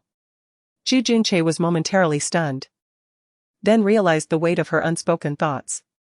No wonder she dreamed of Grandmother Liu, it was a deep-seated concern for her. It is her just deserts, he remarked quietly. The carriage fell silent again. Chu Junchae continued, for those who attempt to harm you, remaining aloof is the greatest act of mercy, you need not bear any psychological burden. Understood. The journey continued in silence. Upon finally returning to the capital, Chu Junchae personally escorted Su Jin to the entrance of the Prime Minister's residence. Exhausted. She refrained from any further sentimentality, since he suggested addressing the antidote tomorrow, she decided to return and rest. As she disembarked, Chu Junchae instructed Qingma to drape a coat over her shoulders, watching until Su Jin entered the residence before setting off on his way. As the carriage gradually receded, Qingma was left in astonishment, longing to inquire what the prince had experienced these past 2 days. Yet, bound by his station, he dared not utter a word. Silently trailing behind the carriage, his heart heavy with unspoken thoughts. Meanwhile, not far from the Prime Minister's residence, in a tavern on the 2nd floor, a shadow had lingered for quite some time by the window. Master, shall we take action? A figure clad in black stood respectfully behind the shadow. The shadow clenched his fists, pondering why they should strike now when the target had already fled. The black-clad figure immediately knelt, it is my incompetence. By all accounts, Chu Junchae should have succumbed to the poison triggered by the scent of flowers. Even if he survived, he should have lost his martial prowess. Why is he still unscathed? The shadow's voice grew increasingly sinister. It is said that Su Jin was the one who saved him. But how could that Su Jin suddenly possess such extraordinary medical skills? Chapter 65, Thoughts that should not be provoked. As the shadow's voice faded, the dark-clothed sentinel kneeling at his feet immediately spoke. My subordinate has conducted an investigation, and all of Su Jin's experiences are clear and unambiguous, devoid of any suspicious elements. Not only us, but it seems that the entire capital is unaware of her true identity. Even those in the Prime Minister's residence appear to have recently discovered her medical expertise. The shadow let out a cold snort, finding the situation increasingly intriguing. So, shall we take action? After startling the snake twice, do you truly believe you can still ambush him easily? The dark-clothed sentinel lowered his head, acknowledging. My incompetence is evident. Very well, the shadow continued, both Chu Junchae and Su Jin have sustained severe injuries. It is said they were even wounded by a group of villagers. How the once invincible princely could be so harmed by mere villagers illustrates the true depletion of his internal strength. The kneeling dark-clothed sentinel added, indeed. Chu Junchae's internal power is undoubtedly compromised. Moreover, his martial skills seem to be sealed, otherwise, he would not have fled from our pursuit. Let alone be injured by mere villagers. That is indeed fortunate. As long as his martial prowess is incapacitated, it is only a matter of time before he falls into our hands. Agreed. Let us withdraw, it is time to return. Yes. At the entrance of a tavern, a carriage stood silently. A little maid outside the carriage gazed intently at the Prime Minister's residence, her eyes filled with disdain. Look at that seductive appearance, I wonder what methods she employed to secure a place in Princely's carriage. One cannot fathom what Princely finds appealing in such a grotesque figure. A gentle voice emanated from within the carriage, Sheener, do not speak recklessly. Named Sheener. The maid replied indignantly, it is the truth. Everyone knows you are the most suitable lady for Princely. In terms of appearance, you are not inferior to Su Luoyue. In terms of family background, those sisters are not much different from you either. No matter how one looks at it, they cannot compare to you in any way. If it were Su Luoyue in Princely's carriage, I would not be this angry, but that fat woman. This is the main street. The woman inside the carriage reminded coldly. Sheener pouted, I understand, miss. How could we, daughters of noble families, compete with those pampered ladies? Such delicate schemes are beneath me. Sheener nodded, you are right, miss. No matter how those two sisters try, they cannot match even a single toe of yours. Their rivalry is well known. They have long lost any sisterly bond. Once vying to marry the crown prince, they now set their sights on Princely. It is truly disgraceful. Feigning to be a divine healer and pretentiously offering treatments, such tactics are beneath us. The woman's voice remained gentle, yet her words were chillingly indifferent. Sheena remarked. You are correct. Once Princely realizes that fat woman is utterly useless, he will certainly deal with her harshly. After all, no one has ever heard of Suture Jean possessing medical skills, it is nothing but pretense.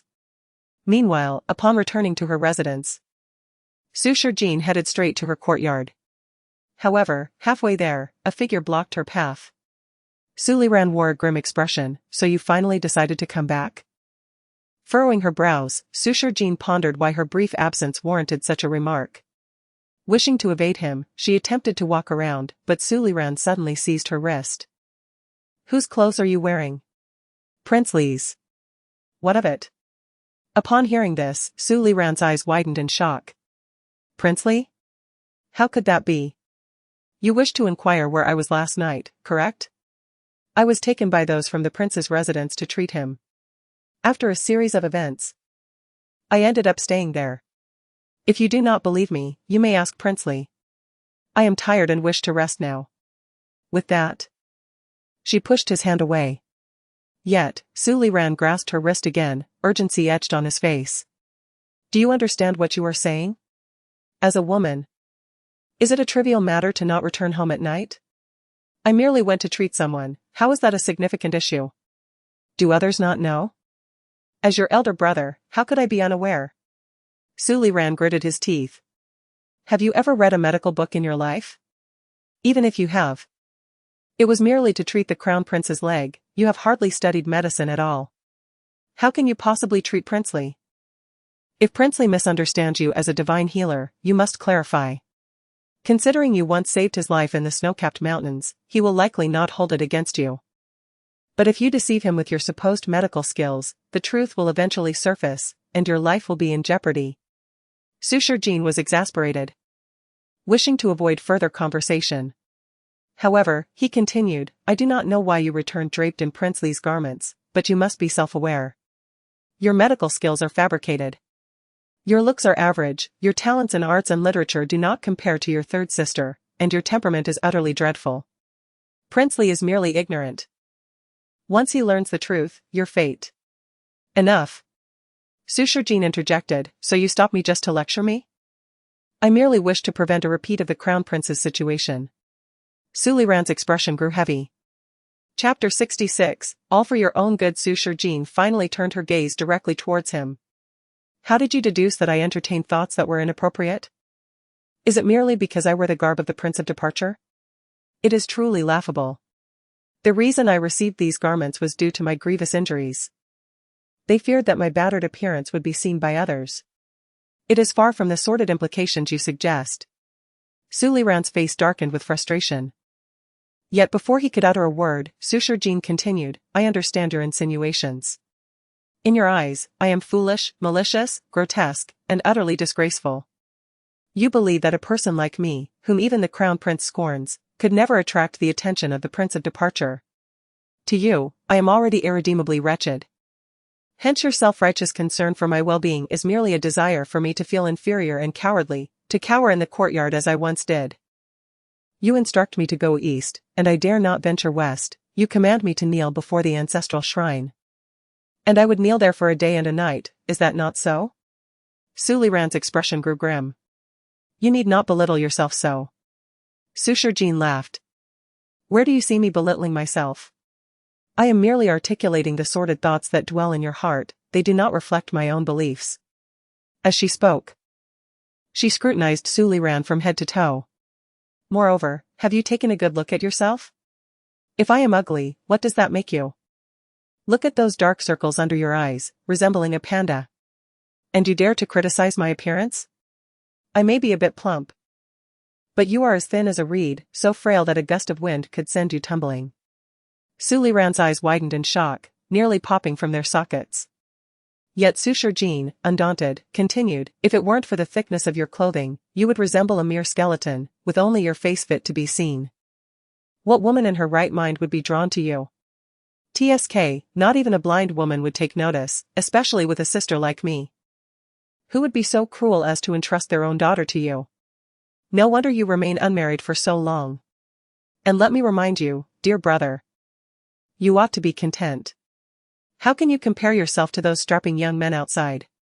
The crown prince may be flawed, but he is tall and robust, as are the other noble sons. You, on the other hand, are a feeble lad, who would be unwanted if you were to step outside. You should focus on your own well-being, spend more time exercising, and stop fixating on the petty affairs of the courtyard. You. How can you utter such blasphemous words? I am your elder brother. Suliran exclaimed, retreating in exasperation until he leaned against a nearby tree trunk. Sushurjin sneered. And yet I am your own sister. You can still wound me with your words. Is there anything wrong with what I have said? Aren't I merely echoing your criticisms? Why is it that you are permitted to point out my flaws, yet I am not allowed to speak? My words are all for your benefit. Suliran lamented, exasperated. Sushurjin gazed at him earnestly. And I am also speaking for your benefit. Look at you, I have only spoken a few words. And you are already in such a tizzy. Am I not speaking the truth? You constantly compare me to Su Luoyue. So is it not equally fair for me to compare you to the brothers of others? Not to mention the strong servants in this household, they are all robust. And you, with your thin arms and legs, how will you ever protect your wife in the future? I do not mean to criticize you, dear brother. But you are of an age where you must consider your future. You are not handsome, and your height is lacking. Although you appear tall within this estate, beside the crown prince and the prince of departure, you would be dwarfed. A gentleman must possess the demeanor befitting his status. Being frail does not evoke the image of a hero. By the way, your sense of style is dreadful, lacking any redeeming qualities. Yet you persist in finding faults with others. Such a boy will surely struggle to win a woman's affection. You must be more mature, more restrained. And focus on physical fitness. Control your temper, otherwise, with a bad temper, a subpar physique, and a lack of self-awareness, it is indeed tragic. Suliran was rendered speechless. Consumed by anger. Having relayed her thoughts in one breath, Sushurjin turned to leave, satisfied, as he stood there, unable to respond. Why is it that men are allowed to criticize women, yet women cannot critique men? What nonsense is this? This time, Suliran did not follow her as she walked away. Sushurjin felt a sense of liberation. Upon returning, her first action was to cleanse herself thoroughly. And then she locked herself in her room, meticulously inspecting every wound on her body before gently applying ointment. Subsequently, she collapsed onto her bed, sleeping soundly until the early hours of the morning. In her drowsy state, she stirred briefly, yet her exhaustion from the prior day rendered her unable to remain awake. After rebandaging her wounds, she fell back into a deep slumber. She continued sleeping until dawn the next day, awakening refreshed. Most of her injuries were superficial, merely requiring a light application of ointment before scabbing over, and some deeper wounds were primarily located on her back. Thus, early in the morning, Sushurjin positioned herself before the mirror, struggling to teach chapter 67, the performance before others. Even so, Sushurjin remained resolute in her determination to resist fate. She had been granted a second chance in this foreign realm, and she was not about to be a mere pawn. Twisting the paper in her hand into a ball, her thoughts raced as she promptly exited the courtyard, heading towards the residence of Su Luoyue. She needed to ascertain whether Su Luoyue was present in the manor.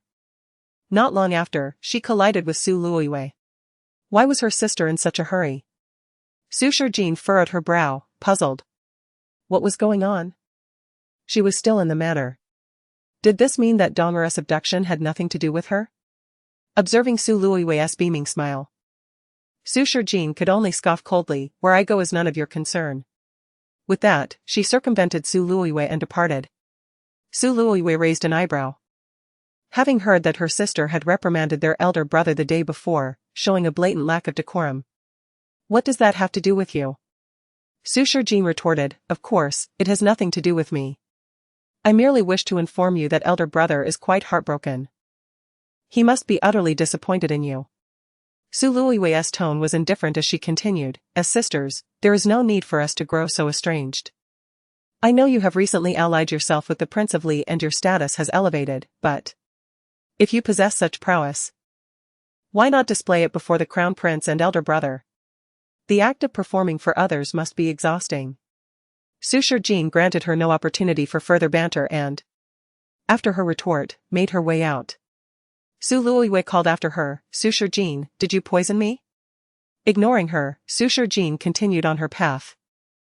Su Luoyue seethed with rage, I know it was you. Suitor Jean, you will regret this. Completely disregarding her words, Suitor Jean swiftly exited the Prime Minister's residence. At the rear mountain of the Prime Minister's estate, on the precipice, was the very spot where the original host had once threatened to leap. The snow had ceased falling during this time, and the sun now shone brightly, rendering the path up the mountain devoid of snow. Despite the picturesque scenery, Suitor Jean's heart was in turmoil. With Su Luoyue still safe within the matter, perhaps those who had abducted Dong'er were not involved with her. Yet, this alone did not provide any certainty. The priority remained to rescue Dong'er. Just before ascending the mountain, she had discreetly dispatched an individual to convey a message to the Prince of Li. She could only hope that he would recognize her intent to assist him and send a skilled ally to aid her. As she pondered, she reached the summit. There stood the familiar cliff, beneath the vast expanse of blue sky and white clouds. In the distance, she spotted the ancient tree. At that moment, a figure hung. Chapter 68, We Are Helpless. The descent down the mountain was enveloped in silence, with Dong'er remaining eerily quiet. Her delicate face was pallid, and she seemed on the verge of speaking several times but ultimately held her tongue. Suitor Jean furrowed her brow. Realizing that if they dared to abduct her at the estate, it was evident that Su Luoyue had become utterly reckless and unrestrained. Upon returning, they must unveil her true nature. With a ghostly pallor, Dong'er gazed at her but remained speechless for a prolonged moment. Suitor Jean inquired, Are you stunned? Finally snapping back to reality, Dong'er hastily shook her head and replied, No, my lady, it's just that, you just defeated so many people. Suitor Jean was momentarily taken aback before understanding dawned upon her. The original owner had always been timid and delicate, easily toppled by anyone, let alone a multitude. Yet today, she had vanquished numerous opponents before Dong'er. It was no wonder she was so astonished.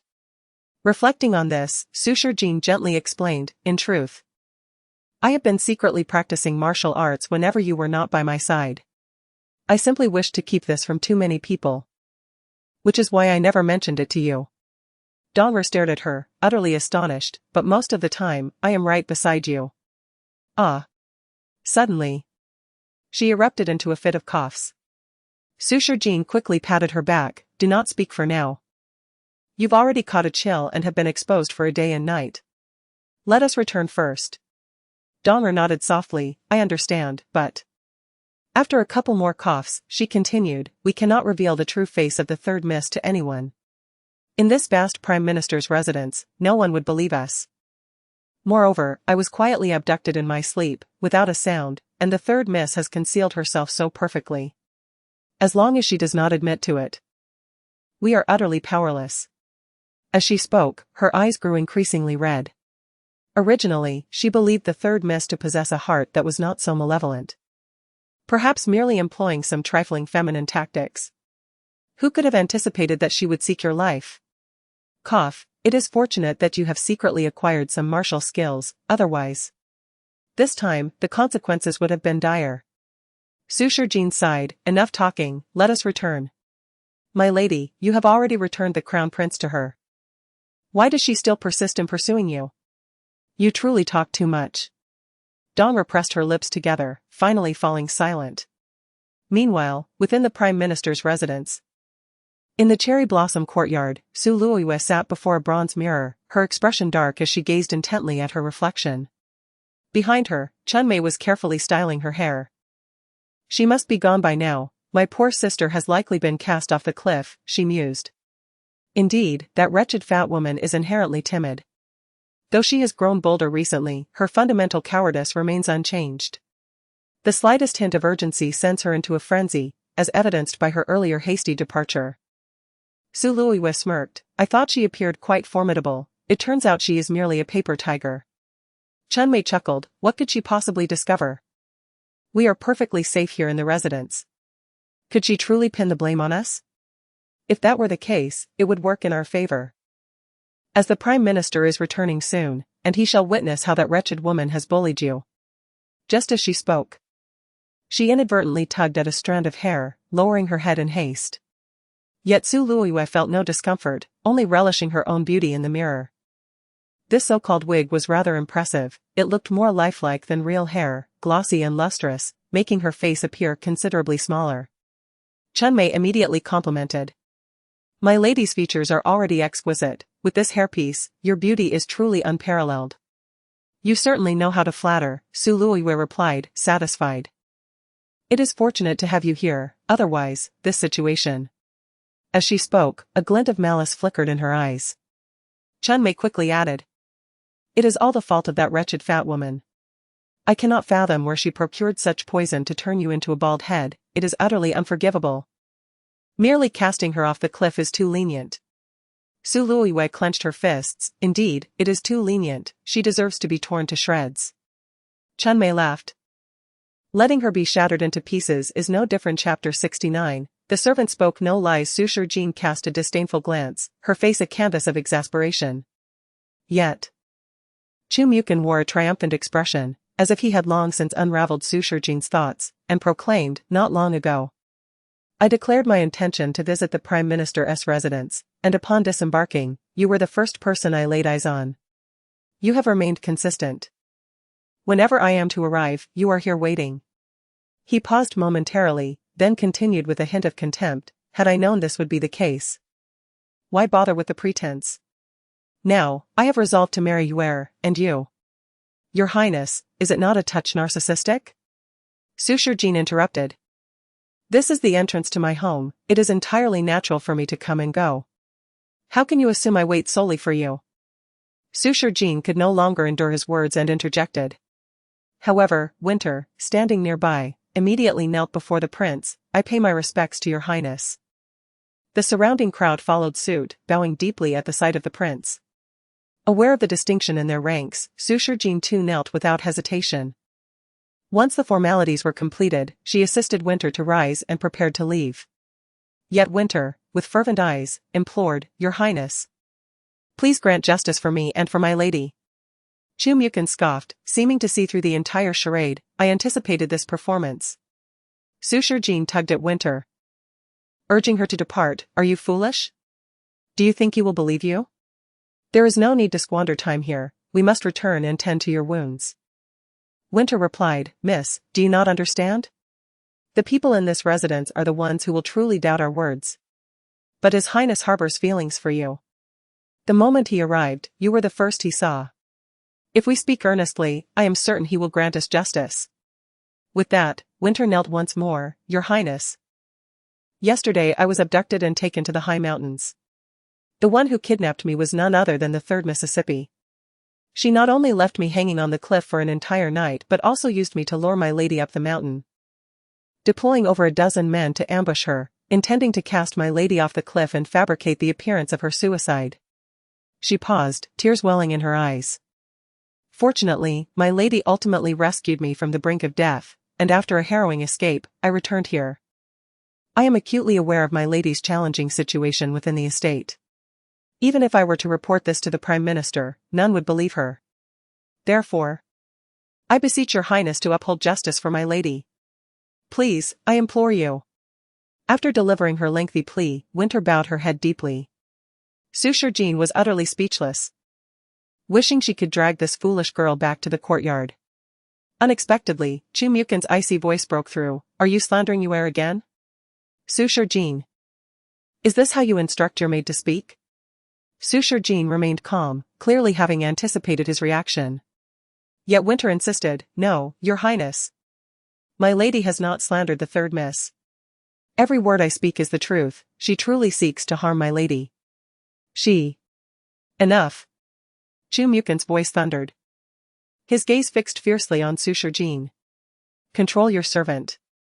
Were it not for your standing, I would have had her tongue removed. Winter was taken aback, never expecting that even after her desperate plea, the prince would remain unconvinced. Even if His Highness favored the third miss, he surely harbored feelings for her lady as well. Why was this happening? This was the truth. Suture Jean sighed in resignation. I have told you before, the prince cannot act on my behalf. How can you be so naive to think he has feelings for me? Winter's face was streaked with tears. I only hope someone will stand up for you, my lady. If even His Highness does not trust you, who else in this world can? Her heart ached. Is it truly impossible for anyone to believe in you, my lady? I refuse to accept it. It pains me to see you suffer. Do not perform your master-servant drama before me. Do not think I am unaware that this spectacle is meant to slander Yue. I know precisely what kind of person she is. Should you attempt this again? Do not expect mercy from me.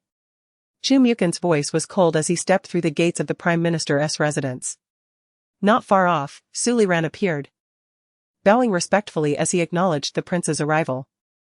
I pay my respects to your highness. Afterward, he cast a disappointed glance at Suture Jean, alas, second sister. Why must you be so obstinate? Suture Jean rolled her eyes and attempted to leave with Winter. Yet Winter, still in tears, exclaimed, I did not lie. It was truly the third miss who kidnapped me. She genuinely sought to endanger my lady's life. Your Highness, eldest brother, you have often misunderstood my lady in the past. And I have been too afraid to explain. But this time, it threatens my lady's very life. Even if you kill me, I must speak out for her. After all, human life is at stake. Enough.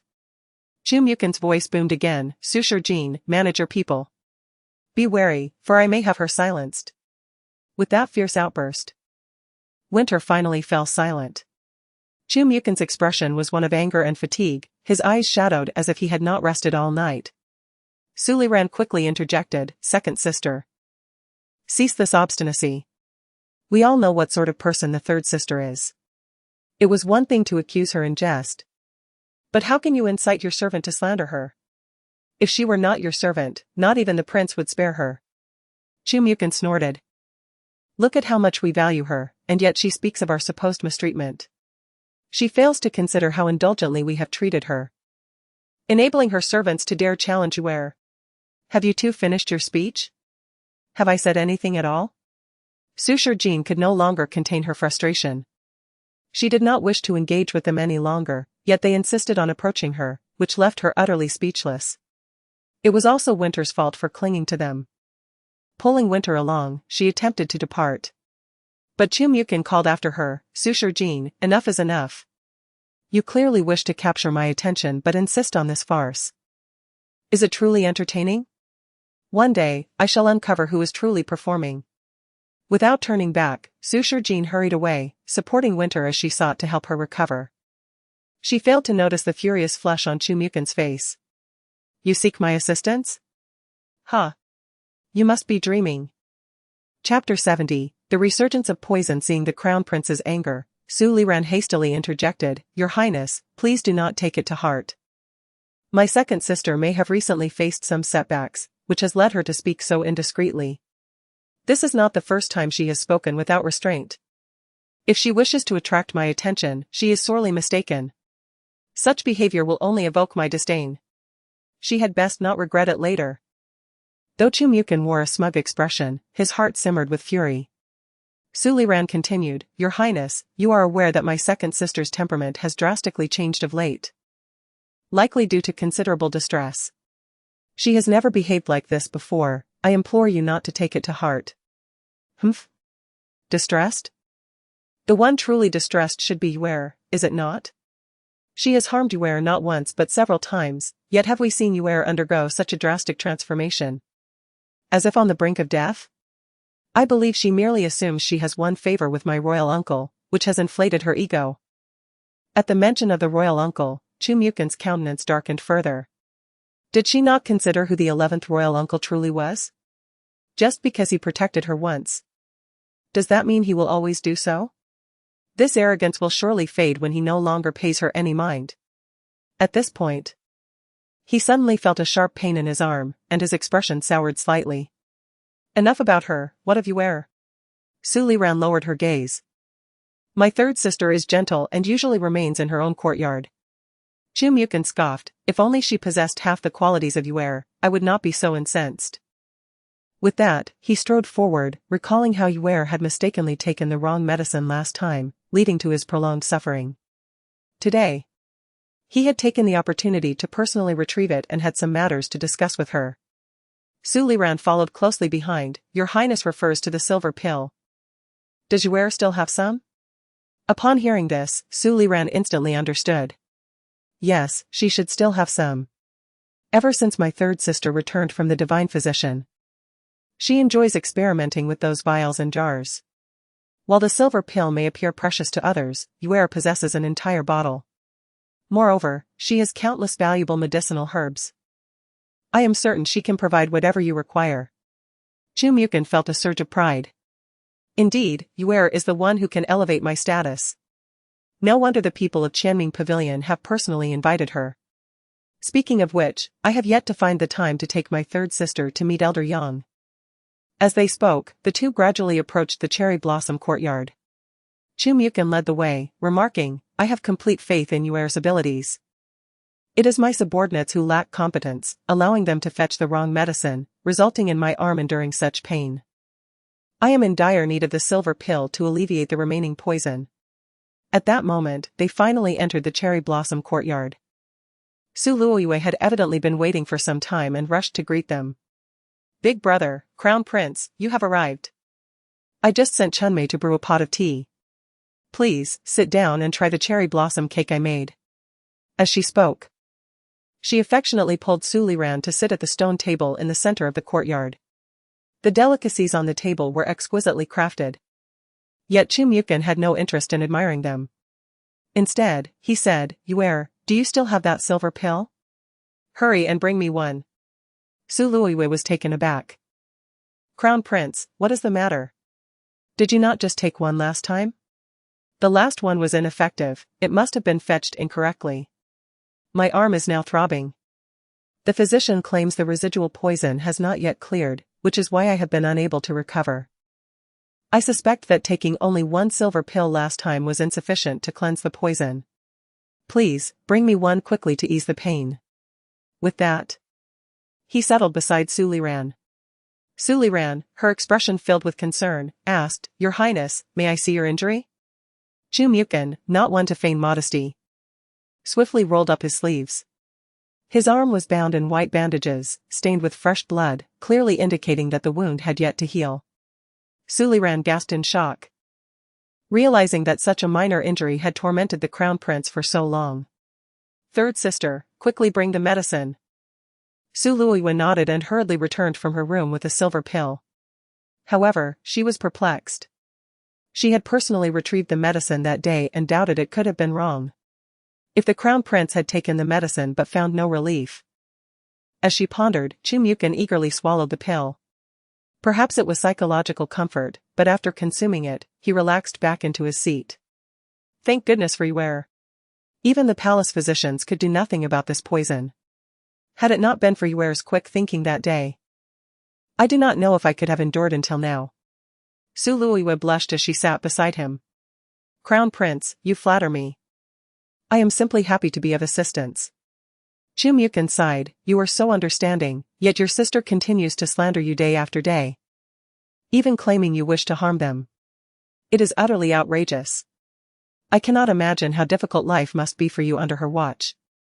Su Luoyue lowered her head, her expression innocent.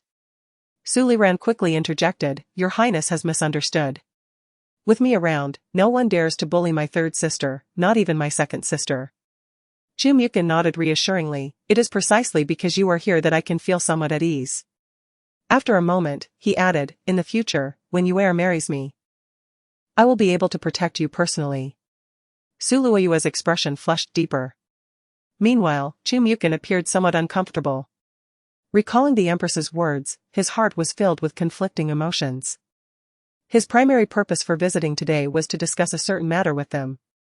Yet, gazing at the delicate beauty before him, he found it difficult to utter the words that he could only promise her the position of a secondary consort.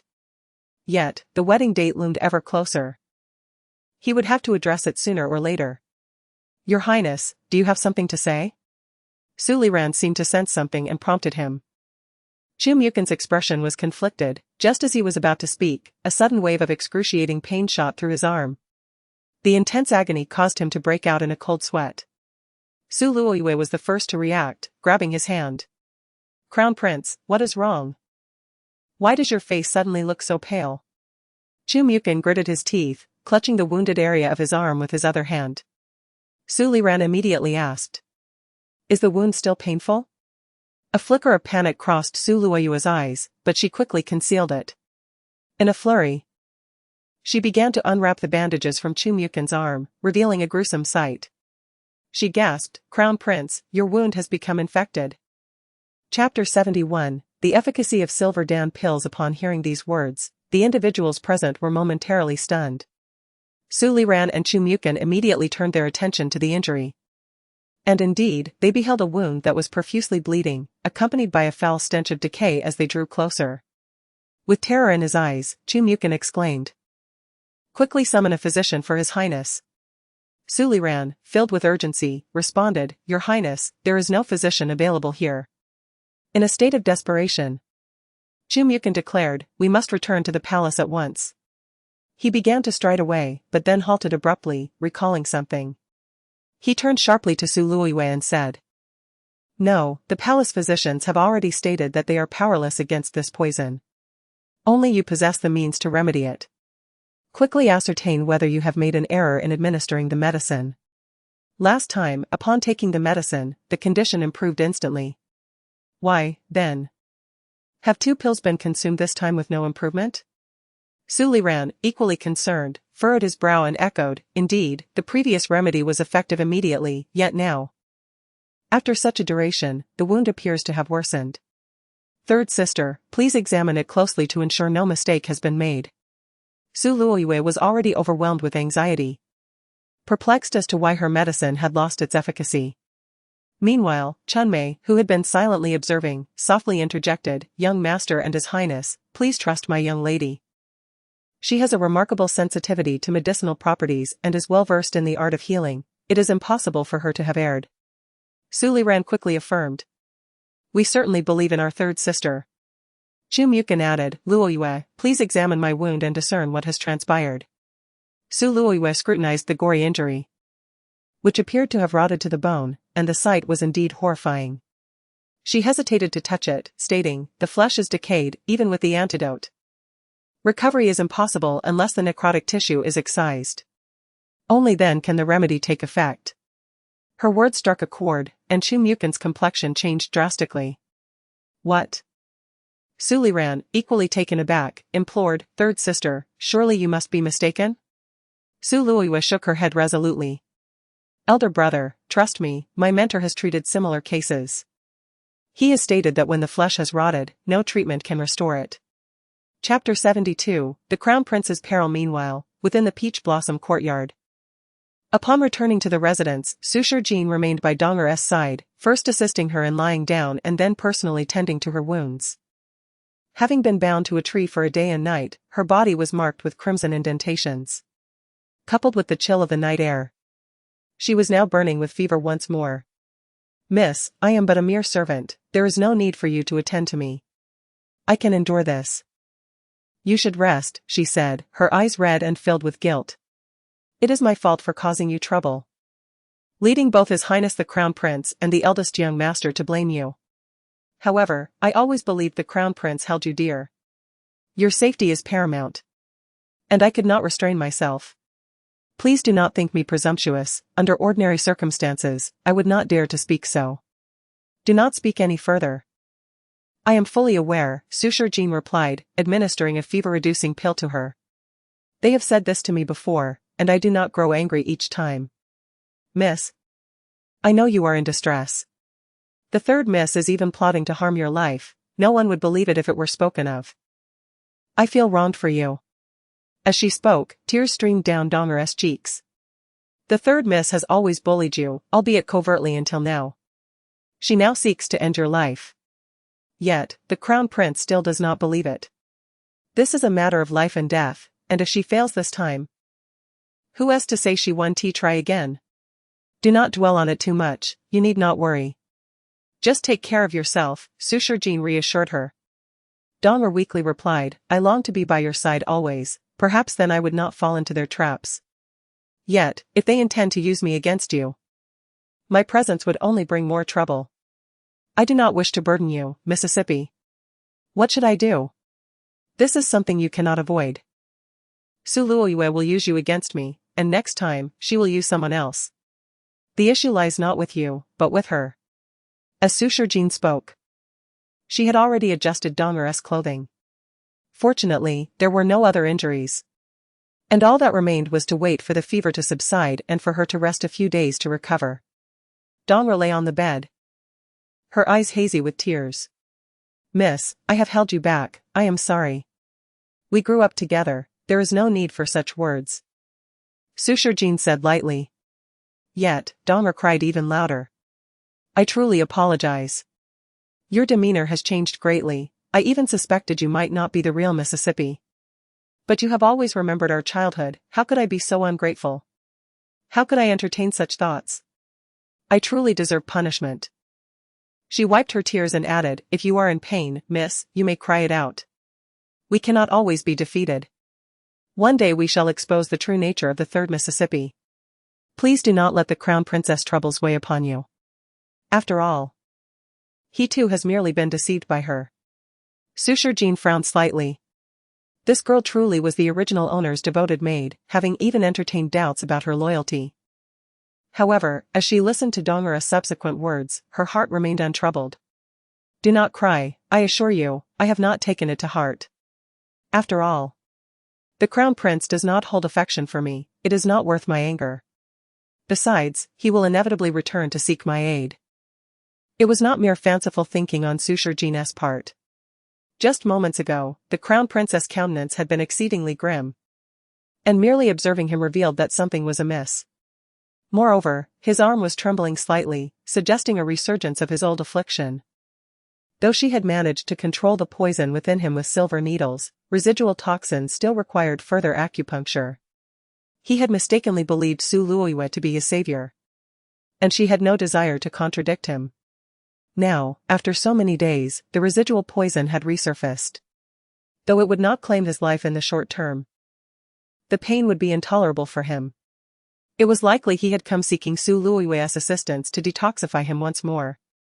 The thought alone amused Sushurjin. She would not even deign to accept those worthless pills, yet they believed those could cure him. Let them attempt their remedies. She wished only that they not come seeking her help when they were half alive. Lost in thought, a heart-wrenching scream suddenly pierced the air. The sound emanated from a great distance, so far that Sushurjin instinctively questioned if she had misheard. Dong'er abruptly sat up in bed. Miss, is someone calling out? Sushurjin was taken aback. You heard it too? Dong'er nodded, seemingly in disbelief. It sounded like the crown prince. A dawning realization struck Sushurjin as she stepped outside to listen more intently. Indeed, she could discern Chu Mukin's voice, though it was faint and distant. She approached the courtyard entrance, where the sound became clearer. Chu Mukin was indeed screaming, and it appeared he was in great agony. The direction of the sound was unmistakably towards Su Luoyue's quarters. Su Luoyue resided near the center of the Prime Minister's residence, while Sushurjin occupied the most secluded corner. The distance between the two courtyards was considerable, yet the echoes of Chu Mukin's cries reached her, illustrating the depth of his torment. The chilling scream swiftly attracted a throng of onlookers. The soldiers accompanying Chu Mukin quickly gathered outside the cherry blossom courtyard, nearly surrounding it entirely. Time passed, and gradually the cries subsided. Who in this world would dare to harm the crown prince? Why had he suddenly cried out in such anguish? Dong'er had approached the doorway, her expression cautious. Miss, what is happening? Sushurjin turned to her. Do not think too much, go rest. Dong'er nodded, fatigue evident after taking her medicine, and soon returned to her bed, falling into a deep slumber. Meanwhile, Sushurjin quietly retreated to her own room, realizing it was time to prepare to leave for the princess' residence. The poison afflicting the prince could not be delayed any longer. Just as she changed into fresh attire, an irate voice erupted from outside. Sushurjin! Get out here this instant. Su Jin froze. How had the crown prince, who had been screaming moments ago, suddenly appeared at her door? She stepped outside, perplexed. What is the matter? Upon inquiry, she discovered not only Chu Myukin but also Su Liran and Su Luoyue were present in her courtyard. Additionally, a dense gathering of soldiers stood outside, creating an atmosphere akin to a confrontation. Su Liran appeared anxious. Your Highness, please do not lose your temper. Your wound has just been bandaged. Did not Dr. Yang say you need to rest properly? Su Luoyue wore a look of exasperation as she addressed Su Jin. Second sister. Do you realize you nearly caused the death of the crown prince? That day, the injury on his arm was treated by you. And you failed to cleanse the wound properly, leading to residual toxins and decay. If not for the skilled physicians in the palace, who dressed the wound appropriately, the crown prince might have lost his arm. Do you understand? Chapter 73, 20 Strikes. Su Jin was utterly perplexed. What are you talking about? Is this even coherent?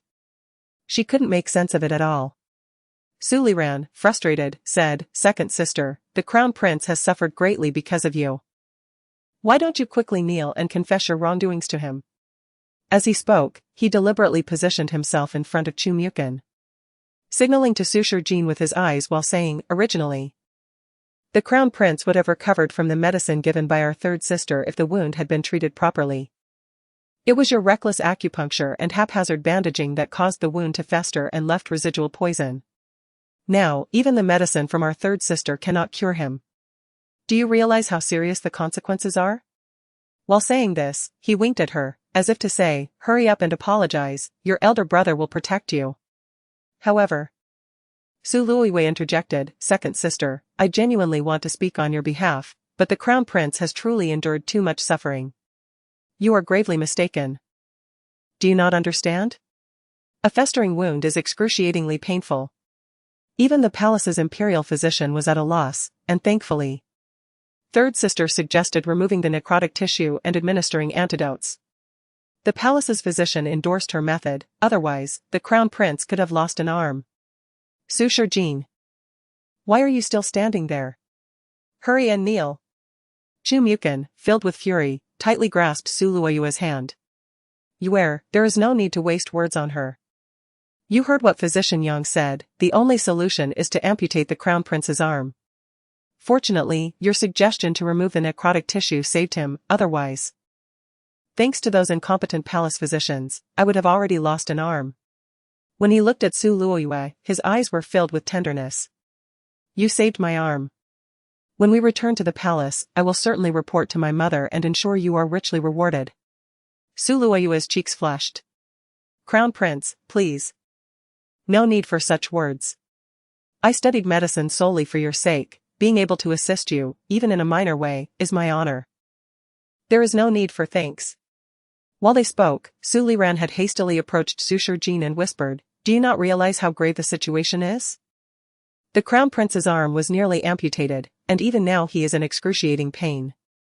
Do you know how much necrotic tissue he has had to endure? If it weren't for the painkillers from the palace physicians, he would have been taken back in agony. Kneel down and admit your mistake. Perhaps your elder brother can still plead for you. As he spoke, he forcibly pulled Su Jin down, attempting to push her to the ground. He then loudly declared, Crown Prince, my second sister has realized her mistake, she will never act so foolishly again. As her brother, I will educate her properly. Your injury has not yet healed, you should return to rest. Before Chu Myukin could react, Su Jin immediately pushed Su Liran's hand away. What nonsense are you all spouting? How am I at fault? How could I be the cause of that injury? Her anger almost made her laugh. Yes. I did something foolish, I shouldn't have saved him. I told you all at the time that the poison was not yet cleared, but did you listen? Save someone? Su Jin, ask yourself if you are capable of saving anyone. Just because you got lucky and saved 11th Uncle once does not make you a miracle worker. He called you to treat him because he did not know you well enough. Do you not realize your own limitations? When 11th Uncle discovers your true nature, do you think you will leave the Li Wangfu alive? Chu Myukin glared at her in fury and added, even now you show no remorse. Guards. Seize her and give her 20 strikes. As his words fell, soldiers rushed in without hesitation and seized Suture Jean. She quickly retrieved a silver needle from her space, intending to resist, but upon seeing the throng outside, she realized she could not fight them. Perhaps she could poison them all, but what would happen afterwards?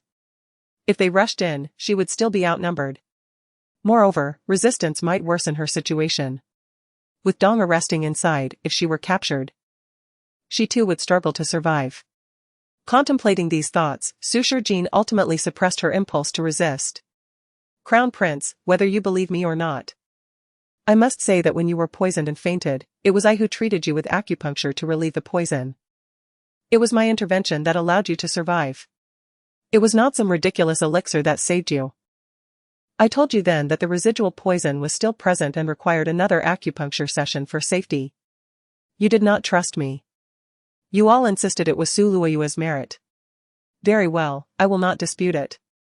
Now that the residual poison has recurred, it is clearly because you did not heed my advice, yet you turn around and blame me for not treating the wound properly? Do you not find that absurd? After finishing her words, Suture Jean was pressed to the ground. Suliran, frantic, exclaimed, Crown Prince, she is just a young girl, she cannot endure 20 strikes. He hastily looked at Suture Jean. Second sister, please stop arguing. Just admit your mistake. If you do, the Crown Prince may still forgive you. Chu Mukin retorted angrily. Even now she continues to spout nonsense, and you still plead for her? Yet Su Liran insisted, Crown Prince, do you not remember what Li Wang said?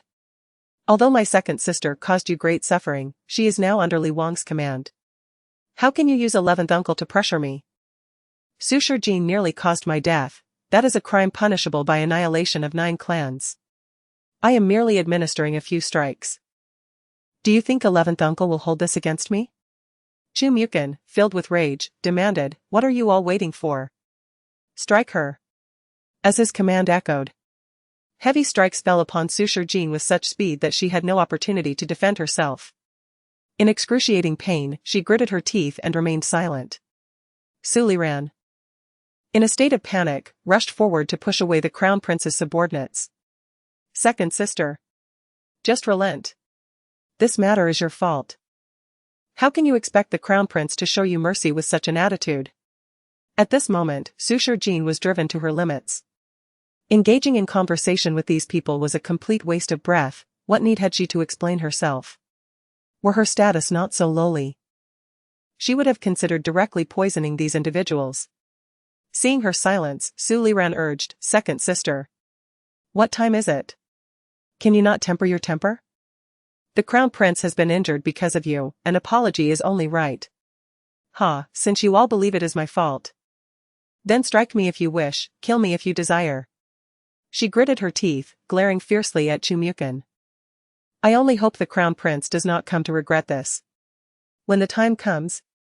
If you beg me. Chapter 74, such lack of insight. Observing Suture Jean's defiant expression, Chu Muqing's fury intensified. Even in the face of imminent peril, her attitude remained unyielding, a stark provocation to the Crown Prince. With that, he personally stepped forward to pull Su Liran aside, urging him to abandon any thoughts of pleading on her behalf. Listen to her tone.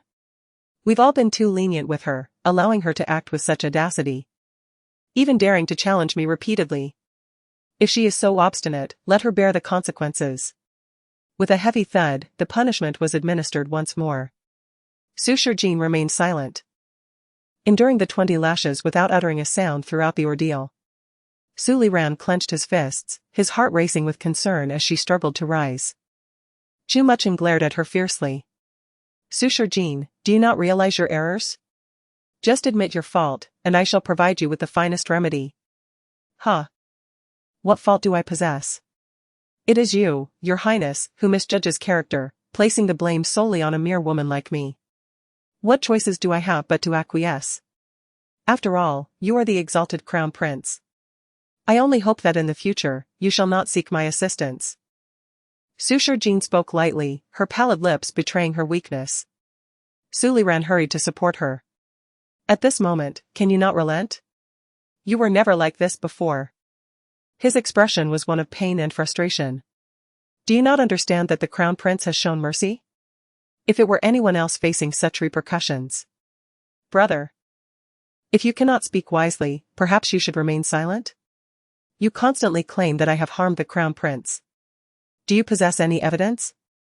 It seems you feign advocacy for me while casting all the blame upon my shoulders. As the Duke has said, how can I claim kinship with such family? Suitor Jean pushed his hand away, forcing herself to stand. Chu Muching, seething with anger, declared, Suitor Jean. Your obstinacy is truly infuriating. Is it that the Crown Prince wishes to continue this punishment? Suitor Jean boldly met his glare. Were it not for the collective gaze of the onlookers, she would never have swallowed her pride. Seeing her endure the lashes without yielding, Chu Muching ultimately relented, stating, Very well, since you are so ungrateful. I have nothing further to say. However, know that the injury you inflict upon me may only be permitted once, consider that wisely. With that, he swept away in a flourish. As he passed by Suitor Jean, she swiftly launched a silver needle at him. It struck true, yet felt no more than a mere mosquito bite. He instinctively swatted his thigh, dismissing it, and continued on his way. Su Luoyue watched Suitor Jean with a smug expression. Sister, why put yourself through this? The Crown Prince is not unreasonable, a simple apology would surely suffice for his forgiveness. Su Liran sighed, appearing utterly helpless. Brother has been advocating for you. He is genuinely worried about you. Yet you offer him nothing but disdain, this is truly excessive. Shaking his head, he continued, There is no need for further discussion, third sister. Let us depart. With disappointment etched across his face, he looked at Suitor Jean. If you truly believe that brother and the Crown Prince have treated you unfairly and harbor grievances against us, we cannot respond. Perhaps you are correct, brother has indeed shown more concern for the third sister over the years. Yet, you must reflect on your own actions. Had you behaved differently, we would have valued you just as much. Initially, we all treated you equally, it is you who. Before he could finish, a sudden gasp echoed from outside. Your Highness. What has happened? Everyone turned to see Chu Muching leaning against the door, his complexion ashen. Suitor Jean, though her backside throbbed painfully, felt an unexpected sense of satisfaction. She had merely administered a minor remedy, triggering an old ailment in his arm. And to see swift results was astonishing. Initially, she had foolishly relieved his poison, now, returning it felt entirely justified.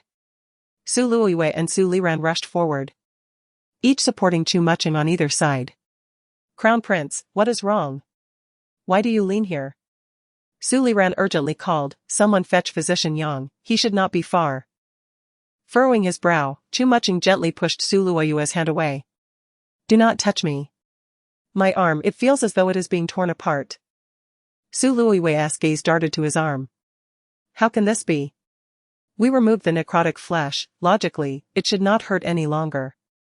Su Liran, equally distressed, interjected, Physician Yang stated that the poison has lingered for too long to be fully resolved. The only option left is to amputate the arm to save your life. Could it truly be as he said? Silence. Chu Muching snapped, visibly alarmed.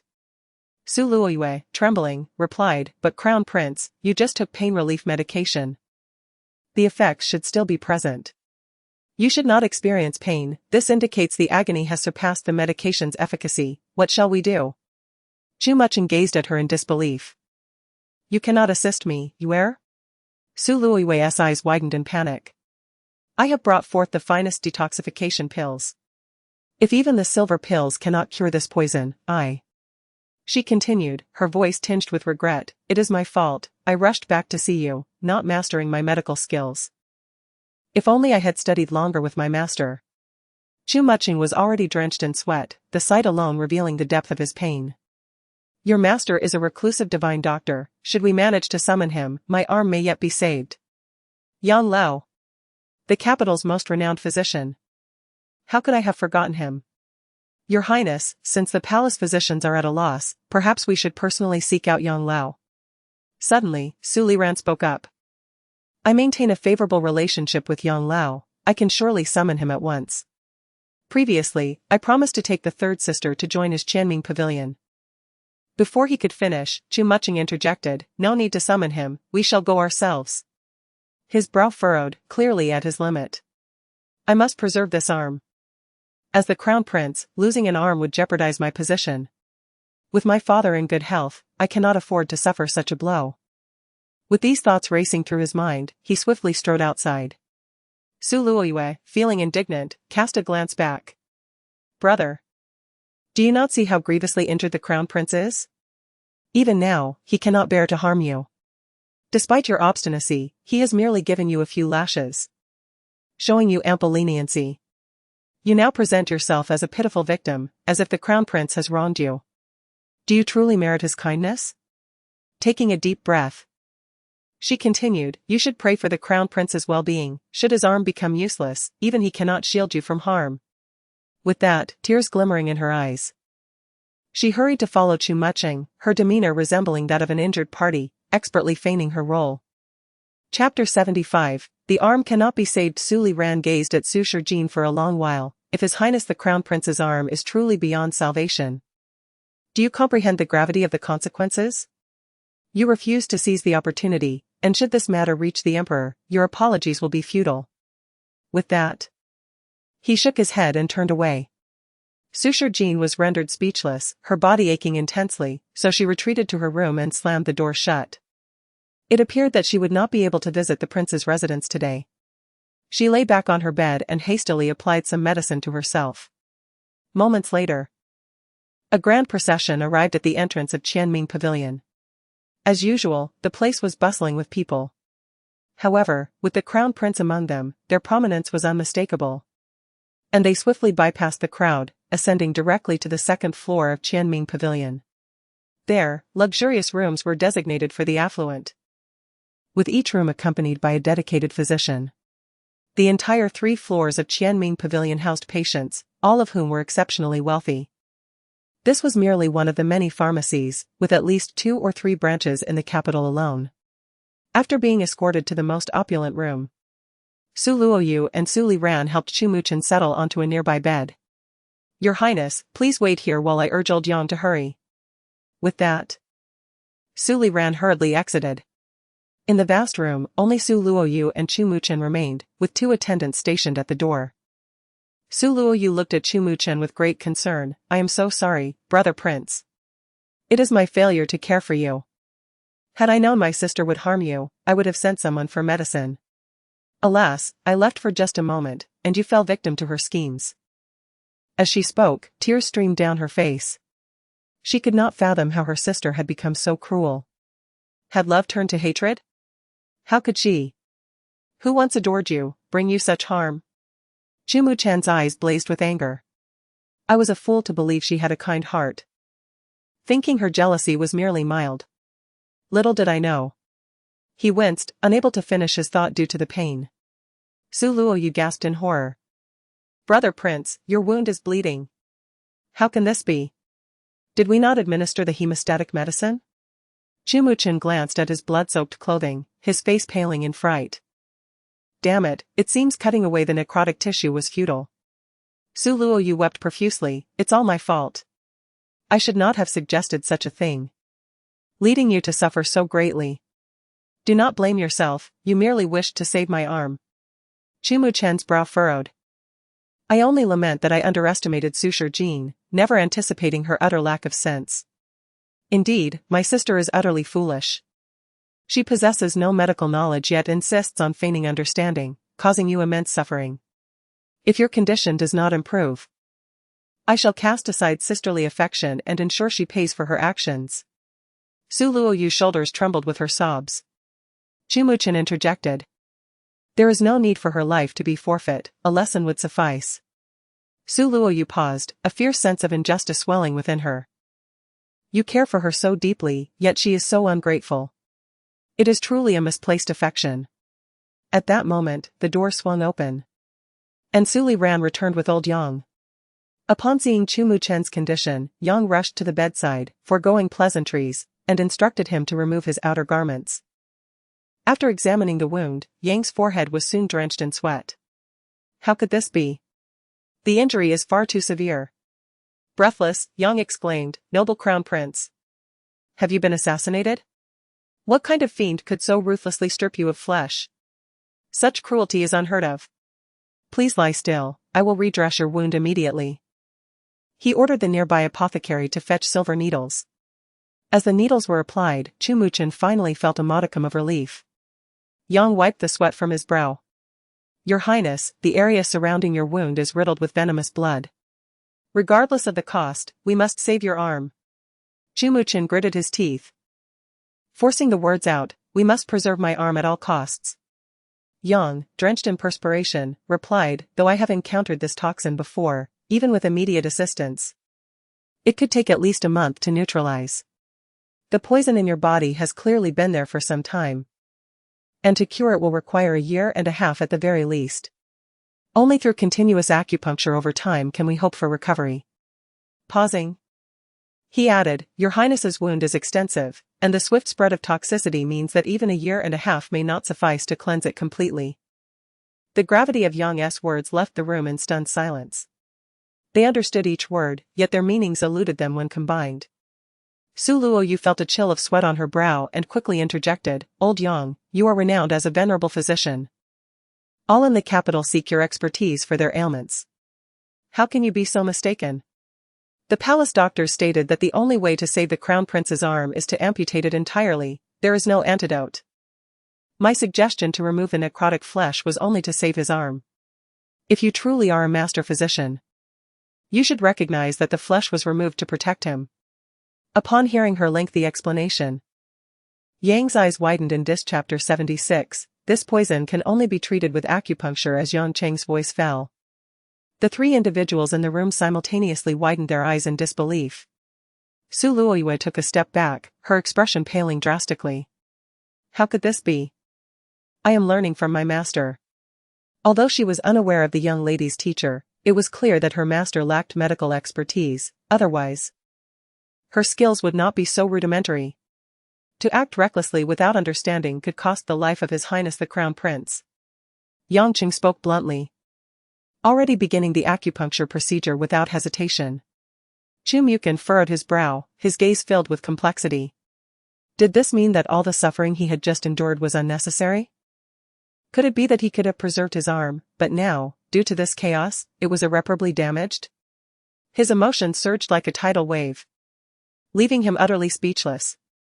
Su Luoyue, in a panic, desperately sought to explain herself, but Yang Qing offered her no opportunity, focusing solely on the acupuncture, not even sparing her a glance. She was frantic. What was happening? Why would Yang Lao speak of her in such a manner? Clearly, her elder brother had mentioned wanting to recruit her into the Qianming Pavilion. Was this how one cultivates relationships? Could it be that the temperament of a divine healer is always so peculiar? She turned to Su Liran for help. Just as Su Liran regained composure from the shock, he quickly interjected, Yang Lao, please do not misunderstand, my third sister had no intention of harming His Highness the Crown Prince. Her suggestion was entirely to protect His Highness's arm, it was simply an unforeseen disaster. Yang Cheng's ears perked up. In the heat of the moment, he had not paid much attention to the identity of the woman before him, assuming she was merely a favored concubine of the Crown Prince or the eldest son. He had not realized she was actually the third miss of the Prime Minister's residence. The renowned beauty, known for her gentleness and wisdom, turned out to be so naïve. Naturally, he dared not voice this opinion aloud and could only gently shake his head. Su Liran continued, in fact, His Highness was initially saved by my third sister. Su Luoyue bit her lip, casting a pitiful glance at Chu Muchen. Chu Muchen finally relented, acknowledging, yes. The medicine from Yuer did indeed save my life at first. Given that, this matter cannot solely be blamed on her. Upon hearing this, Su Luoyue sighed in relief and looked at Yang Qing with a pleading expression. Yang Lao, it is indeed my medical skills that are lacking. I entrust the safety of His Highness's life to you, you must preserve his arm. What medicine are you referring to? Yang Qing abruptly inquired. Su Luoyue, feeling a sense of pride, replied, it is the rare silver pill, crafted by my master and passed down to me. Initially, its detoxifying effect is exceptional. But perhaps the subsequent poison was more potent, causing the medicine to lose its efficacy. The silver pill, renowned in the realm, was indeed a remarkable remedy. With Yang Cheng's praise, Su Luoyue's demeanor visibly brightened. However, Yang Cheng's tone shifted, stating, "Yet even the silver pill cannot counteract such a fierce poison." At this proclamation, the room fell silent in astonishment. Yang Cheng continued in a serious tone, "I have encountered this lethal poison several times, often brought to me by skilled practitioners from the martial world. Each time, detoxification requires the use of silver needles to seal the acupoints, followed by rigorous expulsion of the poison. Each session of acupuncture demands considerable time and effort, hence, it is one of the highest charges at my Qianming Pavilion." Over T Chapter 77, we misunderstood her. Su Luoyue still wished to argue, "No, Elder Yang, you don't understand." However, before she could finish her sentence, Yang Cheng lowered his voice and said, "Third Miss, if you are unable to remain calm, I suggest you step outside for a moment." With that, Su Luoyue finally fell silent. Yang Cheng showed no mercy in his words. "I know you aspire to be the prince's savior, but the poison afflicting him is not something your medicine can remedy. Otherwise, how would you explain its sudden ineffectiveness after a while? Anyone with a modicum of reasoning could deduce that this medicine is not an antidote. If it were truly an antidote, how could it work initially and then fail later?" He felt foolish even having to articulate such logic. Were it not for the exalted status of those present, he would have been disinclined to elaborate further. Yet, despite their nobility, he regarded a mere girl with indifference. After all, he had encountered numerous prominent figures. He was not one to bow and scrape before a wealthy young lady. The others understood Yang Cheng's esteemed reputation in the capital, and even though his words were harsh, they refrained from challenging him. Moreover, he was currently tending to the prince. Unbeknownst to them, Chu Mukin's arm had gradually lost sensation.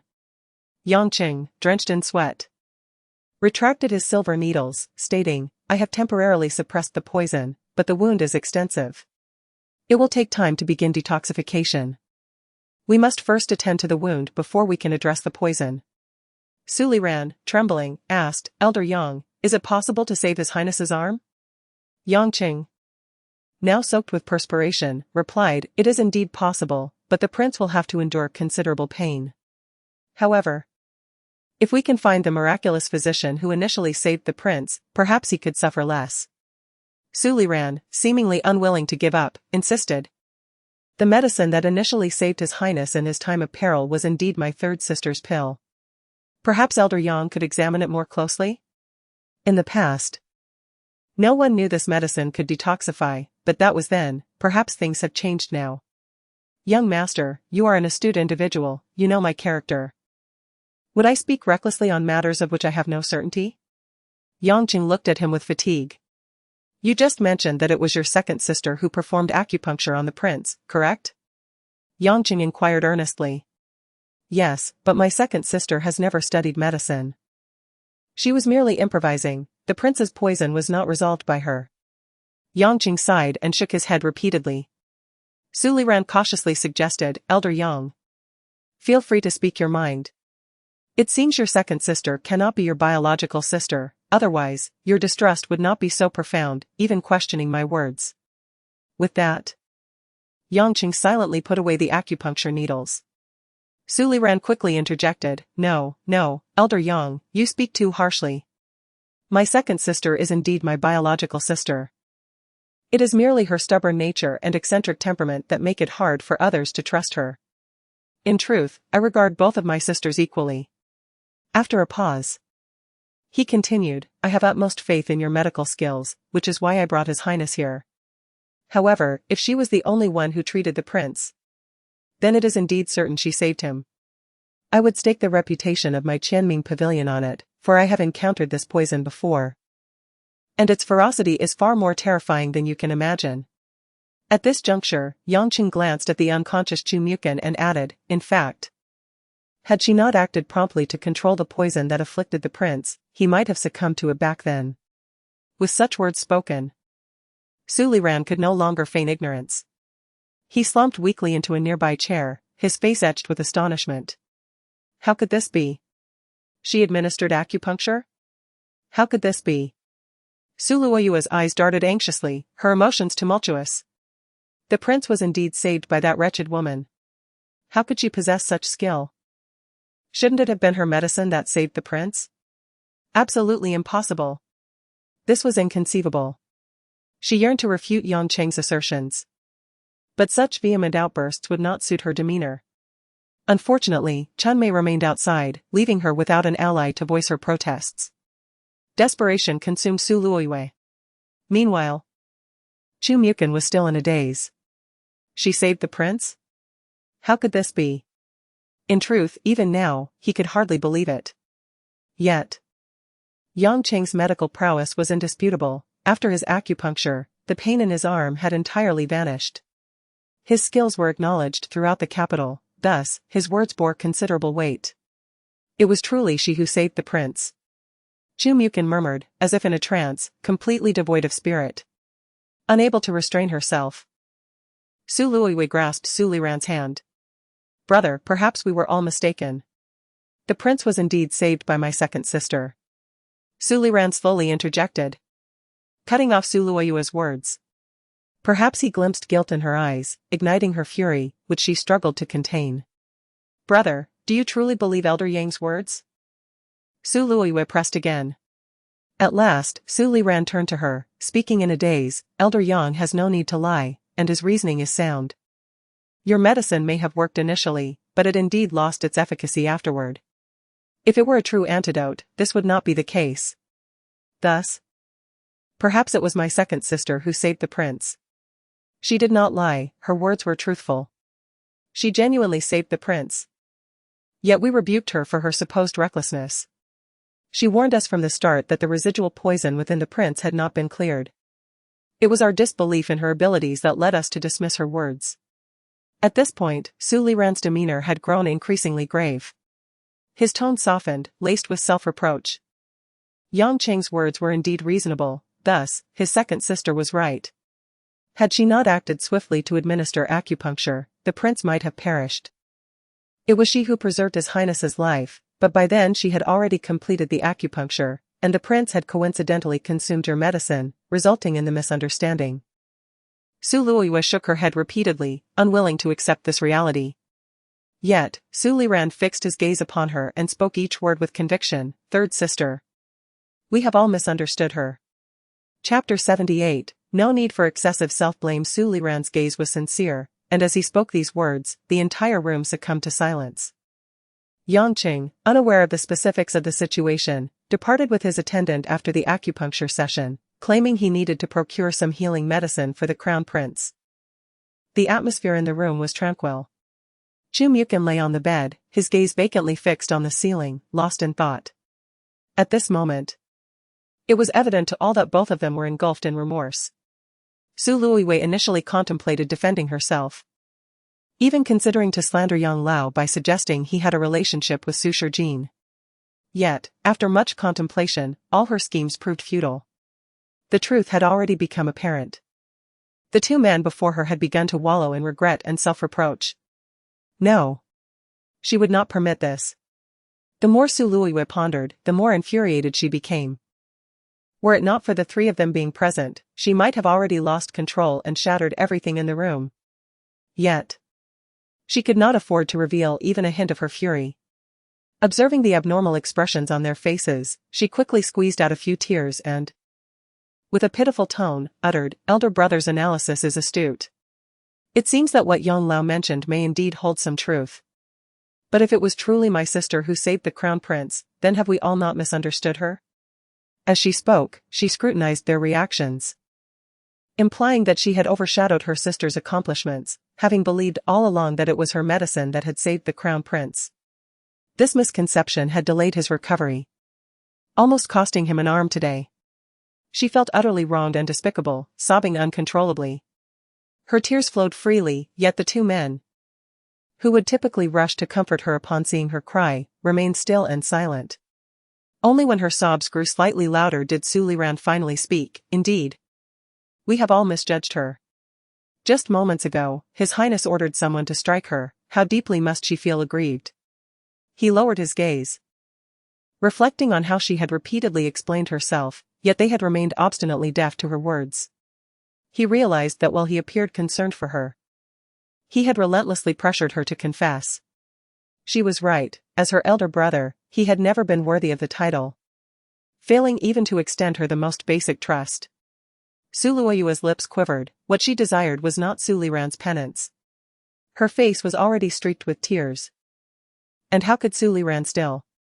She was indeed innocent, yet so was Yuer. Chumukin finally spoke. With the pain in his arm subsiding, his complexion regained some normalcy as he sat up on the bed. Yuer, do not blame yourself.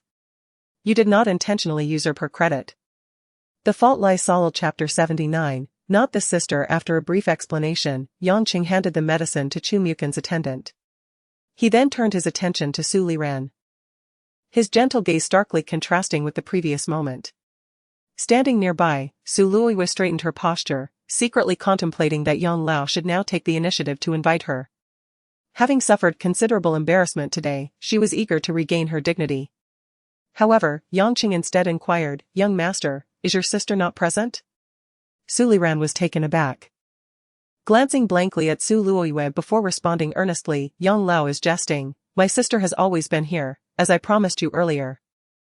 I brought her along when I came with His Royal Highness today." Yangqing followed his gaze towards Suluoyua, then withdrew his eyes, stating, "I am not referring to this sister, but to the slightly plump one." Pausing, he continued, "That should be your second sister. The one who saved His Royal Highness. Surely you understand how arduous it is to deal with the poison afflicting him, even I have expended considerable effort to resolve it. Yet your second sister managed to contain most of the toxins with just a single acupuncture session, leaving only a trace.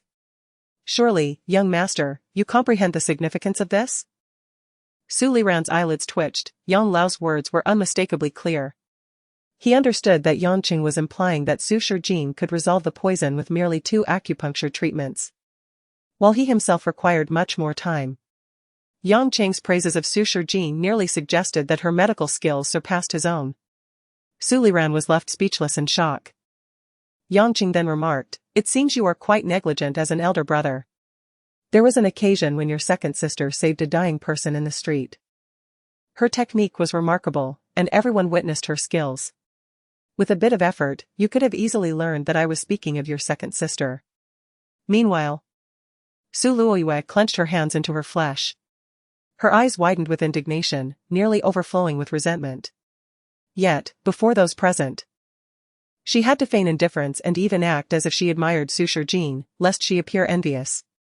But how could she contain herself? She felt as though she would drive herself mad at any moment. Perhaps sensing her turmoil, Suliran, despite his own overwhelming feelings, quickly noticed her. "Yang Lao may not be aware, but my third sister is quite skilled in medicine as well. She once studied under a reclusive master of healing." No. "Your second sister's skills are truly extraordinary," Yangqing interrupted before Suliran could finish. He glanced at Suluoyua again, adding, "As for an ordinary healer, we have countless in Qianming Pavilion. Your sister's abilities barely suffice to treat even the most basic wounds, rendering her skills far from remarkable." Yangqing's words ignited a fury within Suluoyua. A murderous intent surged in her eyes, yet at that moment, she still dared not reveal any sign of dissent. She could only say, "It appears my elder brother has mistaken someone. I merely dabble in medicine. How could I possibly attract the attention of the illustrious Yang Lao?" It was as if she was attempting to create an excuse for herself. She continued, "However, my sister has always been uninformed about medicine. Recently, for reasons unknown, she has become so formidable. She just saved the life of the Duke of Li, and then rescued someone else on the street, even saving His Royal Highness. It's quite remarkable. One wonders how she accomplished such feats." With her sarcastic remarks hanging in the air, Yangqing immediately replied, "That second young lady is indeed exceptionally skilled. It is a pity that, even with my personal invitation, she refuses to join Qianming Pavilion. Such a loss." Suliran was once again astonished. Yang Lao had previously extended an invitation to Su Shijin? And she had refused? Why had they never known of this? Suluoyua, feeling discontented, retorted with sarcasm, "To be recognized by Yang Lao is indeed a blessing for my sister. It's unfortunate that she is so blind that she has disregarded even someone as esteemed as Yang Lao. When we return, I shall certainly encourage her. Pausing. She then turned to Chu Mukin and added, I wonder when my sister learned such remarkable medical skills. When His Royal Highness was incapacitated. She did not extend her hand to help. She seemed so fond of him, perhaps she was hiding her abilities, waiting for His Royal Highness to recover on his own. Yangqing rolled his eyes, seemingly ignoring her words, and stated, Young master, I sincerely invite your second sister to join Qianming Pavilion. Should she choose to accept. All our physicians will prioritize the Prime Minister's residence in their service. This is the utmost sincerity I can offer, and I hope young master can persuade your sister. Su Luoyue's expression was exceedingly rigid. This old man had dared to disregard her words. How infuriating. Someday, she would ensure his demise. Noticing that His Royal Highness had remained silent, Su Luoyue attempted to interject with more sarcasm. Yet, Yangqing preemptively spoke, as for His Royal Highness. As long as that young lady takes action, your arm should heal in no time. I have witnessed her acupuncture skills firsthand. And to describe her talent as extraordinary does not do her justice. Chu Mukin, who had remained silent, furrowed his brow. His mind immediately recalling Su Shijin's voice, I only hope His Royal Highness does not come to seek me. Alongside his own cold response at the time, seek you? Surely you jest. At that moment, he found himself utterly speechless. Su Liran, incredulous, asked, Does Yang Lao truly believe my second sister possesses such formidable skills? Surely. What I have witnessed merely scratches the surface. Your second sister possesses even greater talents, Yangqing replied admiringly. He then smiled and added, I suppose I have worried unnecessarily. Given your sibling relationship and His Royal Highness's esteemed status, your sister would undoubtedly attend to His Royal Highness's needs. I believe the subsequent treatment will require no further input from me. Su Liran's expression darkened instantly. Chu Mukin also remained quiet, unable to utter a word. Observing the stunned expressions of the two men, Su Luoyue was already seething with rage. If looks could kill, she would have surely dismembered Yang Lao at that moment. Yet, Yang Lao appeared entirely oblivious to her ire, continuing to extol Su Shijin's prowess as he prepared to take his leave. Repeatedly urging Su Liran to ensure his second sister accompanied him next time. Chapter 80, Why seek unnecessary displeasure until their departure, the three remained enveloped in silence. They could scarcely recall how they exited the Hall of Thousand Lives, and upon reaching the grand door, their expressions were indescribably grim. Chu Mukin's pallor was striking.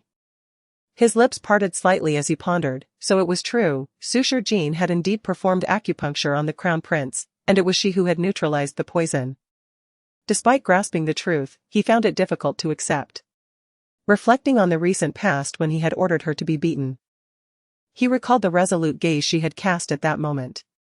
She had been the one to save him, yet no one would believe her. Furthermore, she had suffered unjustly for it. How desperate must she have felt? A torrent of thoughts surged within Chu Mukin, leaving him bewildered. Beside him, Su Liran wore a similarly heavy countenance. She had just realized that old Yang had intended to invite her all along, yet she had never mentioned it. What an honor it would have been, yet she had not even brought it up, perhaps convinced that they would not trust her words.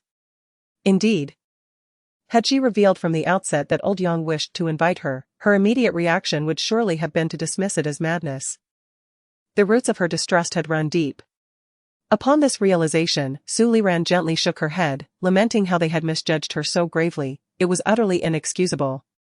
As she listened to their murmurs and observed their guilt-ridden expressions, Su Luoyue, standing nearby, felt an overwhelming fury rise within her. Were these two now wallowing in self-reproach or guilt? Had they failed to notice that the true victim stood beside them? Everything that should have belonged to her had been seized by another, yet they still felt remorse for someone else? Unforgivable. She absolutely would not permit them to alter their perception of that wretched woman. With such thoughts racing through her mind, Su Luoyue lowered her head and began to sob once more. It is all my fault, it is because of me that my elder sister was so misunderstood. Knowing full well my own limitations, I still joined in the collective misjudgment against her. How utterly wrong of me. If only I had realized that. No matter what transpired, I would stand by my elder sister's side. Even if she despises me, I should not have cast blame upon her. She merely wished to marry the crown prince, she had never truly committed any grave error. I am the one who has usurped her crown prince. And now I have taken her credit as well, I am truly wicked.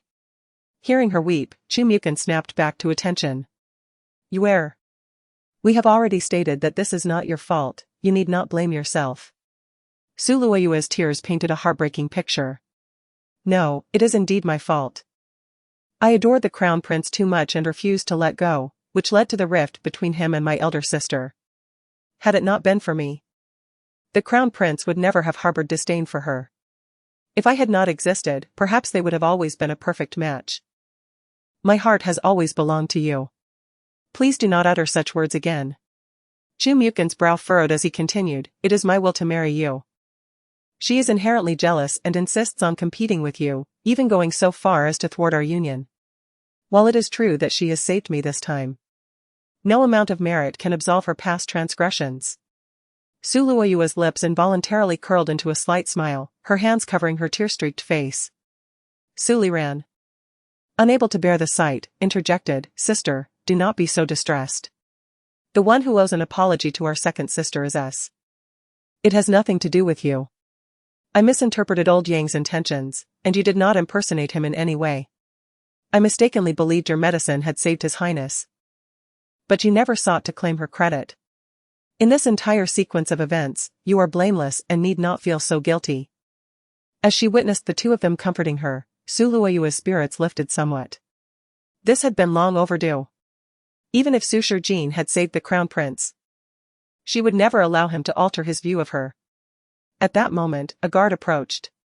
Young master, the chancellor has returned. Upon hearing this, Su Liran immediately snapped back to reality. Sister, do not cry. We must return. Su Luoyue nodded, her expression one of wounded innocence, then turned to Chu Mukin, Crown Prince. You two should return. Since old Yang has stated he can cure me, I shall remain here today.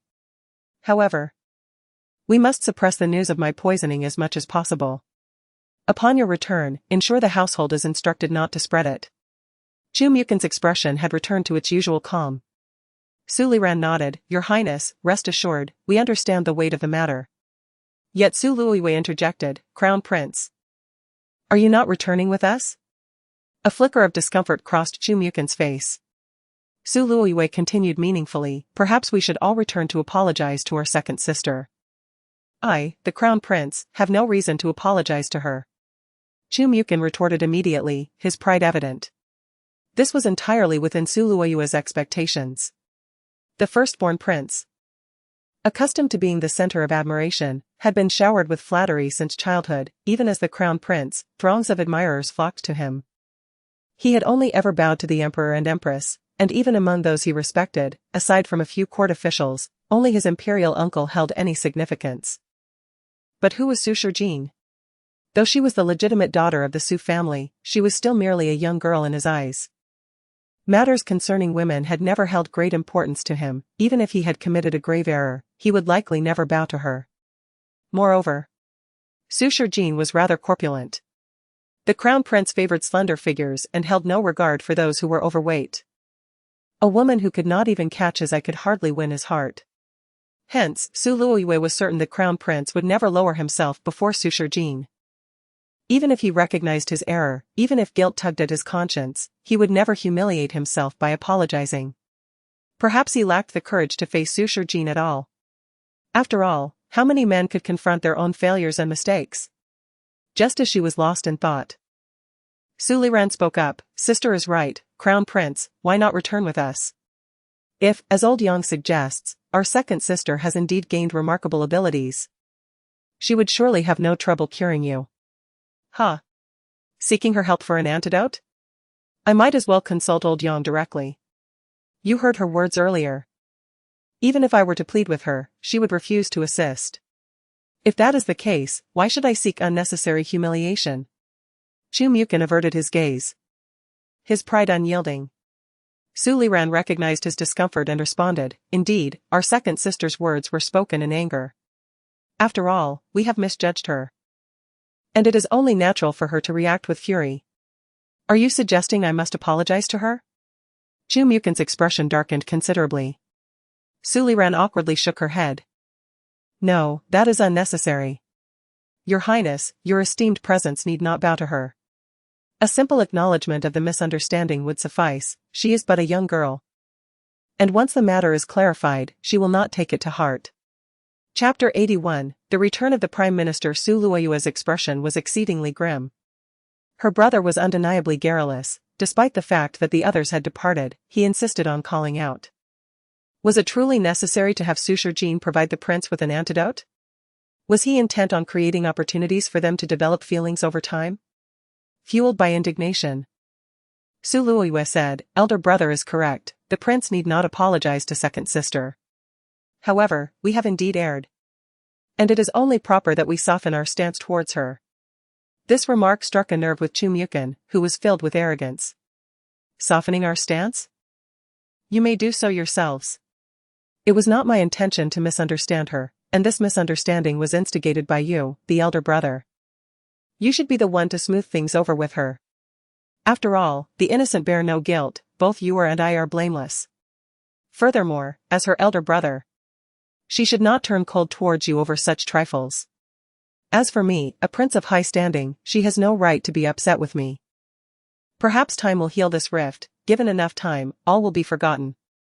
With that, Chu Mukin turned on his heel and strode back into the Qianming pavilion. Observing his discomfort, it was clear he would not accompany them back to the Prime Minister's residence. Suliran sighed in resignation.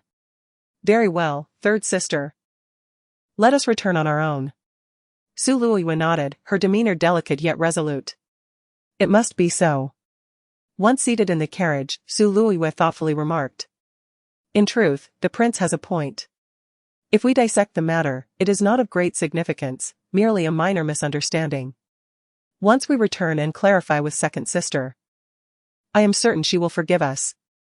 She is not one to hold grudges.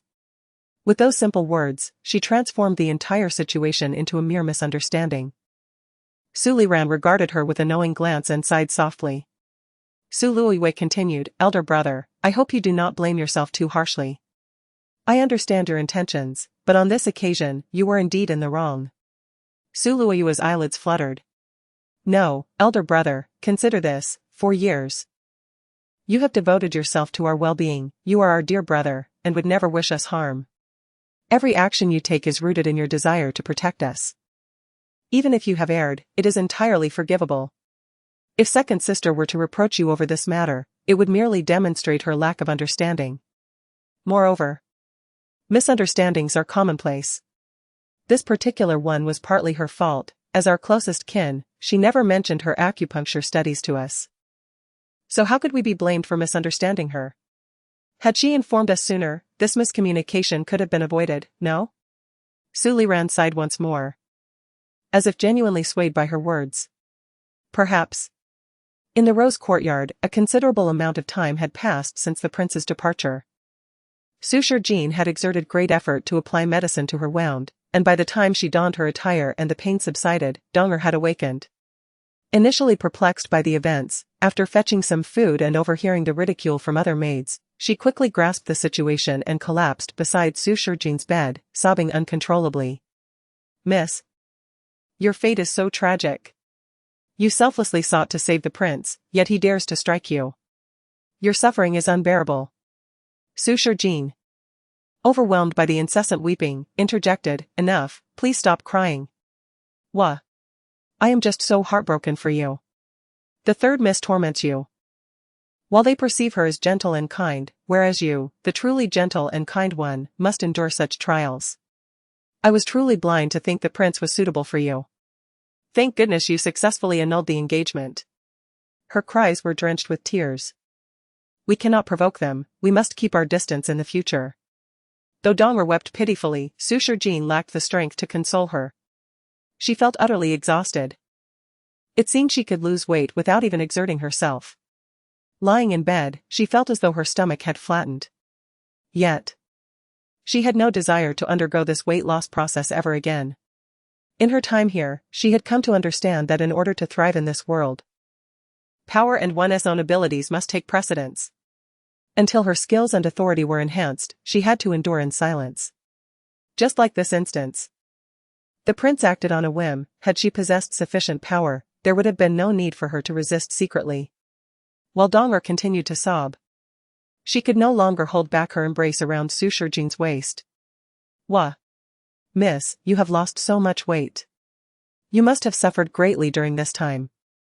In just a few days, you have become so thin. I shall prepare something delicious for you tonight. Please, stop crying, my head is beginning to ache. Su Shijin genuinely felt a headache coming on. Upon hearing her mention a headache, Dong'er immediately ceased her weeping. I understand, Mississippi. I shall not cry anymore.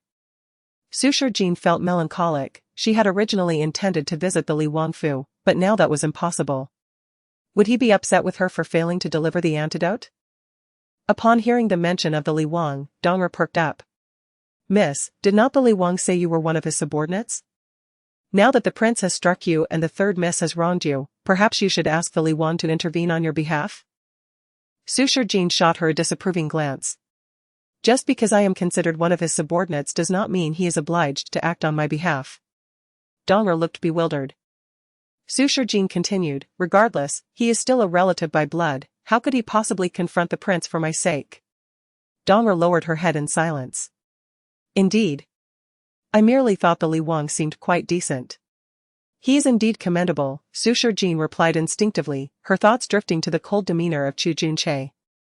Although he appeared aloof and uncommunicative, his heart was undoubtedly kind, otherwise, he would not have risked injury to protect innocent villagers. Even when his abilities were sealed, he still dared to stand beside her in peril. How could he not be considered a hero? Yet, she could not help but wonder how the village folk, including Xiaoqi, were faring. She felt no concern for them, confident that the Li Wang, being honorable, had ensured their safety. As for those who deserved their fate, he would have dealt with them decisively. Lost in thought, a maid's voice suddenly broke through her reverie. Second miss. The Prime Minister has returned and requests your presence in the main hall. Upon hearing this, the imposing visage of her father swiftly entered Su Shijin's mind. Understood. Please inform father that I cannot attend at the moment, I shall come by later. The maid did not linger, delivering the message and departing. However, Dong'er appeared rather anxious. The Prime Minister is back, we must go. Su Shijin replied with exasperation, I wish to go as well. But do you see how far I can walk right now? Dong'er pursed her lips. Then allow me to go outside and gather information regarding the situation. And perhaps gauge the Prime Minister's mood. Seeing Su Shijin nod in agreement, Dong'er slipped out. Lying in bed, Su Shijin could hear the commotion outside. As if a considerable number of people had gathered. Chapter 82, We shall kill you. Initially languid and indifferent, Su Shijin's spirit was instantly invigorated upon hearing those words. What? Who was attacked? Where did this happen? Dong'er, breathless from running, could only relay a fragment of information. It was said that they were ambushed on their way back. Although it hardly seemed like a true ambush, a group of men suddenly blocked their carriage, said nothing, and dragged them out to beat them. It was rumored that the third miss was left in tears, her makeup ruined, while the eldest master emerged battered and bruised. After a brief pause, Dong'er continued, explaining that they had indeed visited Qianming Pavilion and had just learned of the Prime Minister's return, prompting them to hurry back. Unfortunately, they were accosted along the way. The eldest master, in a bid to protect the third miss, was reportedly thrown aside, suffering multiple fractures. Thankfully, they had brought numerous subordinates along, which ultimately helped them subdue the assailants. Currently, the identities of these ruffians remain a mystery, but it is known that many had already fled, with two meeting their demise on the spot, an utterly terrifying scene. As it stands, the eldest master and his companions managed to capture only two of the criminals, who are now being interrogated in the hall, although no information regarding their origins has surfaced yet. However, Dong'er recounted that while assaulting the third miss, the ruffians hurled the most derogatory insults at her, with one of them shouting about how killing her would yield an antidote. At this point, Dong'er cast a meaningful glance at Su Shijin, feeling an unsettling connection to the incident. Especially considering that Su Shijin had previously poisoned those individuals and mentioned that an antidote would only be available if they taught Su Luiwei a lesson. Thus, Dong'er appeared anxious, her haste tinged with concern. Initially, Sushar Jean was intrigued, but upon realizing the potential implications for herself, her expression turned somber. It seemed that she would soon be embroiled in yet another matter, leaving no time for rest. Contemplating this, she asked, "What of the Crown Prince? Did he not accompany them to Qianming Pavilion? Is he not with them now?" Rumors suggested that the Crown Prince had not returned with them, perhaps remaining at Qianming Pavilion. Sushar Jean narrowed her eyes. There was indeed a possibility. After all, she had administered a potent poison to the Crown Prince, which, if not addressed immediately, could soon ravage his arm and even threaten his life. It appeared that old Yang from Qianming Pavilion possessed some skill, likely aiding the Crown Prince in managing the poison. Well, it seems fate has spared him for now. Had he perished, many would undoubtedly attribute his death to me. Lost in thought, she instructed. "You may go outside and continue to gather information. Report back to me with any news. Yes, please take care of yourself. Do not worry too much about the outside matters." With that, Dahmer hurriedly exited, her unsteady gait revealing her evident fatigue. Indeed, it was clear that Dahmer had suffered greatly while remaining by her side. Meanwhile, in the courtyard outside the main hall, two battered men knelt trembling on the grass, periodically shaking with fear. Surrounding them were maids and servants, their expressions varied. Before them stood Su Liran, equally bruised, glaring down at the two men.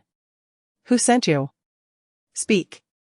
Beside him, Su Luoyue sat in disarray on a chair. Despite having changed her attire and restyled her hair, she still appeared quite wretched. "I cannot believe this. It is the first time in my life I have been assaulted in public.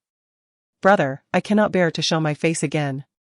Fuming, Su Liran clenched his fists. Though anger was warranted, his mind flashed back to Sushar Jean's previous remarks. Every man may be strong, yet he felt utterly feeble, unable to protect even his own sister. Perhaps Sushar Jean was right, he truly was too fragile.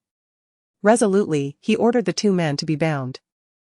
"If you will not speak, take them to the dungeons and administer severe punishment." Su Luoyue wept pitifully. "Brother, please kill them. They are too much. How can I face anyone again after being beaten in the street? How dare you, you vile woman? You were the one who paid us to kill your own sister. Now, we are poisoned and fighting for our lives, yet you wish to end us?" One of the Chapter 83, a drastic change in attitude. The two men exchanged a relentless stream of insults, their fierce demeanor suggesting that, if not restrained, they would pounce upon Su Luoyue. Su Luoyue, her face pale as a ghost, appeared utterly terrified. "This is sheer nonsense. I am the daughter of the Prime Minister's residence. Do I need to bribe street thugs to deal with a single individual? Moreover, that person is my own sister. If you wish to slander me, at least find a more credible excuse." Tears streamed down her cheeks as she cast a pitiful glance at Su Liran. "Brother, look at them. How can they so brazenly defame me? Woo-woo, claiming that I sent them to kill my second sister. Do you truly believe that is possible? I suspect they are deliberately trying to frame me, aiming to tarnish my reputation with vile accusations. Who could be so cruel?" Her sobs evoked sympathy. While the two men continued their tirade, creating a ruckus, Chunmei, standing nearby, seethed with anger. "Is there any need to ponder? It must be the second miss who orchestrated this. Miss, your kindness has allowed them to trample over you." She turned her gaze, brimming with concern, to Su Liran. "These people's sudden appearance is undoubtedly a malicious scheme. How could our miss ever resort to hiring someone to harm the second miss? They are clearly fabricating lies. They insist the second miss poisoned them, claiming they must kill our miss to receive the antidote. Is the truth not apparent? These men are certainly in cahoots with the second miss, staging this entire affair. Our miss is the one being victimized, while she is made to appear as the perpetrator. Please, dear eldest young master, you must advocate for our miss." Upon hearing Chunmei's remarks and witnessing Su Luoyue's tearful demeanor, Su Liran's heart was in turmoil. "Stop crying, third sister. Did I not assure you? I have faith in your character and will not be swayed by their deceitful words. Do not let it trouble you." With that, he turned to the two men, his voice firm. "Take them away." Amidst their cries of despair, the two men were ultimately dragged off. Simultaneously, Su Luoyue shot a fierce glare at Chunmei, her eyes seemingly urging, "Leave no witnesses." Chunmei nodded in understanding but refrained from immediate action. "Eldest young master. You must ensure justice for our miss." Su Luoyue feigned sobs. "Chunmei, cease your words." Chunmei, embodying the role of a loyal servant, replied, "Miss. You have endured enough injustice. As a servant, I cannot bear to witness this. You are the one who has been beaten and injured. Yet those who assaulted you claim you paid them off. This situation is utterly absurd. If they truly received your money, why would they attack you? They appear genuinely threatened. Perhaps their latter claims hold some truth." Su Liran seemed increasingly agitated. Yet, Su Luoyue continued her act. "But why would my sister slander me so? She has already caused me great harm, why must she further tarnish my reputation?" She looked pitifully at Su Liran. "Brother, could it be that we have misunderstood our sister? Leading her to treat me this way? Woo-woo, perhaps she feels I have usurped her accomplishments, which has upset her. Indeed, I am at fault, I cannot blame her. Woo-woo." What commotion had arisen? Just then, a commanding voice resonated from afar. A tall figure clad in black approached with an imposing presence. His graying temples and weathered face betrayed his age, yet his stature conferred an air of authority. It was the Grand Prime Minister, Su Bing. With an icy gaze fixed upon Su Liran, he questioned, "What has transpired to bring about such disarray? As the eldest son, you should maintain a semblance of dignity." Su Liran immediately bowed. "Father." Upon seeing the Prime Minister, Su Luoyue promptly covered her face with her hands, wailing, "Father, you have returned. Your daughter has suffered so much injustice." Hearing her cries, a flicker of concern crossed Su Bing's face. "What has led to this state? How can you be so disheveled?" Just as Su Luoyue prepared to voice her grievances, Su Liran interjected, "On our way back, we were ambushed by thieves. Likely enemies I have wronged in the past. They have all been apprehended. Though not gravely injured, my third sister was inadvertently caught in the fray." Su Luoyue's lips twitched in disbelief. What did this mean? She had exerted great effort to cast blame upon Su Shijin, and with a mere sentence, he had turned the situation into a vendetta against him. What an excellent opportunity! If only father were to learn that Su Shijin had sought to harm her. Su Shijin would surely face dire consequences. Normally, should not her brother have immediately defended her? Why was he now shielding Su Shijin? Frustration and anger swirled within Su Luoyue. Yet, she was always one to understand unspoken sentiments. With her brother glossing over the matter, to cling to it further would only paint her as the troublemaker. Thus, she fell silent, like a mute. Su Bing's expression darkened. "You cannot even manage a few enemies, nor protect your sister? You are becoming increasingly incompetent." Su Liran promptly lowered his head. "Yes, I shall be more diligent in the future." "Enough. Stop lingering here. Let us proceed inside." As he turned to enter the main hall, he inquired, "Where is Shijin?" Su Liran was about to respond when Su Luoyue cut in. "Sister is resting." Su Liran quickly interjected, giving Su Luoyue a warning glance that seemed to convey, "Do not speak of things that should remain unspoken." It was known that their father held the crown prince in high regard. If he were to discover that Su Shijin had been struck by the crown prince, even if it were a misunderstanding, he would undoubtedly feel disappointed and might even reproach her. Thus, Su Liran had already instructed everyone in the household to keep the truth from the Prime Minister. After all, he was the eldest son of the Prime Minister's residence. As long as their father did not inquire, the servants would not dare to mention it. Therefore, even if Su Luoyue wished to speak, she found no opportunity to do so, merely nodding gently. "Yes, sister seems to be still asleep." What a strange occurrence. Why was her brother suddenly so protective of Su Shijin? Could it be that his conscience had stirred due to their previous misunderstandings? How infuriating. She would not allow this. In her anger, Su Bing had already taken his seat at the head of the table. "What time is it, and she is still asleep? Someone, summon her to me." As he spoke, his fingers lightly tapped the table. "Upon my return, I ordered you siblings to gather, yet one arrives later than the last. It seems you have forgotten your father." Chapter 84, dinner together in the evening. As the chilling words fell, Su Liran and Su Luiwei immediately bowed their heads, clearly displaying their deep reverence for the individual before them. Perhaps sensing his anger, Su Liran softly interjected, "Father, please do not be upset. The reason for my younger sister's tardiness is that she has indeed been exhausted of late. Not long ago, she fortuitously saved the life of the Prince of Li, after which she was appointed as his personal physician. Consequently, she has frequently been summoned to the Li Wang mansion for consultations." "The Prince of Li?" Su Bing's eyes brightened as he inquired, "She actually saved the Prince of Li?" Su Liran nodded affirmatively, "Yes.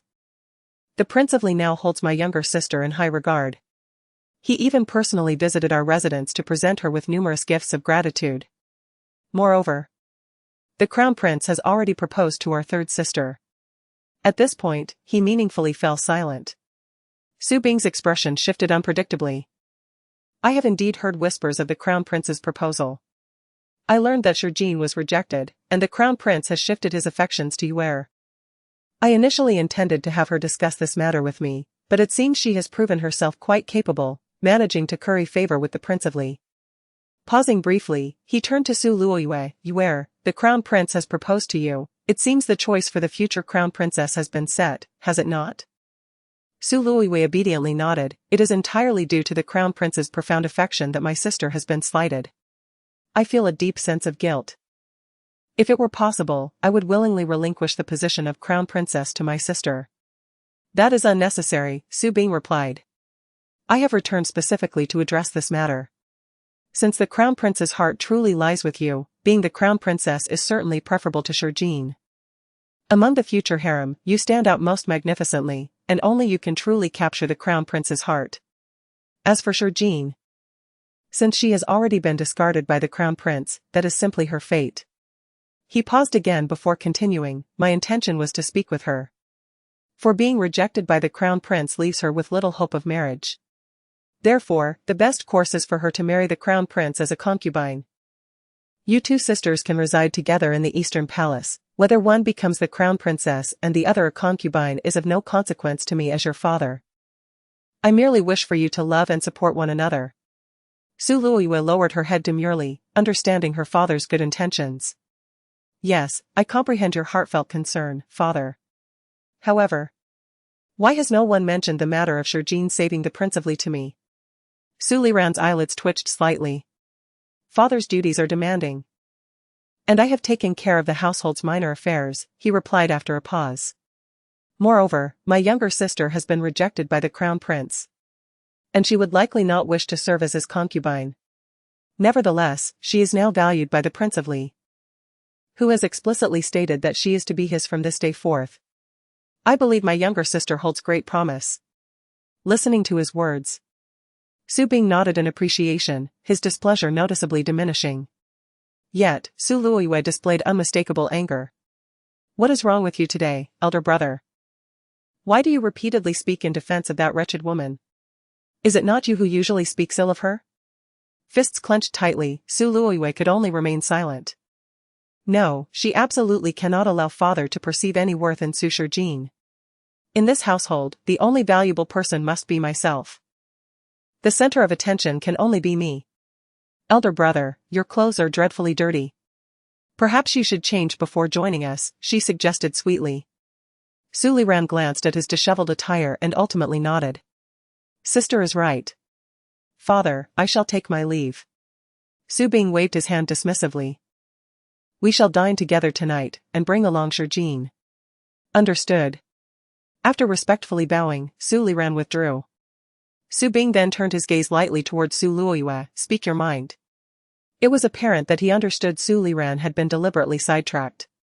Su Luiwei, however, knelt on the floor with a pitiful expression. "Father, you must take my side. We were not harmed by elder brother's enemies today, but rather by our second sister." Su Bing's expression shifted slightly. "Why has she harmed you?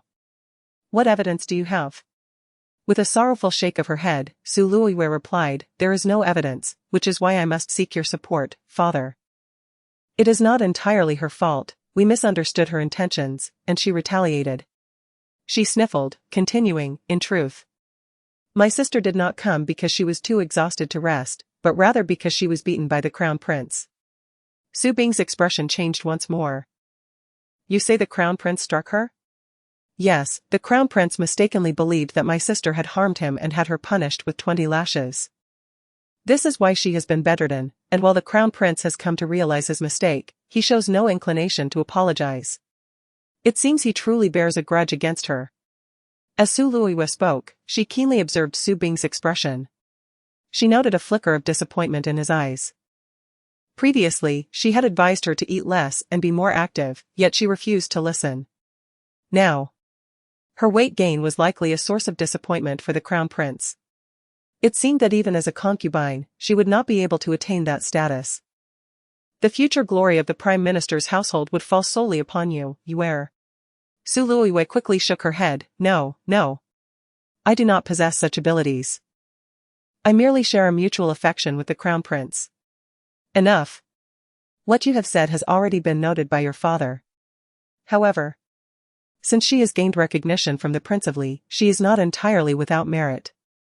Before Su Bing could finish his sentence, Su Luiwe interjected. But that is not certain. After all, father knows that my sister has hardly read any medical texts throughout her life and is completely ignorant of medicine. Thus, I feel she has deceived the Prince of Li in certain respects. If one day the truth is revealed to him, it may bring trouble to our prime minister's household. Her words instantly struck a chord with Su Bing. You speak wisely. Depart for now. I will have a serious discussion with her tonight. Su Luiwe nodded obediently, feeling wronged as she left the room. Once outside, she wiped away her tears. Though she had come to realize that Su Shijin possessed some capabilities. What of it? Her father remained oblivious. She would not allow him to perceive Su Shijin's worth as surpassing her own. What use were superficial medical skills? She would remain beneath her heel. She would never let that wretched woman rise again. Yet, unexpectedly, she soon encountered Su Liran. He still wore the same dirty garments, seemingly having made no effort to change. Standing at a distance, he appeared to be waiting for her. She approached with her head lowered. Elder brother. Why have you not changed your clothes? You did not mention to father that our younger sister was beaten by the crown prince, did you? Su Liran probed cautiously. Su Luoyue's eyes immediately reddened. Elder brother, do you truly think so little of me? I would never engage in gossip, nor would I speak ill of my sister. Even if father learns of it, it would never be from my lips. Chapter 85, Brother misunderstood you. Su Liran hurriedly said, that's not what I meant. Brother is merely concerned that father, upon learning the truth, might feel disappointed in our second sister. Please, don't cry. Su Luoyue pouted in irritation, lowering her head as she walked ahead. Su Liran followed. You know father values profit above all else. Ever since our second sister gained weight, he has shown her indifference. It is only because of her engagement to the crown prince that he treats her with any kindness. He paused before continuing. Now that the position of crown princess has fallen to you, I fear that if father learns of the crown prince's aversion towards her, he may blame her or feel disillusioned. You know, brother has always treated you sisters equally. Su Luoyue, feeling wronged, replied, I understand. But I have never spoken ill of sister to father. Truly, just after you left, I praised her, and now I find myself being blamed by you. With that, tears streamed down her cheeks once more. I know, brother feels he has misunderstood sister, which is why he is suddenly defending her. Yet, even after being so battered, I still wish to believe that she did not orchestrate this against me. It pains me. Su Liran looked at her with sympathy. You are right, brother is indeed at fault. After a moment, he added, the one who misjudged our second sister is brother himself. It has nothing to do with you or the crown prince. As the crown prince said, neither of you should feel guilty or owe an apology. Brother will find a time to speak to our second sister about this. It is a trivial matter and shouldn't weigh heavily on your hearts. Moreover, the crown princess' heart belongs solely to you. We can all see that he truly has no intentions towards our second sister anymore. Thus, there is no need for you to overthink it. Even if it were true that our second sister saved the crown prince from poison, it would not alter her image in his eyes. The crown prince's affection is directed at you, and brother cares for you, so do not dwell on it. Su Luiwa sniffled, understanding, and said, I know, thank you for your guidance, brother, but I feel a bit unwell. I shall return now. With that, she turned and walked away without looking back. Watching her retreating figure, Su Liran felt a heavy weight in his heart. He sighed deeply, ah. You need not worry, young master, Miss San is well-mannered and will not hold a grudge against you. A cautious servant approached, having been following at a distance. Su Liran replied, of course, I know she won't be angry. It's just that my feelings are rather peculiar. What do you think, who could have sent those two individuals? The servant responded, their condition indeed resembles that of someone gravely ill or poisoned. Therefore, there may be elements of truth in their words. For instance, someone may have poisoned them, forcing them to attack Miss San in exchange for the antidote. But this is merely my speculation. Are you suggesting our second sister poisoned them? Hence their actions, and upon being caught, they turned against her? The servant said, well, that is a possibility. There is another, perhaps their words hold some truth. Hearing this, Su Liran immediately shook his head, no, sister is not that kind of person. She is understanding, gentle, and kind-hearted, often going out to distribute porridge and aid beggars. She wouldn't harm a single insect, let alone hire someone to attack our second sister. Moreover, if she were to fail and be beaten by those she hired, it would be utterly foolish. If sister ever committed such an act, she would certainly not leave such a glaring flaw. He shook his head again, impossible, she would never do that. The servant interjected, in truth. The distinction between truth and falsehood is not what matters. Young master, deep down, you know that those individuals were either hired by the second or the third miss. One of them must be telling the truth, do they not? Su Liran narrowed his eyes, understanding in his heart, enough, let us discreetly dispose of those two. Regardless of the truth, they are both flesh and blood, the truth is no longer of consequence. The servant paused, understood. This truly reflects the character of the young master. If those individuals were summoned by the second miss, it would indeed be a scandal, reflecting poorly upon her. If it were the third miss. No, the young master has never doubted the third miss. Perhaps he has already concluded that it was the second miss who orchestrated this. Thinking this, the servant added, during this time, both misses have been exhausted. And the second miss has suffered greatly. Should I fetch a few farm chickens? I remember that in her youth, the second miss adored the soup made from old hens. Su Liran nodded, they both enjoy it, very well, I shall prepare it myself and deliver a bowl to each of them. As evening fell, Suitors Jean lay on her bed, having taken a nap. Upon waking, she found that her body no longer ached. It seemed that the Crown Prince's men had not dealt her a fatal blow, at least they had not left her with severe injuries. After applying the medicine, she felt no pain even while lying flat. However, just as she had roused, a series of knocks echoed from the door. The voice of Dong'er called from outside. Young master, my lady is still resting. Su Liran called softly, sister? Are you awake? Brother has personally made you some chicken soup. Come in. Suitors Jean slowly got up, initially reluctant to see Su Liran. Yet, given that he had gone to the trouble of preparing chicken soup for her, something significant must have transpired. As the door swung open, Dong'er swiftly entered, lighting several candles in the room. The illumination instantly roused Suitors Jean from her drowsiness. Indeed, she saw Su Liran holding a food container. He carefully set the chicken soup on the table, looking somewhat awkward. After resting for so long. Does the injury still pain you? Brother has some high-quality medicine, I will have someone bring it to you shortly. Dong'er gazed in astonishment at Su Liran. Then at Suitors Jean, her face a mixture of confusion. Even Suitors Jean was bewildered by the sudden change in his demeanor. What is going on with you, brother? First, you bring me chicken soup, then medicine, are you trying to compel me to apologize to the Crown Prince? Suitors Jean let out a cold laugh, rising silently to her feet. Stretching her limbs as she stated, I have already made it clear that I was merely treating the Crown Prince as acupuncture, his condition worsening is not my fault.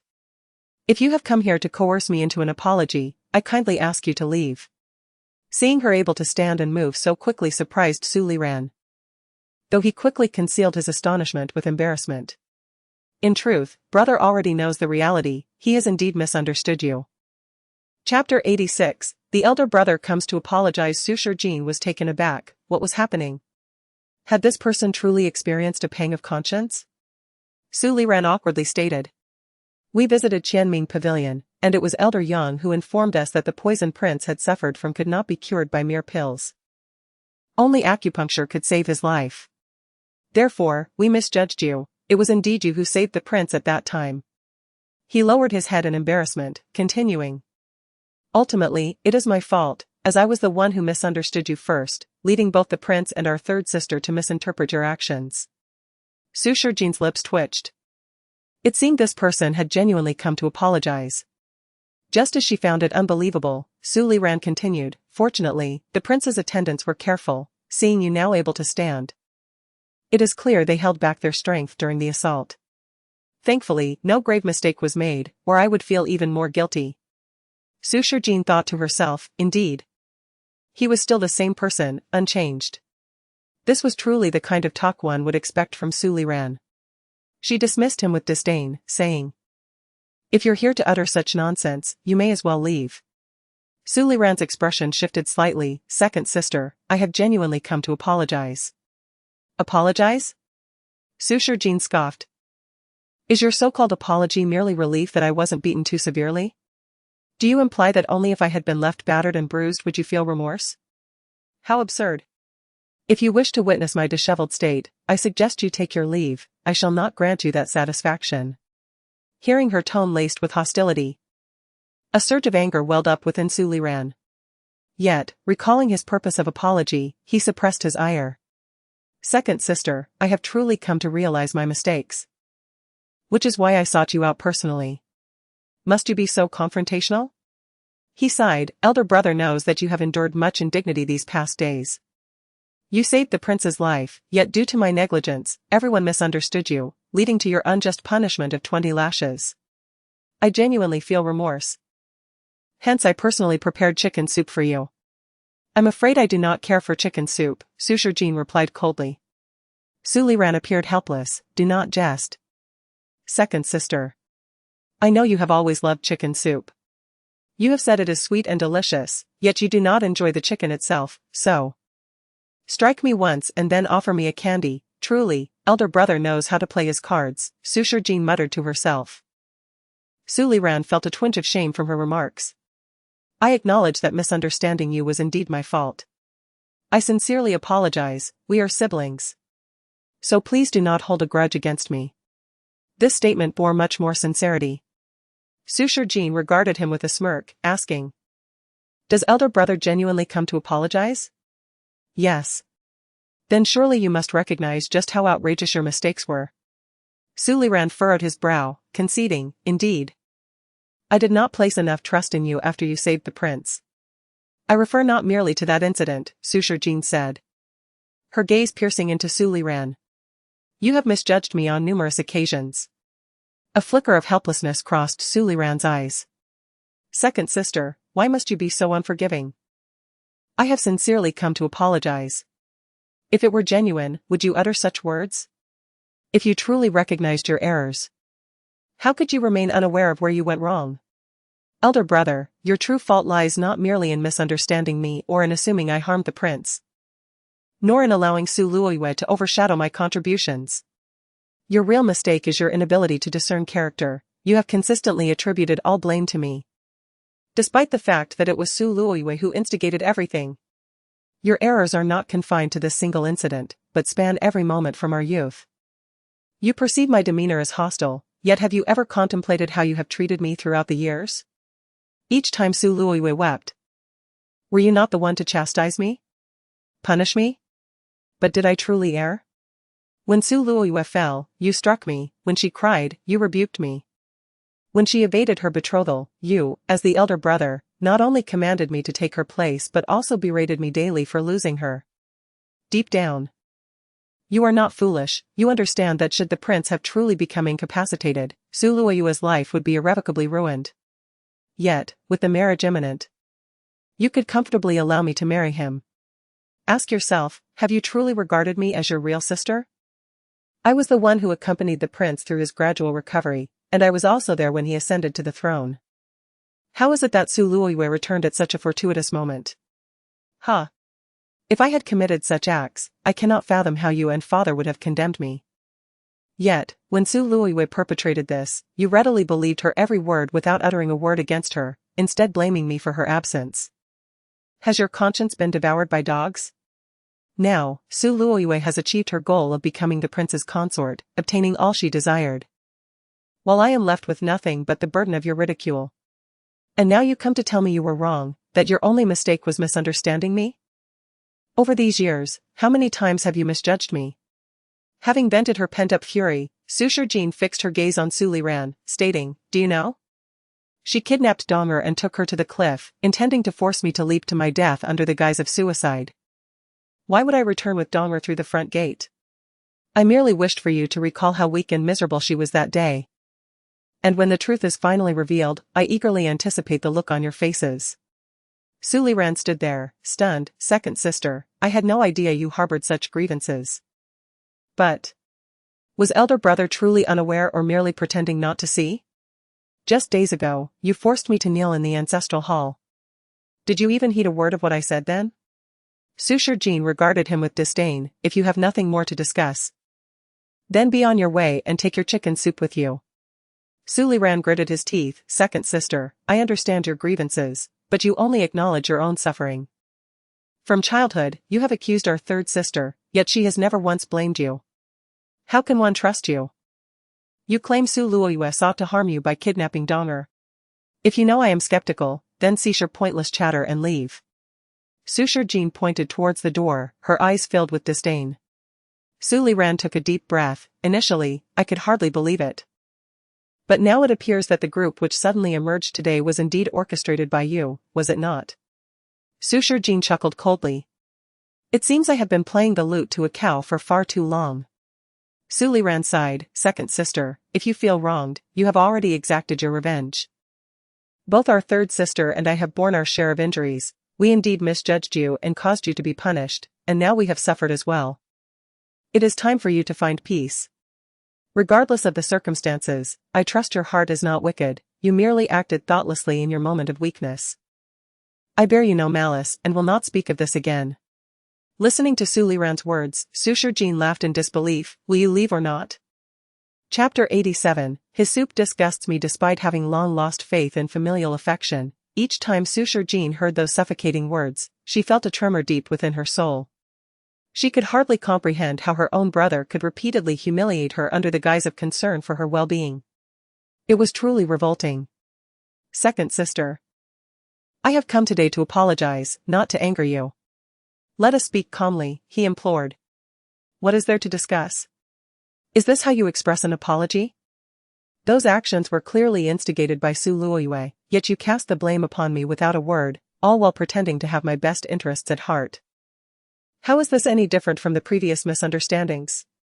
Su Liran's expression shifted as he stammered, Let me rephrase, if you are sincere in your apology, how do you intend to punish Su Luoyue? She not only misjudged me but also took credit for my achievements for several days." Mentioning Su Luoyue put Su Liran in a difficult position.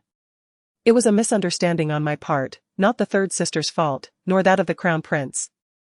It should not be held against them." After uttering this, he seemed to feel a pang of guilt. "Perhaps you are right. The crown prince does not cherish you as much as you think.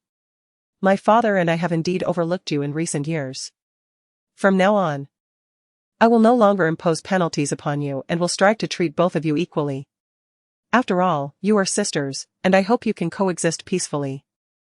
As for the past events, regardless of who was right or wrong, let us simply put them behind us." Su Shijin was at a loss for words and had no desire to engage further. After a moment of hesitation, he continued. "There is one more thing that might bring you joy. You are aware of Elder Yang, correct? He is not interested in the third sister, rather. He wishes to invite you to join the Chanming Pavilion. He emphasized to me today the importance of extending this invitation to you." Su Shijin could not suppress an eye roll, her expression clearly conveying her indifference. "What joy is there in that? Did you not claim he wanted to invite Su Luoyue?" How significant can Elder Yang's opinion be? If you are so eager to elevate Su Luoyue's status, why not simply include her? Second sister, what nonsense are you speaking? The Qianming Pavilion does not accept just anyone. The healers there are of the highest caliber. Without a notable reputation, entry is nearly impossible. If you gain access, you would be the first female healer there, and your reputation would change dramatically. At that point, even if you were as plump as a pig, many noble suitors would vie for your hand, and you would have no trouble finding a husband. Oh, so in your eyes, the greatest benefit of becoming a female healer is to secure a desirable husband? Ha, are you trying to make me laugh? Observing Su Shijin's nonchalant demeanor, even Su Liran, with all his patience, felt a hint of frustration. He sighed deeply, conceding, "Fine, I have said what I needed to say. You may ponder it at your leisure." Su Shijin nodded and casually approached the door. "So, brother, is it not true that your misconceptions about me extend beyond this single incident?" That simple statement left Su Liran momentarily speechless. Indeed, it was not merely one misunderstanding. The Crown Prince and Elder Yang, within a single day, constituted two separate issues. At that moment, Su Shijin's voice rang out again. "If I were to say that Su Luoyue kidnapped Donger and sought my life, would you believe me?" "You have already mentioned this twice," Su Liran replied promptly. "The third sister may indeed have acted wrongly, but she—" "Enough, I understand. You may leave," Su Shijin interrupted, unwilling to hear more of his platitudes. "I know you favor her, it has always been this way, and I have grown accustomed to it." Su Liran slowly walked behind her. "Second sister, why do you always believe I show favoritism? I truly treat both of you equally. Even today, I divided the soup into 2 portions, this one is for you. And I shall take another to her later. You are both my dear sisters, why must there always be discord between you? 1 bowl for each?" Su Shijin seized upon his words. Su Liran nodded. Su Shijin finally turned to look at him earnestly. "Brother, would you like to know why we have always been at odds?" Seeing Su Liran's serious expression, she continued, "When you deliver the soup to the third sister, tell her it was I who prepared it. Perhaps then you will uncover the truth." Su Liran stood there, momentarily dazed, when suddenly a servant approached. "Young master, the Prime Minister has requested your presence regarding an urgent matter. Dinner will be delayed. However, it is getting late, and preparations should commence." Only then did Su Liran come to his senses, nodding and following the servant out. Halfway down the corridor, he glanced back at Su Shijin. "Regardless of the circumstances, my intentions were to apologize. I hope you do not remain upset." After he hurried away, Su Shijin's expression remained unchanged, while Donger rushed forward. "Miss, the young master has never spoken to you so amiably before, and he even personally prepared chicken soup for you. Though he has indeed misunderstood you, why not accept this gesture as a step toward reconciliation?" Her implication was clear, living under the same roof. It would be better to ease the tension and avoid future awkwardness. However, Su Shijin replied, "If I were to forgive him simply for a bowl of chicken soup, how could I honor my own soul?" Donger, holding the bowl of soup, remarked, "Even so, I sense the young master genuinely means well. He cannot overcome his own internal struggles. Those who consider themselves righteous are often tormented by their conscience." With that, Su Shijin took the bowl of soup and, stepping into the courtyard, poured it out entirely. Donger gasped, "Miss, this is the young master's heartfelt intention, it is his first time. Do you believe I still lack his paltry good intentions at this point?" Su Shijin scoffed, throwing the bowl to the ground in disdain. "His soup disgusts me." At the same time, in the study of the Wang residence, the affairs of Qixiang village had been resolved, and all nearby villages underwent a thorough cleansing. Every abducted woman had been rescued and settled, while those involved in the trafficking of respectable women were severely punished. Qin Yamo knelt respectfully, continuing, "The emperor has been informed of your ordeal. Consequently, he has personally ordered the replacement of all county magistrates in the surrounding areas. The matters you and the second young lady experienced have been firmly suppressed, and the emperor also wishes for this incident to remain undisclosed.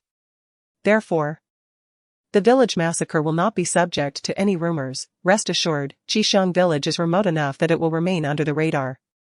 At the desk, Chu Junche squinted thoughtfully. Is there more? Chapter 88, she was struck by the Crown Prince. Qingma lowered her head, unable to meet the gaze of the man seated at the desk. Furthermore, a significant number of women from Qisheng village had fled, seeking to relocate, while a few audacious souls chose to remain, insisting on expressing their gratitude to you and the Second Mississippi. I did not drive them away. They have been settled within the city. Chu Junche nodded, delegating the matter to Su Shijin. Understood. After delivering the report, Qingma stepped aside. Chu Junche frowned, seemingly dissatisfied. In truth, he desired to hear more. Since returning to the capital, he had not seen Su Shijin, who was supposed to visit today but had yet to arrive. For some inexplicable reason, he felt a void in his heart. After a lengthy pause, Qingma finally spoke again. By the way, the second miss sent word to the residents today through a messenger, but you were occupied at the time, so I delayed relaying it. What was the message? Chu Junche inquired, now intrigued. Qingma, trembling, replied, it appears that her maid was kidnapped and requires your assistance. However, rest assured, I promptly sent Qingfeng to assist. And they returned safely, so Qingfeng did not need to intervene further. Having relayed the information in one breath, Qingma feared he had not been clear enough. Chu Junche's expression shifted repeatedly, yet he refrained from asking for details, simply stating, as long as they are safe. Qingma subtly exhaled in relief, remarking, the second miss is remarkably bold, a dozen ordinary men are no match for her. According to Qingfeng, she effortlessly subdued them with her hidden weapons, appearing quite valiant. Chu Junche responded coolly, she indeed does not resemble an ordinary woman, even hundreds of ruffians would struggle against her. Yes, for her, this is hardly a significant matter. After a pause, Qingma continued meaningfully, however, I heard that following this incident, the Crown Prince visited the Prime Minister's residence and had the second miss punished with 20 strikes. Perhaps due to pre-existing injuries, and after enduring the punishment, she... A glint of coldness flashed in Chu Junche's eyes. The Crown Prince? Indeed. On the day the treasure map was revealed, the Crown Prince attempted to seize it. And in the ensuing chaos, he was ambushed and sustained injuries, leaving lingering toxins within him. Even the imperial physicians are at a loss. I have inquired. And the poison is exceedingly rare and brutal, circulating only among the martial world. Qingma continued, lowering her head, logically, such a poison would be fatal upon activation. However, the Crown Prince happened to be at the Prime Minister's residence that day, so it stands to reason that the second miss, with her exceptional medical skills, saved his life. Alas, everyone believes that it was the third miss of the Prime Minister's residence who rescued him, as rumors suggest she studied medicine with a reclusive divine doctor. Consequently, the Crown Prince holds the second miss responsible for his unhealed injuries, leading to this. Utterly foolish. Chu Junche clenched his fists unconsciously, perhaps sensing his anger. Qingma hurriedly added, by the way, the assassins targeting you recently are also from the martial world. I suspect they may be affiliated with those who attempted to assassinate the Crown Prince. Continue investigating until we uncover the truth, Chu Junche instructed. His voice calm yet laced with anger. After uttering this, he rose and exited. Qingma paused in surprise before hastily following, my lord, where are you going? Chu Junche merely shot him a glare, causing him to halt in place. It was evident that the prince was enraged. Simultaneously, within the Prime Minister's residence, after leaving the Rose Courtyard, Su Liran carried a bowl of chicken soup, making his way to the Cherry Blossom Courtyard, his expression dark throughout the journey. His attendant whispered, it seems the young master still cares deeply for the second Mississippi. Now that the second miss is becoming increasingly arrogant, the more kindness you show her, the worse her temper grows. It is unlike the past when you treated her coldly, and she would still sometimes approach you. Su Liran remained silent. Though he firmly believed in Su Luiwei, he had always held a skeptical attitude towards Su Shijin's words. However, as he drew closer to the Cherry Blossom Courtyard, his mind involuntarily replayed Su Shijin's words, later, just say the chicken soup was made by the second sister. Why would she say such a thing? The attendant mustered the courage to ask. He replied, in my view. Claiming the chicken soup was made by the second miss has one clear advantage: it alters the third miss's perception of her. If the third miss, known for her gentle nature, learns that the second miss personally prepared the soup, she would undoubtedly feel grateful and might even reciprocate, thereby mending their relationship. Upon hearing the attendant's words, Suliran felt enlightened. You're right, that could indeed ease their relationship. Yet, he still harbored some doubts. Suture Jean seemed to despise them so much now, it felt unlikely she would seek reconciliation. Perhaps she had other motives. Despite these thoughts, Suliran resolved to proceed. Upon entering the cherry blossom courtyard, he greeted Su Luiwe with, "Third sister, your elder brother has come to see you. Your second sister has specially prepared some chicken soup for you, please taste it and see how it is." A flicker of disbelief crossed Su Luiwe's eyes as she groggily emerged from her room. Seeing Suliran's beaming face, she could only muster a stiff smile. "Elder brother.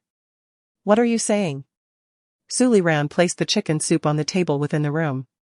"Your second sister made this soup for you. Likely recalling your fondness for it as a child. She must have regarded all past grievances as bygones and genuinely wishes to reconcile with you, particularly to mend your relationship." Su Luoyue's eyelids fluttered, feeling that her elder brother was speaking nonsense. How could Suture Jean ever take the initiative to reconcile with her? Not long ago, she had made her lose her hair, and her retaliation nearly sent Suture Jean over the cliff. Their feud was far from over. Thus, staring at the bowl of chicken soup on the table, Su Luoyue remained motionless for a long while. Surely, it couldn't be poisoned? She exchanged glances with Chunmei, who promptly approached to take the soup. "Thank you for the kindness of the young master and the second miss, I shall go and heat this for my lady." Having said that, she carefully carried the bowl out, ostensibly to heat it, but in reality, to discreetly taste it. Only upon confirming that it bore no poison did she return with the warmed soup. Suliran had already seated himself at the table, gazing earnestly at Su Luoyue. "Elder brother can see that there is some discord between you and the second Mississippi. In the past, you were magnanimous and never spoke ill of her.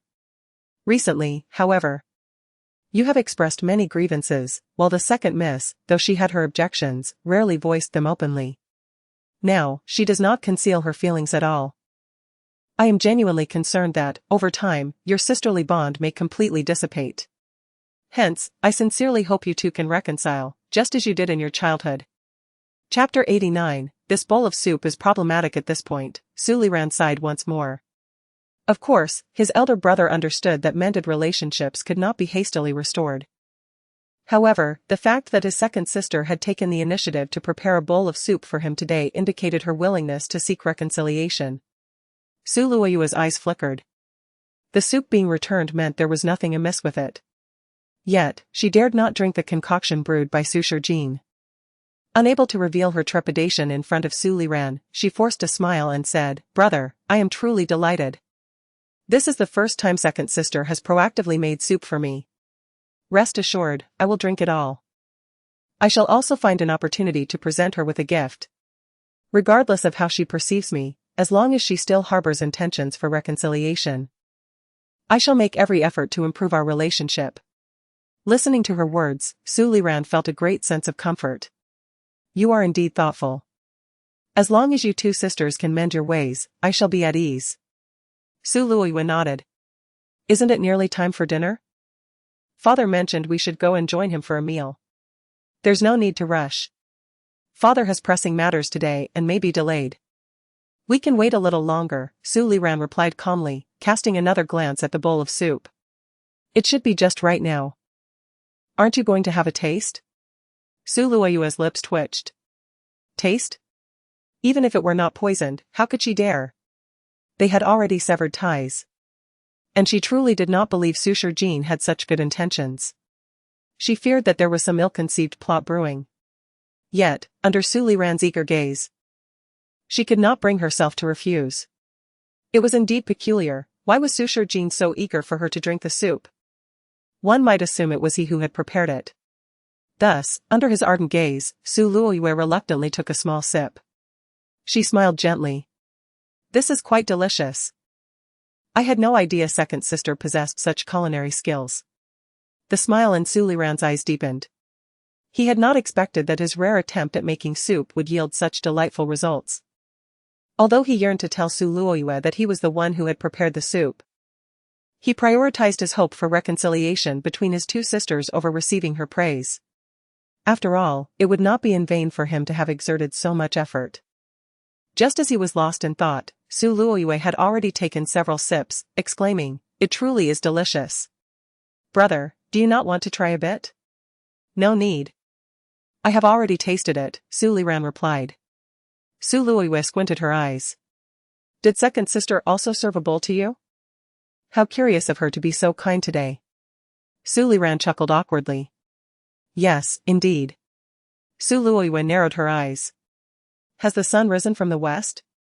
Or has Su Shijin finally realized she cannot contend with us, thus opting for a softer approach? The chicken soup was indeed delightful, reminiscent of the broth their mother used to make in their childhood. She had not anticipated that Su Shijin possessed such talent. If she genuinely desired reconciliation, and with her elder brother feeling guilty, wouldn't that mean they could soon mend their relationship? No. Such a scenario could not be tolerated.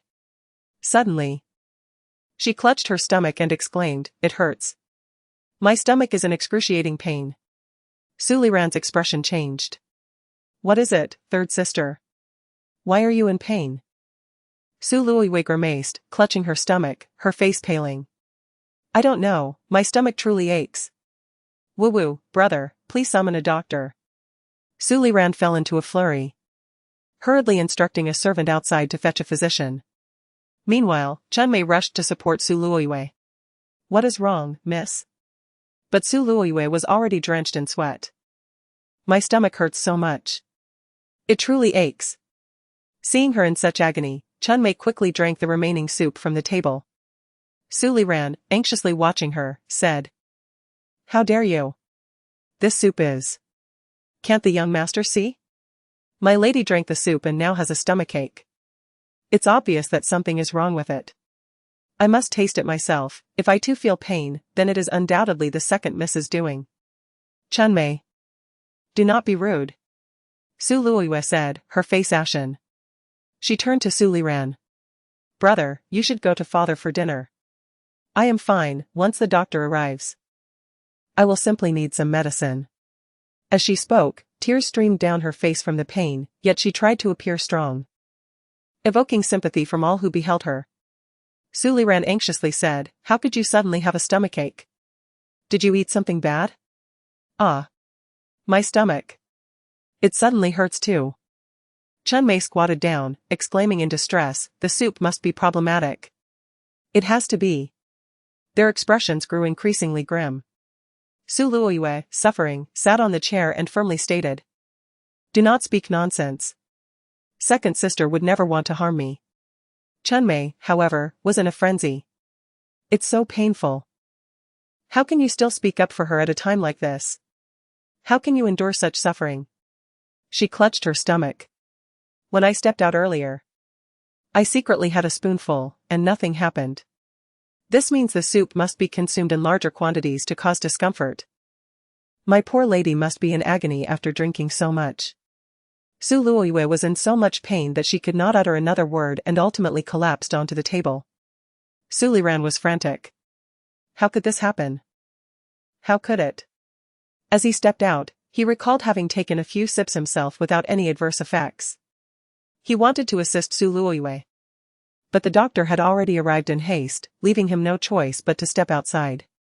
After a brief period, the doctor finished prescribing medicine and departed. After a round of treatment, both Su Luoyue and Chunmei finally began to recover. However, when Su Liran re-entered the room, he found Su Luoyue still weakly lying on the bed, while Chunmei stood by her side attending to her. As soon as he entered, Chunmei exclaimed, "I did not drink much, yet I was in such pain. Miss, you must have suffered terribly after drinking so much." Su Luoyue maintained a gentle demeanor. The doctor already mentioned it was simply a case of indigestion. There is nothing untoward in the soup, at most it was just not very clean. "My lady, why do you always defend the second miss whenever something occurs?" She has harmed you more than once or twice, yet you always speak on her behalf. If this continues, she will only become more brazen. As Chunmei murmured, I believe she deserves a severe punishment to truly reform. Their conversation reached Su Liran's ears, and disbelief washed over his face. Third sister, are you feeling better now? Su Luoyue leaned against the headboard. Much better, I am sorry for worrying you, brother. She added, please, do not be angry with second sister. She surely did not intend to. Chapter 90, Suffering in silence. Su Liran's emotions surged like a tidal wave as he gazed incredulously at Su Luoyue, then glanced at Chunmei by the bedside. For a fleeting moment, he felt an overwhelming sense of estrangement from them. The bowl of soup could hardly be the source of the problem. Finally, Su Liran found his voice. Su Luoyue was momentarily taken aback, and a tear fell from her eye. I know my second sister could never harbor such malice to harm me. It was I who must have consumed something tainted. I cannot blame her. Nor can I fault her soup. Young master, the facts are laid bare before us. How can you defend the second miss at the cost of our miss's feelings? Chunmei spoke, her eyes brimming with tears. The doctor stated that we suffered from consuming unclean food, implying that something foul must have been in the soup. He merely refrained from stating it bluntly. It is not that I speak ill, but the second miss has never shown kindness to our Mississippi throughout their lives. She has never once prepared soup for her. Today, her sudden benevolence must surely conceal some ill intent. Who knows if that bowl of soup might ultimately threaten our miss's life? Her cruelty is profound, and how can you still defend her, young master? Logically, as a servant, she should not address the young master in such a manner. Yet, her tearful accusation seemed genuinely aimed at seeking justice for her Mississippi. Su Liran, lacking eloquence, could only stammer, how could the soup be unclean? It appears the young master was unfamiliar with the workings of the kitchen. Crafting a pot of soup is a simple endeavor, anyone can achieve a clear and pristine broth with ease. However, mere appearance does not suffice. The second miss, raised in luxury, might know the steps to make soup but could easily overlook critical details. Chunmei longed to elaborate, but Su Luoyue had already succumbed to a weak cough. Do not speak any more, Chunmei. It is not the soup's fault, we had already consumed something foul prior. Chunmei, indignant, replied, Miss, I know I should not speak out of turn, but the situation is too severe. Had you taken a few more sips of that soup, your life could have been at risk. I cannot bear it. Su Luoyue looked weakly at Su Liran. Elder brother, you should go eat. I understand that my second sister means no harm. Regardless of whether the soup is truly tainted, it is certainly not her fault. We simply lack the fortune to enjoy it. No matter what, I will remember her kindness, I will not blame her. Su Liran opened his mouth, as if to ask if she believed the soup truly posed a danger. Su Luoyue lowered her gaze. I cannot believe my second sister, for the first time, would go to such lengths to prepare soup for me only to poison it. I do not believe she is angry with me. Nor do I think she wishes for my demise. I feel she is not that kind of person, and I refuse to dwell on this matter. Her profound words seem to imply, I know my second sister has wronged me, yet I shall not take it to heart. Su Liran grasped the implications clearly. Yet he had also consumed that soup. Chunmei interjected, the second miss would only wish to harm our miss, never you, young master. She surely prepared 2 different bowls of soup, yours was untouched, while our miss's was tainted, allowing you to testify on her behalf. Tears streamed down Su Luoyue's face, please. Do not say any more. Can you not understand? Chunmei, with a heart full of sympathy, said, I cannot bear to see you bullied like this. And it pains me even more to see you injured while the young master defends her. My heart aches for you. Su Luoyue, with tear-filled eyes, looked at Su Liran. Elder brother, please go. I do not know what else to say. I have already expressed that I do not mind this incident. Let us allow it to pass. I have not suffered too greatly. Her pitiful demeanor tugged at the heartstrings. Had that soup not been prepared by Su Liran himself, he would have been consoling her fervently. But since he had made it, how could he find words of comfort? Should he reveal that the soup was not concocted by Suitors? What would their reactions be then? Suddenly, Su Liran felt a desire to know. Yet, when the words hovered on his lips, he found himself unable to utter them. Chunmei, full of compassion, crouched beside the bed. The two of them appeared utterly pitiful, as if they had suffered tremendous harm. Su Liran recalled how Su Luoyue had always been like this. Throughout her life, she had the uncanny ability to magnify even the smallest incidents. Whenever matters concerning Su Shijin arose, she would adopt a demeanor of resignation and victimhood, evoking sympathy from all. He was struck with a sudden fear as he remembered Su Shijin's words: as long as she claimed the soup was hers, the truth would be revealed. Could it be that Su Shijin had anticipated everything? Was this not the first time Su Luoyue had accused Su Shijin unjustly? Was it truly slander? Might it be that he had not prepared the soup correctly? Yet, the soup had indeed been prepared by his own hands. Throughout the entire process, no one had intervened. He had even personally selected several nourishing ingredients. How could it possibly be unclean? Moreover, he had sampled it right after it was made and felt no discomfort. From the moment it was cooked to the time it was served, there had been no contact with outsiders. At most, it was handled by his own attendant. But that was his personal attendant, who would never dare to drug Su Luoyue. Regardless, he understood clearly that the soup had never touched Su Shijin's hands. The notion of her poisoning it was utterly unfounded. Third sister, do not cry. At this gentle comfort, Su Luoyue suddenly burst into tears. Why do you linger here, elder brother? Please leave. I do not wish for you to see me cry, nor do I want you to think I am perpetually weeping. I am simply feeling aggrieved. You need not concern yourself with me. Just go. Chunmei's eyes were red-rimmed as she urged, young master. If you choose to believe the second miss, then continue to do so. The evidence is gone, the soup has been consumed. And we can no longer accuse her of anything. As our miss has said, let this matter be forgotten. She has suffered more than just this silent injustice. Chapter 91, The terrifying truth. The two of them, master and servant, had red-rimmed eyes, tears streaming down their cheeks, as though they had endured great grievances. Su Liran stood a short distance away, his face a portrait of distress. If something truly had been added to the soup, I would seek justice for you. Young master, I know in your heart you still care for our young lady, the servant girl said. She is truly pitiable, she cannot bear even the slightest pain. This time, she has suffered greatly from an upset stomach. Chunmei's eyes brimmed with tears, appearing utterly forlorn. If it were possible, I would willingly endure this suffering for her. Alas, we can only swallow this bitter pill.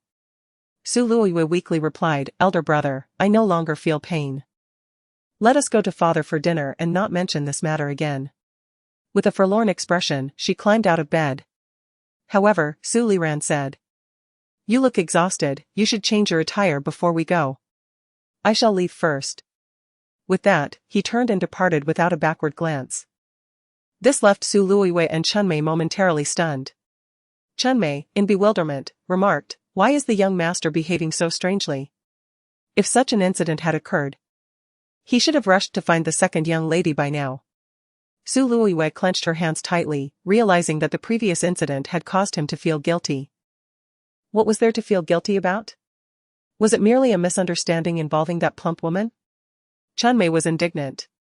Su Luoyue's expression was inscrutable, lost in her own thoughts. Meanwhile, Su Liran had already walked far away. He could not fathom that his third sister would unjustly target his second sister.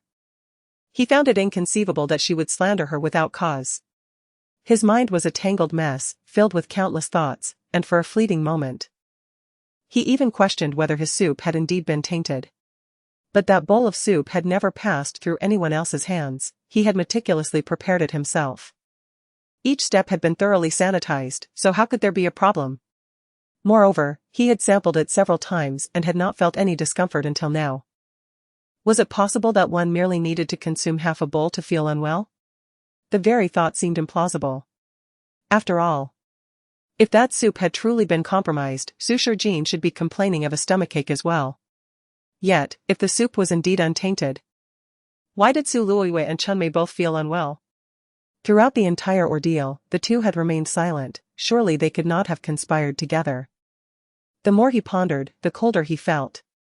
What if they truly had colluded? What if they were both feigning their ailments?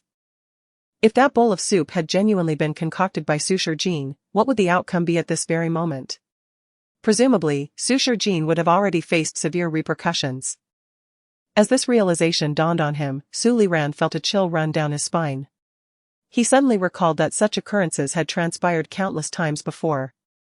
Suture Jean had been able to utter those words, urging him to deceive his third sister into believing that the soup was hers, indicating that she had long suspected the true nature of her sister. If his third sister had always been this way, then, all these years, the one truly adept at scheming, with a heart as cold as ice, was. The more he thought, the colder his back became. Su Liran's face paled, his hands trembling uncontrollably. He dared not continue his thoughts. The more he contemplated, the more he felt a creeping dread. He finally recognized that Suture Jean was not the person he had imagined her to be. He also came to understand that the so-called gentle and kind third sister harbored another side. If everything Suture Jean had previously claimed was true, if she had indeed lived in the shadow of Su Luiwei, it was unimaginable how she had endured all these years. It was no wonder she had become so hard-hearted. Unbeknownst to him, he had wandered near the peach blossom courtyard. The gentle voice of Donger reached his ears. "Miss, we should be on our way, the Prime Minister must be waiting anxiously." "It's nothing. Your injury has yet to heal, so do not accompany me." Through the wall, Su Liran could hear the conversation between the master and servant clearly. For a moment, he was lost in thought. Had Donger been injured? Indeed. When they had returned through the main gate that day, she had appeared battered and bruised. What had they discussed at that time? They had mentioned that the third sister intended to take their lives. Yet at that moment, the Crown Prince had not believed them. He had merely stood by coldly, failing to listen attentively to their words. Su Liran's heart involuntarily tightened. He then heard Suture Jean's voice, instructing. "Stay quietly in the courtyard. From now on, you shall move to a different room to rest, as this will at least prevent you from being abducted in your sleep. There are so many vacant rooms in the courtyard, choose whichever you like. In the future, if anyone attempts to kidnap you, remember to seek help or hide. If all else fails, stay close to me, do you understand?" So, the second sister, who had suddenly changed her temperament, also had moments of tenderness. He had not heard her speak so gently in many days. Donger, with a hint of a sob in her voice, replied, "Miss. What if the third miss still wishes to harm you? The Prime Minister surely will not believe you. The young master has always favored the third miss and will not believe you either. Even the Crown Princess' heart is solely concerned with the third Mississippi. This time, she called so many people and did not harm you. Next time, she will surely summon even more powerful individuals. What shall we do then? With soldiers to meet soldiers, and water to block water, she has already failed once, it is unlikely she will act so swiftly again. Moreover, I will do my utmost to avoid traveling alone in the future, and I will not give her another opportunity." Donger lamented, "It is all my fault, my lady. It is my uselessness that has led to this." "Do not speak like that. Remain here, I will return after a meal." "Miss, if you ever feel that I am a burden, please tell me, and I will not hold you back. Do not say foolish things, go rest." As they spoke, footsteps approached, and Suture Jean stepped out. For reasons unknown, Su Liran hurriedly fled the scene, his footsteps so swift it was as if he were running. His attendant, panting, asked, "Young master, why are you running? Were you not here to see the second young lady?" "No, I am going to see father." "Understood." In his haste, he failed to notice that Su Luiwei and Chunmei had appeared just ahead. Originally, Su Luiwei intended to greet him, but upon raising her hand, she found that Su Liran had already vanished down the small path. Her expression grew increasingly uneasy. Hadn't he, her elder brother, already left? Why was he still lingering here? Chunmei gazed ahead and remarked, "The place just ahead is the second young lady's residence."